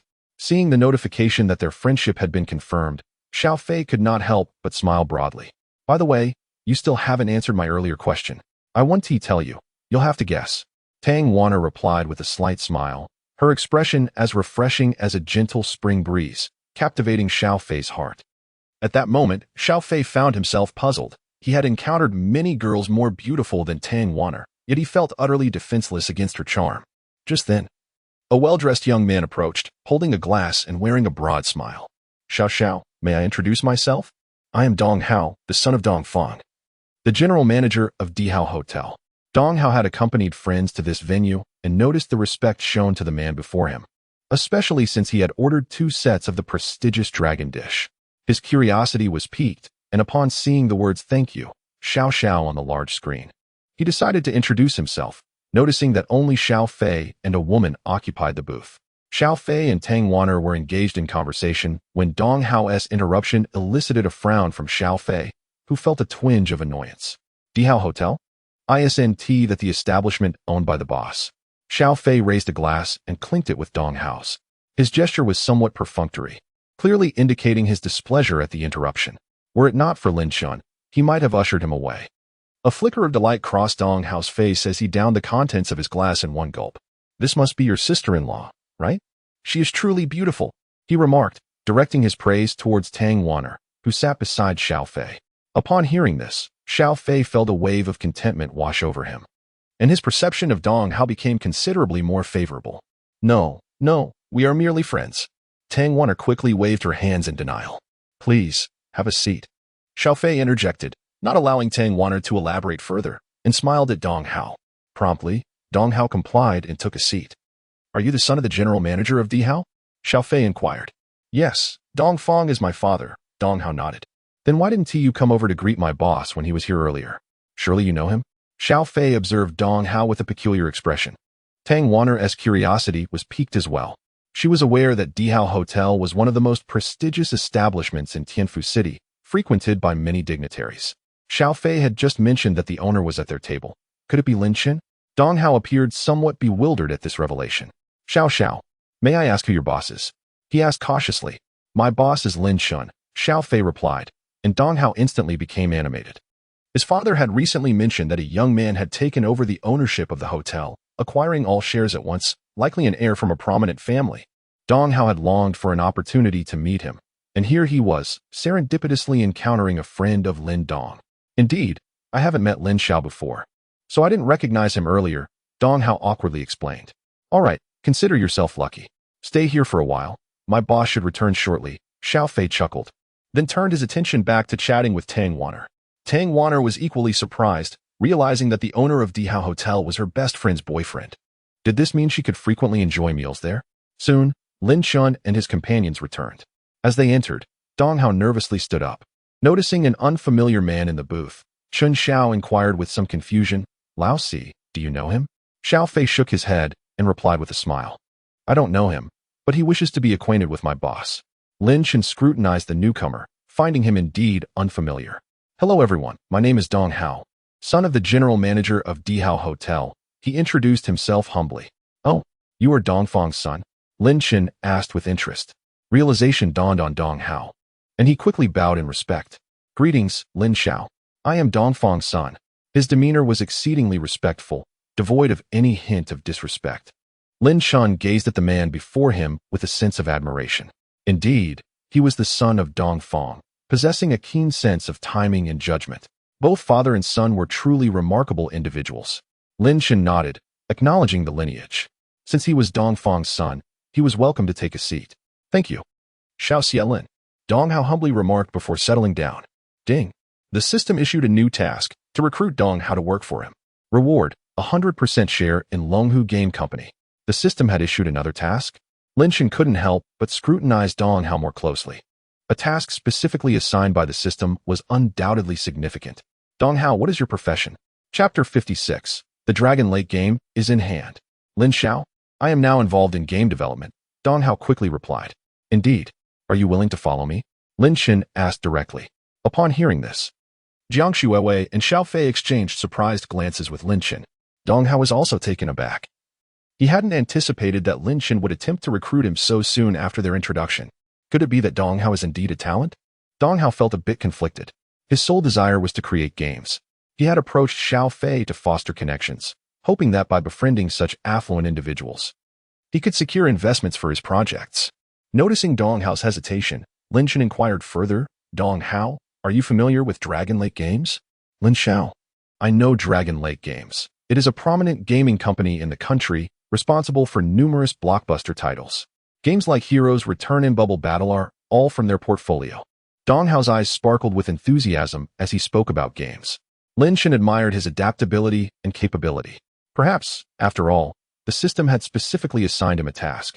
If you choose to work with me, I will ensure that you join Dragon Lake Games and oversee a project of your choosing, Lin Chen declared earnestly. Looking directly at Dong Hao was momentarily stunned. Could it be that Dragon Lake Games is affiliated with this Lin Xiao? Excitement surged through him, causing him to tremble with anticipation. He had envisioned creating a AAA game centered around the mythology of Daxia, but others deemed it a fanciful dream. Consequently, he had approached many companies, yet none were interested, and even his father did not support his aspirations. Left with no choice, he contemplated starting a small company of his own, seeking out wealthy individuals for investment. Now, Lin Chen was offering him an opportunity to directly join Dragon Lake Games and lead a project he was passionate about. It felt like a dream come true. Lin Xiao, is what you say true? Can you really allow me to spearhead a project at Dragon Lake Games? Dong Hao stood up in excitement. He was not doubting Lin Chen. Someone of this caliber would have little interest in deceiving a person of his stature. Lin Chen smiled and nodded. Excellent. Lin Xiao, from now on, I will follow you. Dong Hao replied without hesitation. Ding. Congratulations, host, for completing the task. Dragon Lake Games Limited has been recorded under your name. Outwardly composed, Lin Chen's heart brimmed with joy. Rest assured, I will fulfill my promises, he assured Dong Hao with a cheerful smile.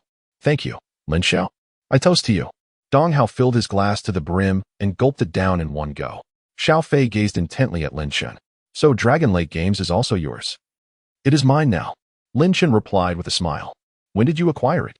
How come I was unaware? Jiang Shuiwei leaned closer to Lin Chen and whispered.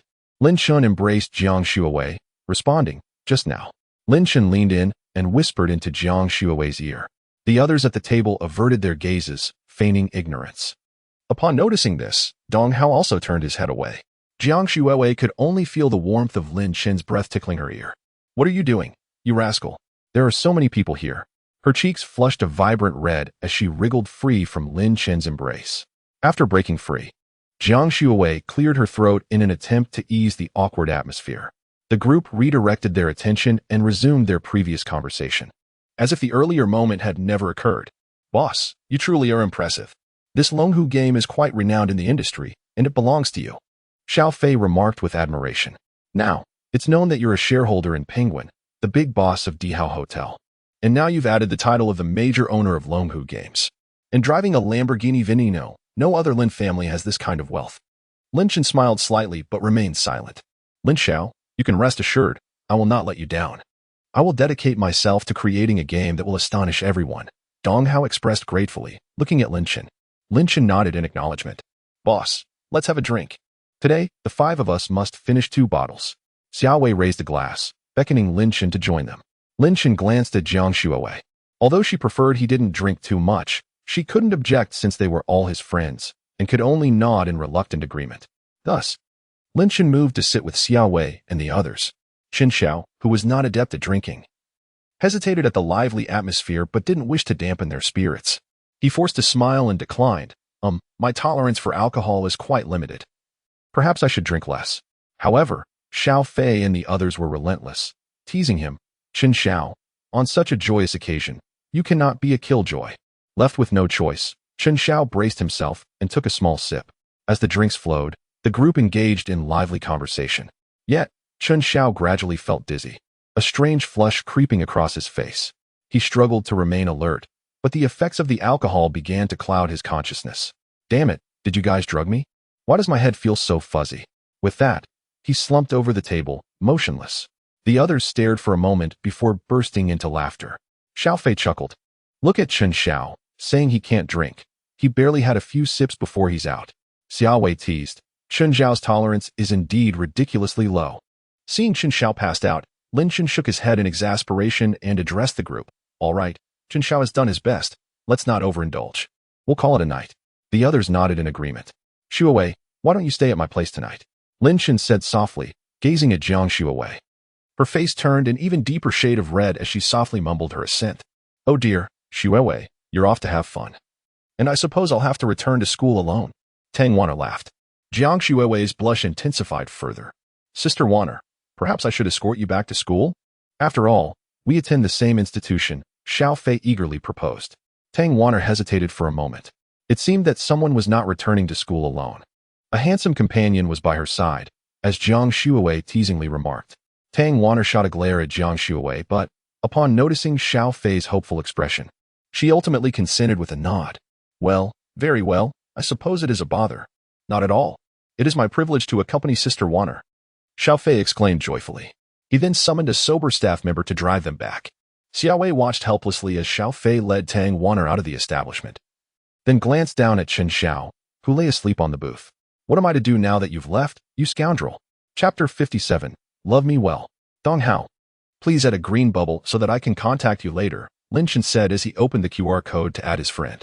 Dong Hao quickly scanned it and added him as a friend. Thank you, Lin Xiao. No need to be so courteous, just focus on enjoying the game. Lin Chen replied with a faint smile before turning to Xiao Wei. Third brother, please call a car. I will be leaving now. With that, Lin Chen took Jiang Shuawei's hand and exited the venue. How go? Lend me a hand. Lin Chen and Jiang Shuawei approached the car, Poison. Ah Chen, do I really have to drive? I haven't driven much since getting my license, and it would be such a pity if I scratched or damaged the car. Jiang Shuawei expressed her concerns. Lin Chen, however, seemed unperturbed. It's fine, just drive as you like. Reluctantly, Jiang Shuawei took her place in the driver's seat. Taking a deep breath, she cautiously started Poison. The car emitted a deep growl, reminiscent of a beast poised to pounce. Gripping the steering wheel tightly, she scanned the surroundings nervously. Lin Chen sat beside her in the passenger seat, wearing a relaxed expression as he watched her. Don't be nervous. Just treat it like any other car, he reassured her. Jiang Shuawei nodded slightly, though her palms were still damp with sweat. Gradually, she pressed the accelerator, and Poison glided forward smoothly. As the car moved, her tension began to dissipate, allowing her to savor the thrill of driving such a luxurious vehicle. Pedestrians along the road cast envious glances, filling Jiang Shuawei with a sense of pride. She glanced at Lin Chen, finding him smiling warmly at her. How's it going? Not nervous anymore, right? He inquired. Jiang Shuawei beamed back at him. Yes, much better. As Poison sped down the road, Jiang Shuawei's driving skills became increasingly adept. It was now past midnight, and the Yulan Holy Garden Villa area lay in serene silence. Jiang Shuawei maneuvered Poison slowly into the premises, the roar of the engine resonating distinctly in the stillness of the night. Upon seeing the car, the security guard instantly recognized it as Lin Chen's return and promptly raised the barrier. Jiang Shuawei looked at Lin Chen anxiously. Ah Chen, where should I park at this hour? Lin Chen smiled slightly. Of course, we'll head to the garage. Just drive straight ahead, and the garage door will open automatically. Jiang Shuawei nodded, driving to the garage entrance. The cameras on either side recognized the license plate, and the garage door began to rise slowly. Wow, this is quite sophisticated. Jiang Shuawei exclaimed, her eyes wide with curiosity. She carefully drove the car into the garage, the sleek body of Poison shimmering alluringly under the lights. Lin Chen took Jiang Shuawei's hand. Come on, let us go inside. Okay, Jiang Shuawei replied, a faint blush gracing her cheeks as she nodded obediently. Hand in hand, they entered the villa, the soft lighting enveloping the space like a delicate veil, creating an atmosphere of intimacy and mystery. As they stepped into the living room, Lin Chen's gaze suddenly fell upon the wine cabinet nearby. With a subtle smile gracing his lips, he turned to Jiang Shuawei and suggested, shall we indulge in another drink? Blushing, Jiang Shuawei nodded gently. Lin Chen opened the wine cabinet, retrieving a bottle of red wine along with several exquisite goblets. He poured the deep crimson liquid into the glasses, which sparkled alluringly under the light. As he handed one glass to Jiang Shuawei, their fingertips brushed lightly, sending a thrilling jolt through them. Locking eyes, they raised their glasses and took a delicate sip, the rich aroma of the wine unfurling in their mouths. With each glass consumed, the atmosphere grew increasingly intimate. Lin Chen's gaze became more fervent, while a charming blush crept onto Jiang Shuawei's cheeks. Their bodies gravitated closer, breaths intertwining. Just as they were about to succumb to the charged ambience, Jiang Shuawei, her face flushed, spoke in a voice barely above a whisper, Chen, I would like to take a shower first. Lin Chen paused momentarily, then offered a gentle smile. All right, I'll take you. He took her hand, guiding her into the bathroom. Upon entering, Jiang Shuowei realized she had forgotten to bring a change of clothes. Biting her lip, she hesitated before opening the bathroom door slightly, calling out softly, "Chen, I don't have any clothes." Lin Chen was momentarily taken aback, then promptly handed her one of his shirts. Listening to the sound of running water, he sensed that his younger brother was eagerly preparing to make his move. After a short while, the bathroom door opened once more. Jiang Shuowei emerged, clad in Lin Chen's shirt, her damp hair cascading casually over her shoulders. The oversized shirt accentuated her fair legs, rendering her particularly alluring. Lin Chen's gaze was instantly captivated. His eyes fixed on Jiang Shuowei. Feeling his stare, she shyly lowered her head, the blush on her cheeks deepening. "What is the matter, Chen?" Lin Chen approached Jiang Shuowei slowly, gently lifting her chin, his eyes filled with affection. "Shuowei, you are truly beautiful." He then wrapped his arms around her, lifting her effortlessly in a princess carry, much to her surprise, and placed her gently on the bed. Jiang Shuowei lay on the bed, her complexion flushed. As Lin Chen positioned himself above her, their gazes locking, he leaned down, pressing his lips against hers in a kiss that was both fervent and tender, brimming with desire and affection. Jiang Shuowei closed her eyes, responding to Lin Chen's kiss. His hand caressed her cheek, trailing down her neck and along her collarbone. A shiver coursed through Jiang Shuowei, as unfamiliar yet intense sensations surged within her. Lin Chen's kiss grew more passionate, moving from her lips to her earlobe, where he gently nibbled.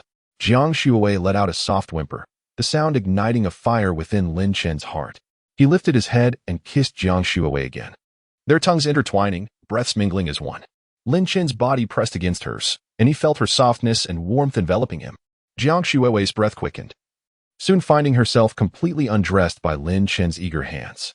Her exquisite figure was completely unveiled before Lin Chen's eyes. A flicker of awe and affection danced in Lin Chen's gaze. Looking into Jiang Shuowei's eyes, he softly uttered, "Shuowei, I love you." Tears shimmered in Jiang Shuowei's eyes as she gently nodded and replied, "Chen, I love you too. Please cherish me." Lin Chen leaned closer to Jiang Shuowei's ear, his heavy breath brushing against her skin. "I shall love you dearly, Shuowei." The moon in the sky seemed to shyly cover its eyes. At this moment, 1,000 words were omitted. Chapter 58. A slight ache. The following day, sunlight filtered through the gaps in the curtains, casting a warm glow upon the bed, rousing the two slumbering figures. Lin Chen gradually opened his eyes, gazing at Jiang Shuowei, who remained lost in her dreams. A hint of fatigue and contentment graced her face, and her long eyelashes fluttered gently, reminiscent of butterfly wings. A wave of tenderness surged within Lin Chen, prompting him to softly kiss her forehead, as if sensing his gesture. Jiang Shuowei stirred, her eyes fluttering open to meet Lin Chen's gentle gaze, a blush creeping across her cheeks. "Good morning," she murmured softly. "Morning," Lin Chen replied with a smile, drawing her into his embrace. Jiang Shuowei nestled against his chest, listening to the steady rhythm of his heartbeat, filling her with a profound sense of security. Yesterday, she hesitated, her blush deepening. Lin Chen understood her unspoken words and gently stroked her hair, reassuringly saying, "Yesterday was beautiful. We will continue to find happiness together." Jiang Shuowei nodded, her eyes shimmering with joy. They lingered in each other's arms for a while before preparing to rise. "Ugh," Jiang Shuowei winced, furrowing her brow. "What's wrong, Shuowei?" Lin Chen asked with concern. With a flushed face, she bit her lip and softly confessed, "It hurts a little." In an instant, Lin Chen grasped her meaning, guilt and tenderness swelling in his heart. He enveloped Jiang Shuowei tightly in his arms, whispering, "My dear, I am so sorry for your suffering. Rest well, and I'll go get you something to eat." Jiang Shuowei quickly shook her head, declining. "Chen, there's no need. I have classes to attend later. We can eat out together." Lin Chen frowned, worry etched across his brow. "But aren't you in pain right now?" Jiang Shuowei smiled reassuringly. "It's all right. I just need a moment." Unable to sway her resolve, Lin Chen acquiesced. Jiang Shuowei leaned against the headboard, taking a moment to compose herself. After a while, feeling slightly better, she decided to rise and prepare to leave. Lin Chen watched as she struggled to get up, a pang of sorrow gripping his heart. He hurried to support her, saying, "Shuowei, you truly don't need to rush to school. Why not take a day off to rest?" "That won't do." Jiang Shuowei firmly shook her head. "I have an important class today. I can't afford to miss it." Seeing her unwavering determination, Lin Chen relented. As he observed Jiang Shuowei change her clothes, a glimpse of her snow-white skin, pure and enticing like fresh fallen snow, sent a jolt through him. His gaze seemingly ensnared and reluctant to waver. In an instant, the familiar stirrings of desire began to awaken within him, with a silent mantra echoing in his mind. He chanted scriptures in an effort to suppress the surging impulse, repeating them fervently. He tightly shut his eyes, drawing deep breaths, and after what felt like an eternity, he finally managed to quell the tumult within. Once they were both ready, Lin Chen drove his luxury car, gently escorting Jiang Shu away out of Yulan Holy Court. Originally, he had intended to treat her to a lavish breakfast at the opulent Dihao Hotel. However, Jiang Shuwei was concerned about arriving late, so they could only casually purchase soybean milk, fried dough sticks, and steamed buns from a roadside vendor.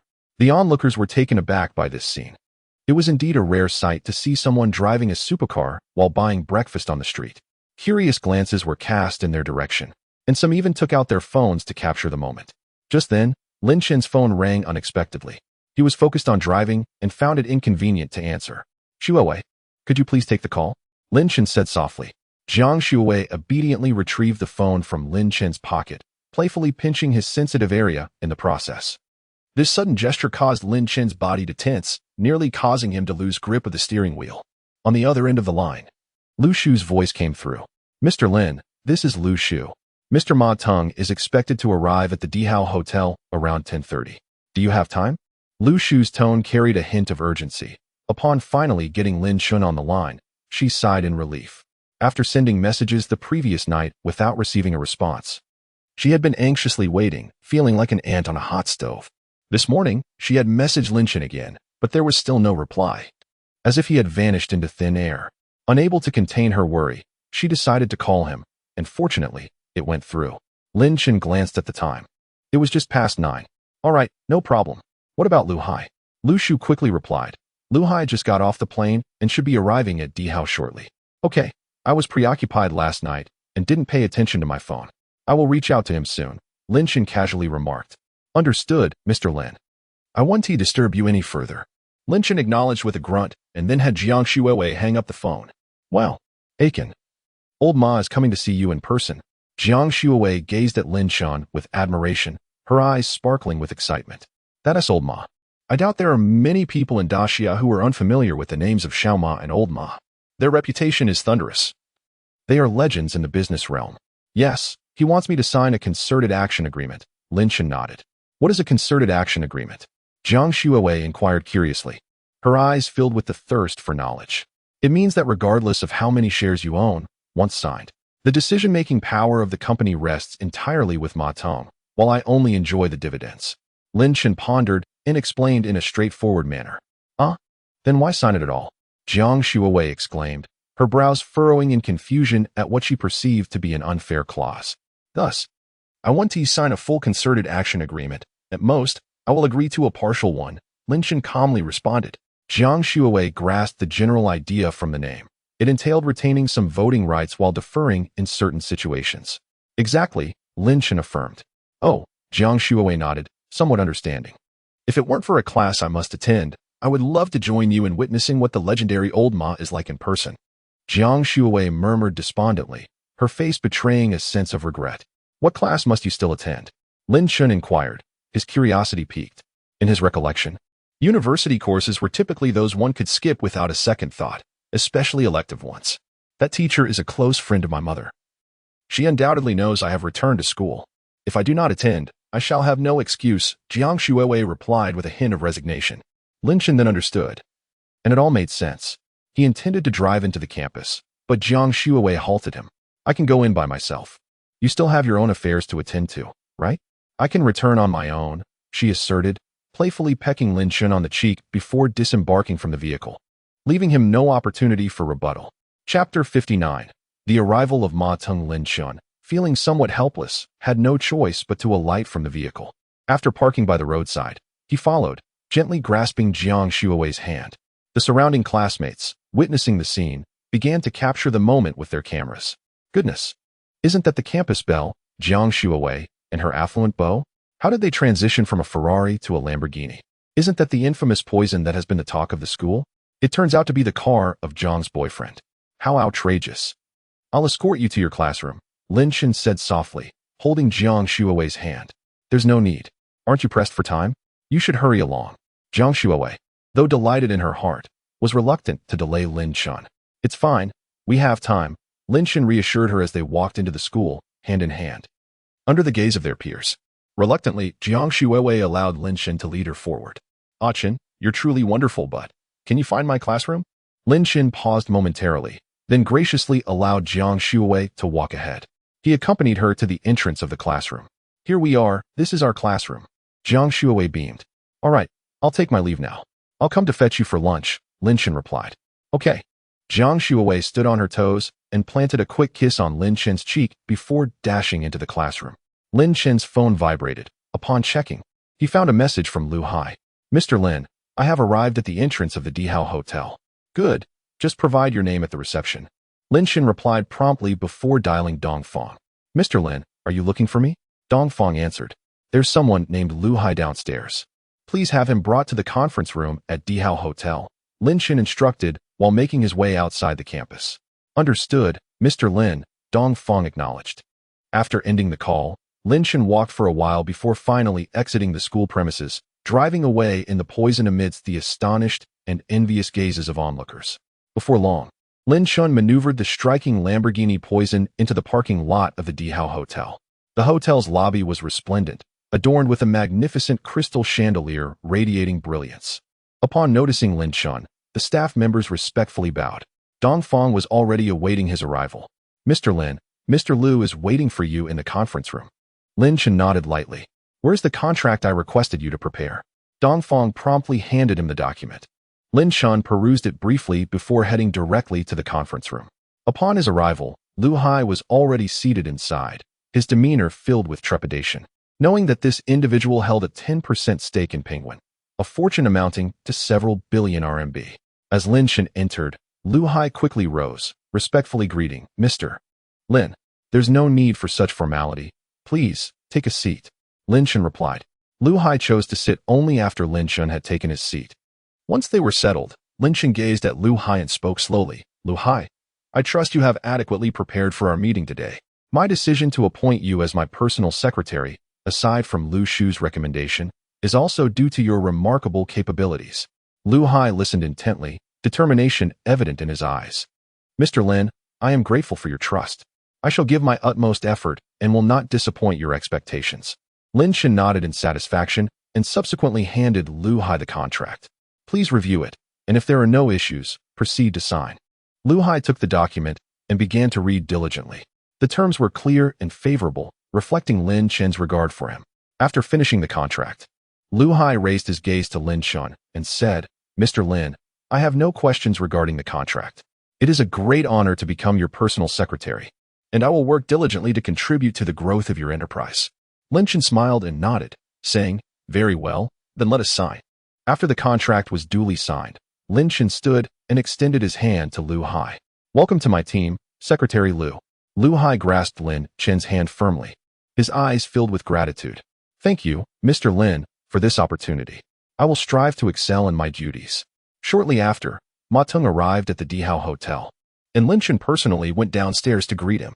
Adjusting his suit, Lin Chen walked with a steady gait towards the hotel lobby, a hint of nervousness fluttering within him. After all, Ma Teng was a legendary figure in the business realm, having single-handedly constructed such an expansive commercial empire, a feat few could rival. As Lin Chen and Lu Hai entered the lobby, Dong Fangjing welcomed Ma Teng and his companions with a broad smile. Hello, Mr. Ma, I am Lin Chen. Despite having mentally prepared himself, Lin Chen was taken aback by Ma Teng's presence. The young Lin Chen, though still a freshman in university, had achieved remarkable feats in the business world, commanding admiration. Mr. Lin, I have long heard of your esteemed reputation. Meeting you today truly confirms that heroes emerge from youth. Ma Teng smiled and extended his hand. Lin Chen reciprocated, replying, You flatter me, Mr. Ma. You are the true business legend. I have much to learn from you. The atmosphere among the group felt somewhat subdued, with only Ma Teng and Lin Chen engaging in light-hearted conversation. Upon entering the conference room, the mood shifted dramatically. After taking their seats, Ma Teng was the first to speak. Mr. Lin, you are aware of the purpose of my visit. It is to discuss the agreement concerning our joint actions. Lin Chen smiled and nodded. I am aware, but I will not sign the entire agreement. However, For a partial agreement, I will sign if your offer is suitable, Mr. Ma. After a moment of silence, Ma Teng conferred with those around him before returning his attention to Lin Chen. 5 billion RMB. Lin Chen found himself quite satisfied with this proposal. After all, even if the Penguin Company entrusted him with the responsibility, he could not match Ma Teng's prowess. All he needed to do was to casually toss his hands and quietly await the dividends. It was already quite commendable that he could extract a little profit from Ma Teng. Lin Chen nodded with a smile. After a thorough discussion and negotiation, both parties finally reached a consensus on the terms of the agreement regarding certain joint action parties. Once the contract was signed, Ma Teng looked at Lin Chen, his eyes reflecting a hint of admiration. Director Lin, you are indeed a rare business partner. I am confident that our collaboration will yield tremendous success. Lin Chen responded with a smile. Mr. Ma, I too look forward to our partnership bringing greater development opportunities for both sides. As time seems to be of the essence, shall we have lunch at Dihao? Chapter 60. I am serious. Let this one go. I must visit the headquarters of Penguin Tianfu City shortly, Ma Teng said with a smile, gently declining the invitation. What a pity, Lin Chen replied, somewhat regretful. He had hoped to invite Ma Teng for a meal, especially since Jiang Shuowei had expressed interest in joining. But it seemed that would not be possible now. Perhaps another time, Director Lin. Wishing us a pleasant collaboration. Indeed, a fruitful partnership. Lin Chen and Ma Teng shook hands before escorting him out of the Dihao Hotel. Director Lin, you are indeed a major shareholder in Penguin. Dong Fong exclaimed excitedly after Ma Teng's departure. At that moment, he finally believed Lin Chen's earlier claims. Dihao may yet transcend Tianfu City. Lin Chen merely smiled faintly. My girlfriend and I will be dining shortly, he added. Of course, Director Lin. Dong Fong responded promptly. After leaving, Lin Chen headed straight for Suzhou University. Upon his arrival at the main entrance, he found Jiang Shuowei waiting, accompanied by Tang Wanner. Shall we invite Senior Tang to join us for dinner? Lin Chen inquired, puzzled, as his vehicle could only accommodate 2 passengers. With such wealth, how could I not seize the opportunity for a meal? Tang Wanner replied playfully. Oh. Wanner doesn't require your concern. Someone will be here to pick her up shortly.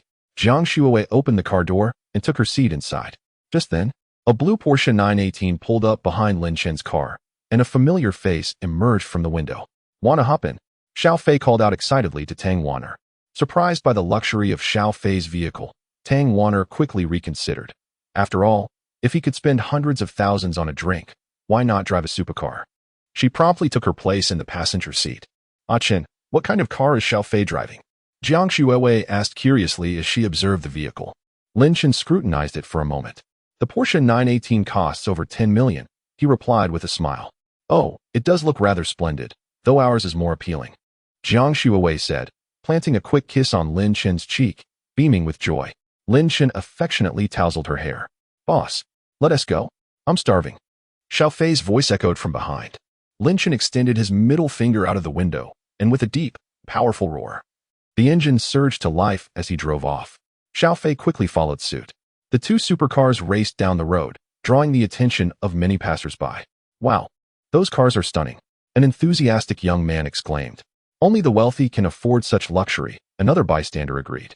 As they approached the Dihao Hotel, Lin Chen and Xiao Fei gradually reduced their speed, eventually parking securely in the hotel's lot before stepping out of their vehicles. After Lin Chen and Xiao Fei parked their car, they entered the Imperial Hotel alongside Jiang Shuowei and Tang Wanner. Dong Fong respectfully led the way, guiding them to the private room number 1. Shortly thereafter, a waiter entered with the menu, politely presenting it to Lin Chen. With a smile, Lin Chen handed the menu to Jiang Shuowei, saying, Shuowei, why don't you order? Jiang Shuowei took the menu and began to examine it intently, while Tang Wanner curiously leaned in to take a look as well. As Tang Wanner's gaze fell upon the prices listed, her eyes widened in astonishment. A single Australian lobster was priced at an astonishing 5,000 yuan. The premium Wagyu steak commanded over 10,000 yuan per portion, and the rare seafood sashimi platter left her utterly speechless. Tang Wanner silently marveled at the stark difference in the lives of the affluent. After Jiang Shuowei selected several of her favored dishes, she returned the menu to Lin Chen. Lin Chen glanced over the menu once more, adding a few specialty items before handing it to the waiter. The waiter smiled and nodded, turning to inform the kitchen to prepare the dishes. During the wait for the food, Xiao Fei discreetly observed Tang Wanner, occasionally initiating conversations with her. Sister Wanner, have you been feeling overwhelmed with your studies lately? Xiao Fei inquired with a smile. Tang Wanner was momentarily taken aback before responding. It's quite busy, but fulfilling. Xiao Fei quickly added, you should take care of yourself. Don't overexert yourself. If you have time, we could go out and have some fun together. Tang Wanner met Xiao Fei's earnest gaze, feeling a flicker of delight within her. Yet, her heart was tumultuous with doubt and hesitation. She was acutely aware of Xiao Fei's wealth and privileged background, contrasting sharply with her own modest upbringing. The disparity between them made her question the authenticity of Xiao Fei's affections. She recalled tales of wealthy scions who toyed with emotions.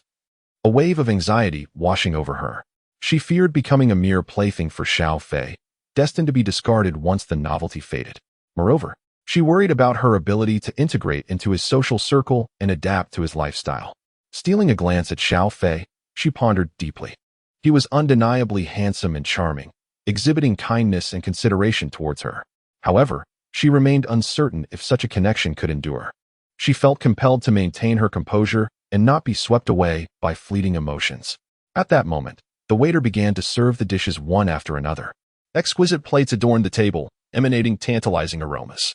The vibrant red shell of the Australian lobster, the marbled texture of the Wagyu steak, and the fresh hues of the seafood sashimi platter were all utterly mouth-watering. Noticing Tang Wanner's astonished expression, Xiao Fei chuckled, Sister Wanner, give it a try. I knew the food here was exceptional from the last time I came with the boss. As he spoke, he picked up a serving chopstick and placed a piece of lobster meat onto her plate. Slightly embarrassed, Tang Wanner accepted it and took a delicate bite. The tender shrimp meat and rich flavor prompted her to exclaim, it's truly delicious. During the meal, Xiao Fei continually served dishes to Tang Wanner, attentively catering to her tastes. Lin Chen observed Xiao Fei's actions, nodding to himself in approval.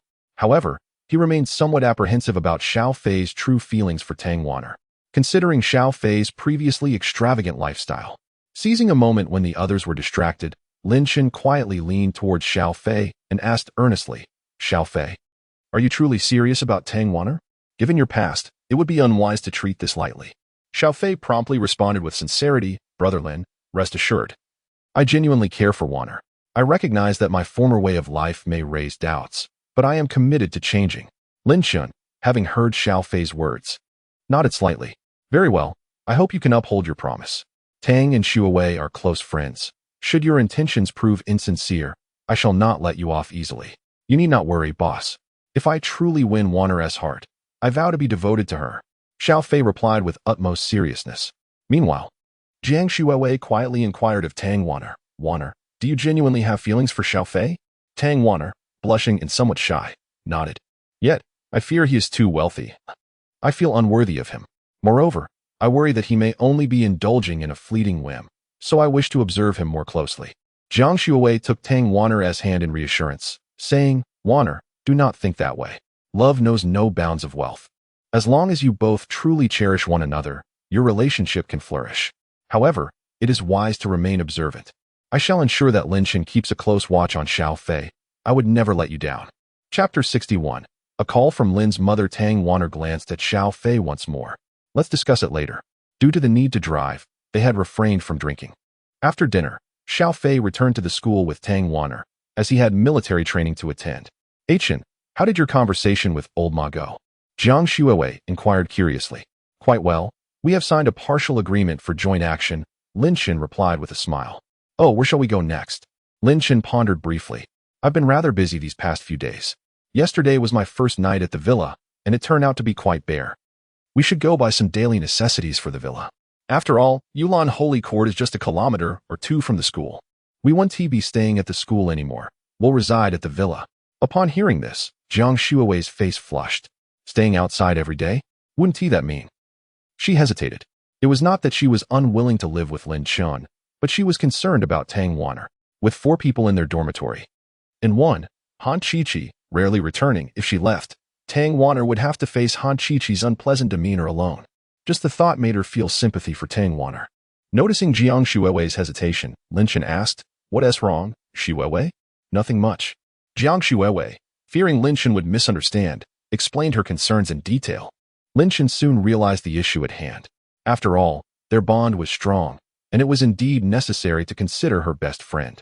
Then let us not rush this matter. However, we might need to stay at the villa occasionally. Let us go shopping for some supplies this afternoon. Lin Chen said with a smile. Okay, you're the best, Chen. Jiang Shuawei exclaimed joyfully as she wrapped her arms around his. Lin Chen felt a pleasant sensation as Jiang Shuawei leaned against his arm. At that moment, Lin Chen's phone rang. Hello, Mom, what's the matter? He answered upon seeing it was his mother calling. Is there no reason for my son to call me? Lin's mother replied with a hint of annoyance. Of course not, Mom, Lin Chen responded, attempting to placate her. Tell me honestly, is that Ranu real estate company yours? Lin's mother's tone suddenly turned serious. Why would you ask that, Mom? Lin Chen questioned, puzzled. He then recalled the incident at Ranu Real Estate when Yuan Lu had been dismissed. Did Yuan Lu say something to you? Mom, please don't relent and agree to anything from that family. He urged anxiously. Just tell me, is that large company yours? Lin's mother pressed. Not entirely. I have invested in it. I suppose I am a major shareholder of Ranu Real Estate, Lin Chen clarified. Is your virtual currency truly that valuable? Enough to purchase shares in such a large company? Lin's mother exclaimed, her voice laced with astonishment. Laughter erupted as Lin Chen remarked on the profitability of the situation, though he implored his mother not to divulge it to anyone else. With a knowing tone, Lin's mother responded affirmatively. Mother, how did you come to know about this? Lin Chen suspected that Yuan Lu had been the informant. Ah, Chen, tell me. Have you dismissed your uncle? After a brief moment of silence, Lin Chen confessed. Yes, I have let him go. Ah, he is family. Let bygones be bygones. You have achieved success, and there is no need to dwell on the past, Lin's mother sighed. Yuan Lu had practically grown up under her watchful eye, being 7 or 8 years younger than Lin Chen. In their childhood, Yuan Lu would trail behind her, affectionately calling her sister. Yet, as they matured, he seemed to transform entirely. Today, while she was out for lunch, Lin's mother checked her phone, only to find her aunt, Yuan Lu's mother, proclaiming in their social circle that her son had inexplicably become the CEO of Yuan Lu's company, only to dismiss Yuan Lu as his first act, rendering years of his hard work futile. The relatives, well aware of Lin Chen's family's current circumstances, were skeptical of such claims. Lin Chen's uncle was incensed. Let us not even debate the truth of this matter, even if it were true. I believe Chen's actions were justified. Have you all forgotten how you treated my sister's family? Thus, the situation escalated further. Upon learning that Yuan Lu's mother had shared a photo in the group chat, one depicting Huang Wei escorting Lin Chen and Jiang Shuawei towards the elevator, the relatives began to lend credence to Yuan Lu's mother's assertions. Unexpectedly, instead of condemning Lin Chen's family as anticipated, the relatives sought to curry favor with them. However, the awkward reality was that, aside from Lin Chen's uncle, no one had Lin Chen's contact information. Consequently, the relatives resorted to messaging Lin's mother. Mother, hear us what happened. After hearing the entire account, Lin Chen found it hard to believe that relatives could act in such a manner, instigating trouble and distorting the truth, even attempting to incite other relatives against Lin Chen's family. How despicable. Mother, this is the situation. After sharing the details with her, Lin's mother visibly sank further into despondency. Mother, you consider them family, but how have they treated you? Lin Chen asked gently. I know. It's just hard to accept all at once, she sighed. Do not be too disheartened. They are just like that. Ignore them.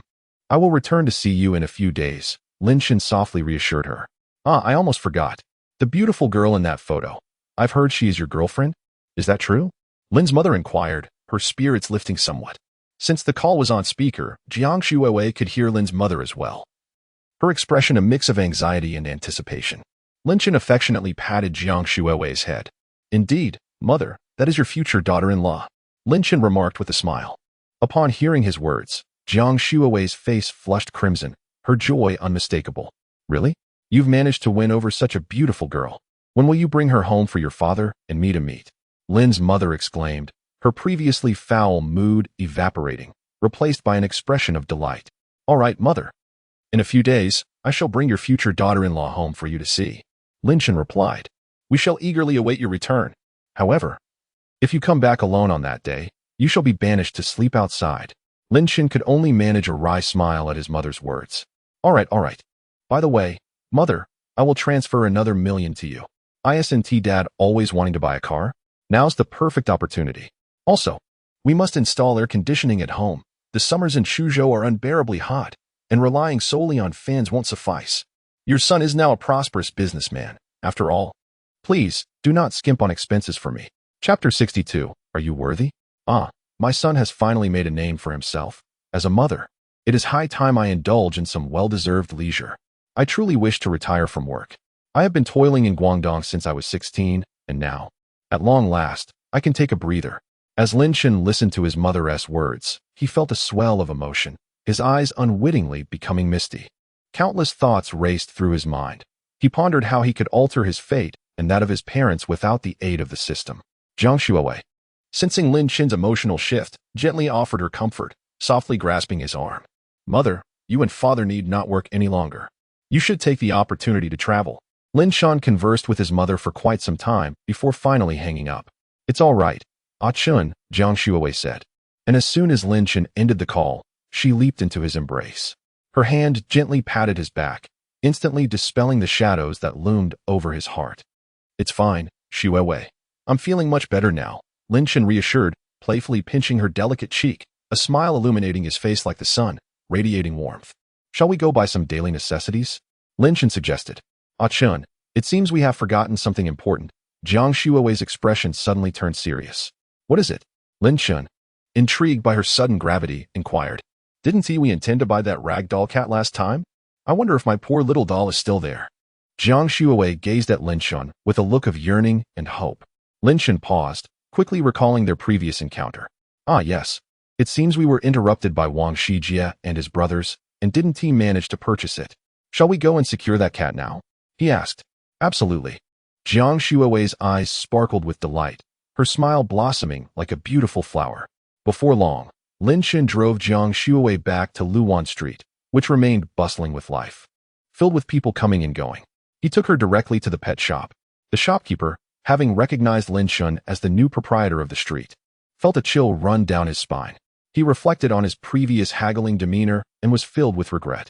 If only Lin Chen had been more insistent, given his stature, he would have had no grounds to contest being dismissed. Though the cat they had previously argued over remained unsold, the shopkeeper dared not sell it. Even with several interested customers, he insisted that the cat was being temporarily housed for a client. Now, seeing Lin Chen enter his shop with his girlfriend, the shopkeeper's heart raced with trepidation. He steeled himself and approached Lin Chen. Hello, Mr. Lin. I'm the tenant of this shop. You can call me Xiao Li. Lin Chen looked at him in surprise. You know me? Yes. Wei Chao circulated your photograph, instructing us to be cautious and avoid offending you, the shopkeeper replied, a hint of anxiety in his voice. The shopkeeper was remarkably honest, completely forgetting that Wei Chao had sent a message at that time. Please don't say it was me. Lin Chen suddenly realized, yet he brushed it off. Knowing what he looked like would help him avoid numerous unnecessary troubles. Jiang Shuowei's gaze searched the shop, and she quickly spotted the ragdoll cat she had seen earlier. Aiken, I found it, Jiang Shuowei exclaimed, pulling Lin Chen excitedly towards it. The ragdoll cat, whether by sheer coincidence or a natural affinity, stood up and extended its paw toward Jiang Shuowei from across the cage, as if waving. Wow, this little princess is adorable.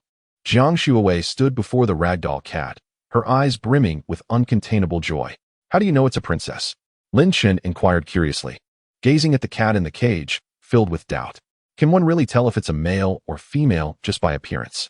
Jiang Shuowei looked at Lin Chen as if he were foolish, then pointed to the tag affixed to the cage. Lin Chen focused his gaze and indeed saw that it said Little Princess. Boss Li, I'll take this ragdoll cat. Please charge it to my card. Lin Chen said to the pet shop owner standing nearby.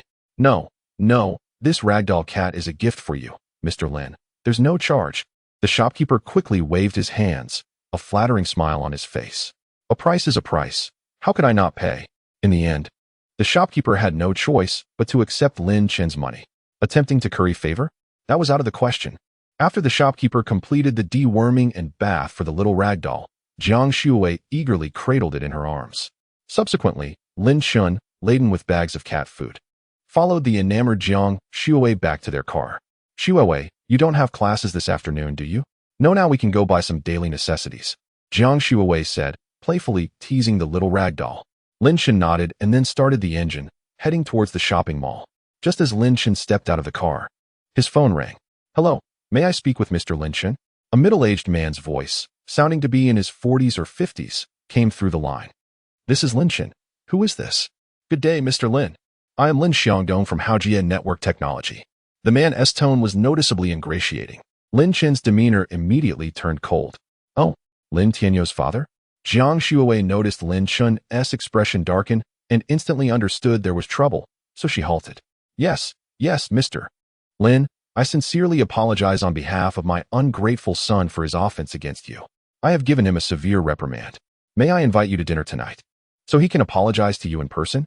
Lin Chen replied with a hint of mockery. Oh, I wouldn't dare accept the apology from the young master of Haojia technology. That would be quite frightening. I fear that the moment I step out of the school gate, I might be confronted by Lin the Great and his entourage. Mr. Lin, I implore you to grant me this opportunity. I shall earnestly seek to atone for my wayward child before you and your esteemed friends. Lin Xiangdong, upon hearing Lin Chen's words, hastily responded. An opportunity? Do you truly believe you are deserving of one? Lin Chen retorted, abruptly severing the connection and blocking the number. Huh? You think a mere apology can resolve this matter? Such a notion is utterly fanciful. Chen Xiaobai endured a beating. If apologies held any weight, what need would there be for the police? Lin Chen had resolutely made up his mind. He would not bear the Lin surname unless this illustrious enterprise faced ruin. Meanwhile, on the other end of the line, Lin Xiangdong's face turned a deep shade of anger as he violently hurled his phone to the ground, shattering it into countless pieces. Chapter 63. Impressive. When I began my venture into the world, this brat was not even born yet. How dare he give me that attitude? Lin Xiangdong exclaimed in fury. He then glanced at Lin Tianyu, who was kneeling before him, and his anger surged anew, prompting him to deliver a swift kick. Did I invest in your education just for you to stir up trouble? Offending Elder Qin was not enough. Now you've also antagonized a major shareholder of Penguin Corporation. Are you unaware that our company operates in the digital realm? Elder Qin is the pillar of the Qin family, which has a foothold in nearly every sector within Tianfu City.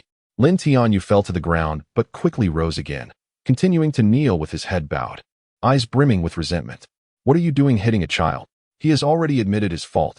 What more do you want? A tearful noblewoman nearby wished to assist Lin Tianyu in standing, but was rebuffed by him. When one errs, one must take responsibility. Lin Tianyu gritted his teeth and murmured defiantly. Son, this is not your fault at all. If anyone is to be blamed, it is that Lin Chen who enjoys showing off. Who could have anticipated that an 18-year-old freshman would be a shareholder of Penguin? The noblewoman, despite being pushed away, exhibited no anger, continually offering consolation to Lin Tianyu. Lin Xiangdong, feeling a headache coming on, looked at his wife. Every time he attempted to discipline Lin Tianyu, she would intervene, fostering his unruly nature. Lin Xiangdong pointed an accusatory finger at the noblewoman, exclaiming, "It is your constant indulgence that has led him to become this way. Now that he has created such a catastrophe, if those two young men are determined to ruin us, our family business will undoubtedly be obliterated." The noblewoman, intimidated by Lin Xiangdong's fervor, fell silent. Lin Tianyu remained on the ground, his eyes still filled with hatred. Observing his stubborn son and overly protective wife, Lin Xiangdong felt a wave of helplessness wash over him. He remembered the hardships he faced when he first navigated the business world, relying on courage and intelligence to claw his way to success. Yet now, this ungrateful son, due to a moment of impulsiveness, had thrust their family enterprise to the brink of ruin. Taking a deep breath, Lin Xiangdong endeavored to calm himself. He then switched to another phone to make a call. Hello? Is this Chen Xiao from Suzhou University? I am Lin Xiangdong, the owner of Haojia Technology. Please, I'm offering 1 million. No, 5 million. If you can persuade your friend to spare Haojia Technology, I will give you 5 million. These kids are all so arrogant. I refuse to believe that after dedicating my life to hard work, I can be brought down by two young punks. At that moment, Lin Xiangdong was seething with rage. Meanwhile, on the other end, after hanging up, Lin Chen wore a satisfied expression. He gazed at the phone number he had blocked, feeling no sympathy whatsoever. He had no pity for Lin Tianyu and his family. A business owner surely knows the character of his own son. If you choose not to intervene, then I, Lin Chen, shall take charge of the situation. Chen, we cannot simply let that family off the hook. Jiang Shuai exclaimed, her anger evident. She had witnessed Lin Tianyu's vile demeanor that day. A cold, indifferent smile graced Lin Chen's lips. Rest assured, Shuai, this Haojia technology will not last for long. Chen, you are truly remarkable. Jiang Shuai gazed at Lin Chen, her eyes sparkling with admiration. Remarkable? Lin Chen inquired with a smile. Indeed, quite remarkable. Jiang Shuai's cheeks flushed. As they entered the shopping mall, Jiang Shuiwei cradled a small plush toy in one hand while tugging Lin Chen along with the other. Exploring the plethora of options available, the mall bustled with activity, vibrant and lively. At that moment, Lin Chen's phone buzzed with a message from Lu Shu. Mr. Lin, Penguin Company has begun to exert pressure on several partners of Haoyue Technology. Many partners have already terminated their collaboration due to this pressure. Shall we continue?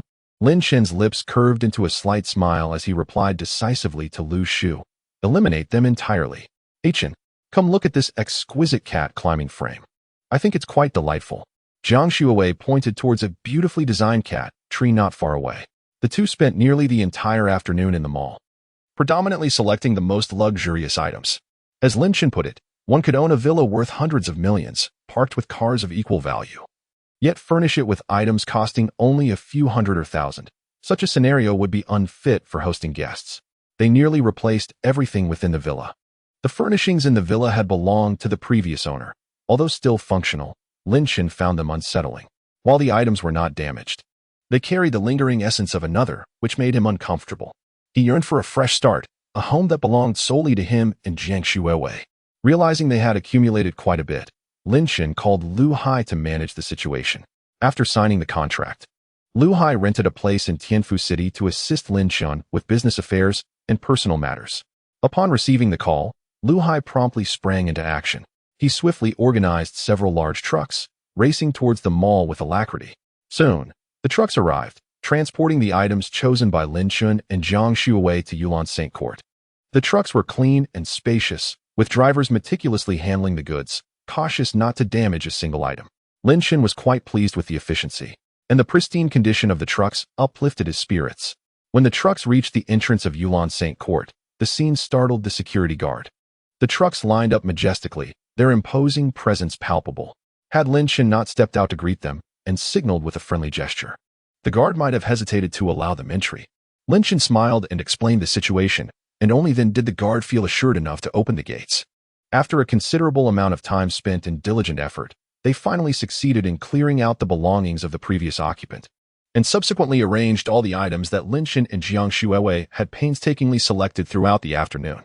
The workers busily traversed the rooms, meticulously positioning each item according to the directives provided by Lin Chen and Jiang Shuiwei. Although neither Lin Chen nor Jiang Shuiwei physically assisted in the moving process, merely instructing the workers on where each piece should be placed, they still felt a twinge of fatigue. As they surveyed their newly refreshed home, a profound sense of accomplishment filled their hearts. I am utterly exhausted, Jiang Shuiwei exclaimed, collapsing onto the sofa, beside her plush toy, which had already succumbed to slumber. Her visage bore the marks of weariness, yet her eyes sparkled with happiness. Chen, I'm hungry, I long for hot pot. Jiang Shuiwei rose, gazing at Lin Chen with eager anticipation. Chapter 64. Hot pot. Certainly.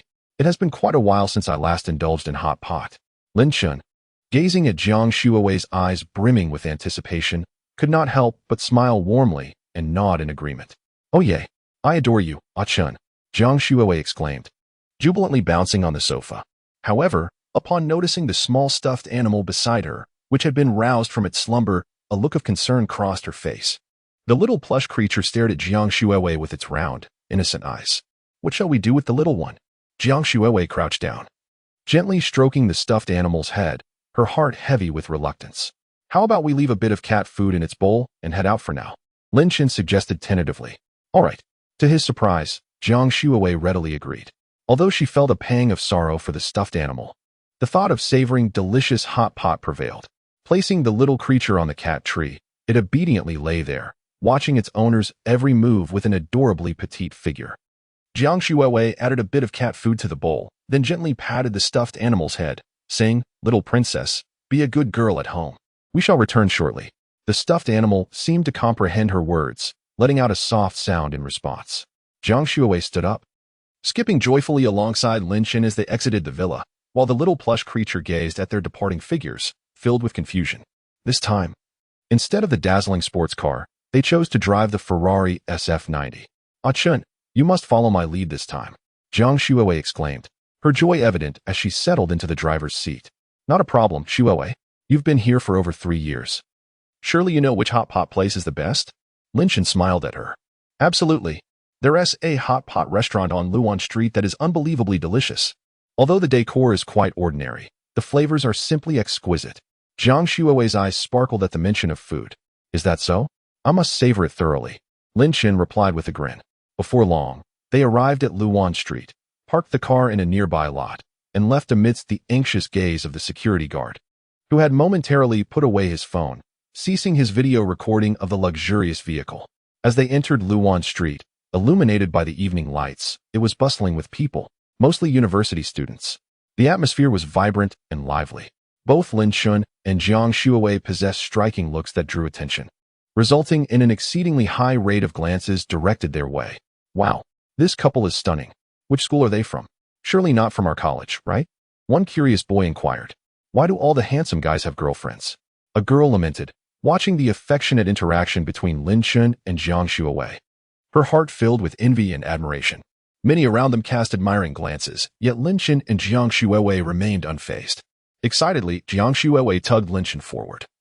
Quickly turning into a small alleyway, Jiang Shuiwei led Lin Chen to the entrance of a hot pot restaurant named Lu De Pang. At the entrance, a female server was beckoning customers, and upon noticing the two approaching, her face brightened with a smile. Please, come inside. At this moment, the restaurant was bustling with lively chatter, nearly filled to capacity. Jiang Shuiwei guided Lin Chen to a cozy corner table. Would you prefer a spicy broth or a dual-flavored one? The server inquired. Jiang Shuiwei glanced at Lin Chen, a mischievous smile gracing her lips. Let us go for the spicy broth. Make it medium hot, she declared without hesitation, her eyes gleaming with anticipation. Certainly. The server turned to prepare the hot pot ingredients. Chen, don't let the small size of this place fool you. The flavor is absolutely exceptional. Jiang Shuiwei exclaimed with enthusiasm. Before long, the server arrived, bringing a steaming hot pot along with an array of ingredients. The vibrant red broth bubbled away, releasing an enticing aroma. Jiang Shuiwei eagerly picked up a plate of beef and fatty beef, placing them into the pot. Chen, you must try this beef. It's incredibly tender, she urged, holding a piece of cooked beef to Lin Chen's lips. He opened his mouth and took a gentle bite, the succulent texture and spicy flavor pleasantly surprising him. It's quite delicious, Lin Chen complimented with a smile. Jiang Shuiwei beamed, her eyes curving into crescent moons as if she were being praised herself. I told you this place was great, she said proudly, as they were thoroughly enjoying their meal. The server unexpectedly placed a large plate of tripe and beef on their table. Jiang Shuiwei raised an eyebrow in confusion. Excuse me, miss, but I believe there has been a mistake. We didn't order these, she stated. Lin Chen also looked up at the server. There is no mistake. These dishes are a gift from our owner, the server clarified. Just then, a tall, slender man approached them. Mr. Lin, it's a pleasure to have you dine at my humble establishment. These dishes are a small token of my appreciation. Please don't refuse them, he said with a flattering smile directed at Lin Chen. The server, momentarily taken aback by her boss's demeanor, quickly realized that the backgrounds of these two young individuals were likely quite remarkable. She then left after placing the dishes down. Lin Chen merely cast a casual glance at the offerings. That's very thoughtful, he acknowledged. The man smiled broadly at the compliment. I won't keep you from your meal any longer, he said, noticing Lin Chen's nod as he prepared to depart. However, at that moment, a gruff voice from the adjacent table interrupted. Boss, didn't you say the beef was sold out? What are you serving this table then? It better not be pork. The hot pot restaurant owner quickly replied. I apologize, sir. We indeed ran out of beef. This is the last remaining portion, and these two have made a reservation. How about I offer you a plate of tripe instead? Do you think I'm interested in your tripe? Do you take me for a fool? The young couple had not ordered any beef, yet it was delivered to them, as if to mock the situation. The man, possibly under the influence of alcohol, exhibited a noticeably irritable temperament. The expression on the hot pot restaurant owner's face darkened immediately. Jiang Shuiwei, however, demonstrated considerable empathy towards the restaurant owner, recognizing the challenges of running a business. Boss, please deliver this plate of beef to that table. We have nearly finished our meal anyway, Jiang Shuiwei suggested, her gaze fixed on the restaurant owner. The owner hesitated, casting a glance at Lin Chen. It's fine. Go ahead and serve them, Lin Chen replied nonchalantly. Thank you, Boss Lin. Thank you, Boss Lin. The restaurant owner was instantly filled with joy. He found himself in a difficult position, fearing that the rude customers might offend Lin Chen, which could have repercussions for him, and concerned that the irate man might escalate the situation, jeopardizing his business. Chapter 65. You cannot afford to offend. Look how considerate she is. Thank you, little beauty. How about this? I'll treat you to a drink later, and I promise to make you feel utterly comfortable. The man's words dripped with lewdness as he leered at Jiang Shuawei. Upon hearing this, the hot pot restaurant owner turned pale, glancing nervously at Lin Chen and Jiang Yue. Indeed, their expressions darkened immediately. Lin Chen's gaze turned icy, an invisible pressure suffusing the air. Jiang Shuawei's brows knitted in anger as she glared at the man. Jiang Shuawei's kindness did not elicit gratitude. Instead, the coarse man gazed at her with lascivious intent, uttering, "Look how considerate she is. Thank you, little beauty. How about this? I'll treat you to a drink later. Watch your words." Jiang Shuawei retorted furiously. The man, however, remained unfazed, responding with brazen arrogance. "What's wrong? Little beauty? I'm just complimenting you. Don't be ungrateful." Lin Chen's eyes were frigid as he spoke in a low voice, "Apologize." The man erupted into laughter, as if he had heard the most absurd joke. "Apologize? Who do you think you are to demand an apology from me? You should be the one apologizing. These two are not someone you can provoke."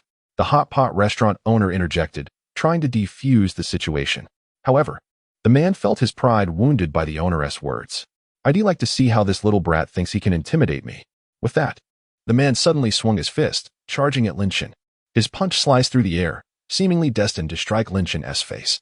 Had this been the old Lin Chen, he might have indeed been hit. But thanks to the system's enhancement, his physical prowess was now beyond comparison. Lin Chen merely sidestepped, effortlessly evading the oncoming blow. The man, overextending himself, stumbled forward after missing his target. Before he could regain his balance, Lin Chen acted decisively, seizing the man's arm and twisting it sharply. The man cried out in pain. Lin Chen followed up with a kick to the man's abdomen, sending him crashing against a nearby table, the dishes clattering to the ground with a sharp sound. The surrounding diners, witnessing the chaos, fled without settling their bills. Seeing this, the man's companions charged in, enraged. One burly man swung his fist, as large as a bowl, with fierce intent towards Lin Chen. Lin Chen's eyes narrowed. He swiftly dodged to the side, the man's fist slicing through empty air. Seizing the moment when the brute's force was spent, Lin Chen pivoted and delivered a swift kick to the side of the man's knee. The man buckled, nearly collapsing to the floor, pain etched on his face. Another lanky man rushed in from the side, brandishing a beer bottle, aiming a vicious blow at Lin Chen's head. Lin Chen tilted his head back slightly, the bottle narrowly missing him and whistling past. In a fluid motion, he grasped the lanky man's wrist, applying a vice-like grip. The slender, tall man felt as though his wrist was ensnared by an iron clamp, the pain overwhelming him, causing the beer bottle in his hand to slip and shatter upon the ground. Seizing the moment, Lin Chen yanked the man closer and drove his knee forcefully into his abdomen. The man doubled over in agony, emitting pained groans. At that instant, the initial aggressor regained his composure, his face twisted in a menacing grimace as he grasped another bottle from the table and lunged at Lin Chen once more. A flicker of anger sparked in Lin Chen's eyes. He swiftly advanced, delivering a decisive kick to the man's knee before he could strike. The man buckled and collapsed onto the floor. Lin Chen followed up with a punch to his face, leaving him bloodied. The other friends, witnessing this scene, felt a surge of trepidation, yet could not stand idly by as their companion was assaulted. They steeled themselves and charged forward once again. A portly man swung his fists wildly, charging with aggression. Lin Chen deftly evaded his blows, seized his arm, and with a powerful throw, sent him crashing onto a nearby table, which shattered under the impact, leaving the portly man groaning in pain on the floor. Jiang Shuawei watched anxiously from the sidelines, her heart torn between concern for Lin Chen's safety and indignation at the actions of these men. She clenched her fists tightly, ready to assist at a moment's notice. Lin Chen grew emboldened as the skirmish progressed, his movements precise and vigorous, each strike imbued with strength. His gaze was resolute and cold, reminiscent of an invincible warrior.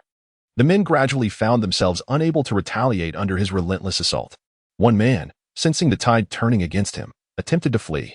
Lin Chen would not permit such an easy escape. He dashed forward, grasped the man by the back of his collar, and yanked him back before landing a punch on his back, sending him sprawling to the ground. At this juncture, the hot pot restaurant owner stood pale-faced, horrified by how events had escalated. He contemplated intervening but dared not approach, choosing instead to watch anxiously from a distance.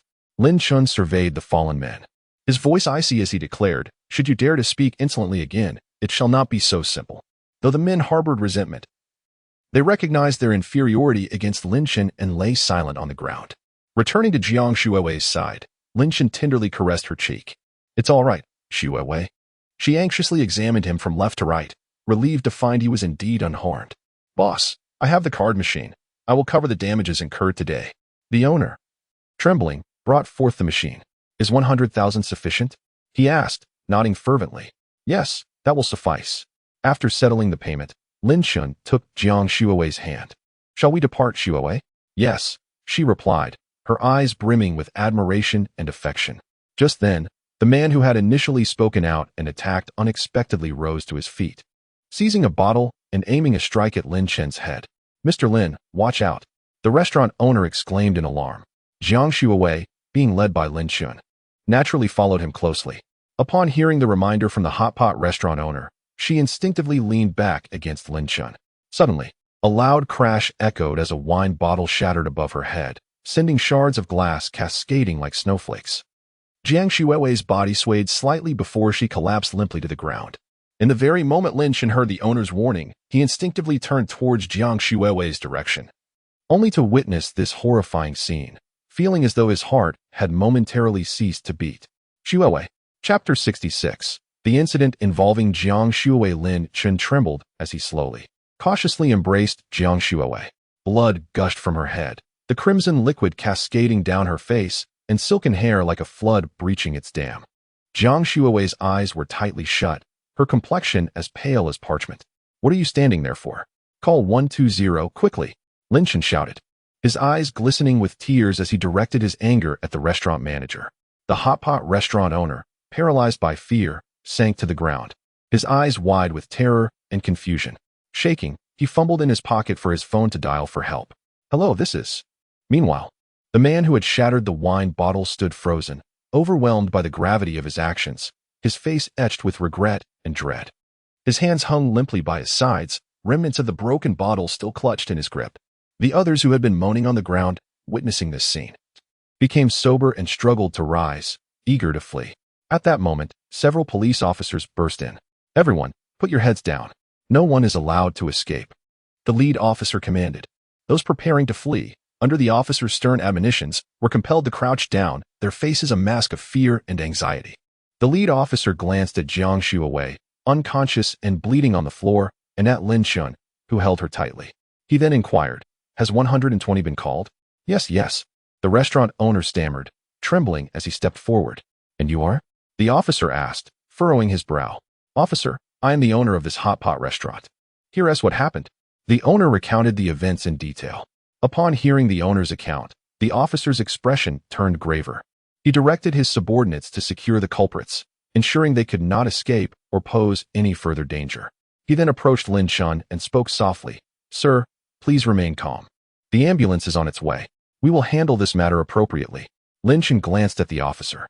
"I am Lin Chen, a shareholder of Penguin Corporation. I demand a call to be made to my personal secretary." The officer's demeanor shifted instantly, realizing the seriousness of the situation. Penguin Corporation, a global commercial empire, and the implications of being a shareholder were profound. However, could there truly be such a young shareholder in the company? "Understood, Mr. Lin. Please do not worry. We will manage this matter with utmost care." The officer's tone became markedly more respectful. At that moment, the atmosphere in the hot pot restaurant was tense and heavy. The culprits, upon learning of Lin Chen's identity, displayed even greater fear. The man who had broken the bottle felt a deep regret, lowering his head, filled with apprehension and dread. To speak so boldly in front of the police was either madness or a serious misjudgment. Lin Chen held Jiang Shuiwei tightly, his eyes filled with guilt and unease. He swiftly retrieved his mobile phone and dialed Lu Hai's number. "Lu Hai, this is Lin Chen. Shuiwei and I have encountered trouble at a hot pot restaurant on Luwan Street. Shuiwei is injured and unconscious. Immediately notify the legal department of the company and prepare to file a lawsuit against those responsible." Lin Chen's tone was frigid. Upon hearing this news, Lu Hai on the other end of the line instantly became anxious. "Understood, Mr. Lin. I will arrange it right away. Rest assured, I will handle this matter diligently." After hanging up, Lu Hai promptly began to contact the legal department of Penguin Company. Meanwhile, The police continued their investigation at the hot pot restaurant, questioning the owner and other witnesses while collecting evidence from the scene. "Oh dear, officer, you have no idea how frightening it was just now. A group of people attacked a young man, and as a result, they all ended up it was like this, officer. That man was harassing a girl, which led to a dispute, and before we knew it, the drunken man suddenly resorted to violence. It was that one with the long beard." After gathering information from the witnesses, the police officers' expressions turned grave. It was evident that these men, having consumed alcohol, were causing havoc and harassing the young lady. And when confronted, they resorted to violence, only to be subdued by the young man. Later, they took advantage of the situation and struck him from behind with a bottle, resulting in the girl getting injured while trying to protect the self-proclaimed shareholder of Penguin. How could such a melodramatic scenario unfold right before my eyes? Before long, his phone rang. "Xiaoyang, listen to me. The young man named Lin Chen. He is a shareholder of Penguin Company. You must not offend him. This matter needs thorough investigation, and we must provide Mr. Lin with a satisfactory resolution." The officer's expression shifted in surprise. "No way. He truly is a shareholder of Penguin Company." After hanging up, the officer approached Lin Chen. "I sincerely apologize, sir. We have gathered most of the details regarding this incident, and we will ensure to provide you with a proper explanation." Lin Chen remained silent, as the ambulance had just arrived. "Where is the injured person?" "Here, here," Lin Chen shouted anxiously. Several doctors and nurses hurriedly pushed a stretcher towards them. The medical personnel swiftly lifted Jiang Shuiwei onto the stretcher, and Lin Chen followed closely beside her, unwilling to take his eyes off her. Observing Shuiwei's pale face and the blood on her head, his heart felt as if it were being tightly gripped by an invisible hand, causing him excruciating pain that made it nearly impossible to breathe. The police also rushed to maintain order at the scene, ensuring that the ambulance could depart smoothly. Once the ambulance left, the police looked at the drunken individuals in the hot pot restaurant with stern expressions. "Take them away." The ambulance sped away, its siren piercing the air. Inside the vehicle, Lin Chen held Shuiwei's hand tightly. The doctor conducted a brief examination of Shuiwei's injuries. "What happened? Why is it so serious?" The doctor, observing the injury on Jiang Shuiwei's head, furrowed his brow and glanced at the remorseful Lin Chen. "My girlfriend was struck on the head by a bottle while trying to save me," Lin Chen lamented, his eyes reddened with anguish. The doctor sighed, choosing silence as he simply tended to Jiang Shuiwei's wound. Soon they arrived at the hospital, and after the doctor had treated her injury, Jiang Shuiwei regained consciousness. "Whoa. Ah Chun, my head hurts so much," she cried, upon awakening and seeing Lin Chen by her side, feeling the throbbing pain and the bandage wrapped around her head. Lin Chen grasped her hand tightly, his eyes glistening with unshed tears. "Shuiwei, do not be afraid. I am here with you. You are safe now. The doctor has just treated your wound, and you will recover swiftly," he softly reassured her, gently caressing her cheek and wiping away the tears that had gathered at the corners of her eyes. Chapter 67. Take good care of Shuiwei. After a considerable period of comforting, Lin Chen finally managed to soothe Jiang Shuiwei's emotions. He then proceeded to conduct various examinations on her, ultimately discovering no significant issues, merely the need for proper rest. Once Lin Chen had lulled Jiang Shuiwei to sleep in her hospital bed, he settled by her side and succumbed to slumber himself. Early the next morning, Jiang Shuiwei awoke, her heart swelling with compassion as she gazed at Lin Chen, who had been resting against her bed. Just at that moment, Lin Chen stirred awake and, noticing her gaze, inquired with concern, "How are you feeling? Did you sleep well last night?" "I slept soundly, but you must have found it quite uncomfortable to doze off like that," Jiang Shuiwei replied, her voice laced with tenderness. "I'm fine," Lin Chen reassured her with a shake of his head. At that moment, the doctor entered to examine Jiang Shuiwei's wound. "Honestly, this injury does not warrant hospitalization. A proper recovery at home with a little caution should suffice," the doctor remarked with a smile. "Really? Ah Chun, shall we return home then? I find myself quite uneasy in the hospital." Jiang Shuiwei's eyes sparkled with hope as she turned to Lin Chen. Lin Chen hesitated momentarily before addressing the doctor. "What precautions should we take at home?" "Just ensure that the area remains dry and remember to change the dressing daily," the doctor advised, to which Lin Chen nodded appreciatively. "Then please assist us with the discharge process." An hour later, Jiang Shuiwei settled into Lin Chen's car, accompanied by a plethora of medications and bandages. "Ah Chun, those ruffians must face severe consequences. I generously offered them my beef, only to be met with a bottle to the head. Thankfully, stitches aren't required. I shudder to think what I would have done otherwise." Jiang Shuiwei's expression was one of indignation mixed with lingering fear. Rest assured, Shuiwei. None of those scoundrels will escape justice, especially the one who harmed you. Lin Chen's tone was icy. Jiang Shuiwei nodded slightly, though still apprehensive. Her heart brimmed with trust in Lin Chen. Ah Chen, I believe in you. I simply never anticipated such a calamity would arise from a hot pot dinner, she lamented. Lin Chen sighed, guilt weighing heavily upon him. This is all my fault. I failed to protect you. If only I had been more vigilant. You would not have been injured. Jiang Shuiwei quickly shook her head. Ah Chen, this is not your fault. Those individuals were reckless after drinking. None of us could have foreseen such an outcome. Upon returning home, Lin Chen carefully assisted Jiang Shuiwei to the sofa and began organizing the medications and bandages they had brought back from the hospital. Shuiwei, please take a moment to rest. I shall fetch you a glass of water, Lin Chen said gently. As Jiang Shuiwei watched Lin Chen busily tending to her needs, warmth blossomed in her heart. Ah Chen, having you by my side is a true blessing. That sentiment should be expressed by me, Lin Chen replied, handing Jiang Shuiwei a cup of warm water, his heart heavy with guilt as he observed the bandage on her head. Meanwhile, Lu Hai was actively coordinating with the police and legal team.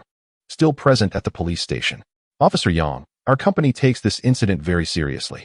We hope the police can swiftly uncover the truth and bring the perpetrators to justice. Lu Hai stated with gravity. Officer Yang nodded in acknowledgement.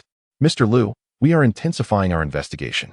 The actions of these perpetrators are exceedingly reprehensible, and we will certainly address them with the utmost seriousness. The situation has now been classified. That group of troublemakers will be detained for 10 days. While the individual who injured Miss Jiang is charged with intentional harm, with the specific outcome pending the court's decision, Lin Chen has requested several more days off from school to care for Jiang Shuiwei. Jiang Shuiwei has also taken a week off. As Jiang Min's close friend happens to be Jiang Shuiwei's teacher, and naturally, this incident has reached the ears of the Jiang family. Oh dear, I'm perfectly fine. I just encountered a group of troublemakers while having hot pot with Chen, resulting in a minor injury, nothing serious, Jiang Shuiwei explained over the phone to Jiang Min. Lin Chen wore a worried expression. It was because of him that Jiang Shuiwei had been hurt, yet he himself had escaped unscathed. Gathering his thoughts, Lin Chen took over the call with Jiang Min. Hello, Auntie, this is Lin Chen. Ah, Xiao Chen, please be honest with me. How serious is Shuiwei's injury? She has always been one to share good news rather than bad, and I fear she might not tell us if something serious happened. I'm sorry, Auntie. Shuiwei was injured while trying to save me, but please rest assured, her injuries are not grave. She just needs some rest. Lin Chen explained with a face full of guilt. That's a relief. Xiao Chen, I do not blame you. This only reflects the strength of your bond. However, I still hope you can take good care of Shuiwei. Jiang Min paused, leaving her sentence hanging. Rest assured, Auntie. I promise to take excellent care of Shuiwei and ensure she suffers no further harm, Lin Chen solemnly assured Jiang Min. After hanging up, Jiang Shuiwei finally felt a sense of relief. She was concerned that Jiang Min might insist on coming to see her, fearing that if she saw her head wrapped in bandages, she would undoubtedly break down in tears. In the days that followed, Lin Chen, determined to care for Jiang Shuiwei, hired a nanny specifically to maintain the household and prepare meals. The outcome of the incident was also revealed. The other individuals received 10 days of detention, while the ringleader was sentenced to 18 months in prison. Although this result did not fully satisfy Lin Chen, it was the best outcome achieved after the legal department of Penguin Corporation and Lu Hai pressured the police. Jiang Shuiwei's injuries were healing well. Chen, we have to attend class tomorrow. What about Lu Ma? Jiang Shuiwei asked Lin Chen, glancing with concern at the middle-aged woman cleaning the villa. Lu Ma was the nanny Lin Chen had previously hired. Whenever Lin Chen was away and Tang Wanner was occupied with classes, Jiang Shuiwei would engage Lu Ma in conversation to alleviate her boredom. Through their discussions, Jiang Shuiwei learned that Lu Ma's husband had died in a construction accident over a decade ago, with the construction company persistently shirking responsibility and refusing compensation, claiming he was merely a subcontractor without a signed labor contract. Lu Ma's family had taken the matter to court, but it was futile. They only received a few thousand yuan in humanitarian aid. Life had already dealt a cruel hand, and 2 years ago, tragedy struck again as both children perished in a car accident, leaving behind only a 3-year-old granddaughter. Lu Ma had barely had time to grieve before she resolutely assumed the responsibility of caring for her granddaughter, juggling multiple jobs each day. Upon learning of this, Jiang Shuiwei felt a blend of admiration and compassion, After discussing it with Lin Chen, she decided to raise Lu Ma's daily wage to 500. How about this? Once we return to school, we can continue to have Lu Ma assist with the cleaning here, and we can provide her with a monthly salary of 20,000. What do you think? Lin Chen pondered for a moment before speaking. Jiang Shuowei immediately found the idea appealing. That sounds wonderful. This way, Lu Ma won't have to struggle so hard with odd jobs. A monthly salary of 20,000 will be sufficient for her and her granddaughter's livelihood. Ah Chen, you truly have a kind heart. Jiang Shuowei appeared exceedingly delighted. Chapter 68. Stifled Mom Lu. Please come here. Hearing the call, Mom Lu, who was tidying up, immediately set aside her chores and approached. Mr. Lin, did you summon me? She inquired, appearing rather anxious. There's no need to be nervous, Mom Lu. The situation is as follows. Shuowei and I will be returning to school tomorrow, which means this villa will be unoccupied. However, it cannot remain unattended for an extended period. Lin Chen paused before continuing. Thus, Shuowei and I have discussed a monthly salary of 20,000 for you to assist us with the cleaning. If Shuowei and I decide to stay over, I will inform you in advance so you can prepare the meals. What do you think? Upon hearing this, Mom Lu's excitement was palpable. I would be delighted. Mr. Lin, Miss Jiang, rest assured, I will ensure the villa is impeccably clean. Thank you, she exclaimed, bowing deeply to the pair. No. Jiang Shuowei began to protest. But Lin Chen shook his head at her. It's all right, Mom Lu. Your labor deserves compensation. There is no need for thanks. Lin Chen smiled gently. At that moment, the door to the villa swung open, and Tang Wanner and Xiao Fei entered. Ah, Wanner, you've come to see me again, Jiang Shuowei exclaimed, rushing towards Wanner in delight. Enough with the sentimentality, Tang Wanner retorted, pushing Jiang Shuowei away playfully. Shuowei, you seem to have recovered quite rapidly. It's only been a week, Tang Wanner noted, observing that Jiang Shuowei's wound had nearly vanished, which brought her joy. Boss, you truly have it easy. The military training is over, and the official school term has begun. Yet you haven't even gone back. Xiao Fei remarked enviously. If it weren't for my strict family, I would love to do the same. Lin Chen furrowed his brow, questioning the relevance of Xiao Fei's comment. Xiao Fei chuckled. Come on, boss. I'm just envious. Look at how devoted you are to Shuowei after her injury. What a romantic love story. Jiang Shuowei smiled and chided. Xiao Fei, enough with the banter. If you're so envious, why not make a move on Tang Wanner? Tang Wanner's face flushed slightly, yet she refrained from retorting. Xiao Fei lamented. I wish I could, Shuowei. Wanner doesn't give me the chance. I've asked her out several times, but she always declines. If I hadn't said I was coming to see you today, Wanner probably wouldn't have agreed. Jiang Shuowei exchanged amused glances with Lin Chen. Tang Wanner averted her gaze, feeling a bit shy. Lin Chen shook his head in exasperation. Mom Lu, please prepare extra dishes for tonight, he instructed her. Of course, Mom Lu replied cheerfully, nodding. Thank you for your hard work, Mom Lu. Tang Wanner quickly added. It's no trouble at all. It's my duty. Mom Lu felt a wave of warmth in her heart and turned to busily work in the kitchen. At that moment, Lin Chen's phone suddenly rang. He picked it up to find it was a call from Wang Shijia. Brother Lin, it has been quite a while since we last met. What have you been occupied with lately? Lin Chen smiled faintly. How come you still remember to call me? My girlfriend has sustained some injuries, so I am staying home to keep her company. What? Has sister-in-law been hurt? Is it serious? She is almost fully recovered now. All right, let's get to the point. On the other end of the line, Wang Shijia chuckled. Brother Lin, do you recall me mentioning the Supercar Enthusiast Club in Chunfu City? It is commencing tomorrow, and I specifically came to check if you have time to join us, Wang Shijia explained. Lin Chen then recalled that there indeed was such an event. Did you not say it was a few days away? It has been over 10 days now. I thought it was already concluded. The car club was postponed due to some unforeseen circumstances, and it has only just been finalized for tomorrow. Brother Lin, are you coming or not? This is a rare opportunity. Wang Shijia inquired eagerly. Lin Chen glanced at Jiang Shuowei, feeling somewhat hesitant. Noticing his apprehension, Jiang Shuowei smiled and said, I will accompany you. I have been cooped up at home for too long and could use a break. Lin Chen nodded and replied into the phone. All right, no problem. Contact me then. Fantastic, Brother Lin. Let us not miss each other tomorrow. Wang Shijia exclaimed before hanging up. Lin Chen put away his phone, but Xiao Fei seemed restless. He looked at Lin Chen and said, Boss, I was also planning to attend the Supercar Club. I originally came here today to invite you to join me, but it seems you were already aware. Lin Chen chuckled. I am not entirely sure, but from what Wang Shijia mentioned, it should be quite enjoyable. Who is Wang Shijia? Xiao Fei asked, puzzled. Oh, he is a friend I met when school started. The grandson of Wang Junlin, the chairman of the Suzhou Longjiu Group, Lin Chen clarified. Oh, he has quite the background. The Longjiu Group is a significant company. Xiao Fei expressed his surprise. You are going to the club as well, right? Let us go together, and I'll introduce you to him. Lin Chen smiled lightly. Wonder, why don't you come along too? It would be nice to have your company. Jiang Shuowei winked at Xiao Fei, then turned to Tang Wan with an expectant look. Xiao Fei immediately expressed his gratitude to Jiang Shuowei with a thumbs up behind her back. Indeed, Sister Wanner. Let us go have some fun together. He encouraged. Tang Wanner hesitated but eventually nodded in agreement. At that moment, Lu Ma walked out from the kitchen. Mr. Lin, Miss Jiang, the meal is nearly ready.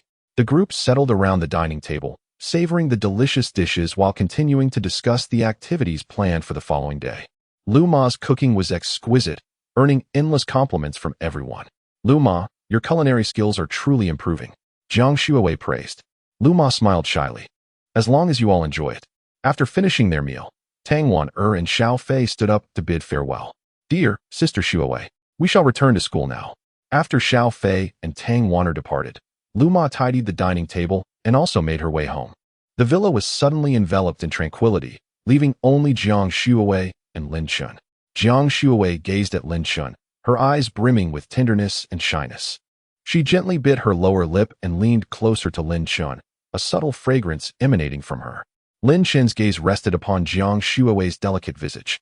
His eyes filled with affection. He reached out, drawing Jiang Shuowei into his embrace, and, amidst her startled exclamation, effortlessly lifted her up, ascending the staircase. After placing Jiang Shuowei on the bed, Lin Chen lowered his head, bestowing a gentle kiss upon her forehead, his warm breath caressing her skin. Shuowei, I have been yearning for this for quite some time. Jiang Shuowei's cheeks flushed crimson, her dreamy eyes gazing at him. You rascal. Chapter 69. A reunion at sea. Early the next morning, Lin Chen and Jiang Shuowei rose with the dawn, ready to return to school. Lin Chen gazed at the splendid Ferrari parked in the garage and said, Shuowei, why not take that Ferrari? It would be quite convenient.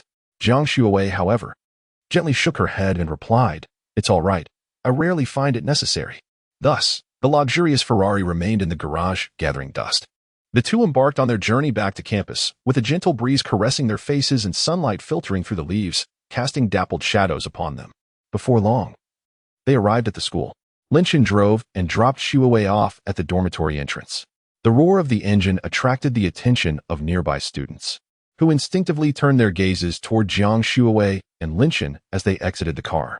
Their expressions reflected envy, admiration, and a hint of curiosity. Jiang Shuowei, burdened with several bags and a small plush toy perched on her shoulder, inquired, Chun, shall I head up first? Observing her struggle, Lin Chen felt a pang of sympathy. Why don't we have Senior Tang come down to assist you? He suggested. The girls' dormitory doesn't permit male visitors. Otherwise, I would carry everything for you. Don't worry. I can manage. Jiang Shuowei replied with a smile. All right. Just remember to take your medication. Please don't forget, Lin Chen reiterated with concern. I know. I'm off now, Jiang Shuowei said, and on tiptoes, she pecked Lin Chen's cheek before turning to enter the dormitory. Lin Chen watched her silhouette fade from view and then returned to his car. He found a parking space, placed the vehicle, and carried a few items toward room 515 in Building 6. Upon his return to the dormitory, he discovered Chen Xiao Fei, and Xiao Wei still asleep. After placing his belongings down, he glanced at his phone. It was already 10:30.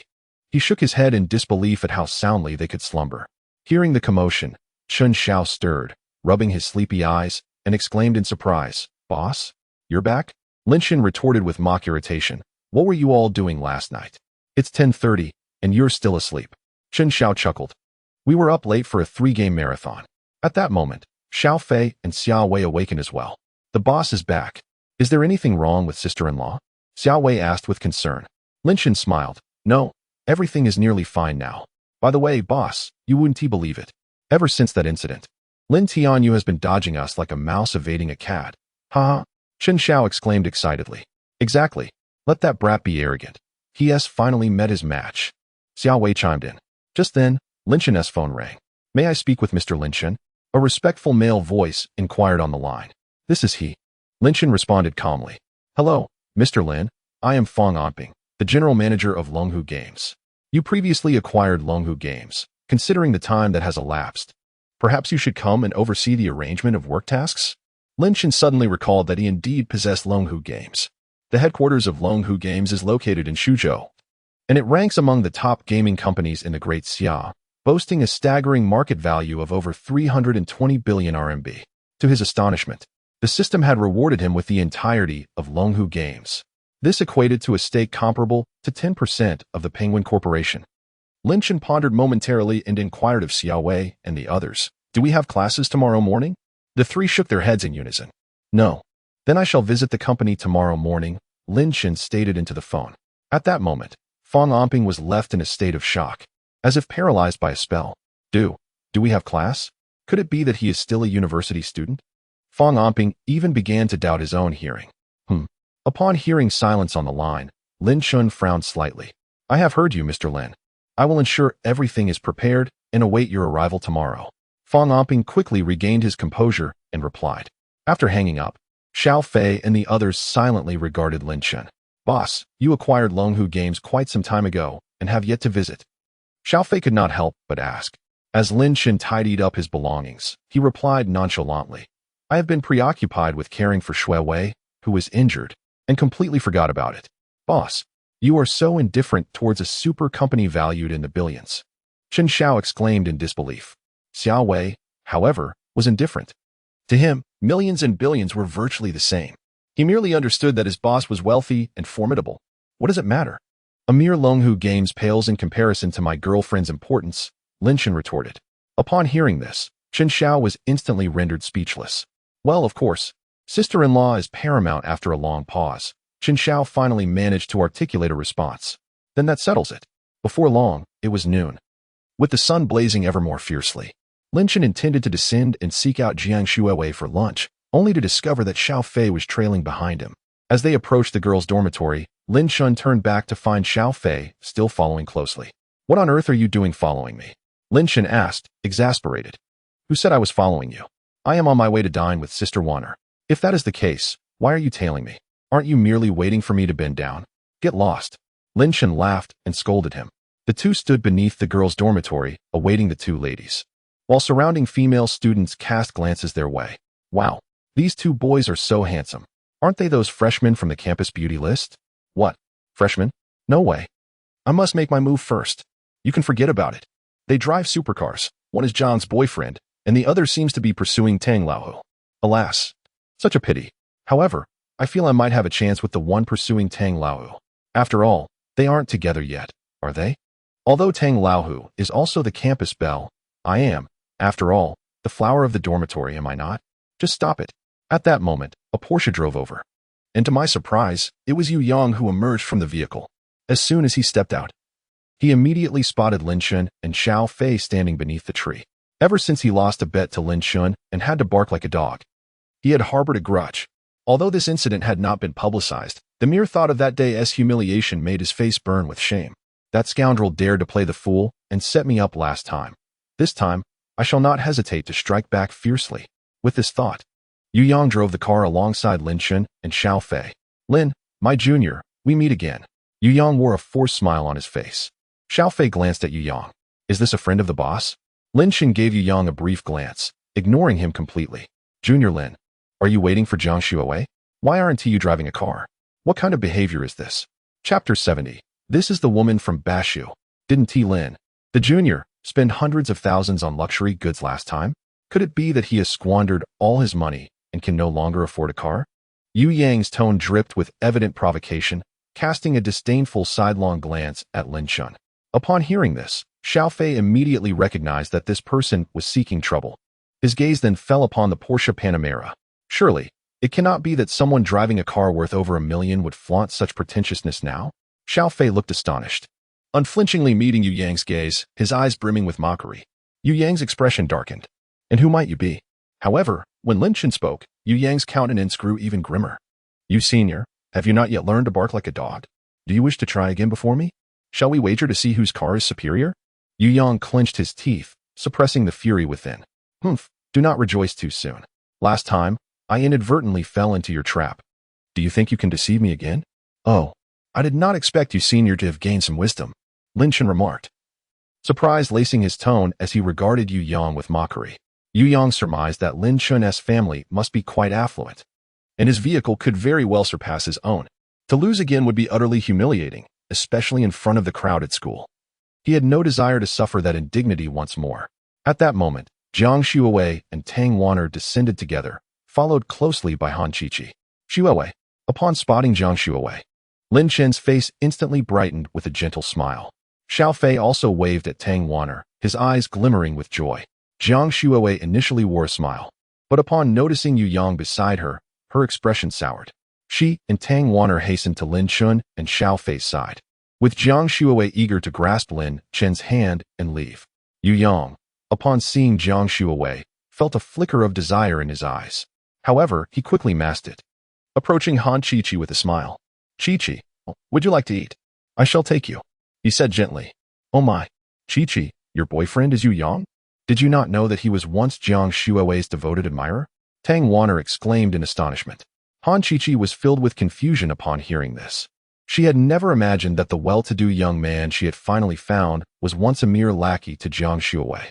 Since the day she had cast aside Wang Haoren, she had not encountered another suitor of such quality and had reluctantly settled for Yu Yang. Yu Yang's heart sank. He had not anticipated that Han Qiqi was acquainted with Jiang Shuowei and Tang Wan'er. Tang Wan'er, your words are rather harsh, are they not? Does showing a little concern make one a lackey? Yu Yang replied, somewhat embarrassed. But that is precisely what you are. I recall Shuowei mentioning that you once barked like a dog in front of Lin Chen and her.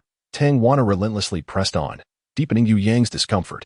At this moment, Han Qiqi's expression also soured. She understood that Tang Wan'er was trying to undermine her.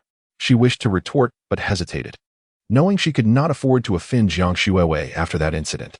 To know that Wang Haoren's brother is indeed a scion of the Longjiu group, with such a distinguished identity, referring to Jiang Shuowei's boyfriend as Lin Ge suggests that Lin Chen's status is at least comparable to that of Wang Shijia.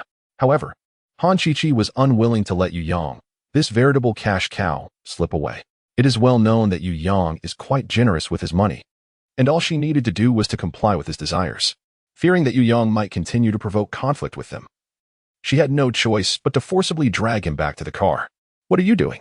Yu Yang glared at Han Qiqi, anger etched across his face. Han Qiqi, equally incensed, retorted, I am saving you. Do you have any idea of Jiang Shuowei's boyfriend's background? He is merely a student from a family with a modest fortune. How significant can he be? Yu Yang's expression turned disdainful to him. The most he could be was someone whose family owned a company worth a few billion.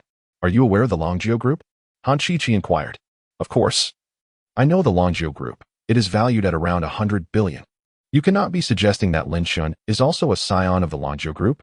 Yu Yang's countenance shifted, and he hastily pressed for clarification, yet he shook his head, deeming it improbable. It must be someone with the surname Wang. How could it possibly be Lin? He is indeed not a scion of the Longjiu Group, but the scion of the Longjiu Group refers to him as Lin Ge. Han Qiqi said nonchalantly. After that encounter, she felt a pang of fear. She could not fathom what had possessed her to show her displeasure in front of such an individual and even dismiss Wang Haoren. Fortunately, they did not hold a grudge against her as a mere girl. What? How is that possible? How do you know this? Yu Yang exclaimed, his face a mask of astonishment. Under his persistent questioning, Han Qiqi reluctantly explained, I came to learn about Wang Shijia, the scion of the Longjiu Group, by chance. And then I saw him calling Jiang Shuowei's boyfriend Lin Ge. Han Qiqi could not possibly disclose that she had recently been Wang Haoren's girlfriend, for in Yu Yang's eyes, she was still a maiden. Well, the hymen was lost during high school gym class, she remarked. Yu Yang was visibly taken aback, then turned his grateful gaze towards Han Qiqi. Thank goodness you pulled me away earlier. Otherwise, I might have unwittingly brought misfortune upon my family. Haven't you always wanted that bag worth over 40,000? Let's go. I shall take you to buy it right now. Han Qiqi's face instantly brightened. Really? I adore you. Darling, I never expected these two wretched individuals would end up in a relationship. Tang Wan'er remarked with evident disdain. Never mind. Discussing such matters dampens the mood. Let's hurry and eat. I haven't had the school's big plate chicken in ages, and I crave it. As Jiang Shuowei spoke, she tugged Tang Wan'er forward. Xiao Fei and Lin Chen followed closely behind. Boss, has Wan'er always been this fierce? Xiao Fei whispered. What, are you afraid? Lin Chen replied with a broad smile. How could I be? Don't you think this is rather cool? This is the authentic Sichuan woman, exuding a sense of security. Xiao Fei immediately retorted. Lin Chen merely smiled in silence. He still preferred Jiang Shuiwei's gentle demeanor. Four individuals arrived at the school cafeteria, ordering a large platter of chicken along with several other dishes. After their meal, Lin Chen and Xiao Fei hurried back to attend their classes. Time passed swiftly, and before they knew it, it was around 4 or 5 in the afternoon. A message from Wang Shijia arrived. Brother Lin, the car club event will commence around 7. Let us head over together. Lin replied, Sure, I'll bring my sister-in-law along, and another friend of mine will also be attending. We can go together. No problem. May I inquire what kind of car your friend drives, Brother Lin? A Porsche 918. Oh my, that is impressive. $1 million sports car. Chapter 71. Car Enthusiast Club. After the four had finished their meal, Lin Chen glanced at his watch. Noticing that it was nearly time, he took out his phone and sent a message to Wang Shijia. Waiting at the school gate. We will arrive shortly. Subsequently, Lin Chen drove the Lamborghini Veneno with Jiang Shuiwei in the passenger seat, while Xiao Fei drove Tang Wan'er in the Porsche 918 behind them. The two supercars, one leading and the other following, exited the school amidst numerous curious gazes. At the school entrance, a Lamborghini Gallardo had been waiting for some time.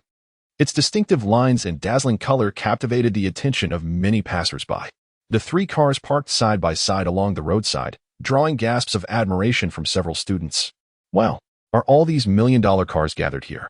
Are there really this many wealthy second-generation kids at Suzhou University? Truly envious. If only they were my brothers. The group alighted from their vehicles. To Lin Chen's surprise, a strikingly beautiful woman accompanied Wang Shijia, likely a belle of her department. Wang Shijia greeted them with a beaming smile. Lin Go. Shijia, this is my brother Xiao Fei, and that is my girlfriend's best friend, Tang Wan'er, Lin Chen introduced. Hello, Xiao Go. Hello, Tang Shuijia.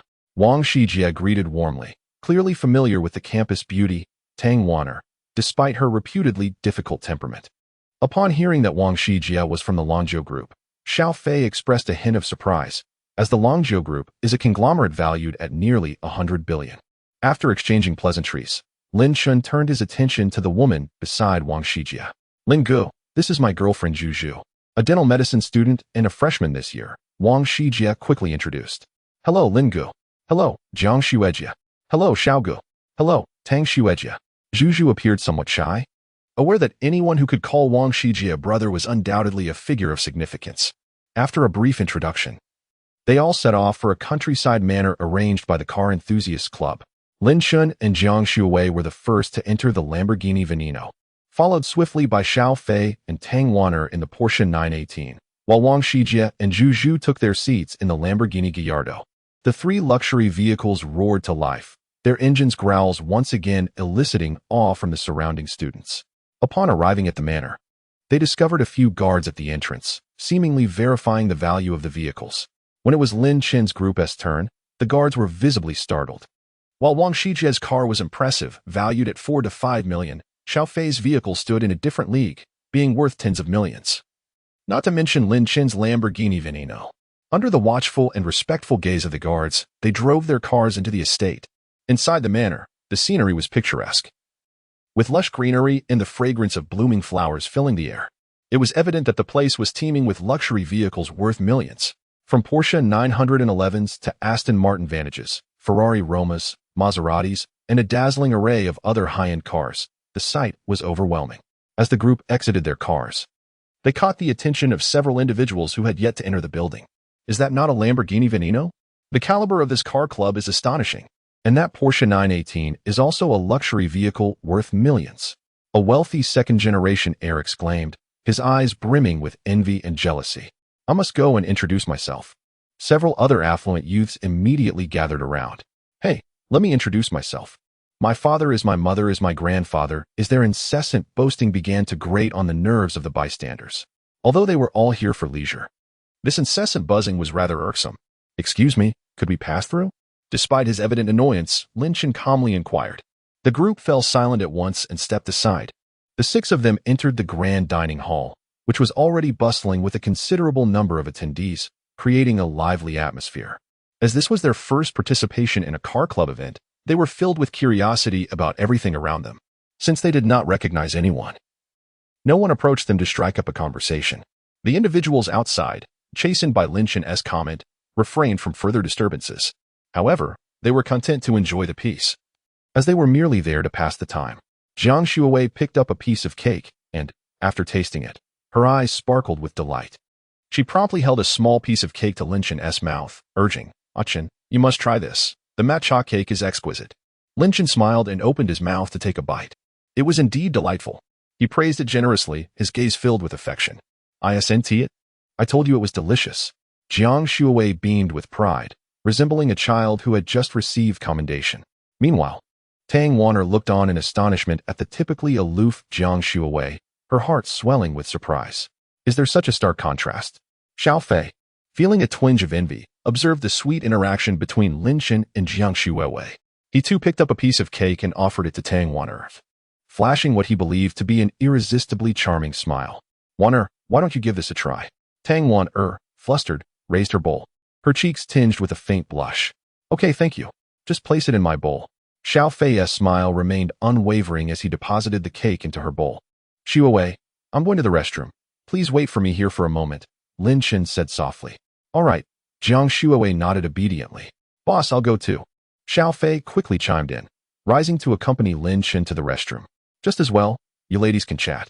I believe I spotted my cousin, so I'll go look for him," Wang Shijie interjected. "Go ahead. We'll take good care of your girlfriend," Tang Wanner replied with a smile. "I appreciate it. Ladies, Zhu, please wait for me here," Wang Shijie said before making his way toward another area. Zhu, Jr., you are the three girls quickly engaged in conversation. At that moment, several young men approached them. "Ladies, may we have the pleasure of becoming friends?" The man at the forefront unabashedly cast his gaze over the three women, his eyes brimming with unrestrained desire. It was September, and the lingering heat of the autumn sun rendered the atmosphere oppressively warm. Thus, the three women were clad in either shorts or skirts. At that moment, under the man's scrutinizing stare, they felt a shiver run down their spines, a sense of revulsion washing over them. "No need. Please seek companionship elsewhere. You are not welcome here," Tang Wanner stated bluntly, her words leaving no room for ambiguity. Zhu, having never encountered such a situation before, instinctively moved closer to Tang Wanner. Chapter 72. I don't recall having a son like that. Yet the man persisted. "Do not be so indifferent, ladies. Have you heard of Ronto Real Estate? My father is the largest shareholder," he proclaimed, a proud expression adorning his face. "Did you not hear me when I said we do not need you? You are not welcome here. Depart at once." Tang Wanner finally lost her composure. This commotion caught the attention of Wang Shijie, who hurried over, sensing trouble. "They are all my friends. What business do you have with them, brother?" Wang Shijie forcefully patted the shoulder of the leading man from behind. The man grimaced in pain and glared at Wang Shijie. "Who the hell are you? What gives you the right to meddle in my affairs?" The uproar had drawn the attention of the surrounding crowd, who began to gather. "Who is this? So arrogant. He seems to be Chun Long, the son of a major shareholder in Ronto Real Estate. That's quite a significant company, valued at over 150 billion. Wang Shijie was no ordinary individual either. He was the heir to the Longjiu Group. What? The heir to the Longjiu Group? This is about to get interesting. Chun Long overheard the murmurs and began to waver. After all, his family was merely a major shareholder, whereas the Wang family controlled the entirety of the Longjiu Group. It would be unwise to create enmity with someone of such stature over a few women. "Brother Long, perhaps we should let this go?" His friends also hesitated, aware of the consequences of crossing the Longjiu Group. Jiang Shuowei, Tang Wanner, and Zhu stood nearby, their faces etched with concern. Jiang Shuowei whispered, "What should we do? They won't come to blows, will they?" Tang Wanner, fuming, replied, "This man is nothing but a creature of base instincts. I cannot abide such individuals. He deserves a good lesson." Zhu stepped forward, tightly grasping Wang Shijie's arm, and whispered, "Shijie, do not argue with him. Let us leave." At this moment, Wang Shijie's temper flared, incited by Chun Long's crude remarks. "Huh? Who am I? I am your father." The crowd erupted into laughter. "Huh? That was unexpected. How amusing." Just when Chun Long thought to let it go, he could no longer contain himself and reached for a cup filled with beverages, intending to hurl it. What is all this ruckus about? At that moment, a figure clad in a black suit, with a calm demeanor, approached. "What? Qin Yang is here." The onlookers fell silent, parting to make way. The previously arrogant Chun Long immediately deflated. "Brother Qin, I sincerely apologize. This lad insulted me, and I lost my composure," Chun Long said, placing the cup back down. Qingge, he has been harassing my girlfriend and my brother's girlfriend, and despite my clear insistence for him to leave, he shamelessly continues to bother us. Just now, he insulted me, which prompted my response. Wang Shijie quickly explained. Qin Yang turned to Chen Long. Is this true? Chen Long stammered, unable to articulate his thoughts. At that moment, Lin Chen and Xiao Fei returned from the restroom. Upon noticing the situation, they hurried over. Cousin, I thought you had something to do today and wouldn't be here. Xiao Fei exclaimed with surprise. Qin Yang turned to Xiao Fei, a smile instantly brightening his face. You rascal, I searched for you everywhere just now. Qin Yang approached and embraced Xiao Fei, leaving everyone around astonished. The cousin of the esteemed young master of the Qin family? Wang Shijie's expression shifted to one of joy. I didn't expect Lin Jiyi's friend to carry such significant weight. After all, there was only one woman in the previous generation of the Qin family. And it is said she married into a prominent family in the imperial capital through a union. Xiao Fei's status must be remarkable. Who is this? He is my boss. Lin Chen. Qin Yang smiled him slightly. Xiao Fei's boss? What kind of person deserves to be Xiao Fei's superior? Greetings, I am Lin Chen. After exchanging simple pleasantries, Lin Chen and Xiao Fei turned their attention to Jiang Xuewei and her friends. Cousin, what has happened? Xiao Fei inquired with curiosity. It is this Chen Long, the rather sleazy-looking one. He has been making advances toward others' girlfriends, leading to a dispute. Upon hearing this, the expressions of Xiao Fei and Lin Chen instantly darkened. Lin Chen hurried over. Xuewei, are you all right? I am fine.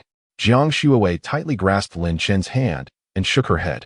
Xiao Fei also rushed over to comfort Tang Wanner for a moment. Qin Yang suddenly realized that all of them were friends of his cousin, and one of the girls might even be Xiao Fei's girlfriend. Qin Yang's expression soured. It is known that this car enthusiast gathering was organized by him, and now, on his own turf, his cousin's girlfriend had been harassed. With this thought, Qin Yang's expression turned grim. The surrounding onlookers gazed at Chen Long with pity. Young Master Qin, this has nothing to do with us. We haven't said a word. The people beside Chen Long quickly made their escape. Chen Long felt immense regret. How could he be so unfortunate to cross paths with his cousin's girlfriend? Qingge, I sincerely apologize. I truly had no idea they were your friends. Had I known, I would never have dared to offend them. Chen Long hastily stated. Qingge, I am willing to apologize or offer compensation. Do you think I care for such trifles? Qin Yang shot him a cold glance. Xiao Fei was equally furious. He had gone to great lengths to bring Wanner out to enjoy herself, only for this incident to occur. Cousin, who is this person? I want to see how formidable he is.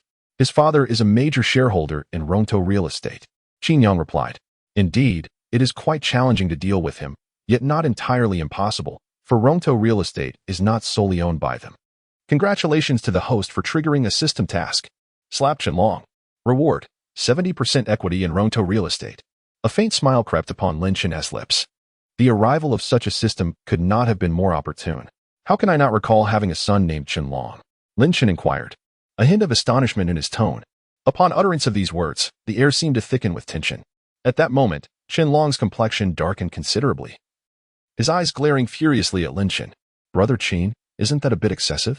Chen Long directed his gaze towards Qin Yang. What is the matter? Did I err in my statement? Am I not the largest shareholder of Ronto Real Estate? How can I forget having a son like you? Lin Chen continued, amusement evident in his expression. He had not specifically aimed his words at Chen Long. Previously, there was an individual named Chun Yu, who held 27% of the shares, thus being the largest shareholder of Ronto Real Estate. However, since the system had rewarded him with an additional 30%, he now held the title of the largest shareholder. Chapter 73. You are my father, are you the largest shareholder of Ronto GD? Ask those present. Who does not know that my father is the true largest shareholder of Ronto GD? Young man, one must discern the occasion when boasting. Beware, for calamity may arise from careless words. Chen Long's eyes glinted coldly as he fixed a fierce gaze upon Lin Chen, just as Qin Yang was about to interject. Xiao Fei restrained him. Cousin, my boss is no ordinary person. Let him handle this matter himself. Qin Yang, slightly taken aback, cast a glance at Lin Chen before nodding. Wang Shijie was evidently stunned by Lin Chen's declaration. Had Lin Chen not previously mentioned that he was a shareholder in Penguin Company, the proprietor of the Emperor Hotel, and owner of an entire street of storefronts? Yet now he claimed to be the largest shareholder of Ronto GD as well. Lin Chen scoffed. Why not call your father and ask? I must warn you, do not call me. I truly do not recall having a son by your name. Seeing Lin Chen's confident demeanor and the fact that he was a friend of Qin Yang's cousin, Chen Long felt a twinge of uncertainty. Humph, Qin Gu. This is not me seeking trouble. If it is confirmed that this person is deliberately insulting the Chen family, I would ask Qin Gu to refrain from intervening. Qin Yang shrugged nonchalantly. It is impossible not to intervene. Merely for the sake of my cousin's honor, I would ensure Chen Long faces repercussions. With Qin Yang's silence providing some reassurance, Chen Long promptly dialed his phone. Hello, Dad. I've encountered a bit of trouble. He then recounted the events to his father. Xiaolong, what is that person's name? The voice on the other end suddenly turned tense. Upon hearing his father's words, Chen Long felt an ominous sensation wash over him. His father was not enraged but was instead inquiring about the person's name. Could it be that his father was no longer the largest shareholder of Rongtojidi? With this thought, Chen Long began to feel a surge of panic. If he had indeed offended Qin Yang and Wang Shijia, in addition to crossing paths with the true current major shareholder of Rongtojidi, he would be finished. Chen Long swallowed hard and, with a mocking expression on his face, asked Lin Chen, "What is your name?" "I am surnamed Lin, thus." "I do not have a son by the surname Chen," Lin Chen replied lightly. At this moment, Chen Long could no longer pay heed to Lin Chen's mockery and spoke into the phone. "Dad, he says his surname is Lin, but he appears to be no more than a 20-year-old university student. How could he possibly be the largest shareholder of Rongtojidi?" "Xiaolong, you must quickly apologize. Recently, 30% of the company's shares were indeed acquired by a young man surnamed Lin. A person capable of such a feat must have substantial backing. You absolutely cannot offend him." The voice on the other end was filled with urgency. Upon hearing his father's words, Chen Long's face turned ashen. He had never anticipated that this young man, who was so much younger than him, was indeed the largest shareholder of Rongtojidi. Slowly, Chen Long lowered his phone, feeling as if he could barely stand. "What have I done? I have consecutively offended such powerful individuals." "Hello? Xiaolong, did you hear what I said?" Chen Long's father continued to speak on the other end of the phone, but at that moment, Chen Long had no time to listen. His mind was consumed with thoughts on how to resolve the situation at hand. The onlookers, perceiving Chen Long's demeanor, cast reverent glances toward Lin Chen. At such a tender age, he was the largest shareholder of a publicly listed company valued at hundreds of billions. His background was indeed formidable. Just earlier, I had noticed the car he drove was a Lamborghini Veneno. At that moment, those who had previously sought to befriend Lin Chen could no longer restrain themselves and remarked to those around them, "What? A Lamborghini Veneno? Worth 100 million? Instantly, all eyes turned toward Lin Chen with heightened respect. This was no ordinary second-generation affluent individual. Nearby, Qin Yang, upon hearing the surrounding chatter, regarded Lin Chen with a hint of admiration. However, such words alone, could he really aspire to be the leader of Xiaofei? "How's it going?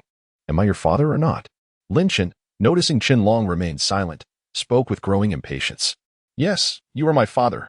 Can you spare your son?" Chen Long suddenly looked up, hope flickering in his eyes.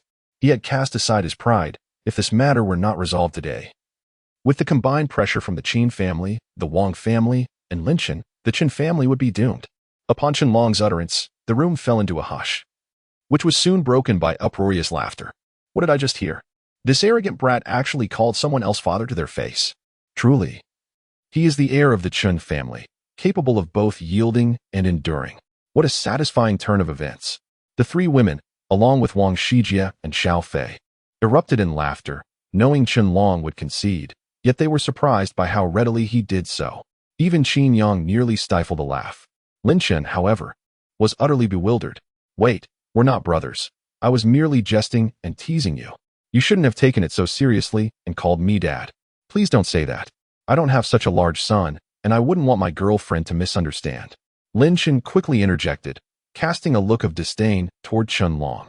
Hearing the laughter of those around him, Chen Long's anger reached a boiling point, yet he maintained a facade of amiability. "Lin father, you have a great capacity for forgiveness. Spare me this once, and I promise to avoid you in the future." Ding. System task completed. Reward, 70% of Ronto real estate shares. Upon hearing the system notification in his mind, Lin Chen couldn't help but smile. Chen Long, seeing Lin Chen smile, thought there was hope and was about to continue, when suddenly his phone rang again. "Chen Long, we are severing our father-son relationship.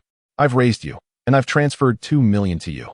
From now on, Your life or death has nothing to do with me. Chen Fu. The voice on the other end hung up without giving Chen Long a moment to respond. Stunned, he stood frozen, bewildered by the sudden announcement of his father wishing to sever ties.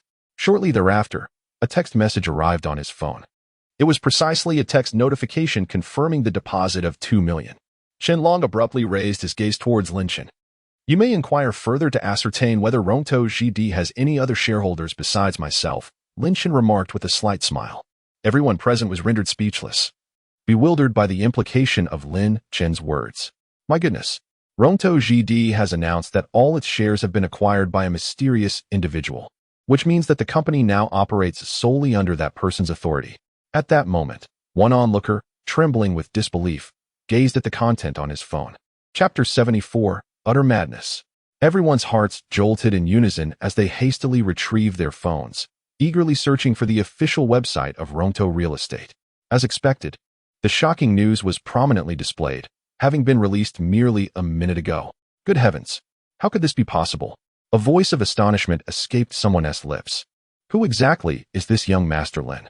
How could he have acquired the entire Rongtou Real Estate at a moment's notice?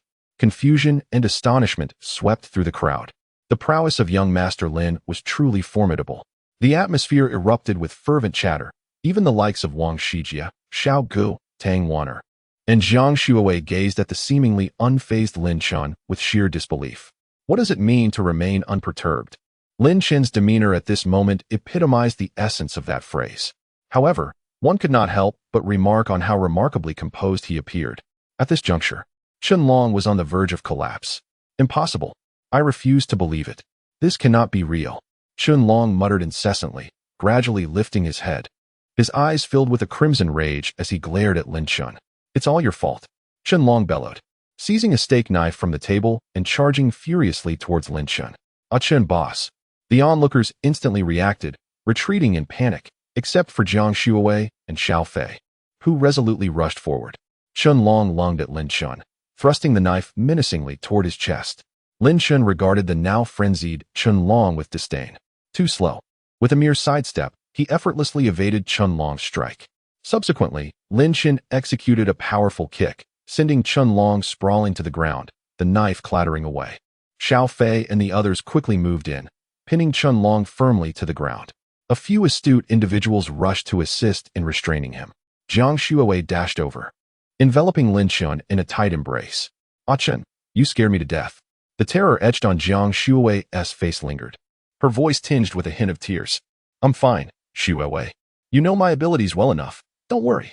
Lin Chen gently reassured her, patting her back soothingly. Let me go? I want to kill him. Chen Long roared, struggling fiercely, his eyes locked onto Lin Chen, brimming with unquenchable hatred. Soon, someone produced several lengths of rope from seemingly nowhere, swiftly binding Chen Long's hands and feet. After comforting Zhang Xuewei, Lin Chen took out his phone and directly dialed the police. Hello, officer. There's a man here attempting to stab me. But I've managed to subdue him. Moments later, Lin Chen hung up and turned to the now gradually calming Chen Long. You unfilial son, daring to stab your father? Perhaps it's time for you to enjoy a complimentary meal in the form of 3 square meals. Lin Chen's words dripped with sarcasm. Chen Long remained silent, glaring fiercely at Lin Chen. Everyone, please do me a favor for Qin Yang and stay a little longer. The police will be here soon to take statements. Qin Yang announced loudly. Those who initially intended to leave, preferring to avoid trouble, found themselves compelled to remain. After all, it would be a grave mistake to be forgotten by Qin Yang, while those who chose to depart would be remembered distinctly. Given that this gathering consisted entirely of wealthy heirs, the absence of surveillance cameras rendered the statements exceedingly crucial. Thank you, young Master Qin. Lin Chen expressed his gratitude. It's nothing, Qin Yang replied with a smile, shaking his head. His curiosity about this university student, who was the same age as his cousin, was piqued. Young Master Qin, young Master Lin, I have a recording that captured the entire process of Chen Long preparing to commit the act with a knife. A timid voice spoke up. Lin Chen's expression brightened. Oh, bring it over for me to see. The individual, visibly excited, approached and handed Lin Chen his phone after unlocking it.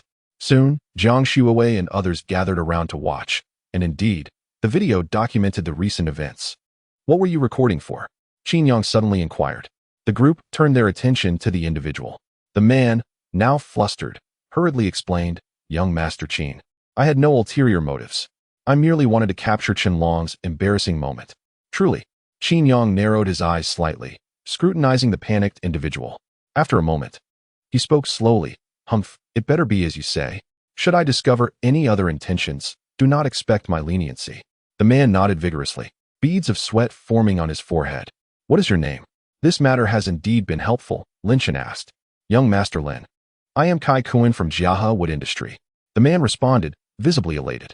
Gaining the favor of someone like Lin Chen was enough to ensure a modest share of the spoils. "Jiahe Wood Industry. Very well," Lin Chen replied nonchalantly.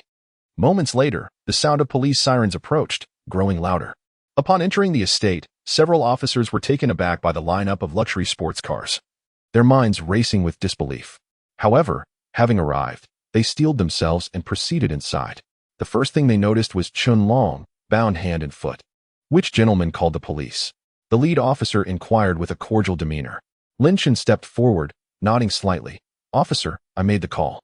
This man attempted to kill me with a knife, but we subdued him.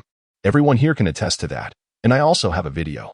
With that, Lin Chen handed his phone to the police officer. After questioning those present and verifying the details, the officers reviewed the video and subsequently took Qianlong into custody.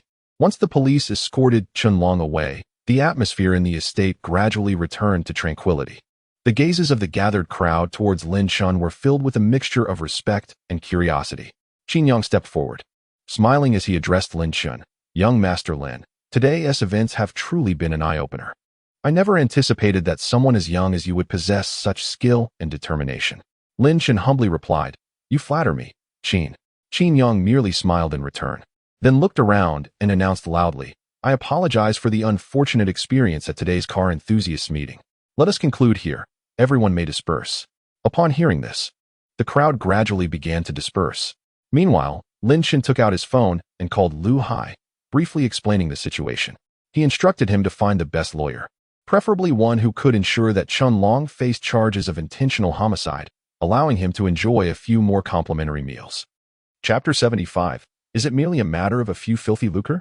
"Thank you so much, cousin." Xiao Fei expressed his heartfelt gratitude. "Why bother with such formalities? Would you like to bring your friends to my bar for some fun?" "It's on me," Qin Yang replied with a hearty laugh. Xiao Fei hesitated, redirecting his gaze towards Lin Chen and Tang Wanner, seeking their opinions. "I think I'll pass," Tang Wanner stammered, a hint of embarrassment coloring her cheeks.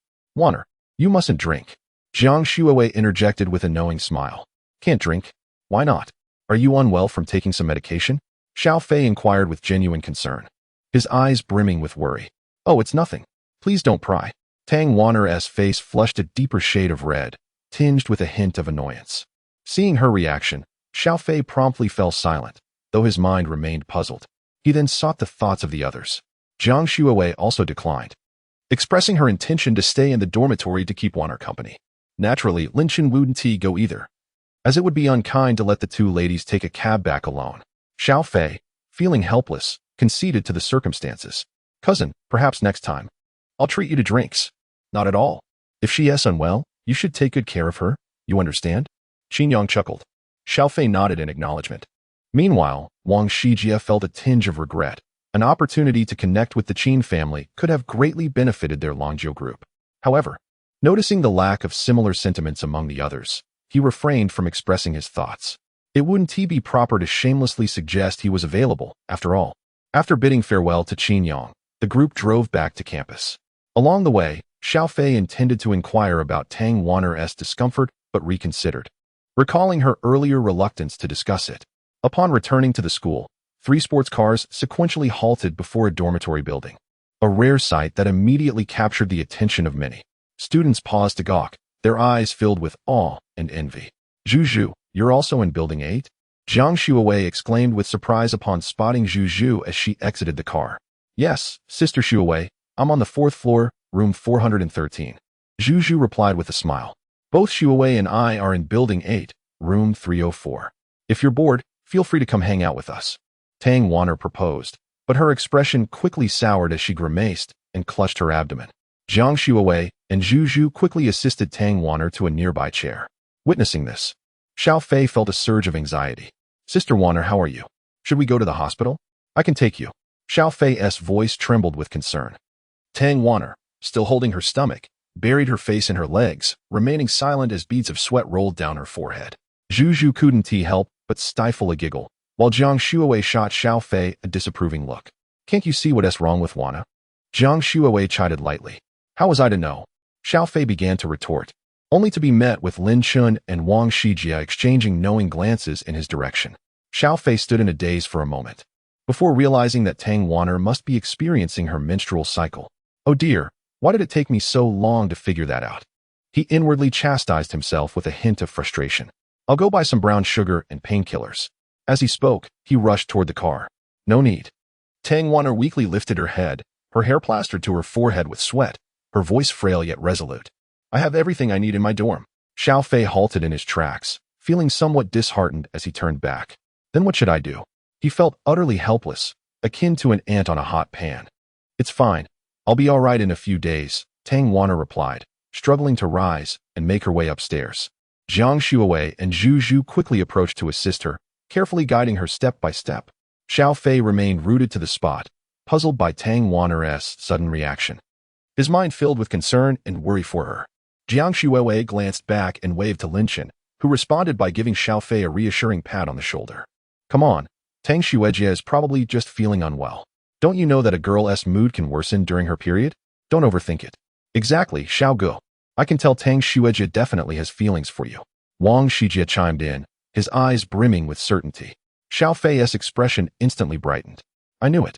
I felt someone tugging at my clothes earlier, and I was just thinking of helping the boss, so I didn't pay attention.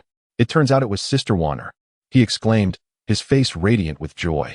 Are you happy now? Lin Chen observed Xiao Fei with a bemused smile. Absolutely. I need to hurry back to the dorm to call Sister Wanner. I'll be off now. Shijia, let us grab a meal together next time. With that, Xiao Fei turned to leave. Just as he was about to walk away, two girls intercepted him. Handsome, did you have a quarrel with your girlfriend? How about taking a look at me? One tall and alluring woman, dressed in black, playfully tossed her hair, her gaze filled with expectation. I can be just as good. Big brother. Another girl, clad in a sailor uniform with a pleated skirt, cheerfully chimed in, her smile sweet as sugar. Xiao Fei, already strikingly handsome and the envy of many with his luxury sports car worth over 10 million, found himself the center of attention. Seeing him in a potential conflict with a girl made the situation all the more enticing for them. Such an opportunity must be seized. Lin Chen and Wang Shijia watched the unfolding scene in silence, enjoying the spectacle. No thank you. I have a girlfriend, Xiao Fei politely declined, his face betraying no hesitation. Having a girlfriend is no problem. I won't disturb your life, the mature woman added, glancing suggestively at Xiao Fei. Big brother, I can be your little sister too. The sailor uniform girl looked at him with adorable eyes, filled with longing. Xiao Fei felt his patience waning, his thoughts consumed with the need to return to his dorm and call his senior. No, thank you. Having said that, Xiao Fei swiftly circumvented the two young women and entered the vehicle, departing amidst their lingering, resentful gazes. Once Xiao Fei had driven away, the two girls turned their attention to Lin Chen and his companion. A shiver ran down their spines, bewildered by the sudden wave of enthusiasm directed towards them. Brother Lin, I shall take my leave as well, declared Wang Shijia. Very well.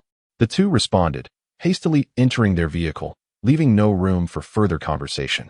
Observing this scene from the window sill above, Jiang Shuowei felt a sense of satisfaction as she retreated into her dormitory. Humph.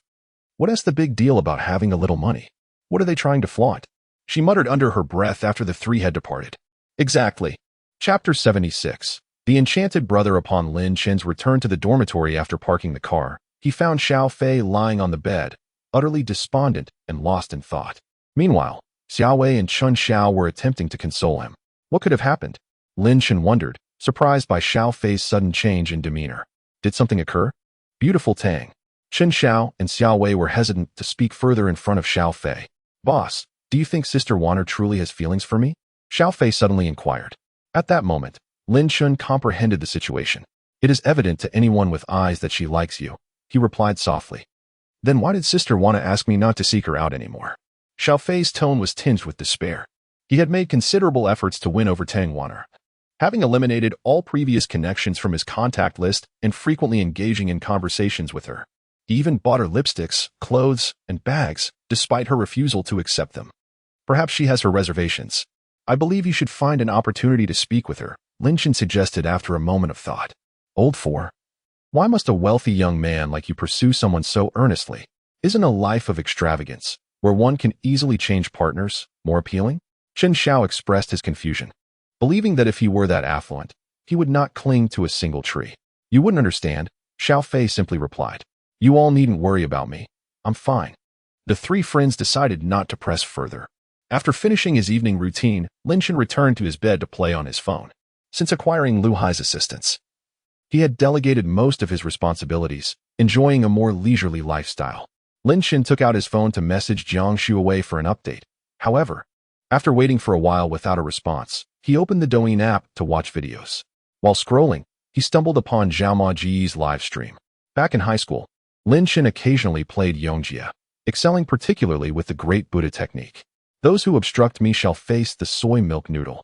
As Zhao Gu, the most formidable mercenary in Yongjia, was renowned, Lin Chen was well aware of his prowess, capable of decimating opponents with a single swing of his blade. Upon entering the live stream, Lin Chen heard Zhao Gu singing. In an instant, the rules are overturned. Who am I? My inner demons dance wildly. A single tear, turning back midway. At that moment, the barrage of comments flooded the screen. Such a beautiful voice, streamer. Zhao Gu lives up to his name. The original artist would weep, no doubt. Is there no golden opportunity? How can you endure this? Suddenly, a character named Hu Tao appeared, expressing their emotions, having eluded Zhao Ji's attempts to eliminate them. Wow, this Hu Tao is something else. A slippery one. Who is this? Streamer, hurry and take them down. I'll send you a sports car. Zhao Gu, can you handle this? The mightiest mercenary being toyed with? The comments erupted into excitement. Lin Chen smiled at the lively chat and promptly sent a carnival gift. Thanks to Ling Ling for the carnival, he expressed, as Klai noticed and immediately announced it. Upon hearing his name, Lin Chen felt a wave of confusion wash over him. What? When did my Douyin username change? Could it be that girl Zhou Ling tampered with it while using my phone? Just wait until I return. I shall teach her a lesson. Suddenly, Lin Chen recalled that the girl had her phone confiscated and had been using his to browse Douyin. The boss is quite muddled. Is the boss in need of a dog? I called out loudly. I see you're hoping to buy the boss a drink. However, the boss must be from Tianfu City, right? A male named Ling Ling who adores lollipops? Beware, Zhao. This boss has ulterior motives. Haha. The IP truly is from Tianfu City. As Lin Chen observed the barrage of comments, his expression darkened, and his teeth clenched in frustration. That wretched girl, just wait until I deal with you. He promptly changed his username to Cheng Dong the Old Monster. Zhao also paid heed to the comments, becoming increasingly wary. Just then, Hu Tao leaped into the fray, striking Zhao across the face without even brandishing a weapon. Zhao was momentarily taken aback. After years of playing, this was the first time he had encountered such indignity. Host, take her down. Ha ha ha, this is too amusing. The comments began to flood in again, and Lin Chen couldn't help but chuckle. Zhao, if you manage to take down Hu Tao and then sing Zhao, I shall promptly gift you 33 carnivals. Upon sending this comment, the live stream erupted with excitement. Wow, this is a big spender. Brother, have you considered getting a dog? 33 carnivals? That's nearly 100,000. The world of the wealthy is beyond my comprehension. Zhao, did you hear what my brother said? Hurry up and act on it. Cheng Dong the Old Monster? Isn't this the brother who just gifted the carnivals? Has he changed his name? Zhao was puzzled by the comments and scrolled up. Is the boss serious? He asked, excitement bubbling within him. 33 carnivals would net him 70,000. It must be true. Lin Chen merely smiled faintly. It was just 10 carnivals after all. He possessed a fortune of over 1 billion diamonds. He then tossed out 3 carnivals without hesitation. Do you believe it now? Yes, yes. The boss is generous. Zhao exclaimed, then glanced at Hu Tao on the screen, who was still spamming emojis, his eyes filled with a hint of malice. Even the strongest mercenary, Zhao, found it a formidable challenge to eliminate Hu Tao. As he gazed at Hu Tao, now transformed into a spectral figure, his heart swelled with joy. It's time to sing, he declared. Let us witness the spectacular effects of dozens of carnivals. Lin Chen was equally unrestrained, swiftly sending 10 carnivals. After I sing, there will be 20 more. Thank you, esteemed one. I shall sing immediately. Zhao excitedly played the battle song. In an instant. Ha ha ha ha. Was this not Zhao Ma's most passionate performance yet? Indeed. I would be just as fiery. Such beautiful singing, host. You should debut right here. After the song concluded, Lin Chen sent out another 20 carnivals. The screen was filled with dazzling effects for a prolonged period, rendering the barrage of comments nearly invisible. At that moment, Jiang Shuowei's voice call interrupted, prompting Lin Chen to promptly exit the live stream. Grateful for the presence of the esteemed Chen Dong, the mesmerized commentator, unable to finish his thought, was interrupted by the system notification sound. Chen Dong has left the live stream. This remarkable figure truly exudes a sense of capriciousness. The commentator couldn't help but exclaim in the chat, "In my next life, I wish to be wealthy too." Alas, the great one has departed, leaving behind unfulfilled aspirations. Why not send him a private message? The commentator contemplated, subsequently choosing to follow Lin Chen. Esteemed one, thank you for your generous gift. Meanwhile, Lin Chen remained blissfully unaware of the happenings within the live stream. Ah Chen, I was just accompanying Warner. I did not mean to ignore you. Chapter 77. An incomplete family, is everything all right? Shuowei? What has happened with Senior Tang? Have you received any updates? Lin Chen inquired hastily. Just a moment. Jiang Shuowei's voice suddenly lowered significantly. Soon, the sound of her getting out of bed could be heard through the phone. After a brief pause, she resumed speaking, her tone notably subdued. Aiken, I'm currently in the bathroom. I just asked Warner, and she mentioned that she feels she and Xiao Fei are not suited for each other, suggesting that Xiao Fei should find someone who truly likes him. Lin Chen fell silent at her words. That shouldn't be the case, right? He seems to have noticed that Tang Wano has some feelings for Xiao Fei. Aiken, I might have a bit of insight, but I cannot guarantee its accuracy, Jiang Shuowei continued. Don't worry about it, Shuowei. Feel free to share, Lin Chen replied, intrigued. For the sake of his friend's happiness, he was quite invested in the matter. From what I understand, Warner's family situation is rather difficult. Her father made a considerable amount of money a few years back, but ended up having an affair. Her mother initiated divorce proceedings, and during the division of assets, it was revealed that her father had transferred a significant portion of his wealth into someone else's name. Consequently, her mother only received a few $100,000 and a house. I believe a substantial part of Warner's concerns stem from this. Jiang Shuowei spoke slowly. Lin Chen's expression grew complex. He had always perceived Tang Warner as boisterous and extroverted, unaware that she had endured such hardships. Aiken, if you mention this to Xiao Fei, please ensure he is cautious and doesn't let Warner know I've shared this information. Jiang Shuowei added. Understood, rest assured. Lin Chen chuckled. Aiken, I miss you. Jiang Shuowei's voice suddenly took on a flirtatious tone. Just as Lin Chen was about to respond, Tang Warner's voice came through the phone. Are you on the phone with Lin Chen? Yes, Warner. You were eavesdropping on our conversation. Humph. I'm not interested. A moment of silence followed. Phew, I almost got caught by Warner. If she had discovered this, I would have been in big trouble. Jiang Shuowei expressed her apprehension. It's getting late, Aiken. I'm going to sleep now. I have an early class tomorrow at 8, she said, returning to her bed. Good night, Shuowei. Good night, Aiken ragdoll. Say good night to Daddy. Hearing the meowing sounds from the phone, Lin Chen couldn't help but smile. After ending the call, he turned to Xiao Fei, who was sitting on the bed deep in thought. Meanwhile, Xiao Wei and Chen Xiao looked at him with peculiar expressions. Why are you staring at me? Did I miss washing my face properly? Lin Chen asked, touching his face curiously. Good night, Shuowei. Good night. Aiken. Lin Chen's face darkened. You two have such sharp ears. Boss. With that volume, I can only assume we need headphones to not hear you. Exactly. Feeling a bit embarrassed, he chose to ignore them. Xiao Fei. Did you hear what your sister-in-law just said? Lin Chen turned his gaze towards Xiao Fei. Upon hearing this, I would like to express my gratitude to my sister-in-law. I, Xiao Fei, shall never easily surrender. Xiao Fei lifted his head, gazing at Lin Chen with unwavering determination. Lin Chen, satisfied with Xiao Fei's demeanor, nodded approvingly. After inquiring about Lu Hai's progress on the matter, he returned to bed and fell asleep. The following morning, Lin Chen rose at 7:30. As he brushed his teeth, Xiao Fei emerged from his room. Lin Chen, having finished brushing his teeth, looked at Xiao Fei, who was squeezing toothpaste, with curiosity. Why are you up so early? Don't you usually sleep until 10:30? Didn't my sister-in-law mention last night that there was breakfast at 8? I figured since you were up, you must be joining her and the others for breakfast, surely with Wanurgia. Lin Chen chuckled. You're quite clever. However, I can't guarantee that Senior Tang will be there, Lin Chen remarked, looking at Xiao Fei with a hint of exasperation. Relax. They're in the same class. I doubt they would skip breakfast together. After completing their morning routines, Lin Chen and Xiao Fei left for the dining hall. Upon arrival, they purchased some soybean milk and fried dough sticks, then settled down to wait. Lin Chen took out his phone and sent a message to Jiang Shuawei. Shuawei, I'm in the first dining hall. You'll see me as soon as you walk in. All right, thank you, Chen.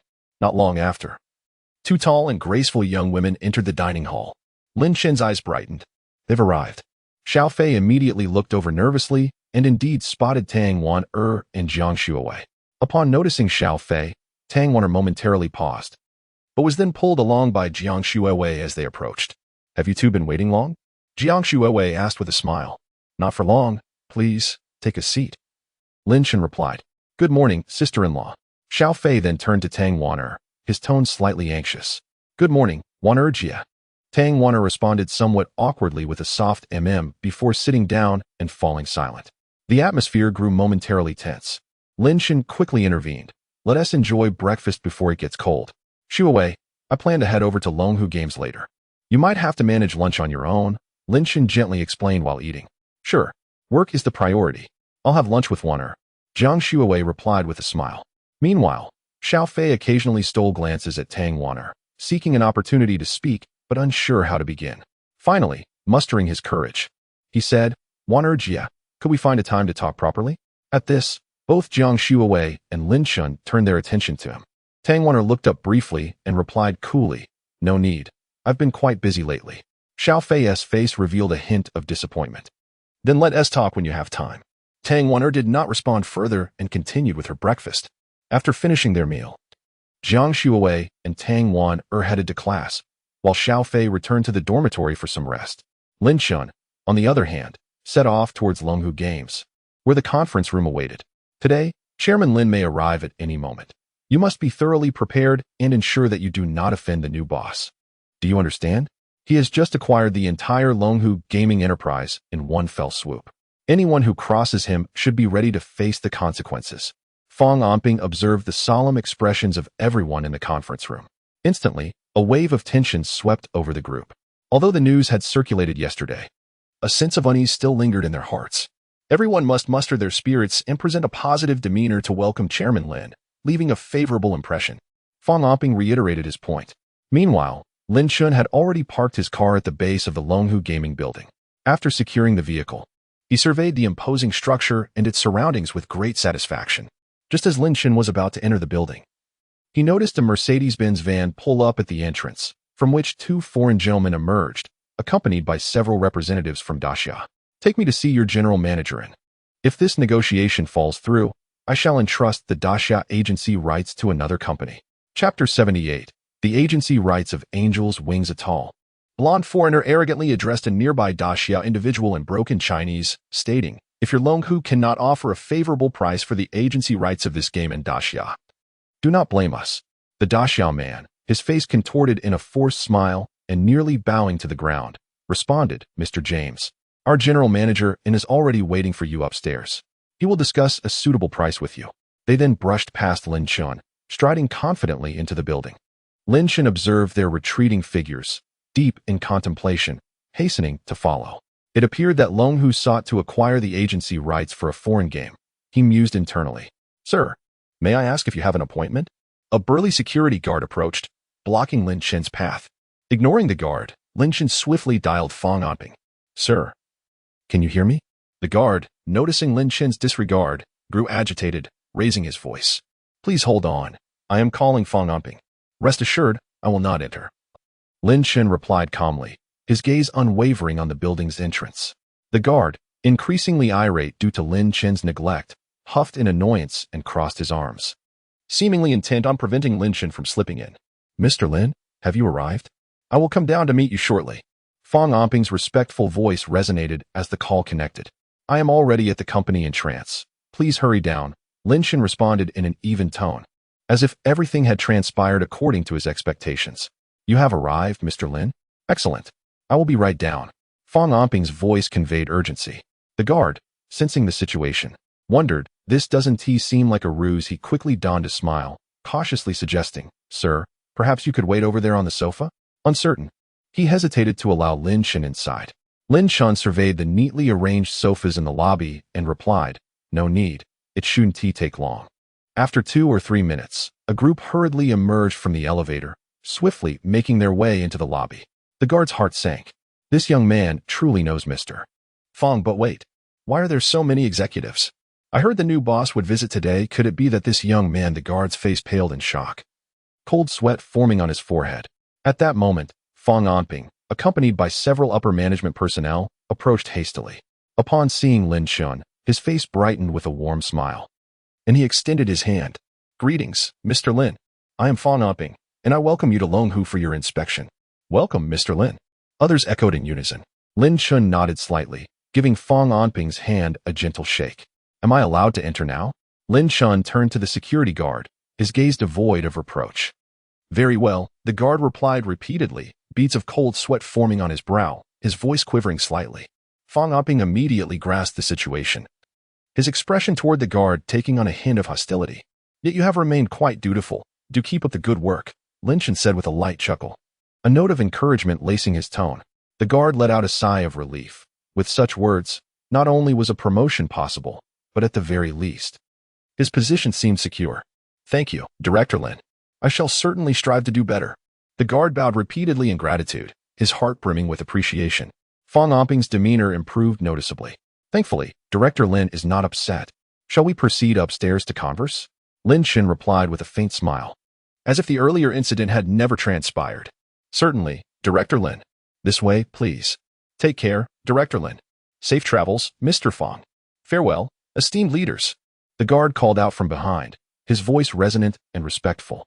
Once Lin Chen and the others had distanced themselves, the guard murmured, "The newly arrived Director Lin is truly approachable." Inside the elevator, Lin Chen recalled the foreign gentleman he had seen earlier and inquired, "Mr. Fong, I noticed several foreigners visiting our company just now. It seems they are here to discuss a collaboration?" Fong Anping instantly understood to whom Lin Chen referred and hastily explained. "Indeed, Director Lin, they are representatives from Sanctum Games in Britain, here to negotiate the agency rights for a game in Daxia." "Oh, from Sanctum Games? Which game are they here to discuss?" Lin Chen's interest was piqued, having heard of the company, particularly as they had developed a popular online game overseas. Just then, the elevator doors opened, and Lin Chen stepped out first, with Fong Anping and the others promptly following. "Mr. Fong, just show me the way. The others should attend to their duties. Work is paramount," Lin Chen remarked with a smile, casting a glance at the group behind him. "Understood, then I shall not keep you. Director Lin, farewell." Soon, the company executives dispersed. "Are we not still to discuss the collaboration? What about those foreign gentlemen?" Lin Chen asked, a hint of confusion furrowing his brow.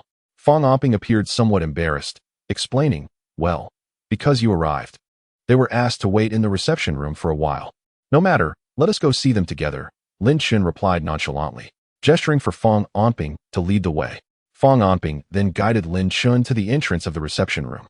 As they approached, they could hear the disgruntled voices of the foreigners from within. "We are expected to wait for you in person? This is exceedingly rude. How utterly disrespectful. Humph. It seems your Longhu Games is not sincerely seeking the agency rights for Angel Wings and Daxia. Mr. James, Mr. Tom, Mr. Fong will be here shortly. Please bear with us for a moment." With that, Lin Chen and Fong Anping pushed the door open and entered. "Mr. Fong, you have finally arrived." The man in the reception room exclaimed as if seeing a savior, then noticed Lin Chen beside him. "And who might this be?" "Supervisor Liu, your efforts are truly commendable. Allow me to introduce our new boss at Longhu, Mr. Lin Chen." "Mr. Lin, this is Supervisor Liu." Upon hearing this, Supervisor Liu turned to Lin Chen, his face brimming with astonishment. "Goodness, how remarkably young," exclaimed Mr. Fong. "Isn't Daxia a land of courtesy?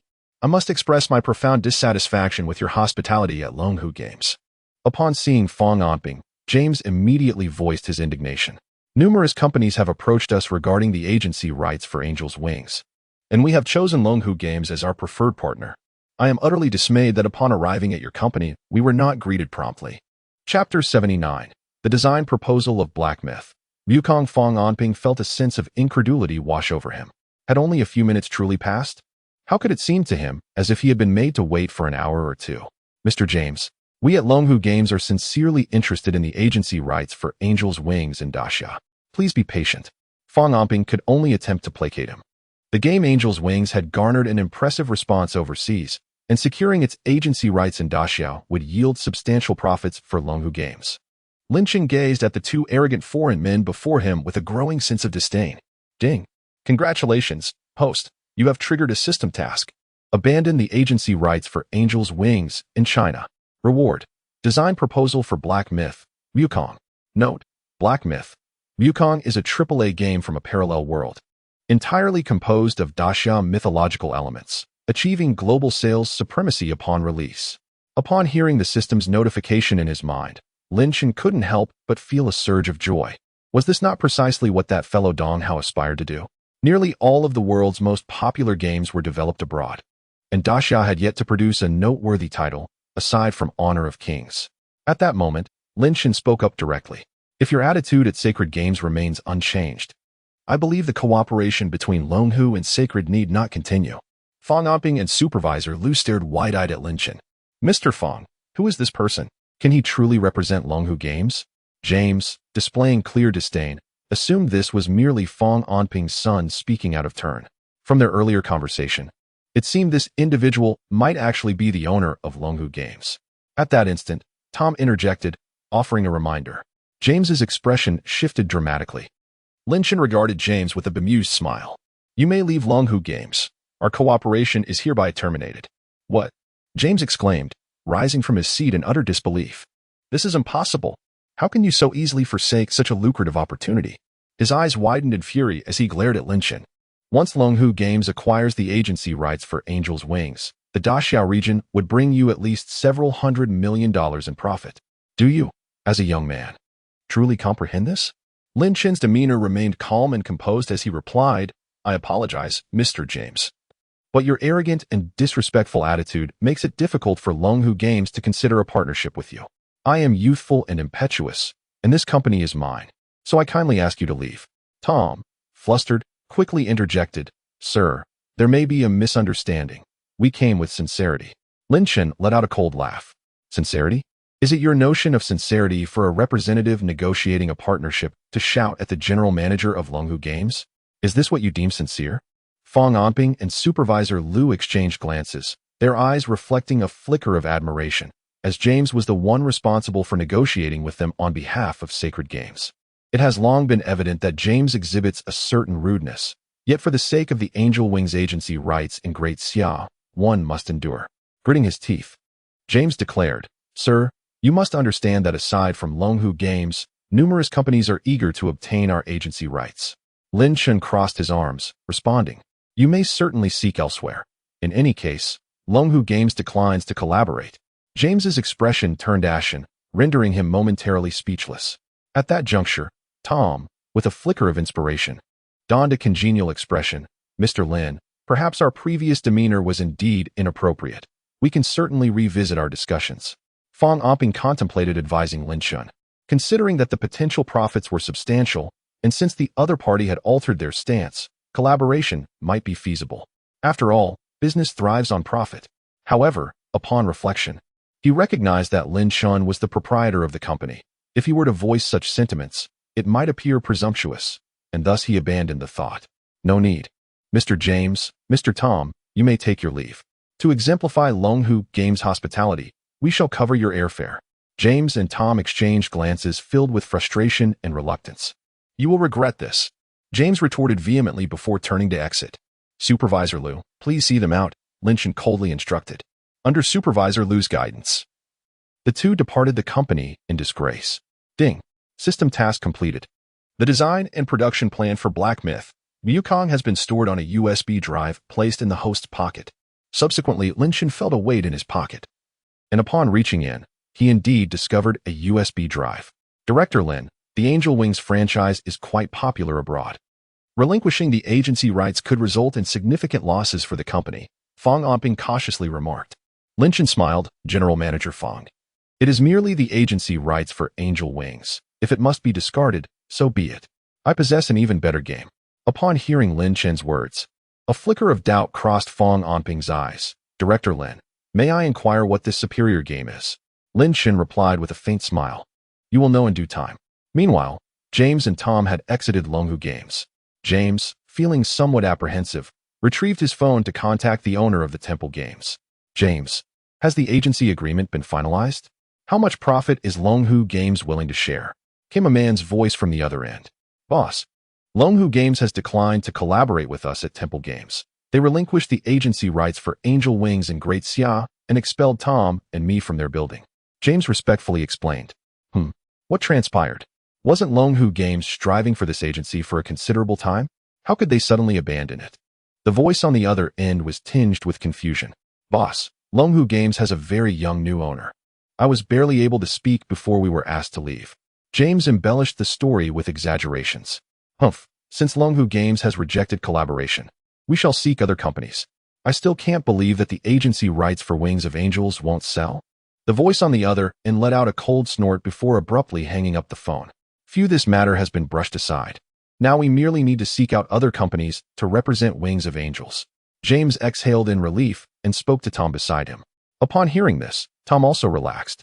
If the boss were to discover that it was our actions that led to this collaboration falling through, we would be finished. Indeed, both men felt a wave of apprehension, indignantly glancing back at Longhu Building before preparing to find a nearby hotel to stay in, intending to reach out to other companies subsequently. Chapter 80. The excited Dong Hao. Subsequently, Fang Amping escorted Lin Chen to the president's office.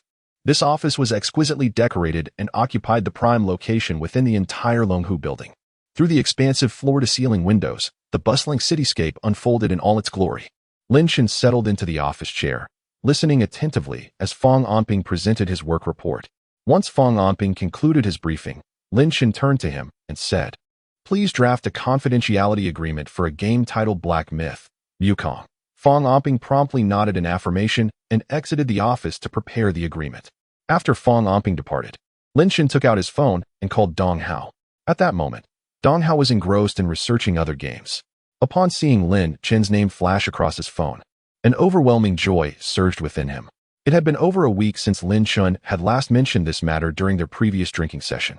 Had it not been for the knowledge of Lin Chen's girlfriend's injury, he might have doubted whether Lin Chen had forgotten him or had merely been stringing him along. "Young Master Lin, what can I do for you?" After taking a deep breath, Dong Hao answered the call respectfully. "Do you have time right now? If so, come to the Longhu Building," Lin Chen instructed. Dong Hao's excitement was palpable as he responded eagerly. "I have time, young Master Lin. I'll be there right away." A smile crept onto Lin Chen's face upon hearing Dong Hao's enthusiastic voice. "All right, I'll be waiting for you. Send me a message when you arrive." "Of course, young Master Lin."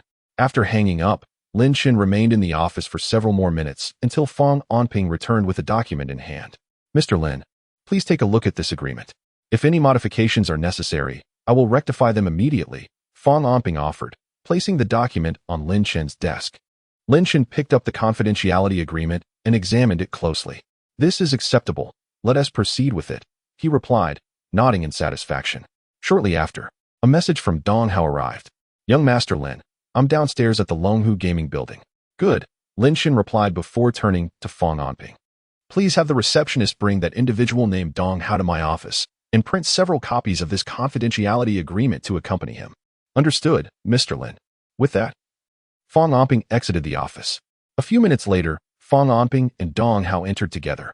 "Young Master," Dong Hao exclaimed upon seeing Lin Chen, bowing respectfully. "Yes, please sign this confidentiality agreement first. I have something to show you," Lin Chen instructed. Once Fang Amping and Dong Hao had signed the agreement, Lin Chen retrieved a USB drive containing the design proposal for Black Myth, Wukong, and connected it to the computer. "Come take a look," he beckoned. Fang Amping and Dong Hao immediately approached the screen. As they gazed at the design proposal for Black Myth, Wukong displayed on the monitor, Dong Hao's eyes widened in astonishment, and his breath quickened. This is simply astounding," Dong Hao exclaimed, his voice trembling with excitement.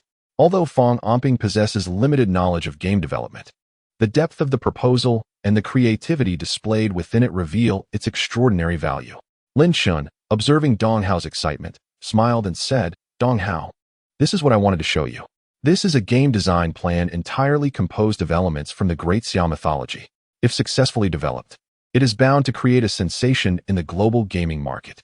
Dong Hao clenched his fists tightly, his eyes glued to the screen. "Lin Xiao, this is the very game I have always dreamed of. I have longed to create a AAA game that showcases the charm of our great Xia culture. This is truly my ideal plan.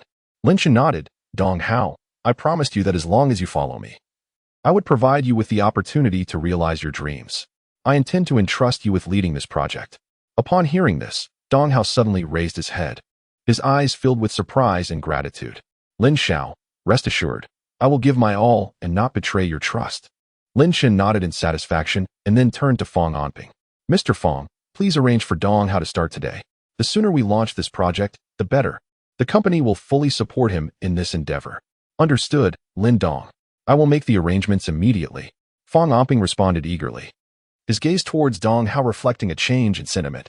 His keen business acumen allowed him to sense that this game, once released, would undoubtedly become a major success.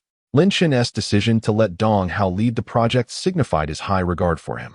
As Lin Chen glanced at the time, he realized it was already noon. Initially planning to return for lunch with Jiang Shuawei, he succumbed to the invitations from Fong Anping, Dong Hao, and other executives, staying to dine with them instead. The group arrived at a restaurant near Longhu Building, where Fong Anping had specifically reserved the most luxurious private room. Aiken, have you eaten yet? I was planning to have hot pot noodles outside the school for lunch, but Warner wouldn't let me, saying if she can't eat it, neither can I. Lin Chen felt his phone vibrate during the meal. Upon checking, a smile crossed his face at Jiang Shuawei's message. I'm already having lunch with the executives of Longhu Games. I couldn't refuse them, especially since it's my first time at the company. It's only polite to give them face, haha. What are you eating? Jiang Shuawei replied almost instantly. My husband is amazing. I'm having clear broth dumplings. Indeed. Dumplings with lard are the most delicious. I won't disturb you anymore. I have classes this afternoon, so I'm going to take a nap. Good night. Aikenwa Lin Chen, after sending back a loving emoji in response to Jiang Shuawei's message, continued conversing with Fong Anping and the others about company matters. Meanwhile, online, news about Longhu Games declining to cooperate with Sacred Games for the agency of the Angel Wings Great Xia copyright began to circulate. What? Longhu Games is passing up such a lucrative opportunity? Have they really sunk to this level? I've been eager to play Angel Wings. I hope the domestic server comes out soon. They won't let Penguin get involved, will they? Please, no? I can't stand their antics. Is Longhu Games concealing a grand strategy? Meanwhile, a considerable number of netizens are vociferously criticizing Longhu Games for their perceived lack of awareness, with many even venturing to the comments section of the videos posted on the official Douyin account to express their disdain. Before long, Fong Anping's phone rang. It was a call from the company's public relations department. Mr. Fong, are you aware of the online sentiment? He queried. What sentiment? Fong Anping responded, bewildered. Upon hearing the explanation, he promptly searched for the information on his phone and subsequently relayed the matter to Lin Chen. Lin Chen smiled faintly. It matters not. Let the PR department issue a statement asserting that Longhu Games will not collaborate with arrogant and overbearing companies. Cooperation should be founded on equality. And if one cannot even extend the most fundamental respect to others, it is best to forego such partnerships. Chapter 81. Return to Hermes. All right, Mr. Lin. I will arrange it immediately, Fong Anping declared before promptly dialing the public relations department on his phone. After enjoying a meal, Lin Chen offered a few words of advice and then departed. With the Mid-Autumn Festival approaching, he drove to the tailor supermarket he had previously visited. Upon entering the Hermes boutique, the sales associate recognized Lin Chen, dressed elegantly in Givenchy, and greeted him warmly. Sir, welcome to Hermes. May I assist you in finding something special? With the Mid-Autumn Festival just around the corner, I would like to purchase a bag for my mother. Could you recommend a suitable option? Lin Chen replied with a gentle smile. Certainly, sir. Please follow me, the sales associate responded, leading Lin Chen to the area filled with bags. Here we have our collection. May I inquire about your mother's preferred series from Hermes? Lin Chen found himself at a loss. He had never paid attention to the various Hermes collections. I'm not very familiar with them, he admitted. I apologize, sir. But our Birkin, Kelly, and Constance bags are all bestsellers and classics of Hermes. May I ask what your budget is? The sales associate maintained a warm smile throughout the conversation. Lin Chen pondered for a moment. His mother would undoubtedly disapprove of an extravagant purchase. Yet seeing his girlfriend carry bags worth hundreds of thousands, he felt it was only fitting that he should buy something of significant value for his mother. Perhaps something above several $100,000, he finally said. At his words, the sales associate's enthusiasm intensified. It was rare for her to encounter someone willing to spend such an amount on a bag, especially a young man who appeared to be no older than 21. The sight of him, handsome and evidently affluent, filled her with admiration. How many young people brought their mothers to Hermes for shopping? With this thought, her heart raced. If she could win his favor, she was confident in her own allure. Age was merely a number, and many younger men were drawn to mature women. Recently divorced, she felt she fit the bill perfectly. Sir, may I suggest this exquisite Kelly bag crafted from crocodile leather? Its rare emerald hue exudes both prestige and uniqueness. Priced at approximately $800,000. Alternatively, we have this Constance bag made from ostrich leather, adorned with exquisite hardware, priced around $600,000. The sales associate enthusiastically presented the options, her eyes glimmering with anticipation. Lin Chen examined the two bags thoughtfully, gently shaking his head. They don't quite match my mother's style. Do you have any other options?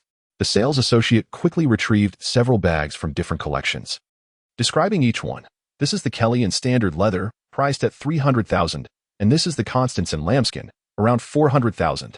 As for this Birkin bag crafted from ostrich leather, it is priced at $1 million. Lin Chen listened attentively to the sales assistant's introduction while comparing several bags.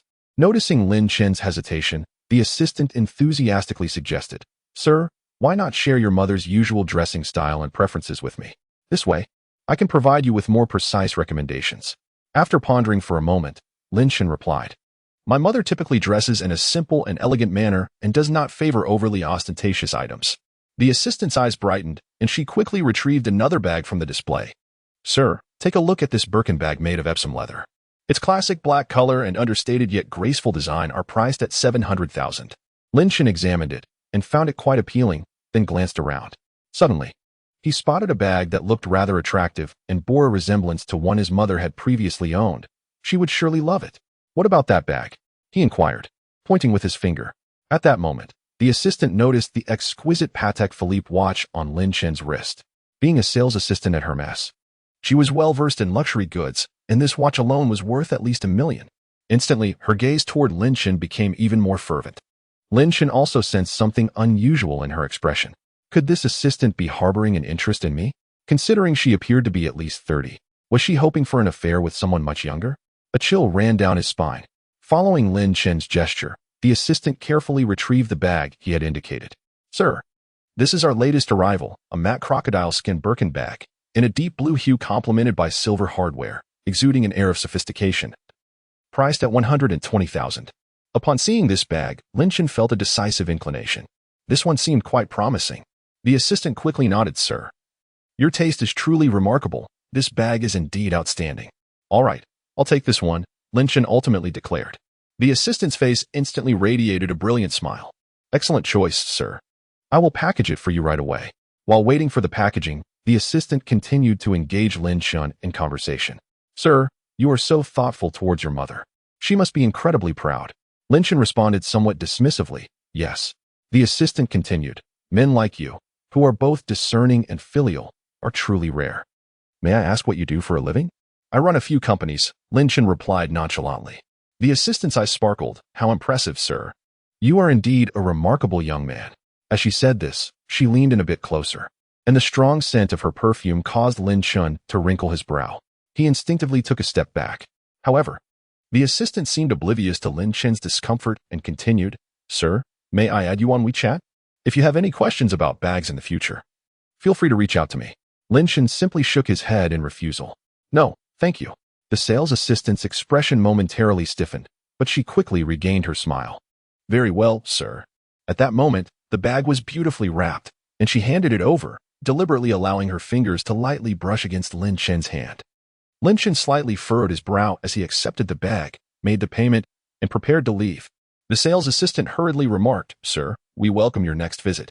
Wishing you and your mother a delightful life." Lin Chen nodded and exited the Hermes boutique. The sales assistant gazed after Lin Chen's departing figure with a look of regret. What a pity, a man so handsome and wealthy, yet he does not favor mature women. Why can't he learn a thing or two from the ancients?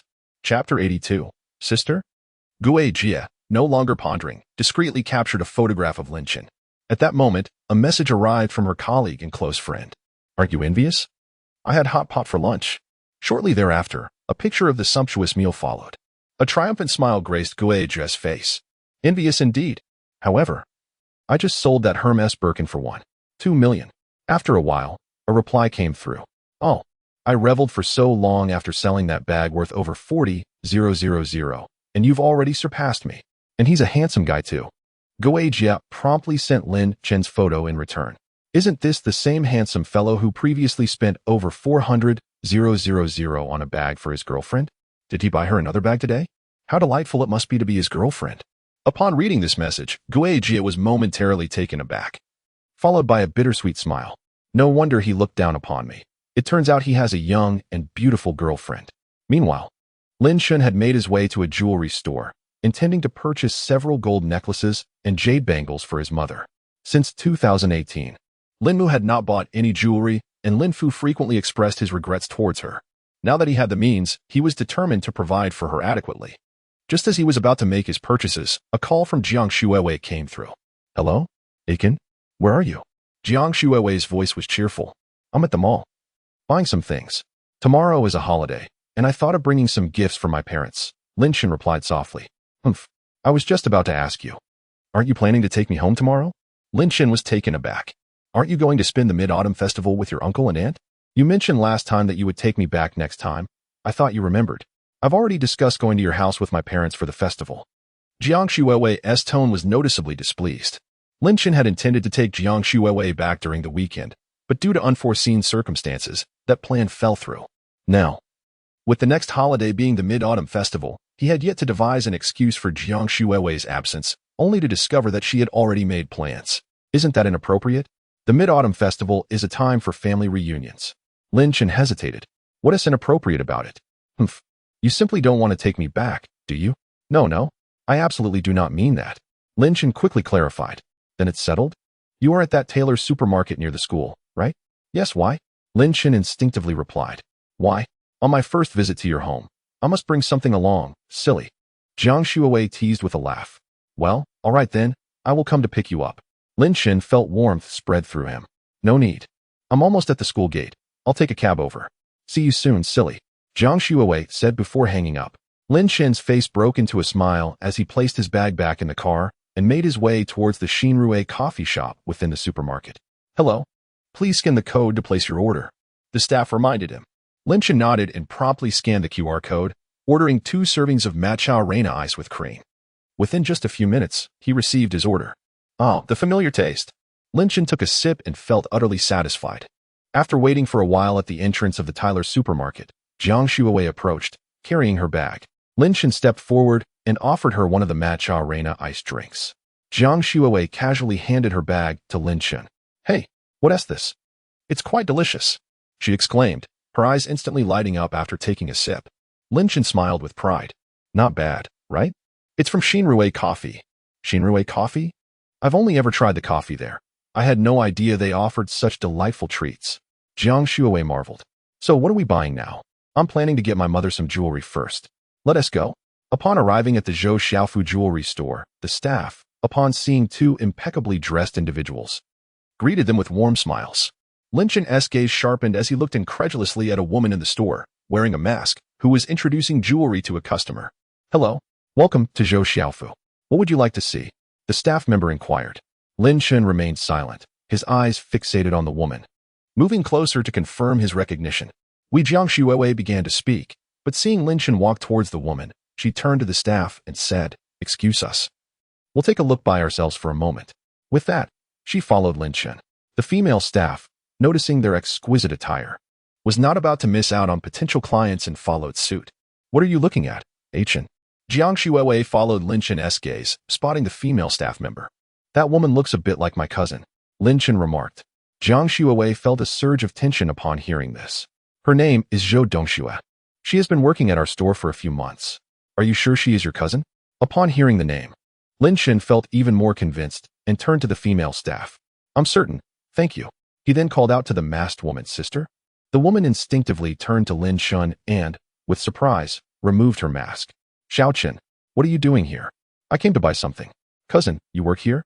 Lin Chen expressed his joy upon seeing Zhou Dongxue. Could you please handle my order first? A customer next to Zhou Dongxue complained. I'm sorry. Zhou Dongxue apologized before looking back at Lin Chen. Xiao Chen, wait for me a moment. I'll come over as soon as I'm done. All right, cousin. Take your time. Lin Chen replied promptly. Zhou Dongxue nodded and, glancing at Jiang Shuawei beside Lin Chen, resumed her work. The previous female shop assistant was quite perceptive. Upon realizing that Lin Chen and Zhou Dongxue were acquainted, she discreetly withdrew. Lin Chen and Jiang Shuawei then began to browse through the treasures at Zhou Xiaofu jewelry store. Before long, Zhou Dongxue had completed her tasks. "Ah Chen, shouldn't you introduce this lovely young lady?" Zhou Dongxue remarked with a cheerful smile directed at Jiang Shuawei. "Hello, sister. My name is Jiang Shuawei, and I am Lin Chen's girlfriend," Jiang Shuawei said, nervously clutching the hem of her garment.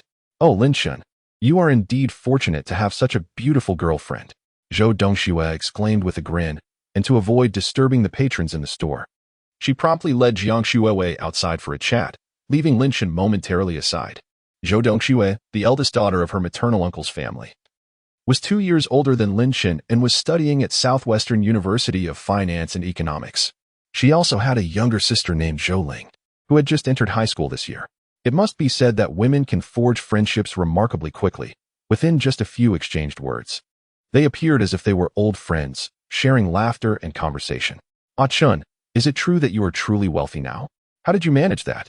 Chapter 83. Purchasing jewelry. Zhou Dongxue was utterly astonished. Her parents had mentioned this matter to her before, but she had dismissed it as a jest. However, upon encountering Lin Chen today, she finally believed it. Adorned with a Patek Philippe watch and dressed in Givenchy, with his girlfriend holding an Hermes bag, she realized the truth. "Dear sister, that is not something I can disclose, but just remember your brother is quite wealthy now," Lin Chen remarked with a smile. "Is that so? Then why not bring your elder sister along?" Zhou Dongxue teased. "Absolutely. I have several companies. You can work wherever you wish." Lin Chen's response filled Zhou Dongxue with unexpected delight. Since childhood, she had always been a fiercely independent individual, and her uncle had never interfered in her decisions, always supporting her endeavors. "Are you serious?" Zhou Dongxue noted that Lin Chen seemed quite earnest and not at all joking. "Of course. You are my sister," Lin Chen asserted confidently. "Let us not get ahead of ourselves. I've just started my junior year. We can discuss this after I graduate. Just remember, if you regret it later, I won't hesitate to set you straight." Zhou Dongxue laughed. "Rest assured, sister," Lin Chen replied. "So, is it true that you are indeed a shareholder in that real estate company called Rontu Real Estate?" Lin Chen nodded slightly. Even with prior preparation, Zhou Dongxue could not suppress a gasp of astonishment. After that incident, she had specifically searched for Rontu Real Estate, and to her shock, the market value is over 150 billion, a publicly traded company. Lin Chen, at such a young age, was already a shareholder? Even a mere 1% stake would be worth billions. It was simply surreal. Zhou Dongxue refrained from probing further into how Lin Chen had accomplished this feat. "Are you here at Zhou Xiaofu's to select jewelry for your sister-in-law?" "Yes, and with the Mid-Autumn Festival approaching, I plan to buy some gifts for my parents." Lin Chen replied with a nod. "Are you planning to take Shuawei back to meet your aunt and uncle?" Lin Chen glanced at the slightly embarrassed Jiang Shuawei. Indeed, a future daughter-in-law must eventually meet her in-laws. Jiang Shuawei puffed her cheeks in indignation. "You are the ugly daughter-in-law," Zhou Dongxue retorted playfully. "Shuawei is so beautiful." Lin Chen cast a peculiar look at Zhou Dongxue. "Sister, Shuawei is also a junior, and you were born in May 2004, while Shuawei was born in December 2003. Both Jiang Shuawei and Zhou Dongxue paused in surprise. "That's all right. It's only fitting for your elder sister to call you sister," Jiang Shuawei explained. "Aren't you both here to purchase jewelry? I can assist you with recommendations. I could earn a commission as well." Zhou Dongxue quickly changed the subject. "All right then, dear sister. Do give us some excellent recommendations," Lin Chen said with a smile. The three then entered Zhou Xiaofu's jewelry store. "Zhou Dongxue, who permitted you to chat outside during work hours?" An impeccably dressed woman questioned from within the store. "Apologies, dear manager. I encountered my brother and exchanged a few words." Zhou Dongxue quickly apologized. "Zhou Dongxue, you must understand that you are here as a part-time employee. The store originally preferred not to hire part-timers. If such an incident occurs again, you may as well leave immediately. Furthermore, your bonus for this month will be reduced by 100. The female manager spoke with unyielding severity. "Manager, why such a significant deduction? I earn merely around 100 for a day's work. You have essentially deducted my entire day's wages. Isn't that rather excessive?" Zhou Dongxue's expression darkened. Lin Chen's gaze sharpened. The store owner seemed excessively harsh. They had only conversed for a few minutes, merely the time it takes for a restroom visit, and yet a full day's wages were withheld? Jiang Shuai clearly felt indignant on Zhou Dongshue's behalf. We came here to purchase jewelry. Sister Dongxue was merely introducing us to the pieces. Humph. Why must you step outside to introduce jewelry? This is the first time I've encountered such a thing. The female manager scoffed. That is not your concern. What does it matter if we discuss it outside the store? As long as we are buying, that is all that matters, Lin Chen replied nonchalantly. The female manager was momentarily rendered speechless. Indeed, does it matter where it is introduced? As long as the jewelry is sold, that is the essence of it. The female manager could only sulk in silence. Zhou Dongxue stifled a laugh and discreetly gave Lin Chen and Jiang Shuai a thumbs up. Subsequently, she guided Lin Chen and Jiang Shuai through the store, presenting various pieces. Lin Chen's attention was suddenly captivated by a gold necklace. What do you think of this gold necklace? I find it quite beautiful. My mother might very well appreciate it. Lin Chen pointed at the necklace as he spoke to Zhou Dongxue and Jiang Shuai. Upon hearing this, Jiang Shuai and Zhou Dongxue turned their gazes toward the necklace. The necklace sparkled brilliantly under the illumination of the lights. Zhou Dongxue remarked, Xiao Chun, this necklace is indeed exquisite. Your taste is commendable. Your aunt will surely adore it. This piece is priced at 88,000 yuan, crafted from pure gold, showcasing superb craftsmanship and adorned with high-quality gemstones. Lin Chen nodded, feeling quite satisfied with the necklace. He then turned to Jiang Shuai, inquiring, What do you think, Shuai? Jiang Shuai smiled and replied, I also find it beautiful. Auntie will undoubtedly love it. Lin Chen decided to purchase the necklace, telling Zhou Dongxue, Sister, we will take this one. Please assist us in finding other suitable pieces for my mother. Zhou Dongxue nodded with a smile and guided them to view several jade bracelets and earrings. In the end, they selected a ring, a bracelet, and a pair of earrings. Lin Chen observed Zhou Dongxue, who appeared quite cheerful at the moment. Utilizing her utmost authority, she offered Lin Chen the best possible discount. Even though the total price for these 4 pieces amounted to several hundred thousand, she would still earn a substantial commission. Even if part-time commissions were significantly lower than those of full-time employees, she would still receive around 10,000 yuan. Sister, why not choose something for yourself? Now that my brother has money, I ought to buy something for my sister. At this moment, Zhou Dongxue was contemplating how to spend the commission money. And Lin Chen's words nearly took her by surprise. Huh? Oh, no need, Xiao Chen. This commission is already quite substantial. Zhou Dongxue instinctively declined. Sister, whenever you had something good in the past, you always thought of me. Now that I am financially stable and capable, why shouldn't I treat you a little better? Lin Chen replied with a hint of helplessness, as he had anticipated Zhou Dongshue's reaction. It dawned on Zhou Dongxue that her younger brother had become quite remarkable, at least a billionaire worth over 10 billion. All right, then, I shall not be polite with you, Zhou Dongxue said, after a brief moment of hesitation. With a sense of satisfaction. Chapter 84. An unexpected encounter with Wang Shijie. Jiang Shuai stood nearby, beaming with delight as she observed. Zhou Dongxue surveyed the jewelry in the store, a hint of hesitation appearing on her face. She bit her lip and, after much contemplation, ultimately chose a bracelet worth several thousand yuan.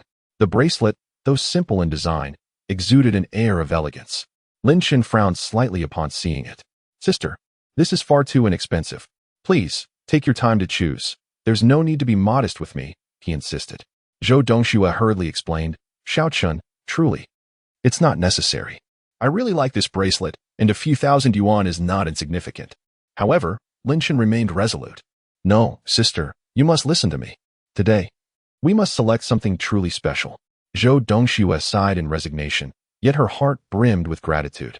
In the end, she chose a diamond necklace valued at tens of thousands of yuan. Each diamond on the necklace sparkled brilliantly, complementing Zhou Dongshue's gentle demeanor perfectly. Dongxue, come here. Let me help you try it on, Jiang Shuai said with a bright smile.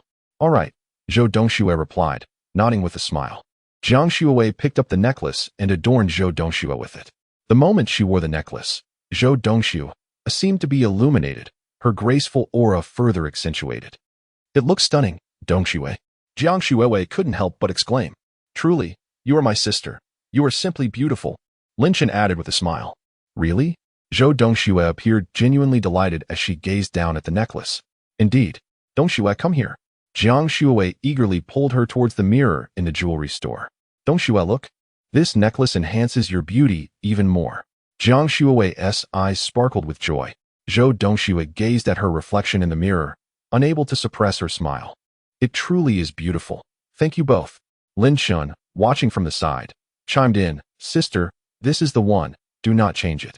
Zhou Dongxue nodded, her eyes reflecting immense appreciation towards Lin Chen. The female shop owner, who had previously displayed a haughty demeanor, was now humbled, having recognized the Givenchy attire on Lin Chen. The Patek Philippe watch on his wrist, and the handbag worn by Jiang Shuiwei, which was worth at least several $100,000. Had she not recognized their status? She would never have permitted Zhou Dongxue to try on the necklace priced in the tens of thousands, thereby risking significant offense to the couple. Lin Chen then turned his gentle gaze toward Jiang Shuiwei. Shuiwei, you should also choose something. Don't just stand there. Feeling somewhat shy? Jiang Shuiwei lowered her head and gently shook her hand. Ah Chen, it's not necessary. Just buying for Auntie is enough. I don't need anything. Lin Chen took her hand, giving it a gentle squeeze, his eyes brimming with affection. You should choose something for yourself. Do not be modest with me. After a moment of hesitation, Jiang Shuiwei finally selected a pair of exquisite pearl earrings. The pearls were round and lustrous, emanating a soft glow. After this delightful shopping spree, Lin Chen paid with his card, totaling over 400,000 yuan. The shop owner stood by, her eyes wide with astonishment. The previous sharpness in her demeanor completely vanished. In place of sincerity, there was only a facade of flattery and obsequiousness. She wore a beaming smile, her body slightly leaning forward. Oh, dear sir and madam, you possess such discerning taste, selecting only the finest pieces from our collection. Do visit us often. We shall ensure you receive the utmost quality of service and the most favorable prices. Lin Chen did not spare her a glance. Sister, Snow Wei and I shall take our leave now. Do come by to visit when you have the time. Lin Chen remarked to Zhou Dongxue. Zhou Dongxue nodded with a smile. All right, be careful on the way. After leaving the jewelry store, Lin Chen and Jiang Shuiwei continued to wander through the mall. Ultimately, they selected several outfits and pairs of shoes for Lin's parents, as well as some health supplements and tea, spending tens of thousands, all courtesy of Jiang Shuiwei. She insisted that since it was her first visit to Lin Chen's home, the expenses should be on her. But where did you acquire such a sum? Lin Chen could not help but inquire. Jiang Shuiwei chuckled. Of course, my parents gave it to me. They knew I would be visiting your home for the Mid-Autumn Festival. So they specifically transferred several thousand for me to buy gifts for your uncle and aunt. Lin Chen felt a swell of emotion upon hearing her explanation, gently pinching her nose. After completing their shopping, they made their way to the parking lot. Ah Chen, I must return to school briefly. My little plush toy is still there. Lin Chen nodded, expertly starting the car, the engine rumbling with a deep, powerful sound. Soon, he drove into the school premises, coming to a steady stop beneath Jiang Shuiwei's dormitory. Due to the upcoming Mid-Autumn Festival holiday, the area was bustling with students dragging their luggage. Ah Chen, I'll be quick. Just wait for me downstairs. Jiang Shuiwei pecked Lin Chen on the cheek and cheerfully entered the dormitory. Upon seeing Jiang Shuiwei return, her little plush toy, which had been lounging on the bed watching Tang Wanner pack, immediately leapt down to meow incessantly at her feet. Oh, the naughty daughter-in-law is off to meet her in-laws. Tang Wanner teased with a mischievous grin. Jiang Shuiwei scooped up the plush toy, playfully toying with it. Then shot a glance at Tang Wanner. Stop being silly. I'm merely visiting my uncle and aunt. Tang Wanner winked. All right. I understand. Hurry and pack. Don't keep them waiting. Jiang Shuiwei, blushing, chose to ignore Tang Wanner's jests. She placed the plush toy into a pet backpack, added several bags of cat food, and haphazardly stuffed her cosmetics into her Hermes bag. Sister Wanna, I'm off. Happy Mid-Autumn Festival. Jiang Shuiwei exclaimed as she dashed downstairs. Meanwhile, Lin Chen was waiting idly at the foot of the dormitory. A Lamborghini glided to a stop before him. The window rolled down, revealing Wang Shijie. Lin Ge, are you waiting for your girlfriend? Lin Chen smiled and nodded. Wang Shijie exited the vehicle and approached Lin Chen, saying, Lin Ge, what a coincidence. I'm waiting for Zhuzhu. Aren't you heading home for the Mid-Autumn Festival holiday? Lin Chen casually asked. I am preparing to bring Zhuzhu home to meet my parents and grandparents.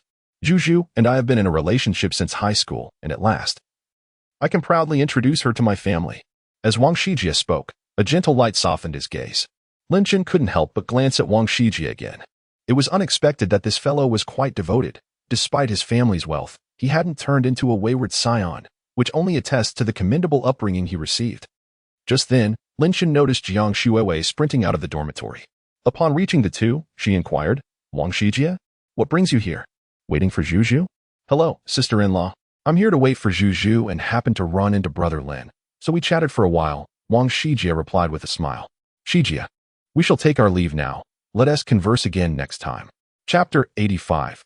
Lin father and Lin mother as the hour grew late. Lin Chen bid farewell to Wang Shijie. All right, brother Lin, see you later. Goodbye, sister-in-law. Wang Shijie responded promptly. Once Lin Chen and Jiang Shuowei returned to the car, he took out his phone and called his mother. Xiao Chen, when are you coming back? Has your girlfriend gone home? Lin Chen's mother's voice came through as soon as the call connected. Mom, I'll be back for dinner today. My girlfriend will also be coming over to rest at our place, Lin Chen replied with a smile. What? You rascal, why didn't you tell me sooner? Had I known earlier, your father and I could have prepared in advance. Now time is so tight, Lin mother exclaimed, a mixture of surprise and mild reproach in her tone. It's fine, Mom. If it's too rushed, we can always eat out, Lin Chen said, chuckling awkwardly. Jiang Shuowei, sitting in the passenger seat, held her little plush toy in her lap, listening to Lin Chen's mother and stifling her laughter. By the way, what is your girlfriend's name? How should I address her? Should I prepare a red envelope for her first visit? I need to get pajamas, slippers, toothbrushes, and face towels ready, Mom. My girlfriend's name is Jiang Shuowei, with Jiang from the Yangtze River and Shui from snow, and Wei from the purple rose, Lin Chen explained. As for the red envelope, you can decide that as you see fit. All right, I understand. I must hurry to prepare. I'm too lazy to chat with you, you little rascal, Lin mother said, ending the call abruptly. Listening to the beeping sound from the phone, Lin Chen felt a bit speechless. Ah Chen, I still need to rest at your house tonight. Jiang Shuowei's cheeks flushed slightly as she spoke, feeling a bit shy. Of course, where else would you sleep? I can't very well let you stay in a hotel. Lin Chen gently ruffled Jiang Shuowei's hair. Jiang Shuowei sniffed. But it's my first time at your house, and sleeping there might make your mother think I'm rather forward. How could that be? Wasn't it the same when I first visited your home? Lin Chen reassured her. That's different, it's all right.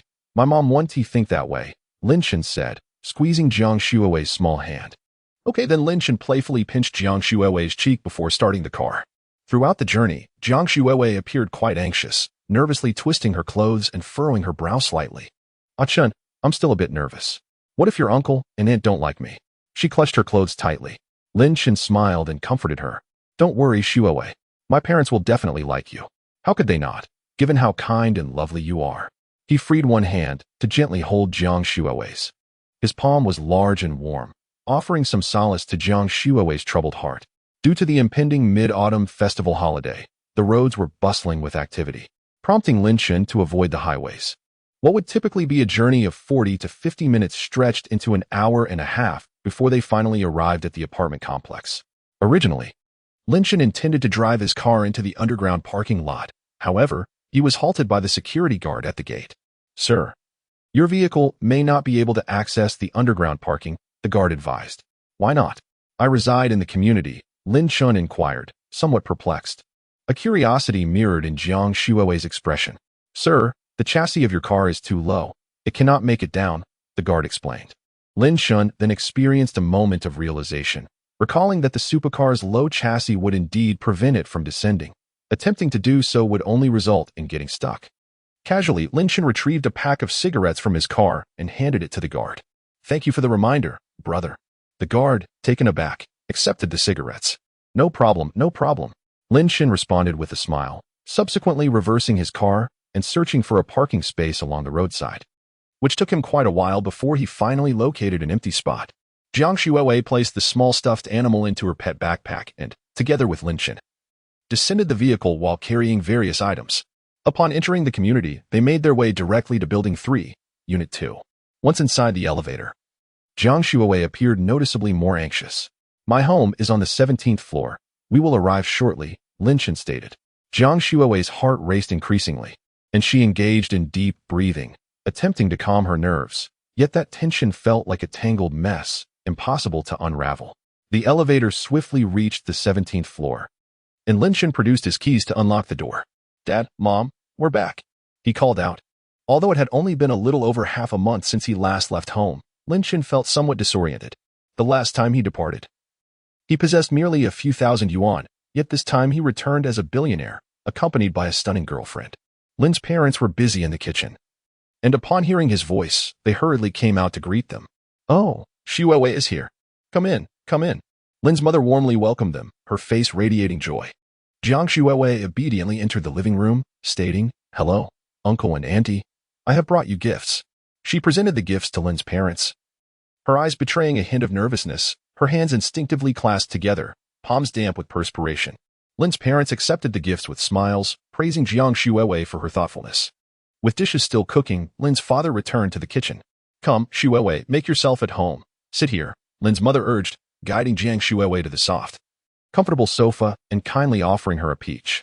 "Try this. It's freshly bought and quite delicious." Lin Chen stepped into the kitchen to assist in bringing out the fruits. "Shuwei, consider this your home," Lin's mother said with a delighted expression, then produced a plump red envelope, extending it towards Jiang Shuwei. "No, auntie. I couldn't possibly accept this." Jiang Shuwei repeatedly declined upon seeing the envelope. "This is a tradition in our community. If you do not accept it, it implies dissatisfaction with our family," Lin Chen interjected. Hearing this, Jiang Shuwei hesitated before accepting it. "Thank you, auntie," she said sweetly. "Ah, you all enjoy yourselves. Dinner will be ready shortly." "Certainly, auntie," Lin's mother responded with a smile and then proceeded into the kitchen. After Lin's parents entered the kitchen, Lin Chen sat beside Jiang Shuwei on the sofa, gently patting her hand in a gesture of comfort. "Do not be overly anxious, my dear. My parents are quite amiable," Lin Chen softly reassured her. Jiang Shuwei nodded slightly, yet her gaze involuntarily drifted towards the kitchen. "Ah Chun, I still feel a bit apprehensive. Should I assist in the kitchen?" Jiang Shuwei inquired softly. "No need, just remain here. My mother will certainly not allow you to help," Lin Chen replied gently. Jiang Shuwei had no choice but to acquiesce. Meow. It was only when Lin Chen and Jiang Shuwei heard the cat's meow that they realized they had yet to release the little ragdoll. Chapter 86. Persuasion. Jiang Shuwei hurriedly opened her pet backpack and cradled the ragdoll cat in her lap. Meow. The cat, with its striking blue eyes, gazed at Lin Chen and Jiang Shuwei with an expression of utter dismay. The pitiful look tugged at Jiang Shuwei's heartstrings, prompting Lin Chen to gently stroke the cat's head. "Oh dear, mommy made a mistake," Jiang Shuwei comforted it in her embrace. Before long, Lin's parents emerged from the kitchen, carrying an array of dishes. "Shuwei, come and eat," Lin's mother called out cheerfully, her gaze suddenly brightening upon noticing the ragdoll in Jiang Shuwei's arms. "Wow, what a beautiful cat. Auntie, this is a blue-eyed ragdoll cat. She is a little princess," Jiang Shuwei explained. "A ragdoll cat? I've seen them online. They truly are adorable," Lin's mother remarked, realization dawning upon her. "Come to the table. I'm quite hungry," Lin Chen added, patting his stomach. After more than half a month without his parents cooking, he found himself yearning for it. Jiang Shuwei placed the ragdoll on the sofa and joined Lin Chen at the dining table. The family gathered around the table, where an array of delectable dishes emitted an enticing aroma. "Shuwei, don't hold back. Eat more," Lin's father warmly encouraged. Jiang Shuwei obediently nodded and began to eat. Upon tasting the sweet and sour spare ribs, the delightful flavor burst in her mouth, prompting her to exclaim, "Uncle and auntie, these spare ribs are simply exquisite." Lin's mother beamed, her eyes narrowing into slits of joy. "If you like them, eat plenty. Come often, and I'll make them for you regularly." Lin Chen offered Jiang Shuwei a piece of braised pork, grinning as he said, "You must try this. My mother's braised pork is unparalleled." Jiang Shuwei savored the dish, finding it rich yet not greasy, melting in her mouth. "It's truly delicious. Auntie's culinary skills are remarkable." As they continued to eat, Lin's mother suddenly recalled something. "Oh, Shuwei, if Lin Chen ever bullies you, just tell auntie, and I'll teach him a lesson." Jiang Shuwei blushed. "Auntie, Lin Chen is very kind to me." Lin Chen quickly interjected, "Mom, how could I ever bully her?" Laughter erupted, filling the room with warmth. After the meal, Jiang Shuwei insisted on helping to clear the table, despite Lin's mother's attempts to stop her. "Auntie, you've worked hard cooking. Let me take care of this," she insisted. Lin's mother looked at her helplessly, growing increasingly fond of this considerate girl. Once everything was tidied up, the family settled in the living room to watch television, while the ragdoll lay quietly in its cat bed. Lin's parents engaged in casual conversation with Jiang Shuwei, while Lin Chen chimed in occasionally. "Shuwei, be sure to come over more during holidays. It's more lively with more people," Lin's father said. Jiang Shuwei nodded in agreement. "Sure, uncle and auntie, I will." Lin Chen poured cat food into the ragdoll's bowl and prepared the litter box before bringing the cat to its meal. He then turned to his parents. By the way, Mom and Dad, have you resigned from that job at the electronics factory? A month filled with exhaustion, yet yielding little financial reward. Must you even voice this? My son has ascended to the ranks of a significant business owner. Why should I still toil in employment? It is time to indulge in life's pleasures, Lin's mother said with a cheerful smile, then turned to Jiang Shuowei. Wouldn't you agree, Shuowei? Indeed, and he speaks the truth. Jiang Shuowei nodded eagerly in agreement. What about Dad? Have you resigned as well? Upon hearing his mother's words, Lin Chen felt a sense of relief and glanced at his father. I still believe that remaining idle at home is somewhat unsettling. Lin's father chuckled. Your father has always been restless. I have urged him for several days. Yet he insists on working. Even when I suggested we take a few days to enjoy ourselves, he refused. Lin's mother seemed somewhat irked at this point, casting a glare at Lin's father. It's not easy to take leave. Once I find the time, I shall accompany you. Lin's father responded awkwardly. Dad, do you truly intend to continue working at the electronics factory? Is that the kind of work you genuinely enjoy? Lin Chen sighed as he inquired. He had once endured a summer job there, and it was indeed a challenge. What choice do I have? At my age, other places won't accept me, and I cannot remain idle at home. Dad, consider this. I am a business owner worth billions, yet here you are working at an electronics factory. What will others think of me? Might they perceive me as unfilial or question my character, leading them to hesitate in collaborating with me? Lin Chen's words left Lin's father momentarily speechless. He had not previously contemplated this issue. Indeed, Lin Bing, what if you hinder your son's prospects? Lin's mother interjected. Finding the argument quite reasonable, Jiang Shuowei remained silent, recognizing this as a family matter where her input was unwelcome. Well, then I shall resign tomorrow. Lin's father finally spoke after some reflection. That's the spirit. Dad, haven't you always yearned to venture into business? Allow me to support you with 10 million. Pursue whatever endeavor you wish. Lin Chen was elated at his father's agreement. 10 million? No. You should keep that money for yourself. That amount is far too much. Lin's father exclaimed, visibly startled, waving his hands in protest. Indeed, Xiaochen, 10 million is excessive. What if your father loses it all? I cannot agree. Lin's mother added, her stance resolute. If it were 1 or 2 million, that would be manageable. Especially now that we are aware of our son's status as a shareholder in a trillion-dollar company, which signifies a net worth of at least hundreds of millions. 1 or 2 million would pose little threat. However, 10 million is a substantial sum, even for billionaires. Ding. Congratulations, host. You have triggered a system task. Persuade Lin Bing to embark on a business venture. Task reward, Baihui Supermarket. Lin Chen raised an eyebrow. He was familiar with Baihui Supermarket, located conveniently beneath their residence. While it may not hold significant value, perhaps 7 to 8 million at most, it could serve as an ideal opportunity for his father to manage. Lin Chen pondered briefly, organizing his thoughts. Father, I have also opened a supermarket. Would you consider managing it for me? I find myself lacking in time. Upon hearing this, both Lin father and Lin mother were taken aback, their expressions tinged with astonishment. Only Jiang Shuowei seemed accustomed to such news, her demeanor remaining largely unchanged. A supermarket? Xiaofan, you have indeed opened a supermarket? Lin father and Lin mother hastily inquired. Lin Chen smiled and nodded. It is the Baihui Supermarket downstairs. The one you frequently visit. Ah, Lin father and Lin mother exclaimed in unison. Xiaochen, you did not acquire this supermarket solely for my sake, did you? Lin father probed, recalling how novels often depict characters making acquisitions at the slightest provocation. Not at all. It was merely a matter of exchanging interests with certain individuals from my previous work. Lin Chen fabricated a casual lie. Chapter 87. What is Zhou Dongxue concealing? Lin's father and mother nodded with a semblance of understanding, yet I found myself utterly perplexed. What if I were to falter? Doubt was etched across Lin's father's face, and his eyes betrayed a flicker of concern, as if engaged in a fierce internal battle. He was indeed somewhat tempted, after all. Owning a business had long been his aspiration. However, he feared that any misstep on his part might burden his son.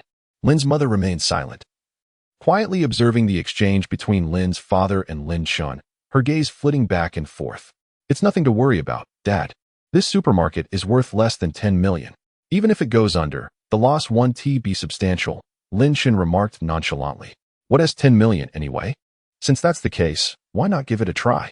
It's certainly preferable to working in an electronics factory. Wouldn't you agree? Moreover, this reflects your son's heartfelt intentions. Lin's mother interjected, encouragingly. Very well then, I shall relish the experience of being a boss. Ha ha ha. Lin's father chuckled with a hint of exhilaration. He had thought that his life would remain unchanged, yet here he was, unexpectedly elevated by his son's ambitions. All right, Dad, I'll take you to the supermarket tomorrow. Lin Chen replied with a smile.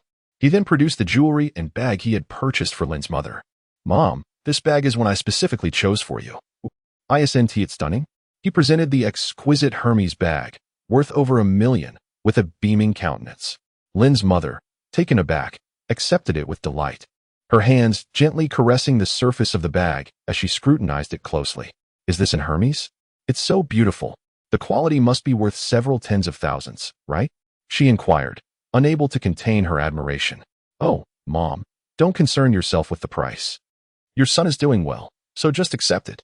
I also bought you some jewelry, Lin Chen replied vaguely, wishing to alleviate any pressure regarding the cost. By the way, I ran into my eldest sister while purchasing the jewelry at Zhou Xiaofu. Lin Chen suddenly exclaimed. Well, it's not surprising you crossed paths. Your schools are quite close. Was Dou Xue also there buying jewelry? Lin's mother asked with curiosity. Not exactly. My sister works there, Lin Chen answered candidly. Works? Lin's mother, who had been admiring the bag, furrowed her brow at this revelation, her smile vanishing instantly. Isn't Dou Xue still studying at the finance university? How could she be working at a jewelry store? She placed the bag down, her demeanor shifting to one of urgency.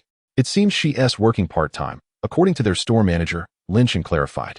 Yet, Lin's mother remained furrowed in thought, her expression troubled. Is something amiss? Is there anything wrong? Lin Chen sensed her unease and quickly pressed for answers.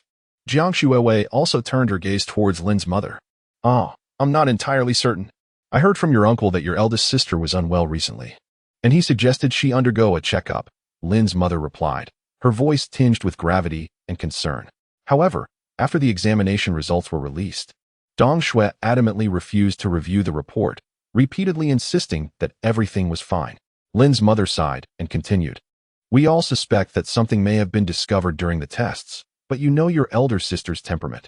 Once she has made up her mind, no amount of persuasion will sway her. Your uncle went to the school to find her, yet she would not disclose anything. When they attempted to take her to the hospital, she outright refused and even had a fierce argument with your uncle.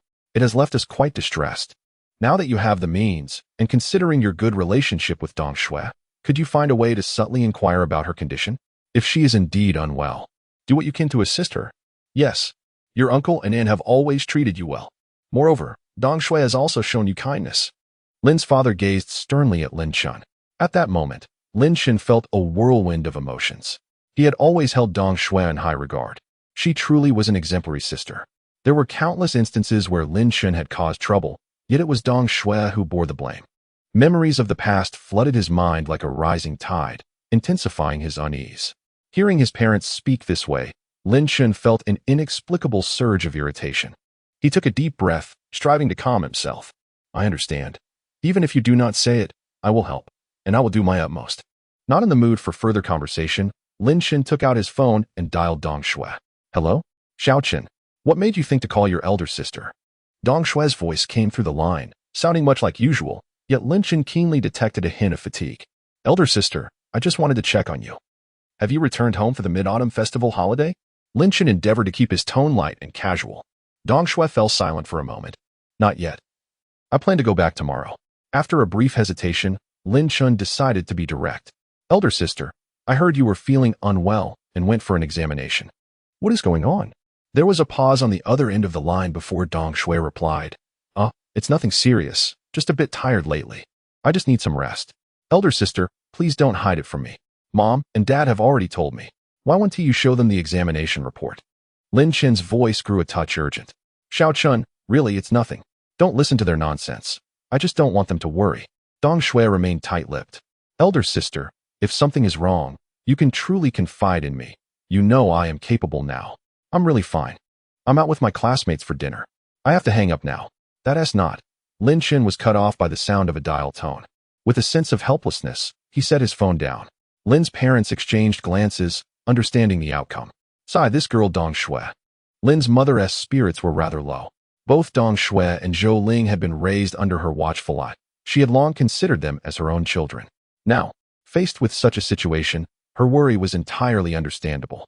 Do not worry, mother. I shall undoubtedly persuade my elder sister, Lin Chen assured. Uncle and aunt, I have brought you some gifts.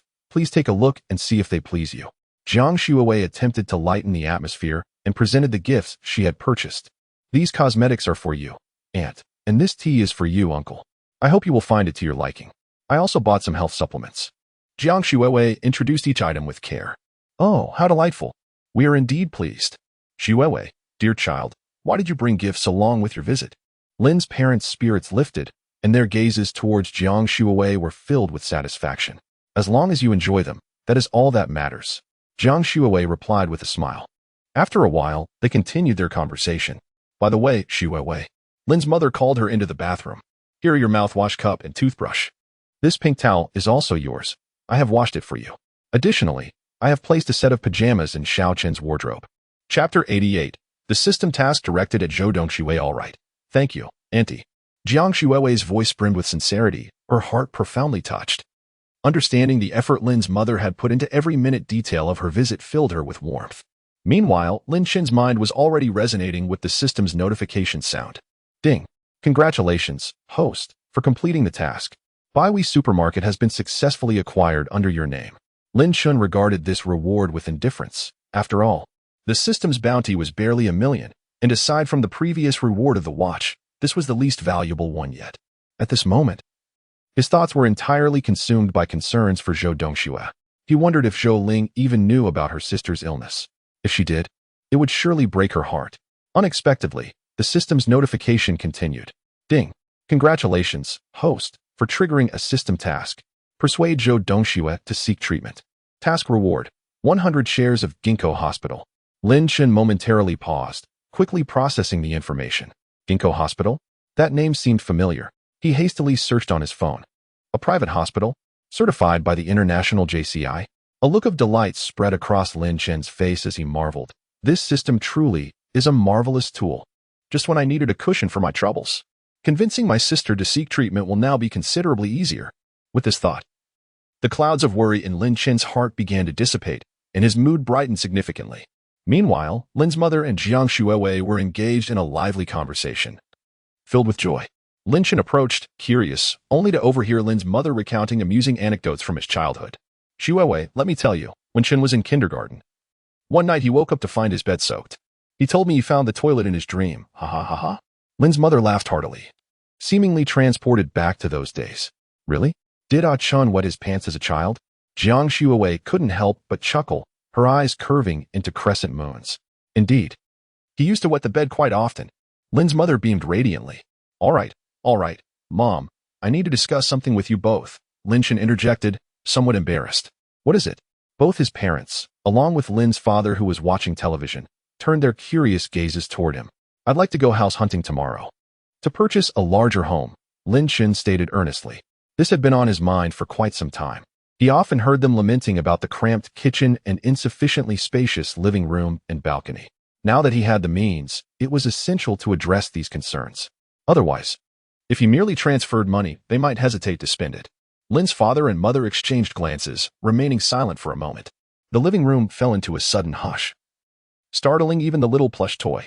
Initially resting on Jiang Shuowei's lap, I was drowsy, occasionally lifting my head to observe my surroundings.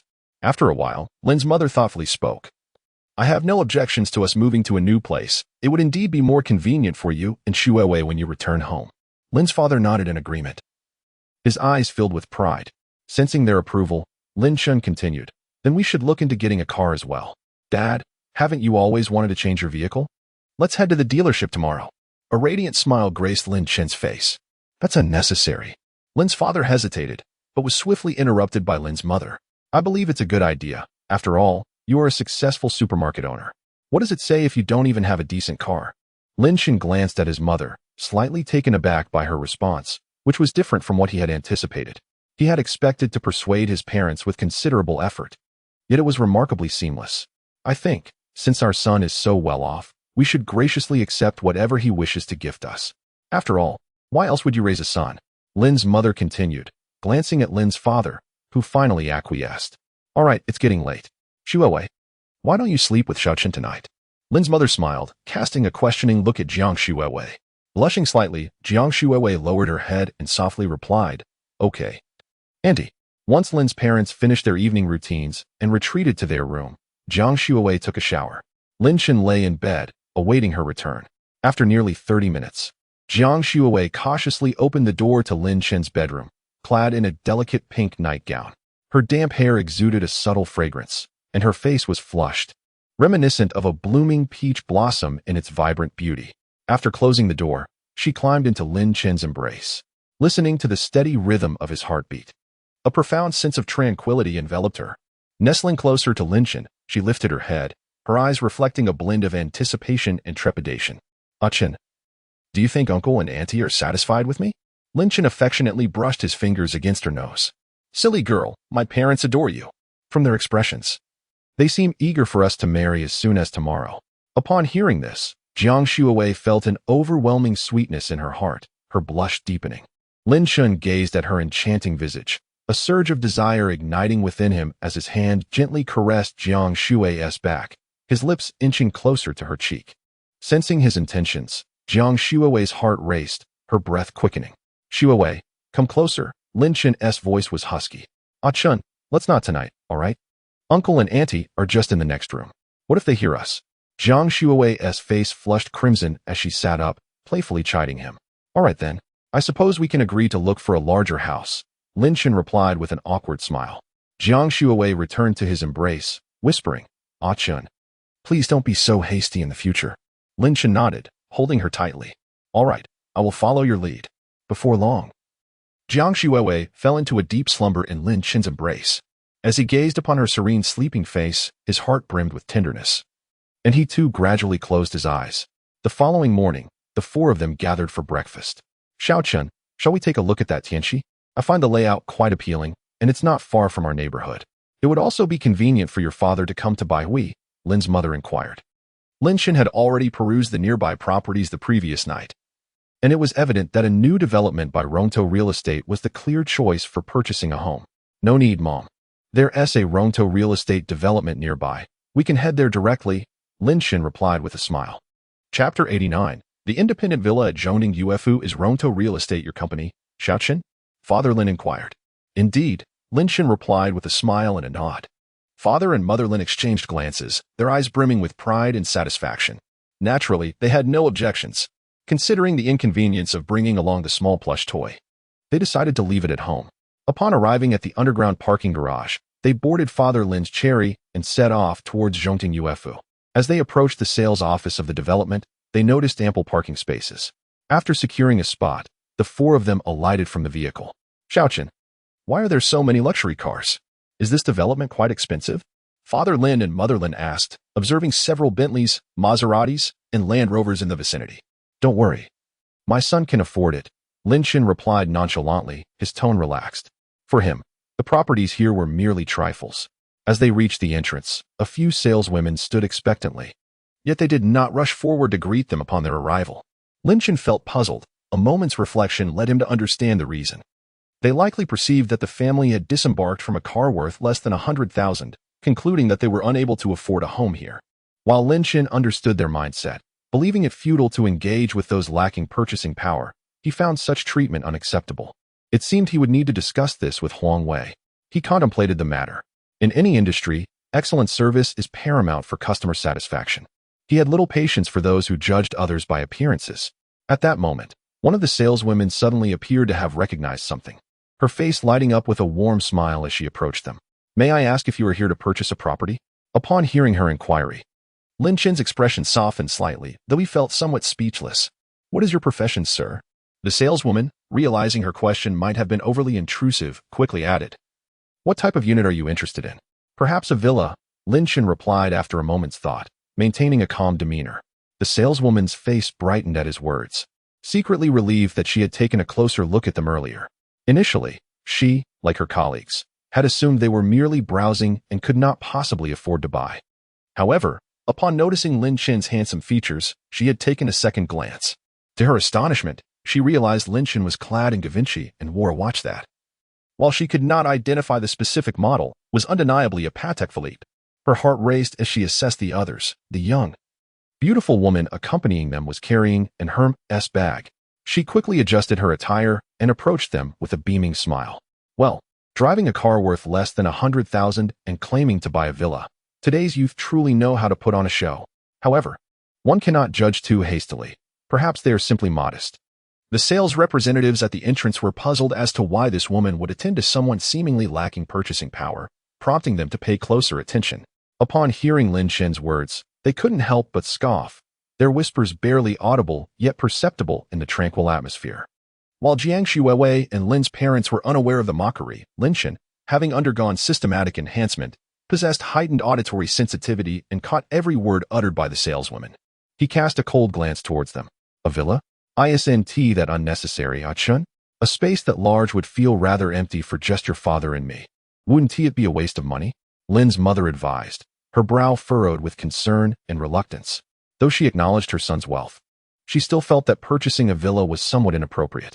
The saleswoman, upon hearing Lin's mother's remarks, felt a wave of apprehension. A villa in Zhongting Yuefu would cost no less than 20 million, while an ordinary apartment only required a little over 3 million. The commission difference was staggering. Mom, you needn't worry.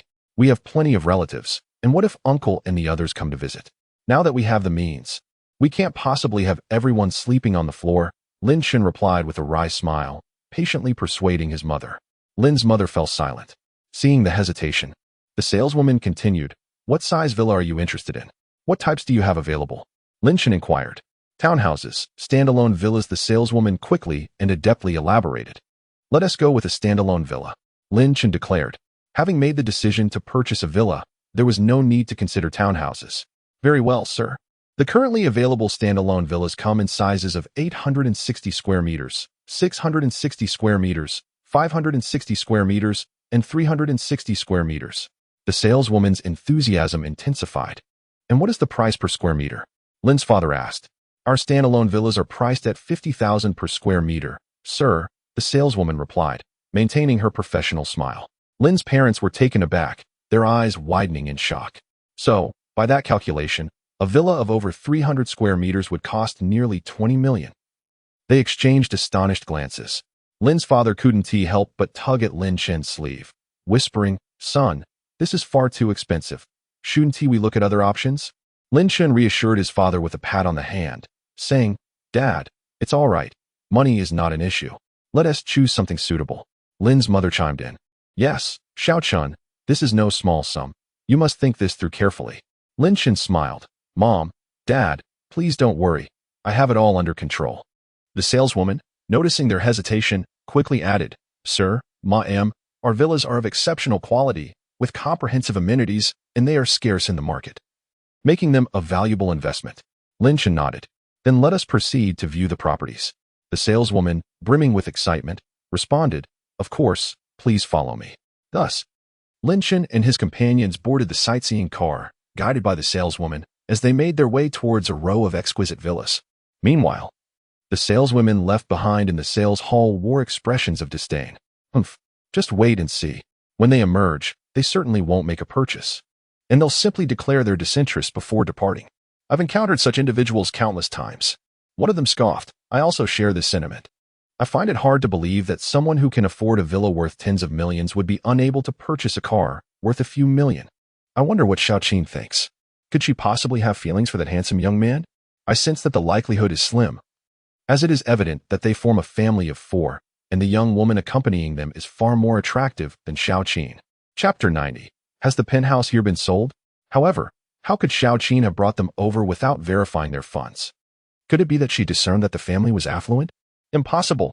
Lin Chen and his companions followed the female sales representative into the show apartment. Upon entering, the spacious and bright living room, lavish decor, along with an exquisite garden and swimming pool, left Lin's parents utterly dazzled. This unit spans 860 square meters. We can assess its suitability. If it feels too large, we can explore smaller villas, the sales representative stated with a professional smile. I do feel it is a bit too large. Your father and I could hardly occupy such a vast space. Moreover, cleaning such a grand room would take me half a day, Lin's mother advised Lin Chen. Over 800 square meters. It resembles a small manor, the sales representative silently prayed. For this layout alone, my commission would be nearly 500,000. Don't worry, Mom. Who says you'll have to do the housework? I'll hire a maid to come and clean every day, Lin Chen replied with a smile. But Xiao Chun, you've already spent over 50 million. Can your funds manage this? Lin's mother asked, her face clouded with concern. I agree, let us forget it. If we must buy a villa, let us settle for one that's over 300 square meters, Lin's father added. Jiang Shuowei stood silently by. Oh dear, I have the money. You need not worry about finances, Lin Chen said helplessly, then turned to the sales representative. Let us go with this one. The sales representative was elated. If this 860 square meter villa sold, she could earn at least 400,000 in commission, perhaps even 500,000. After all, this 860 square meter villa was not easy to sell. Hence the commission would be slightly higher. Has the penthouse here been sold? Lin Chen suddenly inquired. No, sir, the sales representative's heart skipped a beat. Could this young man be considering purchasing the penthouse? If true, Lin Chen buying the penthouse would mean she could secure a property too. Yet, it seemed rather unbelievable. Why didn't you mention the penthouse was still available earlier? Did you assume I couldn't afford it? Lin Chen asked, his displeasure evident. Not at all, sir. I sincerely apologize. It was my oversight. The sales representative hastily replied. If this potential client was displeased, her commission, amounting to hundreds of thousands, could vanish. If possible, she would even have preferred to kneel and beg for forgiveness. It was a substantial sum. All right, let us proceed to view the penthouse, Lin Chen decided. Not one to hold on to minor grievances. Sir, if you wish to view the penthouse, verification of funds is required, if that is convenient for you. The sales representative's demeanor was now exceedingly respectful. It was a requirement from above to verify funds for viewing the penthouse. In principle, it is customary for prospective buyers of standalone villas to undergo a verification of financial capability. However, upon observing the distinguished attire of Lin Chen and Jiang Shuowei, the saleswoman refrained from mentioning it, wishing to spare them any discomfort. Buyers are required to present bank deposit statements demonstrating that their funds meet the threshold set by Rongtou Real Estate. Concurrently, it is essential to ascertain whether the buyers fulfill the necessary criteria for purchasing property. Verification of funds? The notion astonished Lin Chen. As this was the first time he had encountered such a requirement, it appeared that this procedure indeed existed. Lin's father nodded in acknowledgement. Very well, Lin Chen consented. The saleswoman's face brightened with elation. It seemed that the coveted penthouse might actually be sold through her efforts. The mere thought sent a thrill through her. For the penthouse spanned an impressive 1,060 square meters, with a total value of 60 million. A significant portion of that figure was attributed to its prestigious designation. Successfully selling this penthouse would guarantee her a commission of at least 600,000, a sum sufficient to purchase a home in her hometown. The saleswoman, unwilling to delay, swiftly transported the four back to the sales hall in a tour vehicle. Observant eyes among the other saleswomen at the entrance lit up. Look, Xiaoqin has returned with them, they exclaimed. They must not have made a purchase, given their swift return. Haha, this is the consequence of not verifying funds. The women chattered excitedly, but fell silent once Lin Chen and his companions approached. Lin Chen, though he only caught snippets of their conversation, understood that they were mocking him. I hope you can still find laughter after this, he mused quietly to himself. The saleswoman presented Lin Chen with a form to complete. He glanced over it, noting it requested personal information, employment details, annual salary, and bank deposits. After some contemplation, he simply indicated his position as a shareholder of Rongtou Real Estate. Once he completed the form, he handed it to the saleswoman, who became captivated upon seeing the designation of shareholder. We still need to verify your bank balance, correct? Here, take a look at my account with Daxia Bank, Lin Chen said as he pulled up his balance on his phone and showed it to her. The saleswoman, momentarily stunned, instinctively glanced at the figure displayed. What? How many zeros? She mused, believing her eyes deceived her. Rubbing her eyes, she counted again. 1, 2, 3, 4, 9 zeros? Could it be that this young man possessed tens of billions of RMB in his account?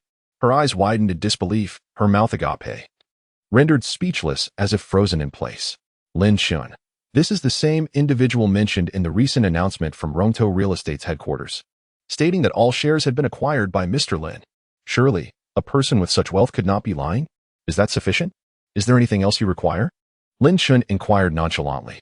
Jiang Shuowei, along with Lin's father and mother, understood the reason behind the saleswoman's astonishment. However, when Lin's parents approached and discovered that Lin Chen's bank account astonishingly held tens of billions, They could not help but exclaim in disbelief. Xiao Chun, you have over 5 billion remaining?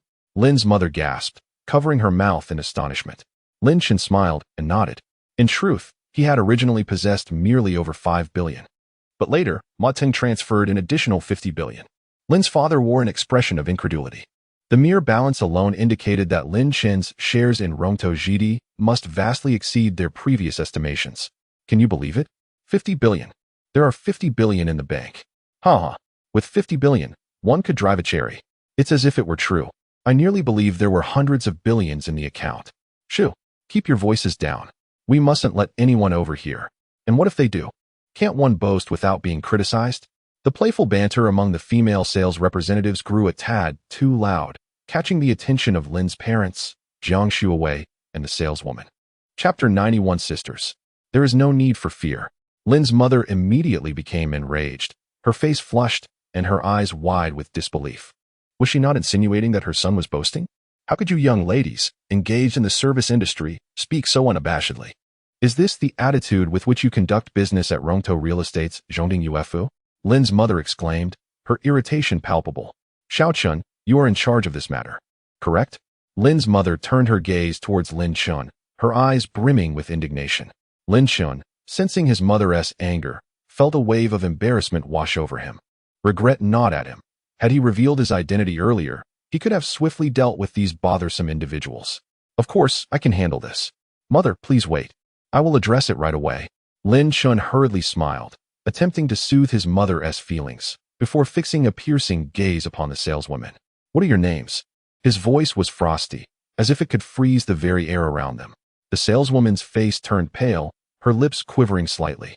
If Lin Chen were to become irate, she feared she too would suffer the consequences.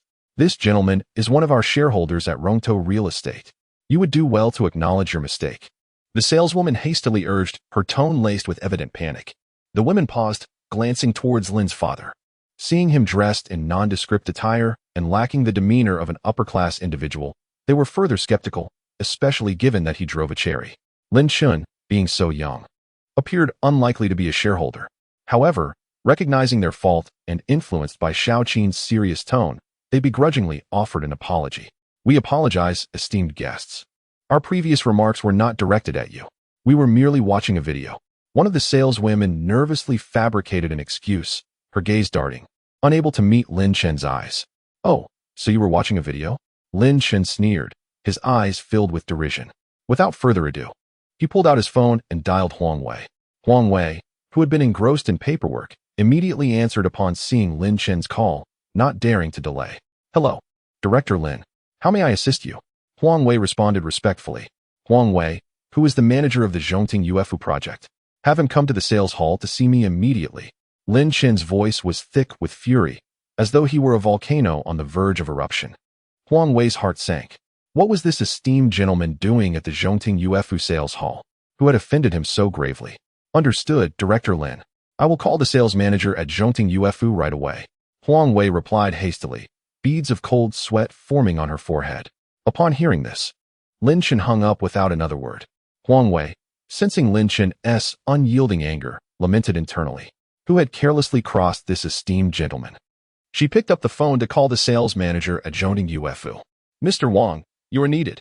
Wang Shudi, Director Lin is currently at your Zhongding Yuefu sales hall, and he is extremely upset. You must hurry and find out what is going on. Huang Wei urged, her voice tinged with urgency. Director Lin? As we at Rongtou Jidi were discussing, Huang Wei abruptly interrupted. Who else is there? Hurry over and don't waste time. By the way, that Lin Dong is only 18. Make sure you don't mistake him. Huang Wei emphasized, her tone laced with urgency. Understood, Director Huang. I've seen his photo. I will address this immediately. After hanging up, Huang Wei reclined in her office chair, massaging her temples, feeling a slight headache. This individual is currently the largest and sole proprietor of Rongtou Jidi. Should he be displeased, even she, Huang Wei, would find herself in jeopardy. Meanwhile, in the sales hall of Zhongting Yuefu, several female sales representatives noticed Lin Chen taking out his phone, seemingly engrossed in conversation about Huang Wei, which left them feeling somewhat apprehensive, exchanging anxious glances. Stop pretending. Ladies, don't be afraid of him. He's definitely putting on a facade. Even if this matter has negative repercussions and the company decides to let us go, we can simply take our earnings to the next firm. At that moment, one of the saleswomen suddenly shouted, her voice piercing and shrill. Upon hearing those words, the surrounding sales representatives shot her terrified glances and swiftly distanced themselves. Is she out of her mind? Who would still want to hire her after that? Exactly. They mocked the customer first, and then thought they could just walk away unscathed? This property is an asset of Ronto GD.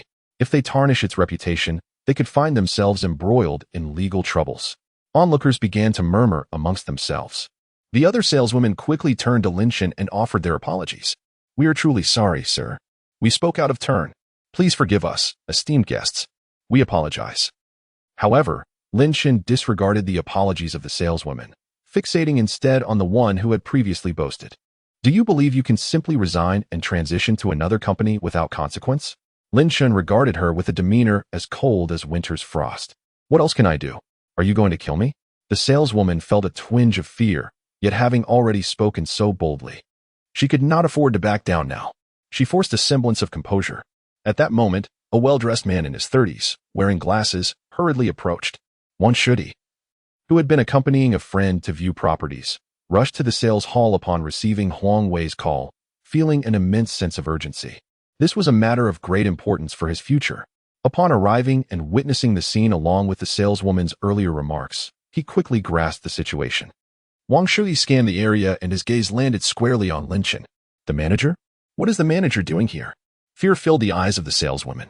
Their greatest dread was not merely losing their jobs, but offending someone of such stature. The leading saleswoman, however, did not share this sentiment. Manager Wang. These individuals are causing a disturbance in the sales hall, significantly disrupting our regular operations. I suggest we have security escort them out. The female sales representative believed that the manager had been drawn over by the commotion and thus spoke up. Be quiet. Wang Shuyi turned his head and cast a cold glance at the female sales representative, then swiftly turned and walked towards Lin Chen. Hello, Mr. Lin. I am Wang Shuyi, the sales manager of Zhongting Ufu. Chapter 92, Exposed Online. In the astonished gaze of those around him, Wang Shuyi respectfully bowed to Lin Chen and spoke. The female sales associate, witnessing this scene, instantly turned pale, her legs trembling, nearly collapsing to the ground. She could hardly fathom that the seemingly ordinary young man driving a cherry was, in fact, the formidable owner of Ronto Real Estate. Lin Chen regarded Wang Shuyi with an impassive expression and coldly remarked, Manager Wang, the quality of your sales department staff leaves much to be desired. Cold sweat beaded on Wang Shuyi's forehead. Despite his confusion regarding the unfolding events, he deemed it prudent to acknowledge his shortcomings. Mr. Lin, this is my oversight. I shall address it with utmost seriousness. Address it with seriousness? Pray, elaborate, Lin Chen said with keen interest as he observed Wang Shuyi. A pang of anxiety gripped Wang Shuyi. Mr. Lin, I am still unaware of the specific details. I shall explain. Qin volunteered eagerly. Wang Shuyi glanced at Lin Chen, noting his lack of objection, and permitted Qin to proceed. Upon hearing her account, his countenance darkened considerably. He had initially assumed that Lin Chen was merely displeased with the poor attitudes of a few sales associates, but it transpired that they had uttered far more egregious remarks. Most concerning was the fact that Mr. Lin's family was present. Mr. Lin, I will immediately terminate these disruptive employees and implement internal reforms to ensure that such incidents do not recur, Wang Shuyi declared, his forehead glistening with sweat. What was the name of that sales associate who mentioned seeking another opportunity? Lin Chen inquired, directing his gaze toward Qin. That individual is a long-standing employee here. Named Yang Chunmei. Qin promptly responded. Wang Shuyi, dismiss all these female sales associates without compensation. Should they choose to pursue labor arbitration, let them take legal action against the company for damaging its reputation. Lin Chen cast a frosty glance at the pale-faced sales associates. I was wrong. I truly was wrong. Mr. Lin, I have a child in kindergarten, and my husband has a broken leg. I have 4 elderly family members to support. I cannot afford to lose this job. One of the sales associates cried, tears streaming down her face as she implored Lin Chen. Wang Shuyi, quick to act, rushed over to help her up. There are too many witnesses. What if someone records this and distorts it online? Sighing, he thought, one must know when to show mercy in business. There is no need for such severity. You know nothing. Allowing such individuals to remain in the company is akin to harboring a ticking time bomb. The onlookers murmured among themselves, surprised by the youthfulness of the owner of Rongtou Real Estate. Fangjie, isn't Yang working as a supervisor at the headquarters? When did she sustain an injury? Qin inquired with concern. The bystanders, who had previously expressed sympathy for the beleaguered sales associate, fell silent. The sales associate, upon hearing this, abruptly ceased her weeping, her expression contorted as if she had swallowed a fly. Lin Chen cast a satisfied glance at Qin. The few female sales representatives ultimately resigned themselves to their fate, packing their belongings before departing. At that moment, Jiang Shuiwei gazed into Lin Chen's eyes, filled with sparkling admiration. Surely, in her previous life, she must have saved the galaxy to have encountered Lin Chen. A line from a television show suddenly came to her mind. My beloved is a heroic figure. One day he will come to marry me, riding on clouds of 7 colors. As the onlookers realized there was no more spectacle to behold, they dispersed, though occasional curious glances were cast towards Lin Chen. Lin Chen retrieved his phone and made a call to Huang Wei. Huang Wei, please have the Public Relations Department upload the surveillance footage online, conveying that Rongtou GD sincerely apologizes for the presence of such an individual, which has caused an unpleasant experience for our customers. Also, upload an audio recording that I will send you shortly. Lin Chen stated calmly. Understood, Chairman Lin. I will take care of it right away. Huang Wei promptly replied. Lin Chen then turned to Xiaoqin. Do you know the name of the husband of the saleswoman who spoke earlier? Yes, Chairman Lin. Her husband's name is Liu Yang. Xiaoqin answered, a hint of trepidation in her gaze, as it became evident that those women would struggle to find employment in sales again. Investigate a supervisor named Liu Yang. If his character is questionable or if he has engaged in activities detrimental to the company's interests, terminate him immediately. If his performance is satisfactory, find an excuse to dismiss him nonetheless. Lin Chen instructed. Understood, Chairman Lin. I will proceed as you say. After concluding the call, Lin Chen looked towards Xiaoqin and Wang Shudi. Can you take me to see the building's crown jewel now? Certainly, Chairman Lin. I will guide you, Wang Shi said with a broad smile. Upon hearing this, Xiaoqin's spirits plummeted. If Wang Shi handled the forthcoming operations, the commission would elude her grasp. That's unnecessary. Let her take us, Lin Chen replied decisively. He was well aware of Wang Shi's intentions, seeking to please him while also reaping the rewards. Wang Shi maintained his cheerful demeanor. Very well, Chairman Lin, I shall not intrude any longer. I will handle the resignation procedures for those sales representatives. Lin Chen nodded indifferently. After Wang Shui departed, Xiaoqin bowed gratefully to Lin Chen. Thank you for the promotion, Chairman Lin. I will work diligently and not betray your trust. Lin Chen waved his hand dismissively. You have earned this. He then smiled at Lin's proud parents, who beamed with satisfaction. What do you think, Mom and Dad? Is this resolution satisfactory? Indeed. My son is truly impressive, Lin's mother said with contentment, while Lin's father also radiated pride. Lin Chen took Jiang Shuiwei's hand and turned to Xiaoqin. Let us go and see that building's crown jewel. Of course, Chairman Lin. Just as the 5 were about to exit, a man approached with a flattering smile. Hello, Chairman Lin. I am the manager of the Xianglong Hotel. You may call me Xiaolu. Lin Chen furrowed his brow slightly. Speak your mind. I have matters to attend to. It is like this, Director Lin. Our Xianglong Hotel wishes to collaborate with Rongtou Real Estate to transform a portion of the Zhongting Yufu into hotel-style apartments. Lin Chen grasped the essence of his proposition. He had to admit that such a partnership held considerable promise for investment. However, why would they choose to collaborate with Xianglong Hotel? No, I do not have any plans in that regard for the time being. Lin Chen declined outright, and the 5 of them continued toward the exit of the lobby. Director Lin, please reconsider. Manager Liu watched as Lin Chen and his party boarded the sightseeing vehicle, letting out a resigned sigh. Chapter 93. I will purchase it myself. The 5 individuals swiftly arrived at the villa district.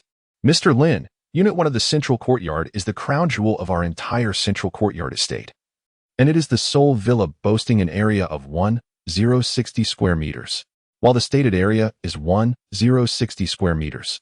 The actual usable space reaches an impressive 1,500 square meters. Upon reaching the entrance of Unit 1, Xiaoqin began her introduction. Moreover, each standalone villa is exquisitely furnished and ready for immediate occupancy. Should you find the current design unsatisfactory, you are welcome to renovate it to your liking. The 4 followed Xiaoqin into Unit 1. As they stepped inside, they were instantly captivated by the opulence before them. The soaring living room featured an enormous crystal chandelier that sparkled brilliantly, cascading from the ceiling like a shower of stars. The floor was adorned with imported marble, each slab showcasing unique patterns, polished to a mirror-like sheen. One side of the living room was dominated by a grand floor-to-ceiling window, allowing sunlight to flood in unobstructed, illuminating the space with a warm and radiant glow. Xiaoqin continued her presentation. Here is the dining room, which can accommodate up to 20 guests simultaneously. The kitchen is equipped with state-of-the-art appliances, capable of effortlessly handling both Chinese and Western culinary styles. Mr. and Mrs. Lin nodded in astonishment, their eyes brimming with delight. Jiang Shuwei gently grasped Lin Chen's hand and whispered, "Ah Chun, it's quite beautiful, almost on par with the Yulan Holy Court." Lin Chen smiled in response. "Indeed, it is quite impressive." They ascended the spiral staircase to the second floor, predominantly designated for the bedrooms. Each bedroom was spacious and inviting, complete with private bathrooms and walk-in closets. This is the master suite, spanning over 100 square meters, featuring a private balcony and a hot spring bathtub. Xiaoqin opened a set of double doors, revealing an interior of extreme luxury. Mrs. Lin stepped into the master suite and exclaimed, "This master bedroom alone is larger than the house we used to live in." Xiaoqin smiled and replied, "Madam, this is the Crown Villa.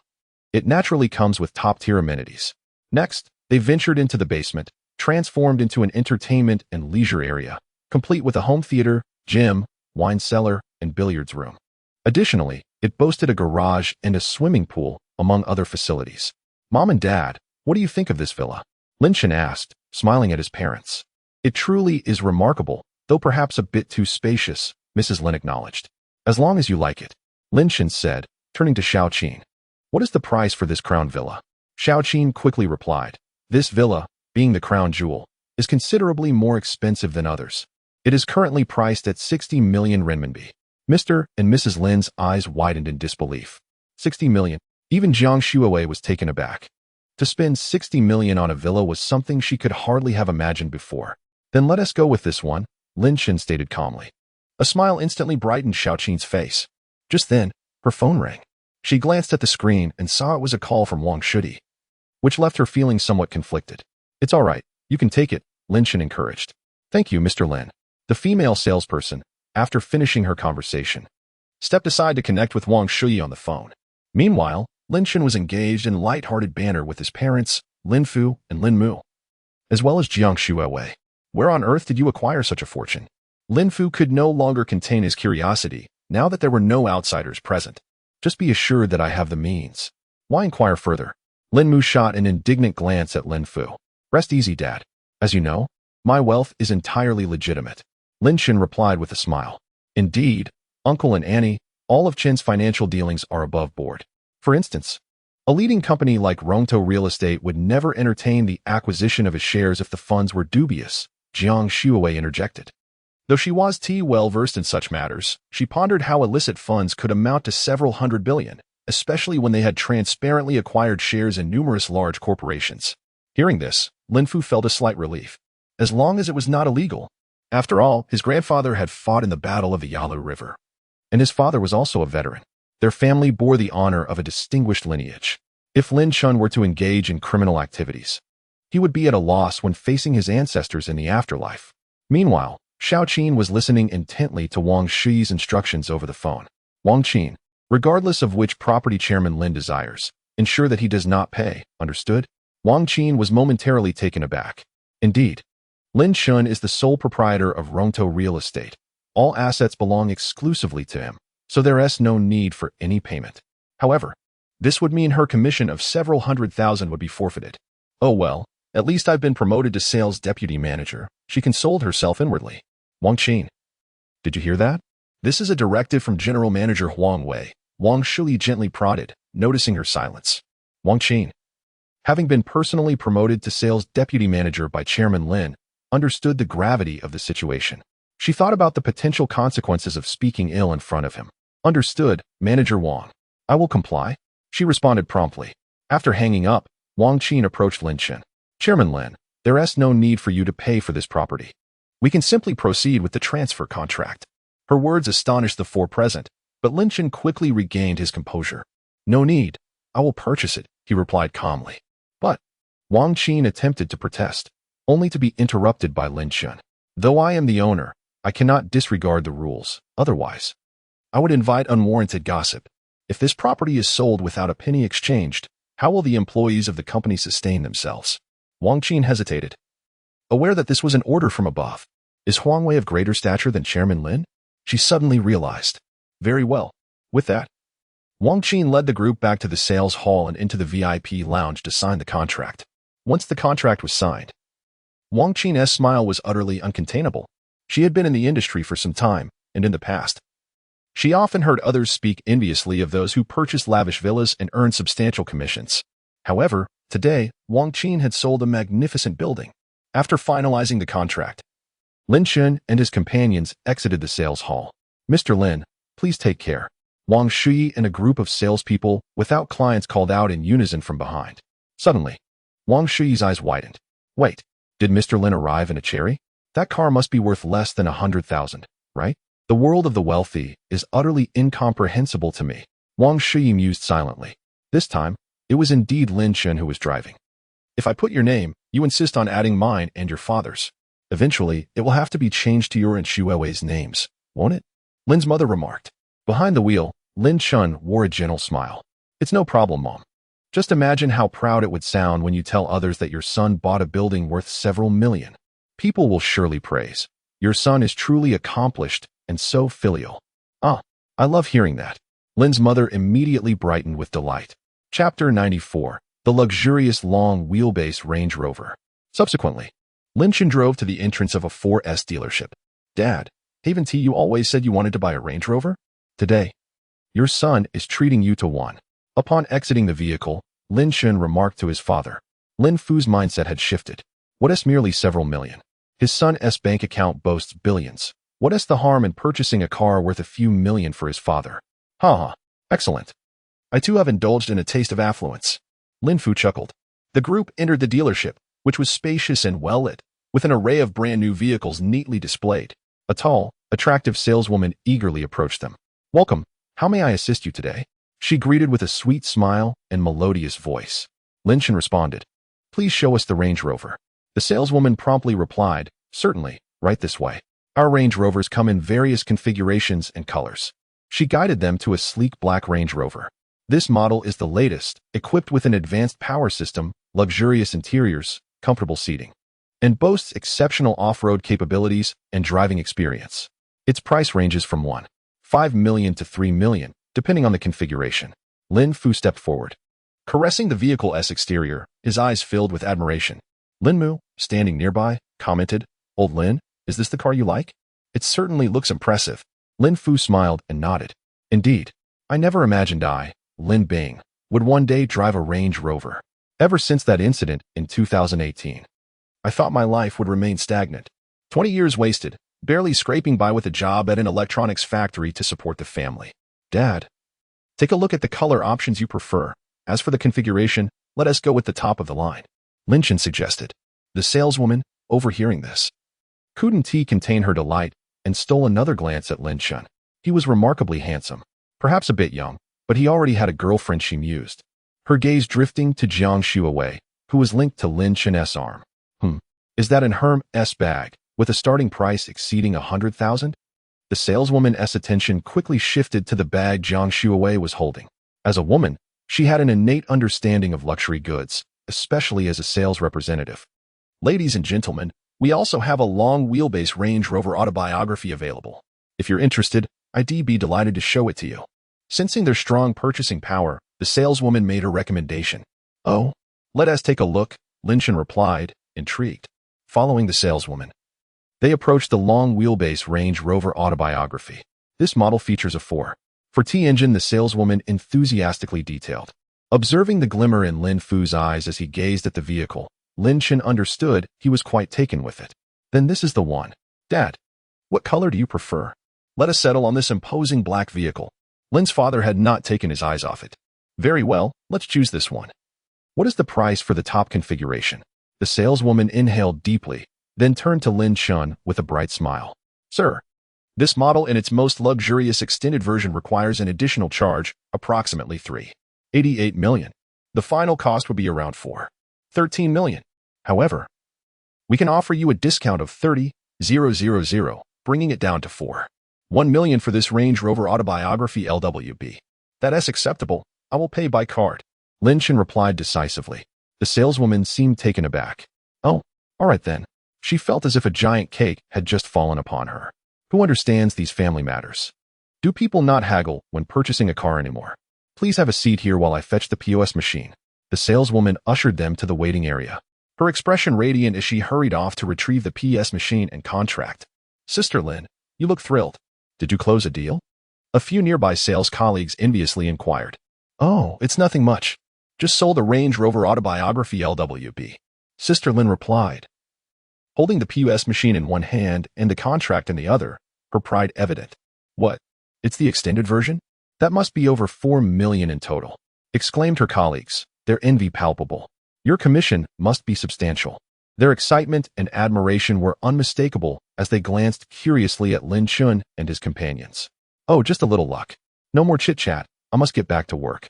Dinner is on me tonight. We'll have hot pot. Sister Lin declared grandly. Apologies for the wait, everyone. The saleswoman returned. Jogging with the POS machine and contract in hand, Lin Chen produced his platinum card and handed it to her. The saleswoman felt a flutter of surprise. A platinum card is already among the highest tiers of bank cards, surpassed only by Black and Centurion cards. However, purchasing a vehicle worth over 4 million without haggling certainly justified possessing a platinum card. The transaction proceeded seamlessly. Card swiped, password entered, signature affixed. The PS machine whirred as it processed the payment successfully. Excitement washed over the saleswoman's face. Her commission was secured. With this single sale, her performance would shine brightly in the dealership. Once the contract was signed, the luxurious Range Rover Autobiography LWB officially belonged to Lin Chen. At that moment, Lin's parents turned to Jiang Shuiwei and asked, how about we pick out a car for you as well? Jiang Shuiwei quickly waved her hands, saying, Uncle and Auntie, that's unnecessary. Lin Chen has already gifted me a Ferrari, which is sufficient for my daily travels. Upon hearing this, the saleswoman's eyes glimmered with envy as she remarked, you are truly fortunate to have such a caring boyfriend. The joy she felt moments ago over the commission vanished in an instant. A Ferrari, even the most economical model, would cost at least $1 million. Moreover, given the young man's financial capacity, it is highly likely that he is not acquiring the least expensive Ferrari. The young saleswoman could only gaze enviously. As the crowd engaged in conversation, Lin Chen suddenly heard a familiar voice. These cars all seemed quite impressive. He turned to look, and to his astonishment, it was the parents of his middle school classmate, Li Liang. Li Liang had been a close friend during their middle school years. In 2018, when a particular incident befell his family, Li Liang implored his parents to lend 50,000 yuan to assist Lin Chen's family.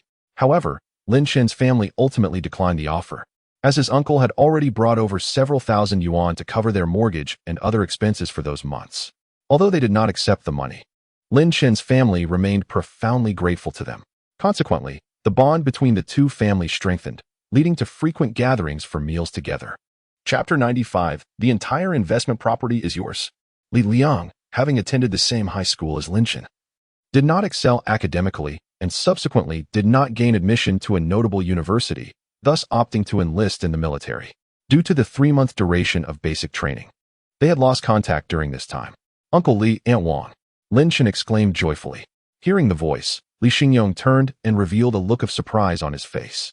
Oh, Lin Chen, what a coincidence to run into you here, he said with a smile, though a hint of confusion crossed his features. Are you all purchasing a vehicle? Based on his understanding of Lin Chen's family, he presumed they would not have the means to acquire a car, especially at a Jaguar Land Rover dealership. Indeed, old Li, my son has achieved success and earned a bit of fortune. He is quite excited to take us to buy both a house and a car, Lin's father replied. Pride evident in his demeanor, Li Xingyong and Wang Yan exchanged astonished glances at Lin Chen. They held great fondness for this boy, who not only excelled in his studies but was also quite handsome. Regrettably, their own son, despite being close friends with Lin Chen, struggled academically.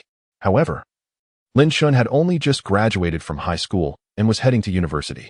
How much could he have earned to afford both a car and a house? It would require at least several million, wouldn't it? The female sales representatives accompanying Lin Chen and Li Xingyong discreetly stepped aside to grant the two families ample space for conversation. Is this your girlfriend, little Chen? She is truly beautiful, Li Xingyong and Wang Yan remarked, admiring Jiang Shuiwei, who was linked to Lin Chen's arm. Hello, uncle and aunt. My name is Jiang Shuiwei. And I am Lin Chen's girlfriend. She responded, her cheeks slightly flushed from the compliments. Wonderful. Little Chen, you are indeed impressive for having found such a lovely girlfriend. If only Li Liang could find a girlfriend, I would consider that a triumph. Li Xingyong and Wang Yin chuckled in agreement. Ha ha. Perhaps he might bring home a beautiful female soldier. Lin's mother added with a smile. By the way, Uncle Li, are you aware of Li Liang's current situation? Lin Chen inquired. He wants he be able to use his phone for at least 3 months, and Wang Yin and I are somewhat concerned about whether he can manage. Li Xingyong replied. The military is quite good. Hasn't he Li Liang always had a fascination with firearms and aircraft? He is finally fulfilling his wish. Lin's father said with a smile before shifting the topic. Are you also here to buy a car? Yes, our family vehicle has been in service for many years. So we thought it was time to replace it with a Range Rover Starlight. By the way, what vehicle did you purchase? Li Xingyong asked curiously. Little Chen bought me a Range Rover long wheelbase autobiography. Lin's father declared with pride. Wow, that must cost at least 3 to 4 million. Li Xingyong and Wang Yin exclaimed, their eyes widening in disbelief as they looked at Lin Chen. What have you done to earn such a fortune, Little Chen? Oh, I just made a bit of money playing with virtual currency and then started a company for fun. It's nothing much, Lin Chen replied vaguely. Li Xingyong and Wang Yin did not pursue the matter further. Instead, they felt a mix of astonishment and joy. They were delighted for Lin Chen and equally pleased for their own son. Given the relationship between Li Liang and Lin Chen, they need not worry about Li Liang securing employment after his discharge from the military. Lin Chen, gazing at Uncle Li and Aunt Wang, suddenly declared, Uncle Li, Aunt Wang, I intend to buy you a car. Li Xingyong and Wang Yin promptly waved their hands in protest. No, we couldn't possibly accept your money. Please, keep it for yourself. Li Xingyong insisted. Don't be silly, old Li, just accept it. You have looked after our family countless times. Lin Chen is practically like a son to you. This is merely his gesture of gratitude, so do accept it, Lin's father urged. He felt immense gratitude towards this family.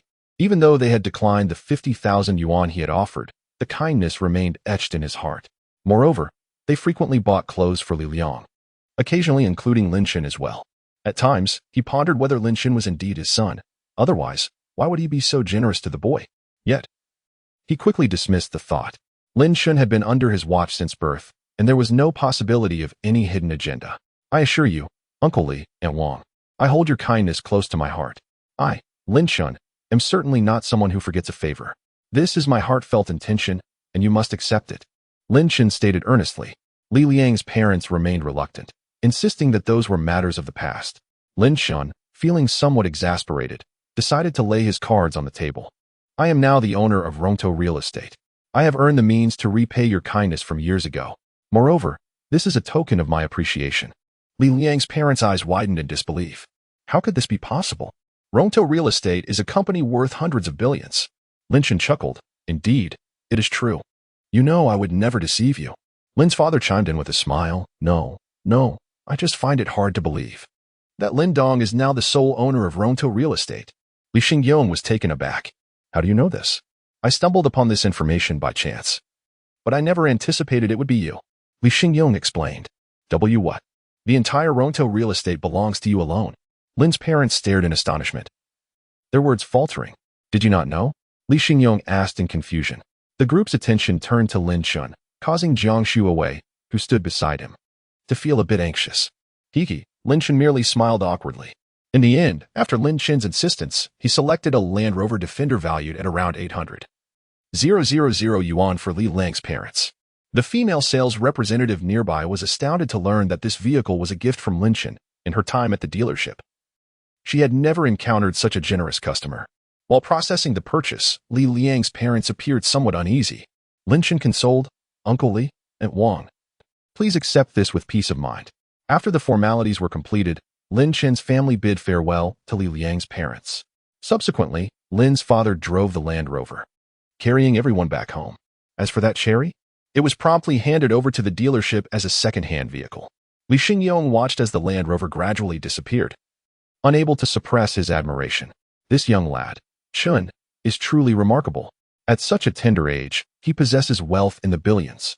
Yet, where does he amass such fortune? This surpasses my understanding, he mused. Wang Yin could not help but inquire, what does this have to do with you? Stop prying. All we need to know is that he's a good brother of Li Liang, essentially making him like a son to both of us. Li Xingyong shot a glare at Wang Yan. I am aware. I am merely curious. Curious about what? Curiosity killed the cat. Chapter 96. Shall we find a time for both families to meet? Due to the necessity of spending the Mid-Autumn Festival at her grandparents' home, the four of them made a trip to the mall to procure various items before returning home. As soon as they arrived, the little kitten scampered to the door, meowing incessantly at Jiang Shuiwei. After changing her shoes, Jiang Shuiwei promptly scooped the kitten into her arms. "Oh dear, my precious little one," she exclaimed affectionately. Stroking the kitten's head, the little creature buried its head against Jiang Shuiwei's chest in a display of vulnerability. "What an adorable little darling," Lin's mother remarked with a smile. "Auntie, would you like to hold her?" Jiang Shuiwei offered the kitten to Lin's mother. Without hesitation, Lin's mother accepted the kitten, who nestled comfortably in her embrace. Initially, Lin's parents intended to prepare dinner, but Lin Chen interjected, "Mom and Dad, it's been a while since I've been home. Let me take care of dinner today," he said with a grin. "Yes, Uncle and Auntie, let Lin Chen and I handle lunch," Jiang Shuiwei chimed in. All right. We shall leave lunch in your capable hands," Lin's mother replied, her face illuminated with genuine warmth, her gaze towards Jiang Shuiwei increasingly filled with approval. They then began discussing the arrangements for returning home during the Mid-Autumn Festival. Wait, let me do the chopping. You're making me anxious just watching," Jiang Shuiwei exclaimed. "That is sugar. Do you use sugar to marinate meat?" she questioned incredulously. "Look, the garlic sprouts are still covered in dirt. You need to wash them thoroughly," she huffed, standing by in frustration. Lin Chen felt somewhat helpless. He had intended to suggest he could manage alone, having already experienced Jiang Shuiwei's formidable presence. But he hesitated to voice this in front of Lin's parents. "Shuiwei, why don't you step outside for a bit? I'll call you when everything is ready to serve. It's quite hot in here," Lin Chen consoled her. With a reluctant sigh, Jiang Shuiwei exited the kitchen.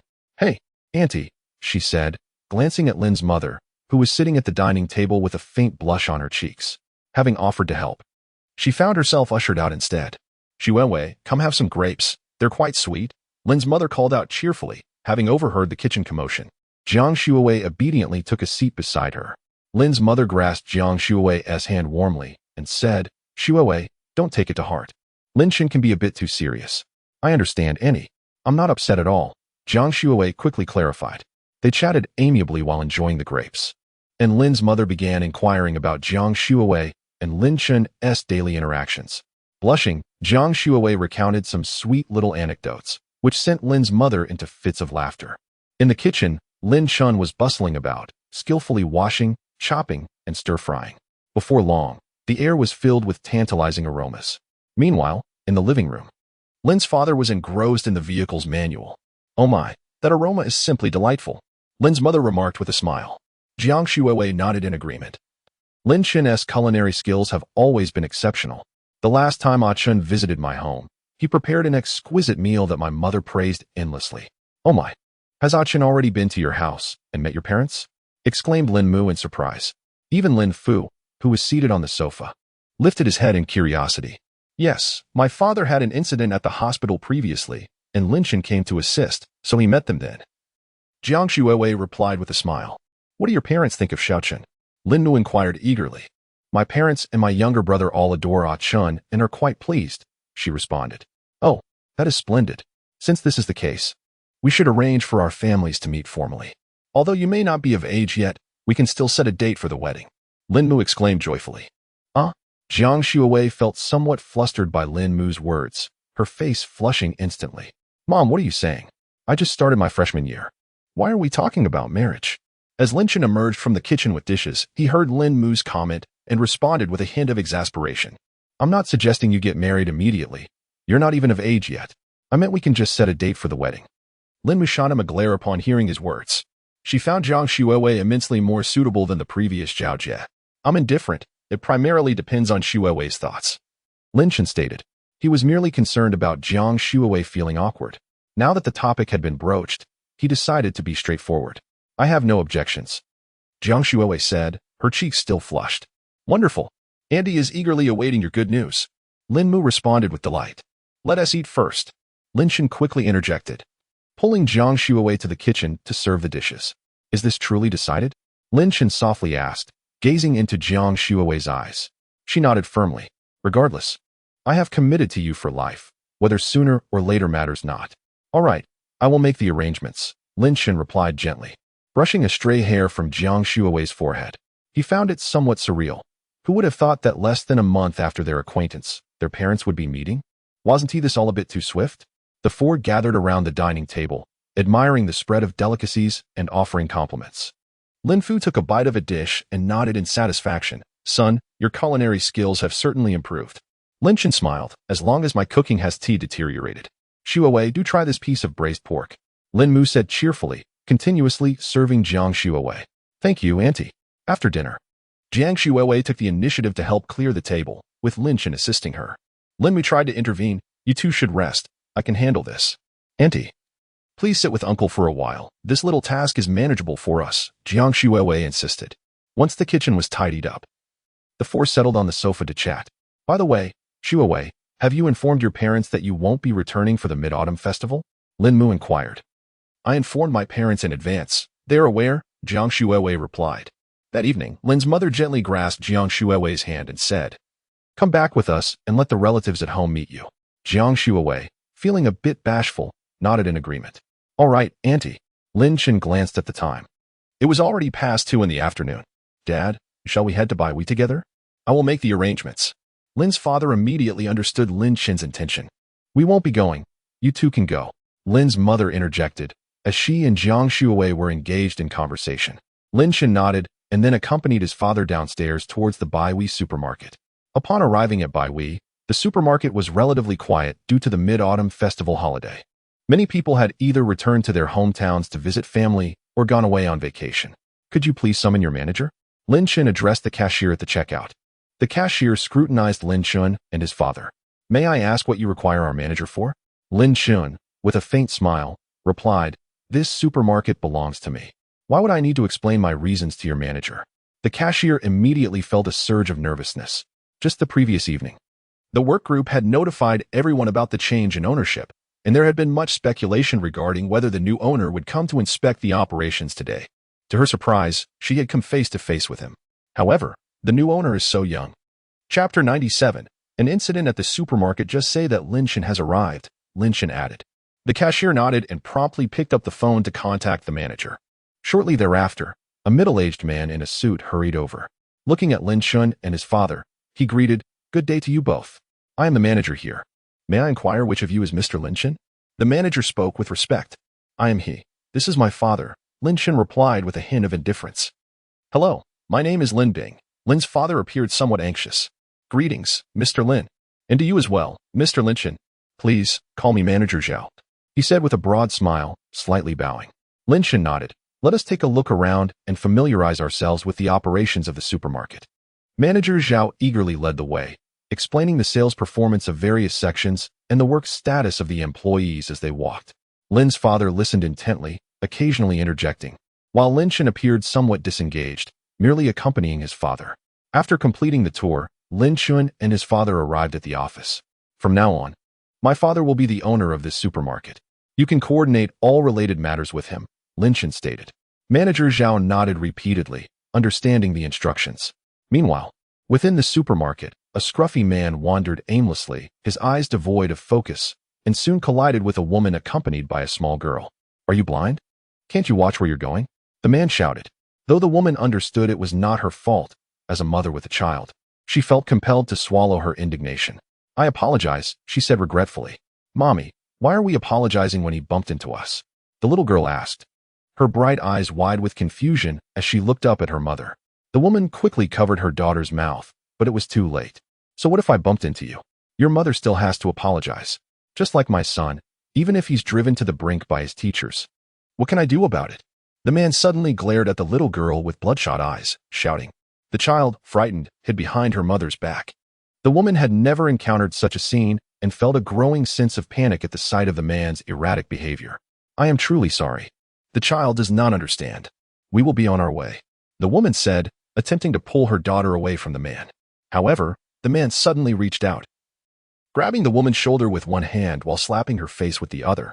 A sharp sound echoed as her cheek flushed visibly. The woman dared not retaliate. fiercely shielding her daughter in her embrace. "Mommy," the child cried, drawing the attention of bystanders nearby. Quickly, the onlookers intervened, urging, "Do not resort to violence. Let us discuss this calmly."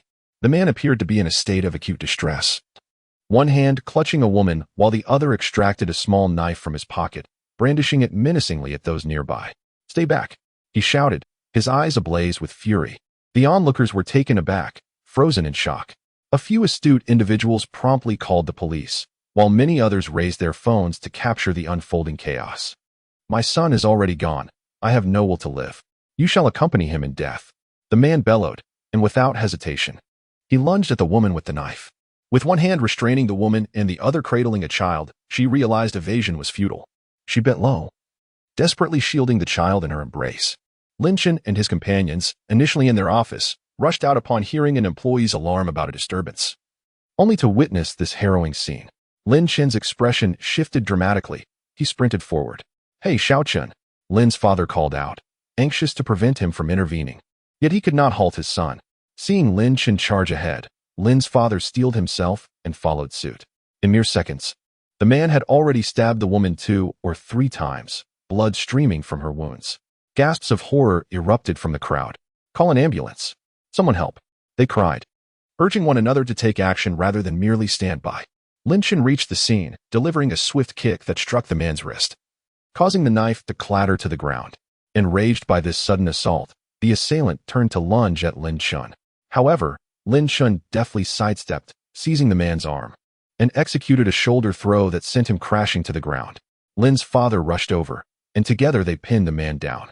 As the crowd observed the assailant being subdued, they surged forward. "Quick, hold him down," Lin Chen commanded. The crowd complied, firmly restraining the man. "Hurry, call for an ambulance," Lin Chen shouted, prompting someone to urgently dial for help.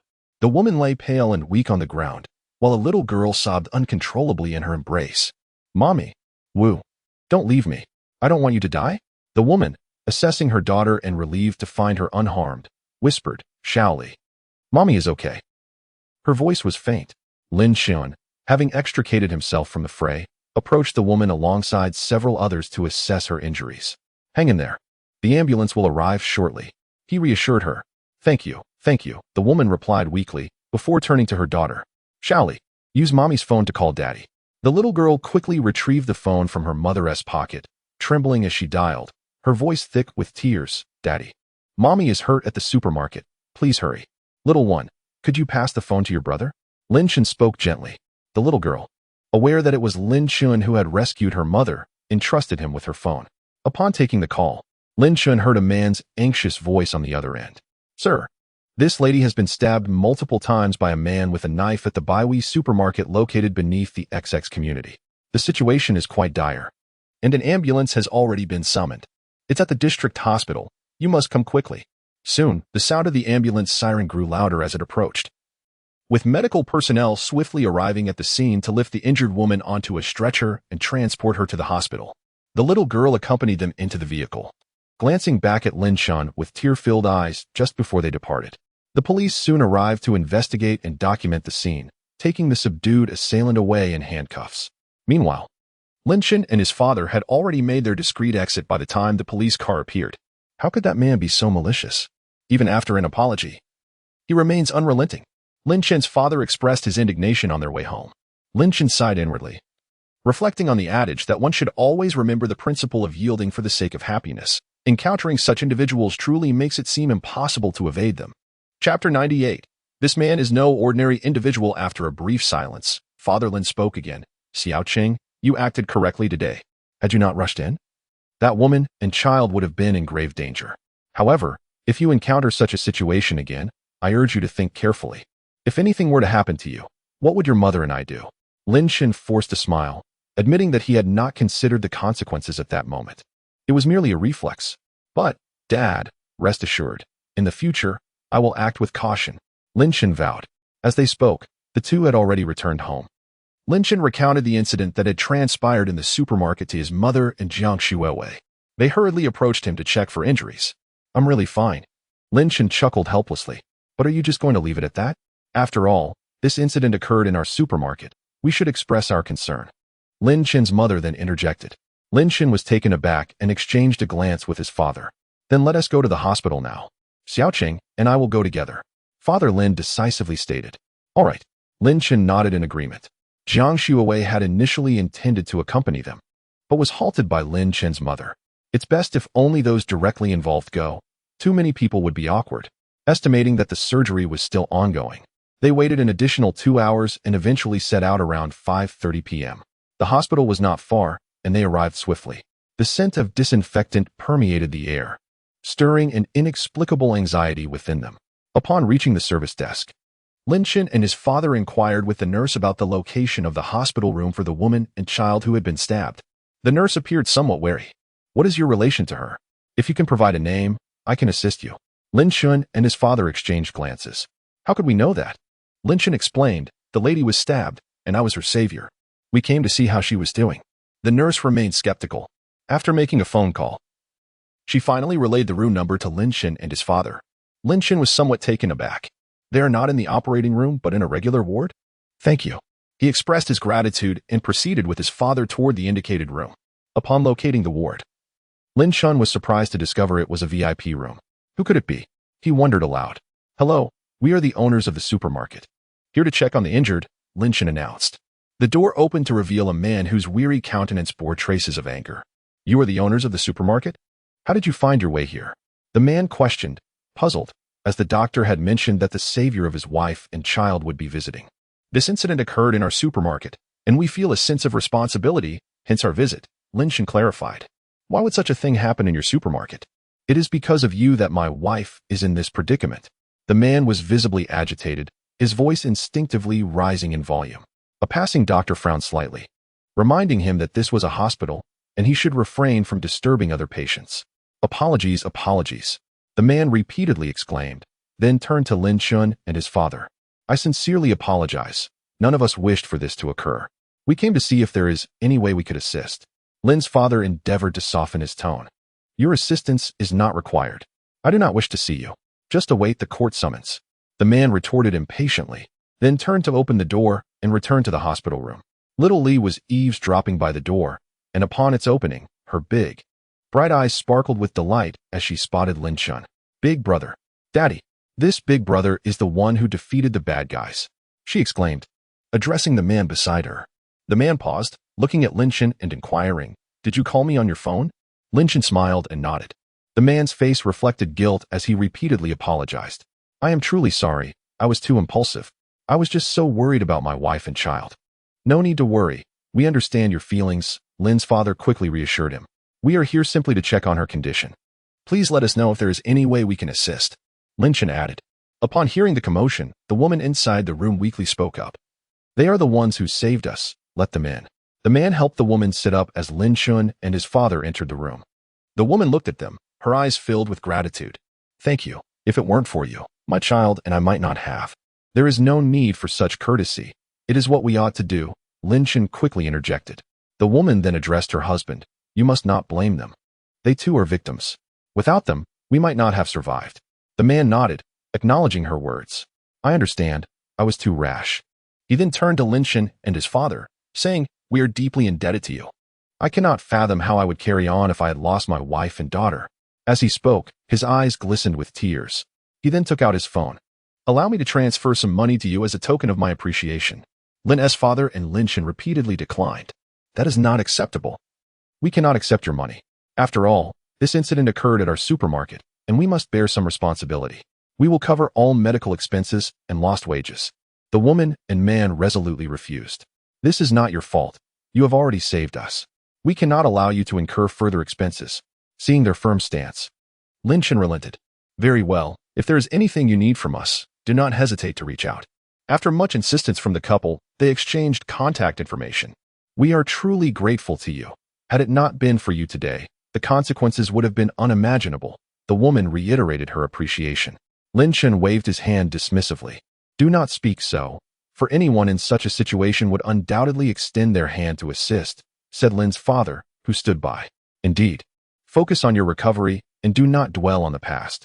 The woman nodded slightly, a flicker of apprehension crossing her face as her gaze shifted to the little girl by the bedside.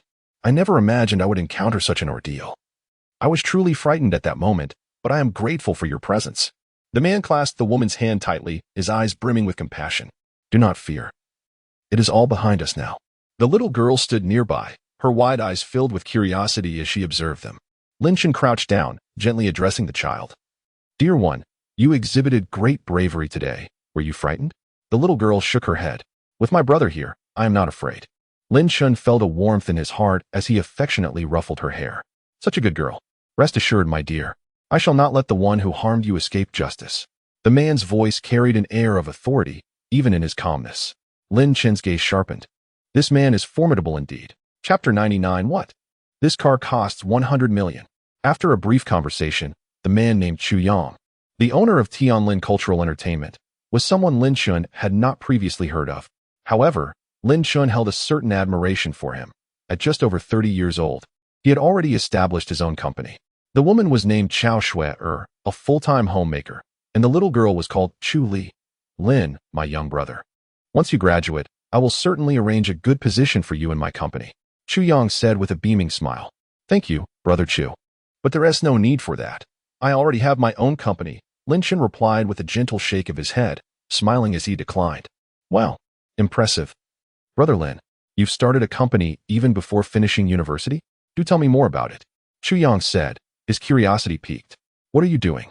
Chao Shui asked, her expression slightly displeased. It's nothing, Sister Shui. I merely started a real estate company, Lin Chen said with a calm smile. A real estate company? Chu Yang stammered in disbelief. It can't possibly be one of those shell companies registered for just a few million or a mere agency, right? Otherwise, the assets must start at least in the hundreds of millions. Even Chao Shui, who had been resting in bed, was taken aback, seeing their astonishment. Lin Chen's father felt an unbidden swell of pride within him. Brother Lin, may I ask the name of your company? Chu Yang inquired, his curiosity reaching a peak. There's nothing to hide. It's called Rongtou GD, Lin Chen replied casually. Rongtou GD. Truly, brother Lin, you are quite the young achiever. Chu Yang exhaled with relief for some reason. So it was just boasting. You startled me.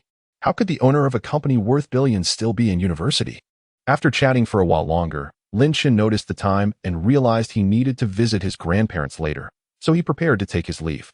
Please, rest well. We won't disturb you any longer. Feel free to contact us at any time, Lin Chen said. I'll see you off, Chu Yang offered. No need. Just take good care of Sister Shui, Lin Chen replied. All right then. We'll visit you another day. Goodbye, big brother. Little Li waved at Lin Chen. Goodbye, little Li. Lin Chen said, ruffling her hair before stepping out with his father. Upon returning home, Lin Chen's mother was somewhat anxious. Hurry up. It's already 6 o'clock. We need to get back for dinner, she urged. After gathering their belongings, Lin Chen said, Mom and Dad, I'll ride with Shui Wei. We'll head straight back to school. Very well. Jiang Shui Wei then hugged her plush toy and joined Lin Chen downstairs, where they waited in the Lamborghini Veneno for Lin Chen's parents. As Lin Chen's parents emerged from the house, their attention was instantly captured by the striking Lamborghini Veneno that Lin Chen and Jiang Shui Wei were in, their eyes widening in surprise. Son, what kind of car is this? It looks fantastic, Lin Chen's father exclaimed. Lin Chen smiled slightly. Mom, this is a Lamborghini Veneno. How much does it cost? Lin's father couldn't help but inquire, his eyes brimming with astonishment as he scrutinized the car. Approximately 100 million, Lin Chen replied nonchalantly. The moment those words left his lips, both Lin's father and mother were rendered speechless, their expressions frozen in disbelief as they exchanged glances, recognizing the shared incredulity in each other's eyes. It took quite some time for them to regain their composure, with Lin's father widening his eyes in astonishment.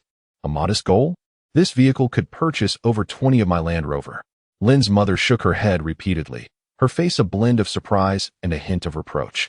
Son, you truly are extravagant. Spending such a sum is no trivial matter. Lin Chen smiled and explained, Mom and Dad, this is a car I've always dreamed of owning. I've loved it since childhood, and now that I have the means, it is only natural to acquire it. If dreams from our teenage years are realized in our 30s or 40s, they lose their significance. Lin's father nodded, though still somewhat astonished, his eyes reflecting a deeper understanding and support for his son. You've grown up, and it's commendable that you have your own aspirations and pursuits. As long as it is something you genuinely cherish, I support you. Lin's mother added, Indeed, as long as you are happy. However, with such an expensive vehicle, do exercise caution while driving. Subsequently, the two cars set off. Lin's father drove the Land Rover, leading the way, while Lin Chen followed closely in the Lamborghini Veneno. The autumn scenery rushed past the window, and after a little over an hour, they finally arrived at their grandparents' home. As soon as they parked in front, the deep, powerful roar of the engine drew the attention of the neighboring residents, who turned their gazes toward the spectacle. Upon recognizing Lin's father, mother, Lin Chen, and an unfamiliar girl, they erupted into animated discussions. Oh my, the Uwazi family must have struck it rich. That car is stunning and undoubtedly expensive. Indeed, with a Land Rover and a supercar. It must cost several million. Wow, they are truly affluent. Lin Chen's uncle and cousin, Zhou Ling, also emerged from the house upon hearing the sound of the cars. Their eyes widened in astonishment at the sight of the two luxury vehicles. Dad, do you know how much these two cars are worth?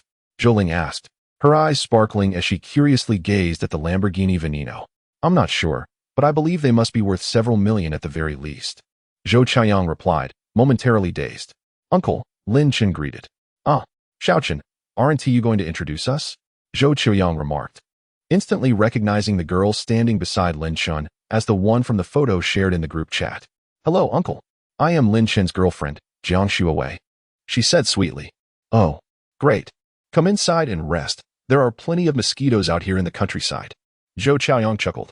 All right, uncle. Jiang Shuawei nodded in agreement. Zhou Qiaoyang then turned to Lin's parents and later looked at Zhou Ling. You must be Xiaoling, right? I've heard your brother speak of you. Jiang Shuawei beamed. Sister, you are so beautiful. I wish I could be as beautiful as you in the future, exclaimed Zhou Ling. Oh my, Xiaoling, you truly have a sweet tongue. Jiang Shuawei's face instantly blossomed with joy. Zhou Ling then turned to Lin Chen. Brother, what kind of car is that? It's so handsome. I won't tell you. I have something to settle with you. Lin Chen deliberately maintained a stern expression while gazing at Zhou Ling. The thought of the viewers in the live stream suggesting he had feelings for Mo Ge filled him with a sense of vexation. At last, he had the opportunity to confront the source of his troubles.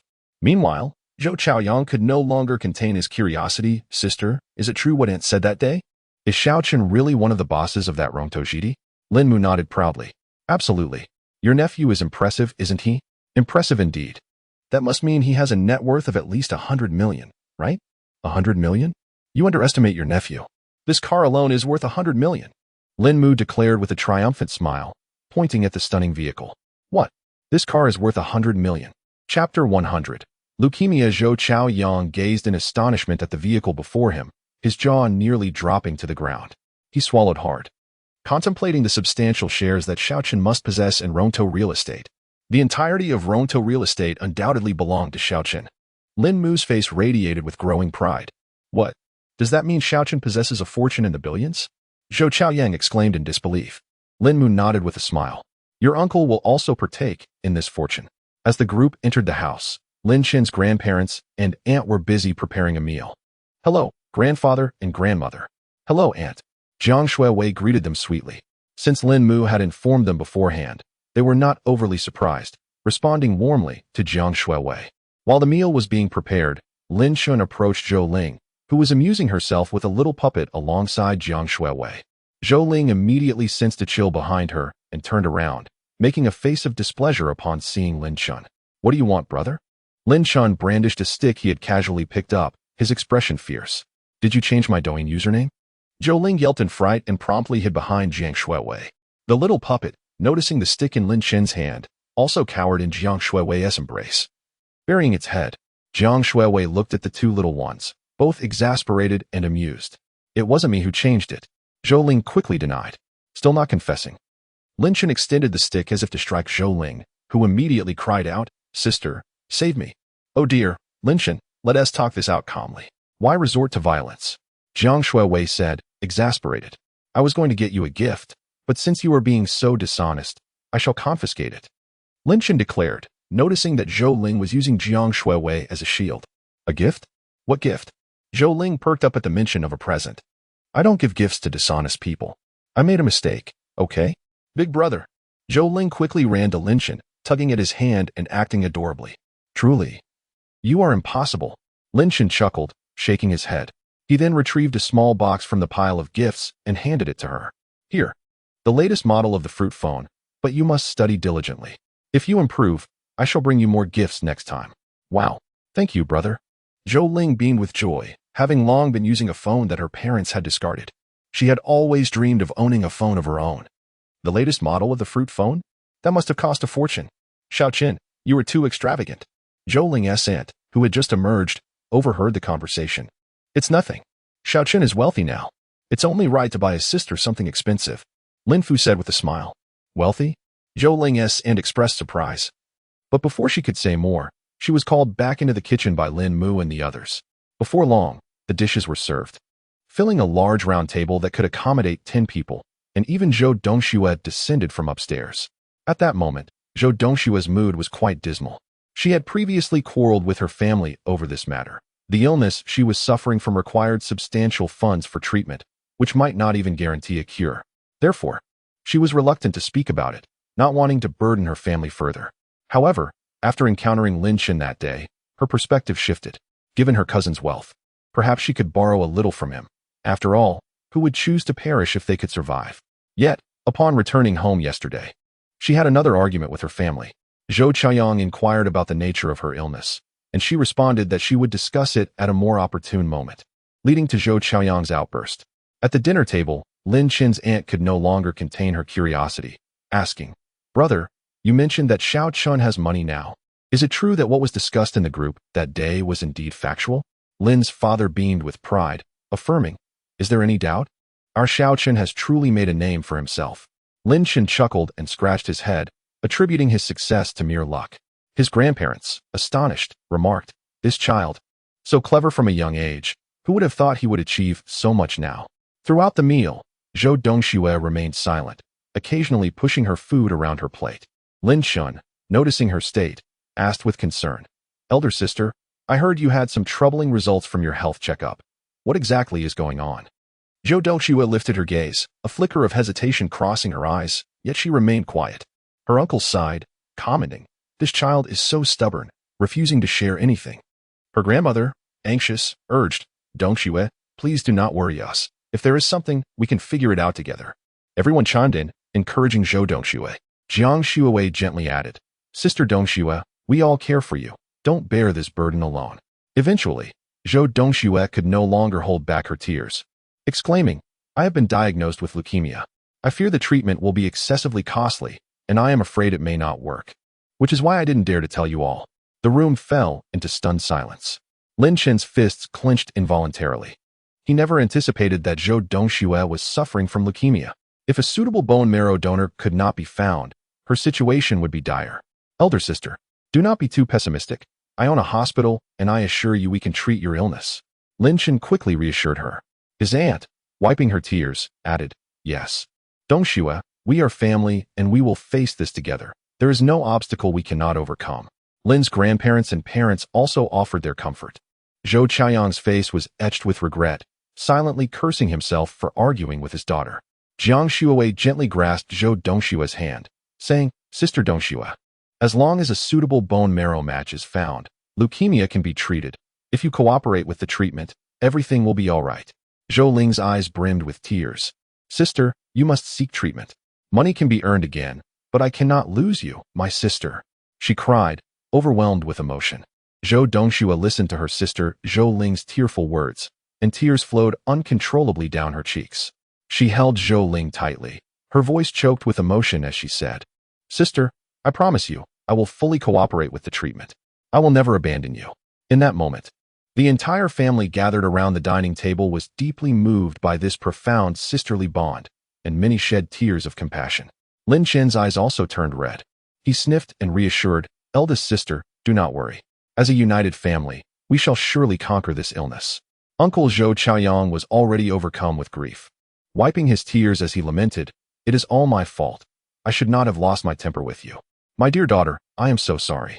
And he wept as she added, Dongxue, it is my failure as a mother not to care for you properly. From now on, we will face this together. Grandfather and grandmother were both in tears, with grandmother grasping Zhou Dongxue's hand, trembling as she said, Child, do not be afraid. We are all here for you. Lin's parents also wiped their tears from the sidelines, with Lin's mother saying, Dongxue, focus on your treatment. Do not concern yourself with anything else.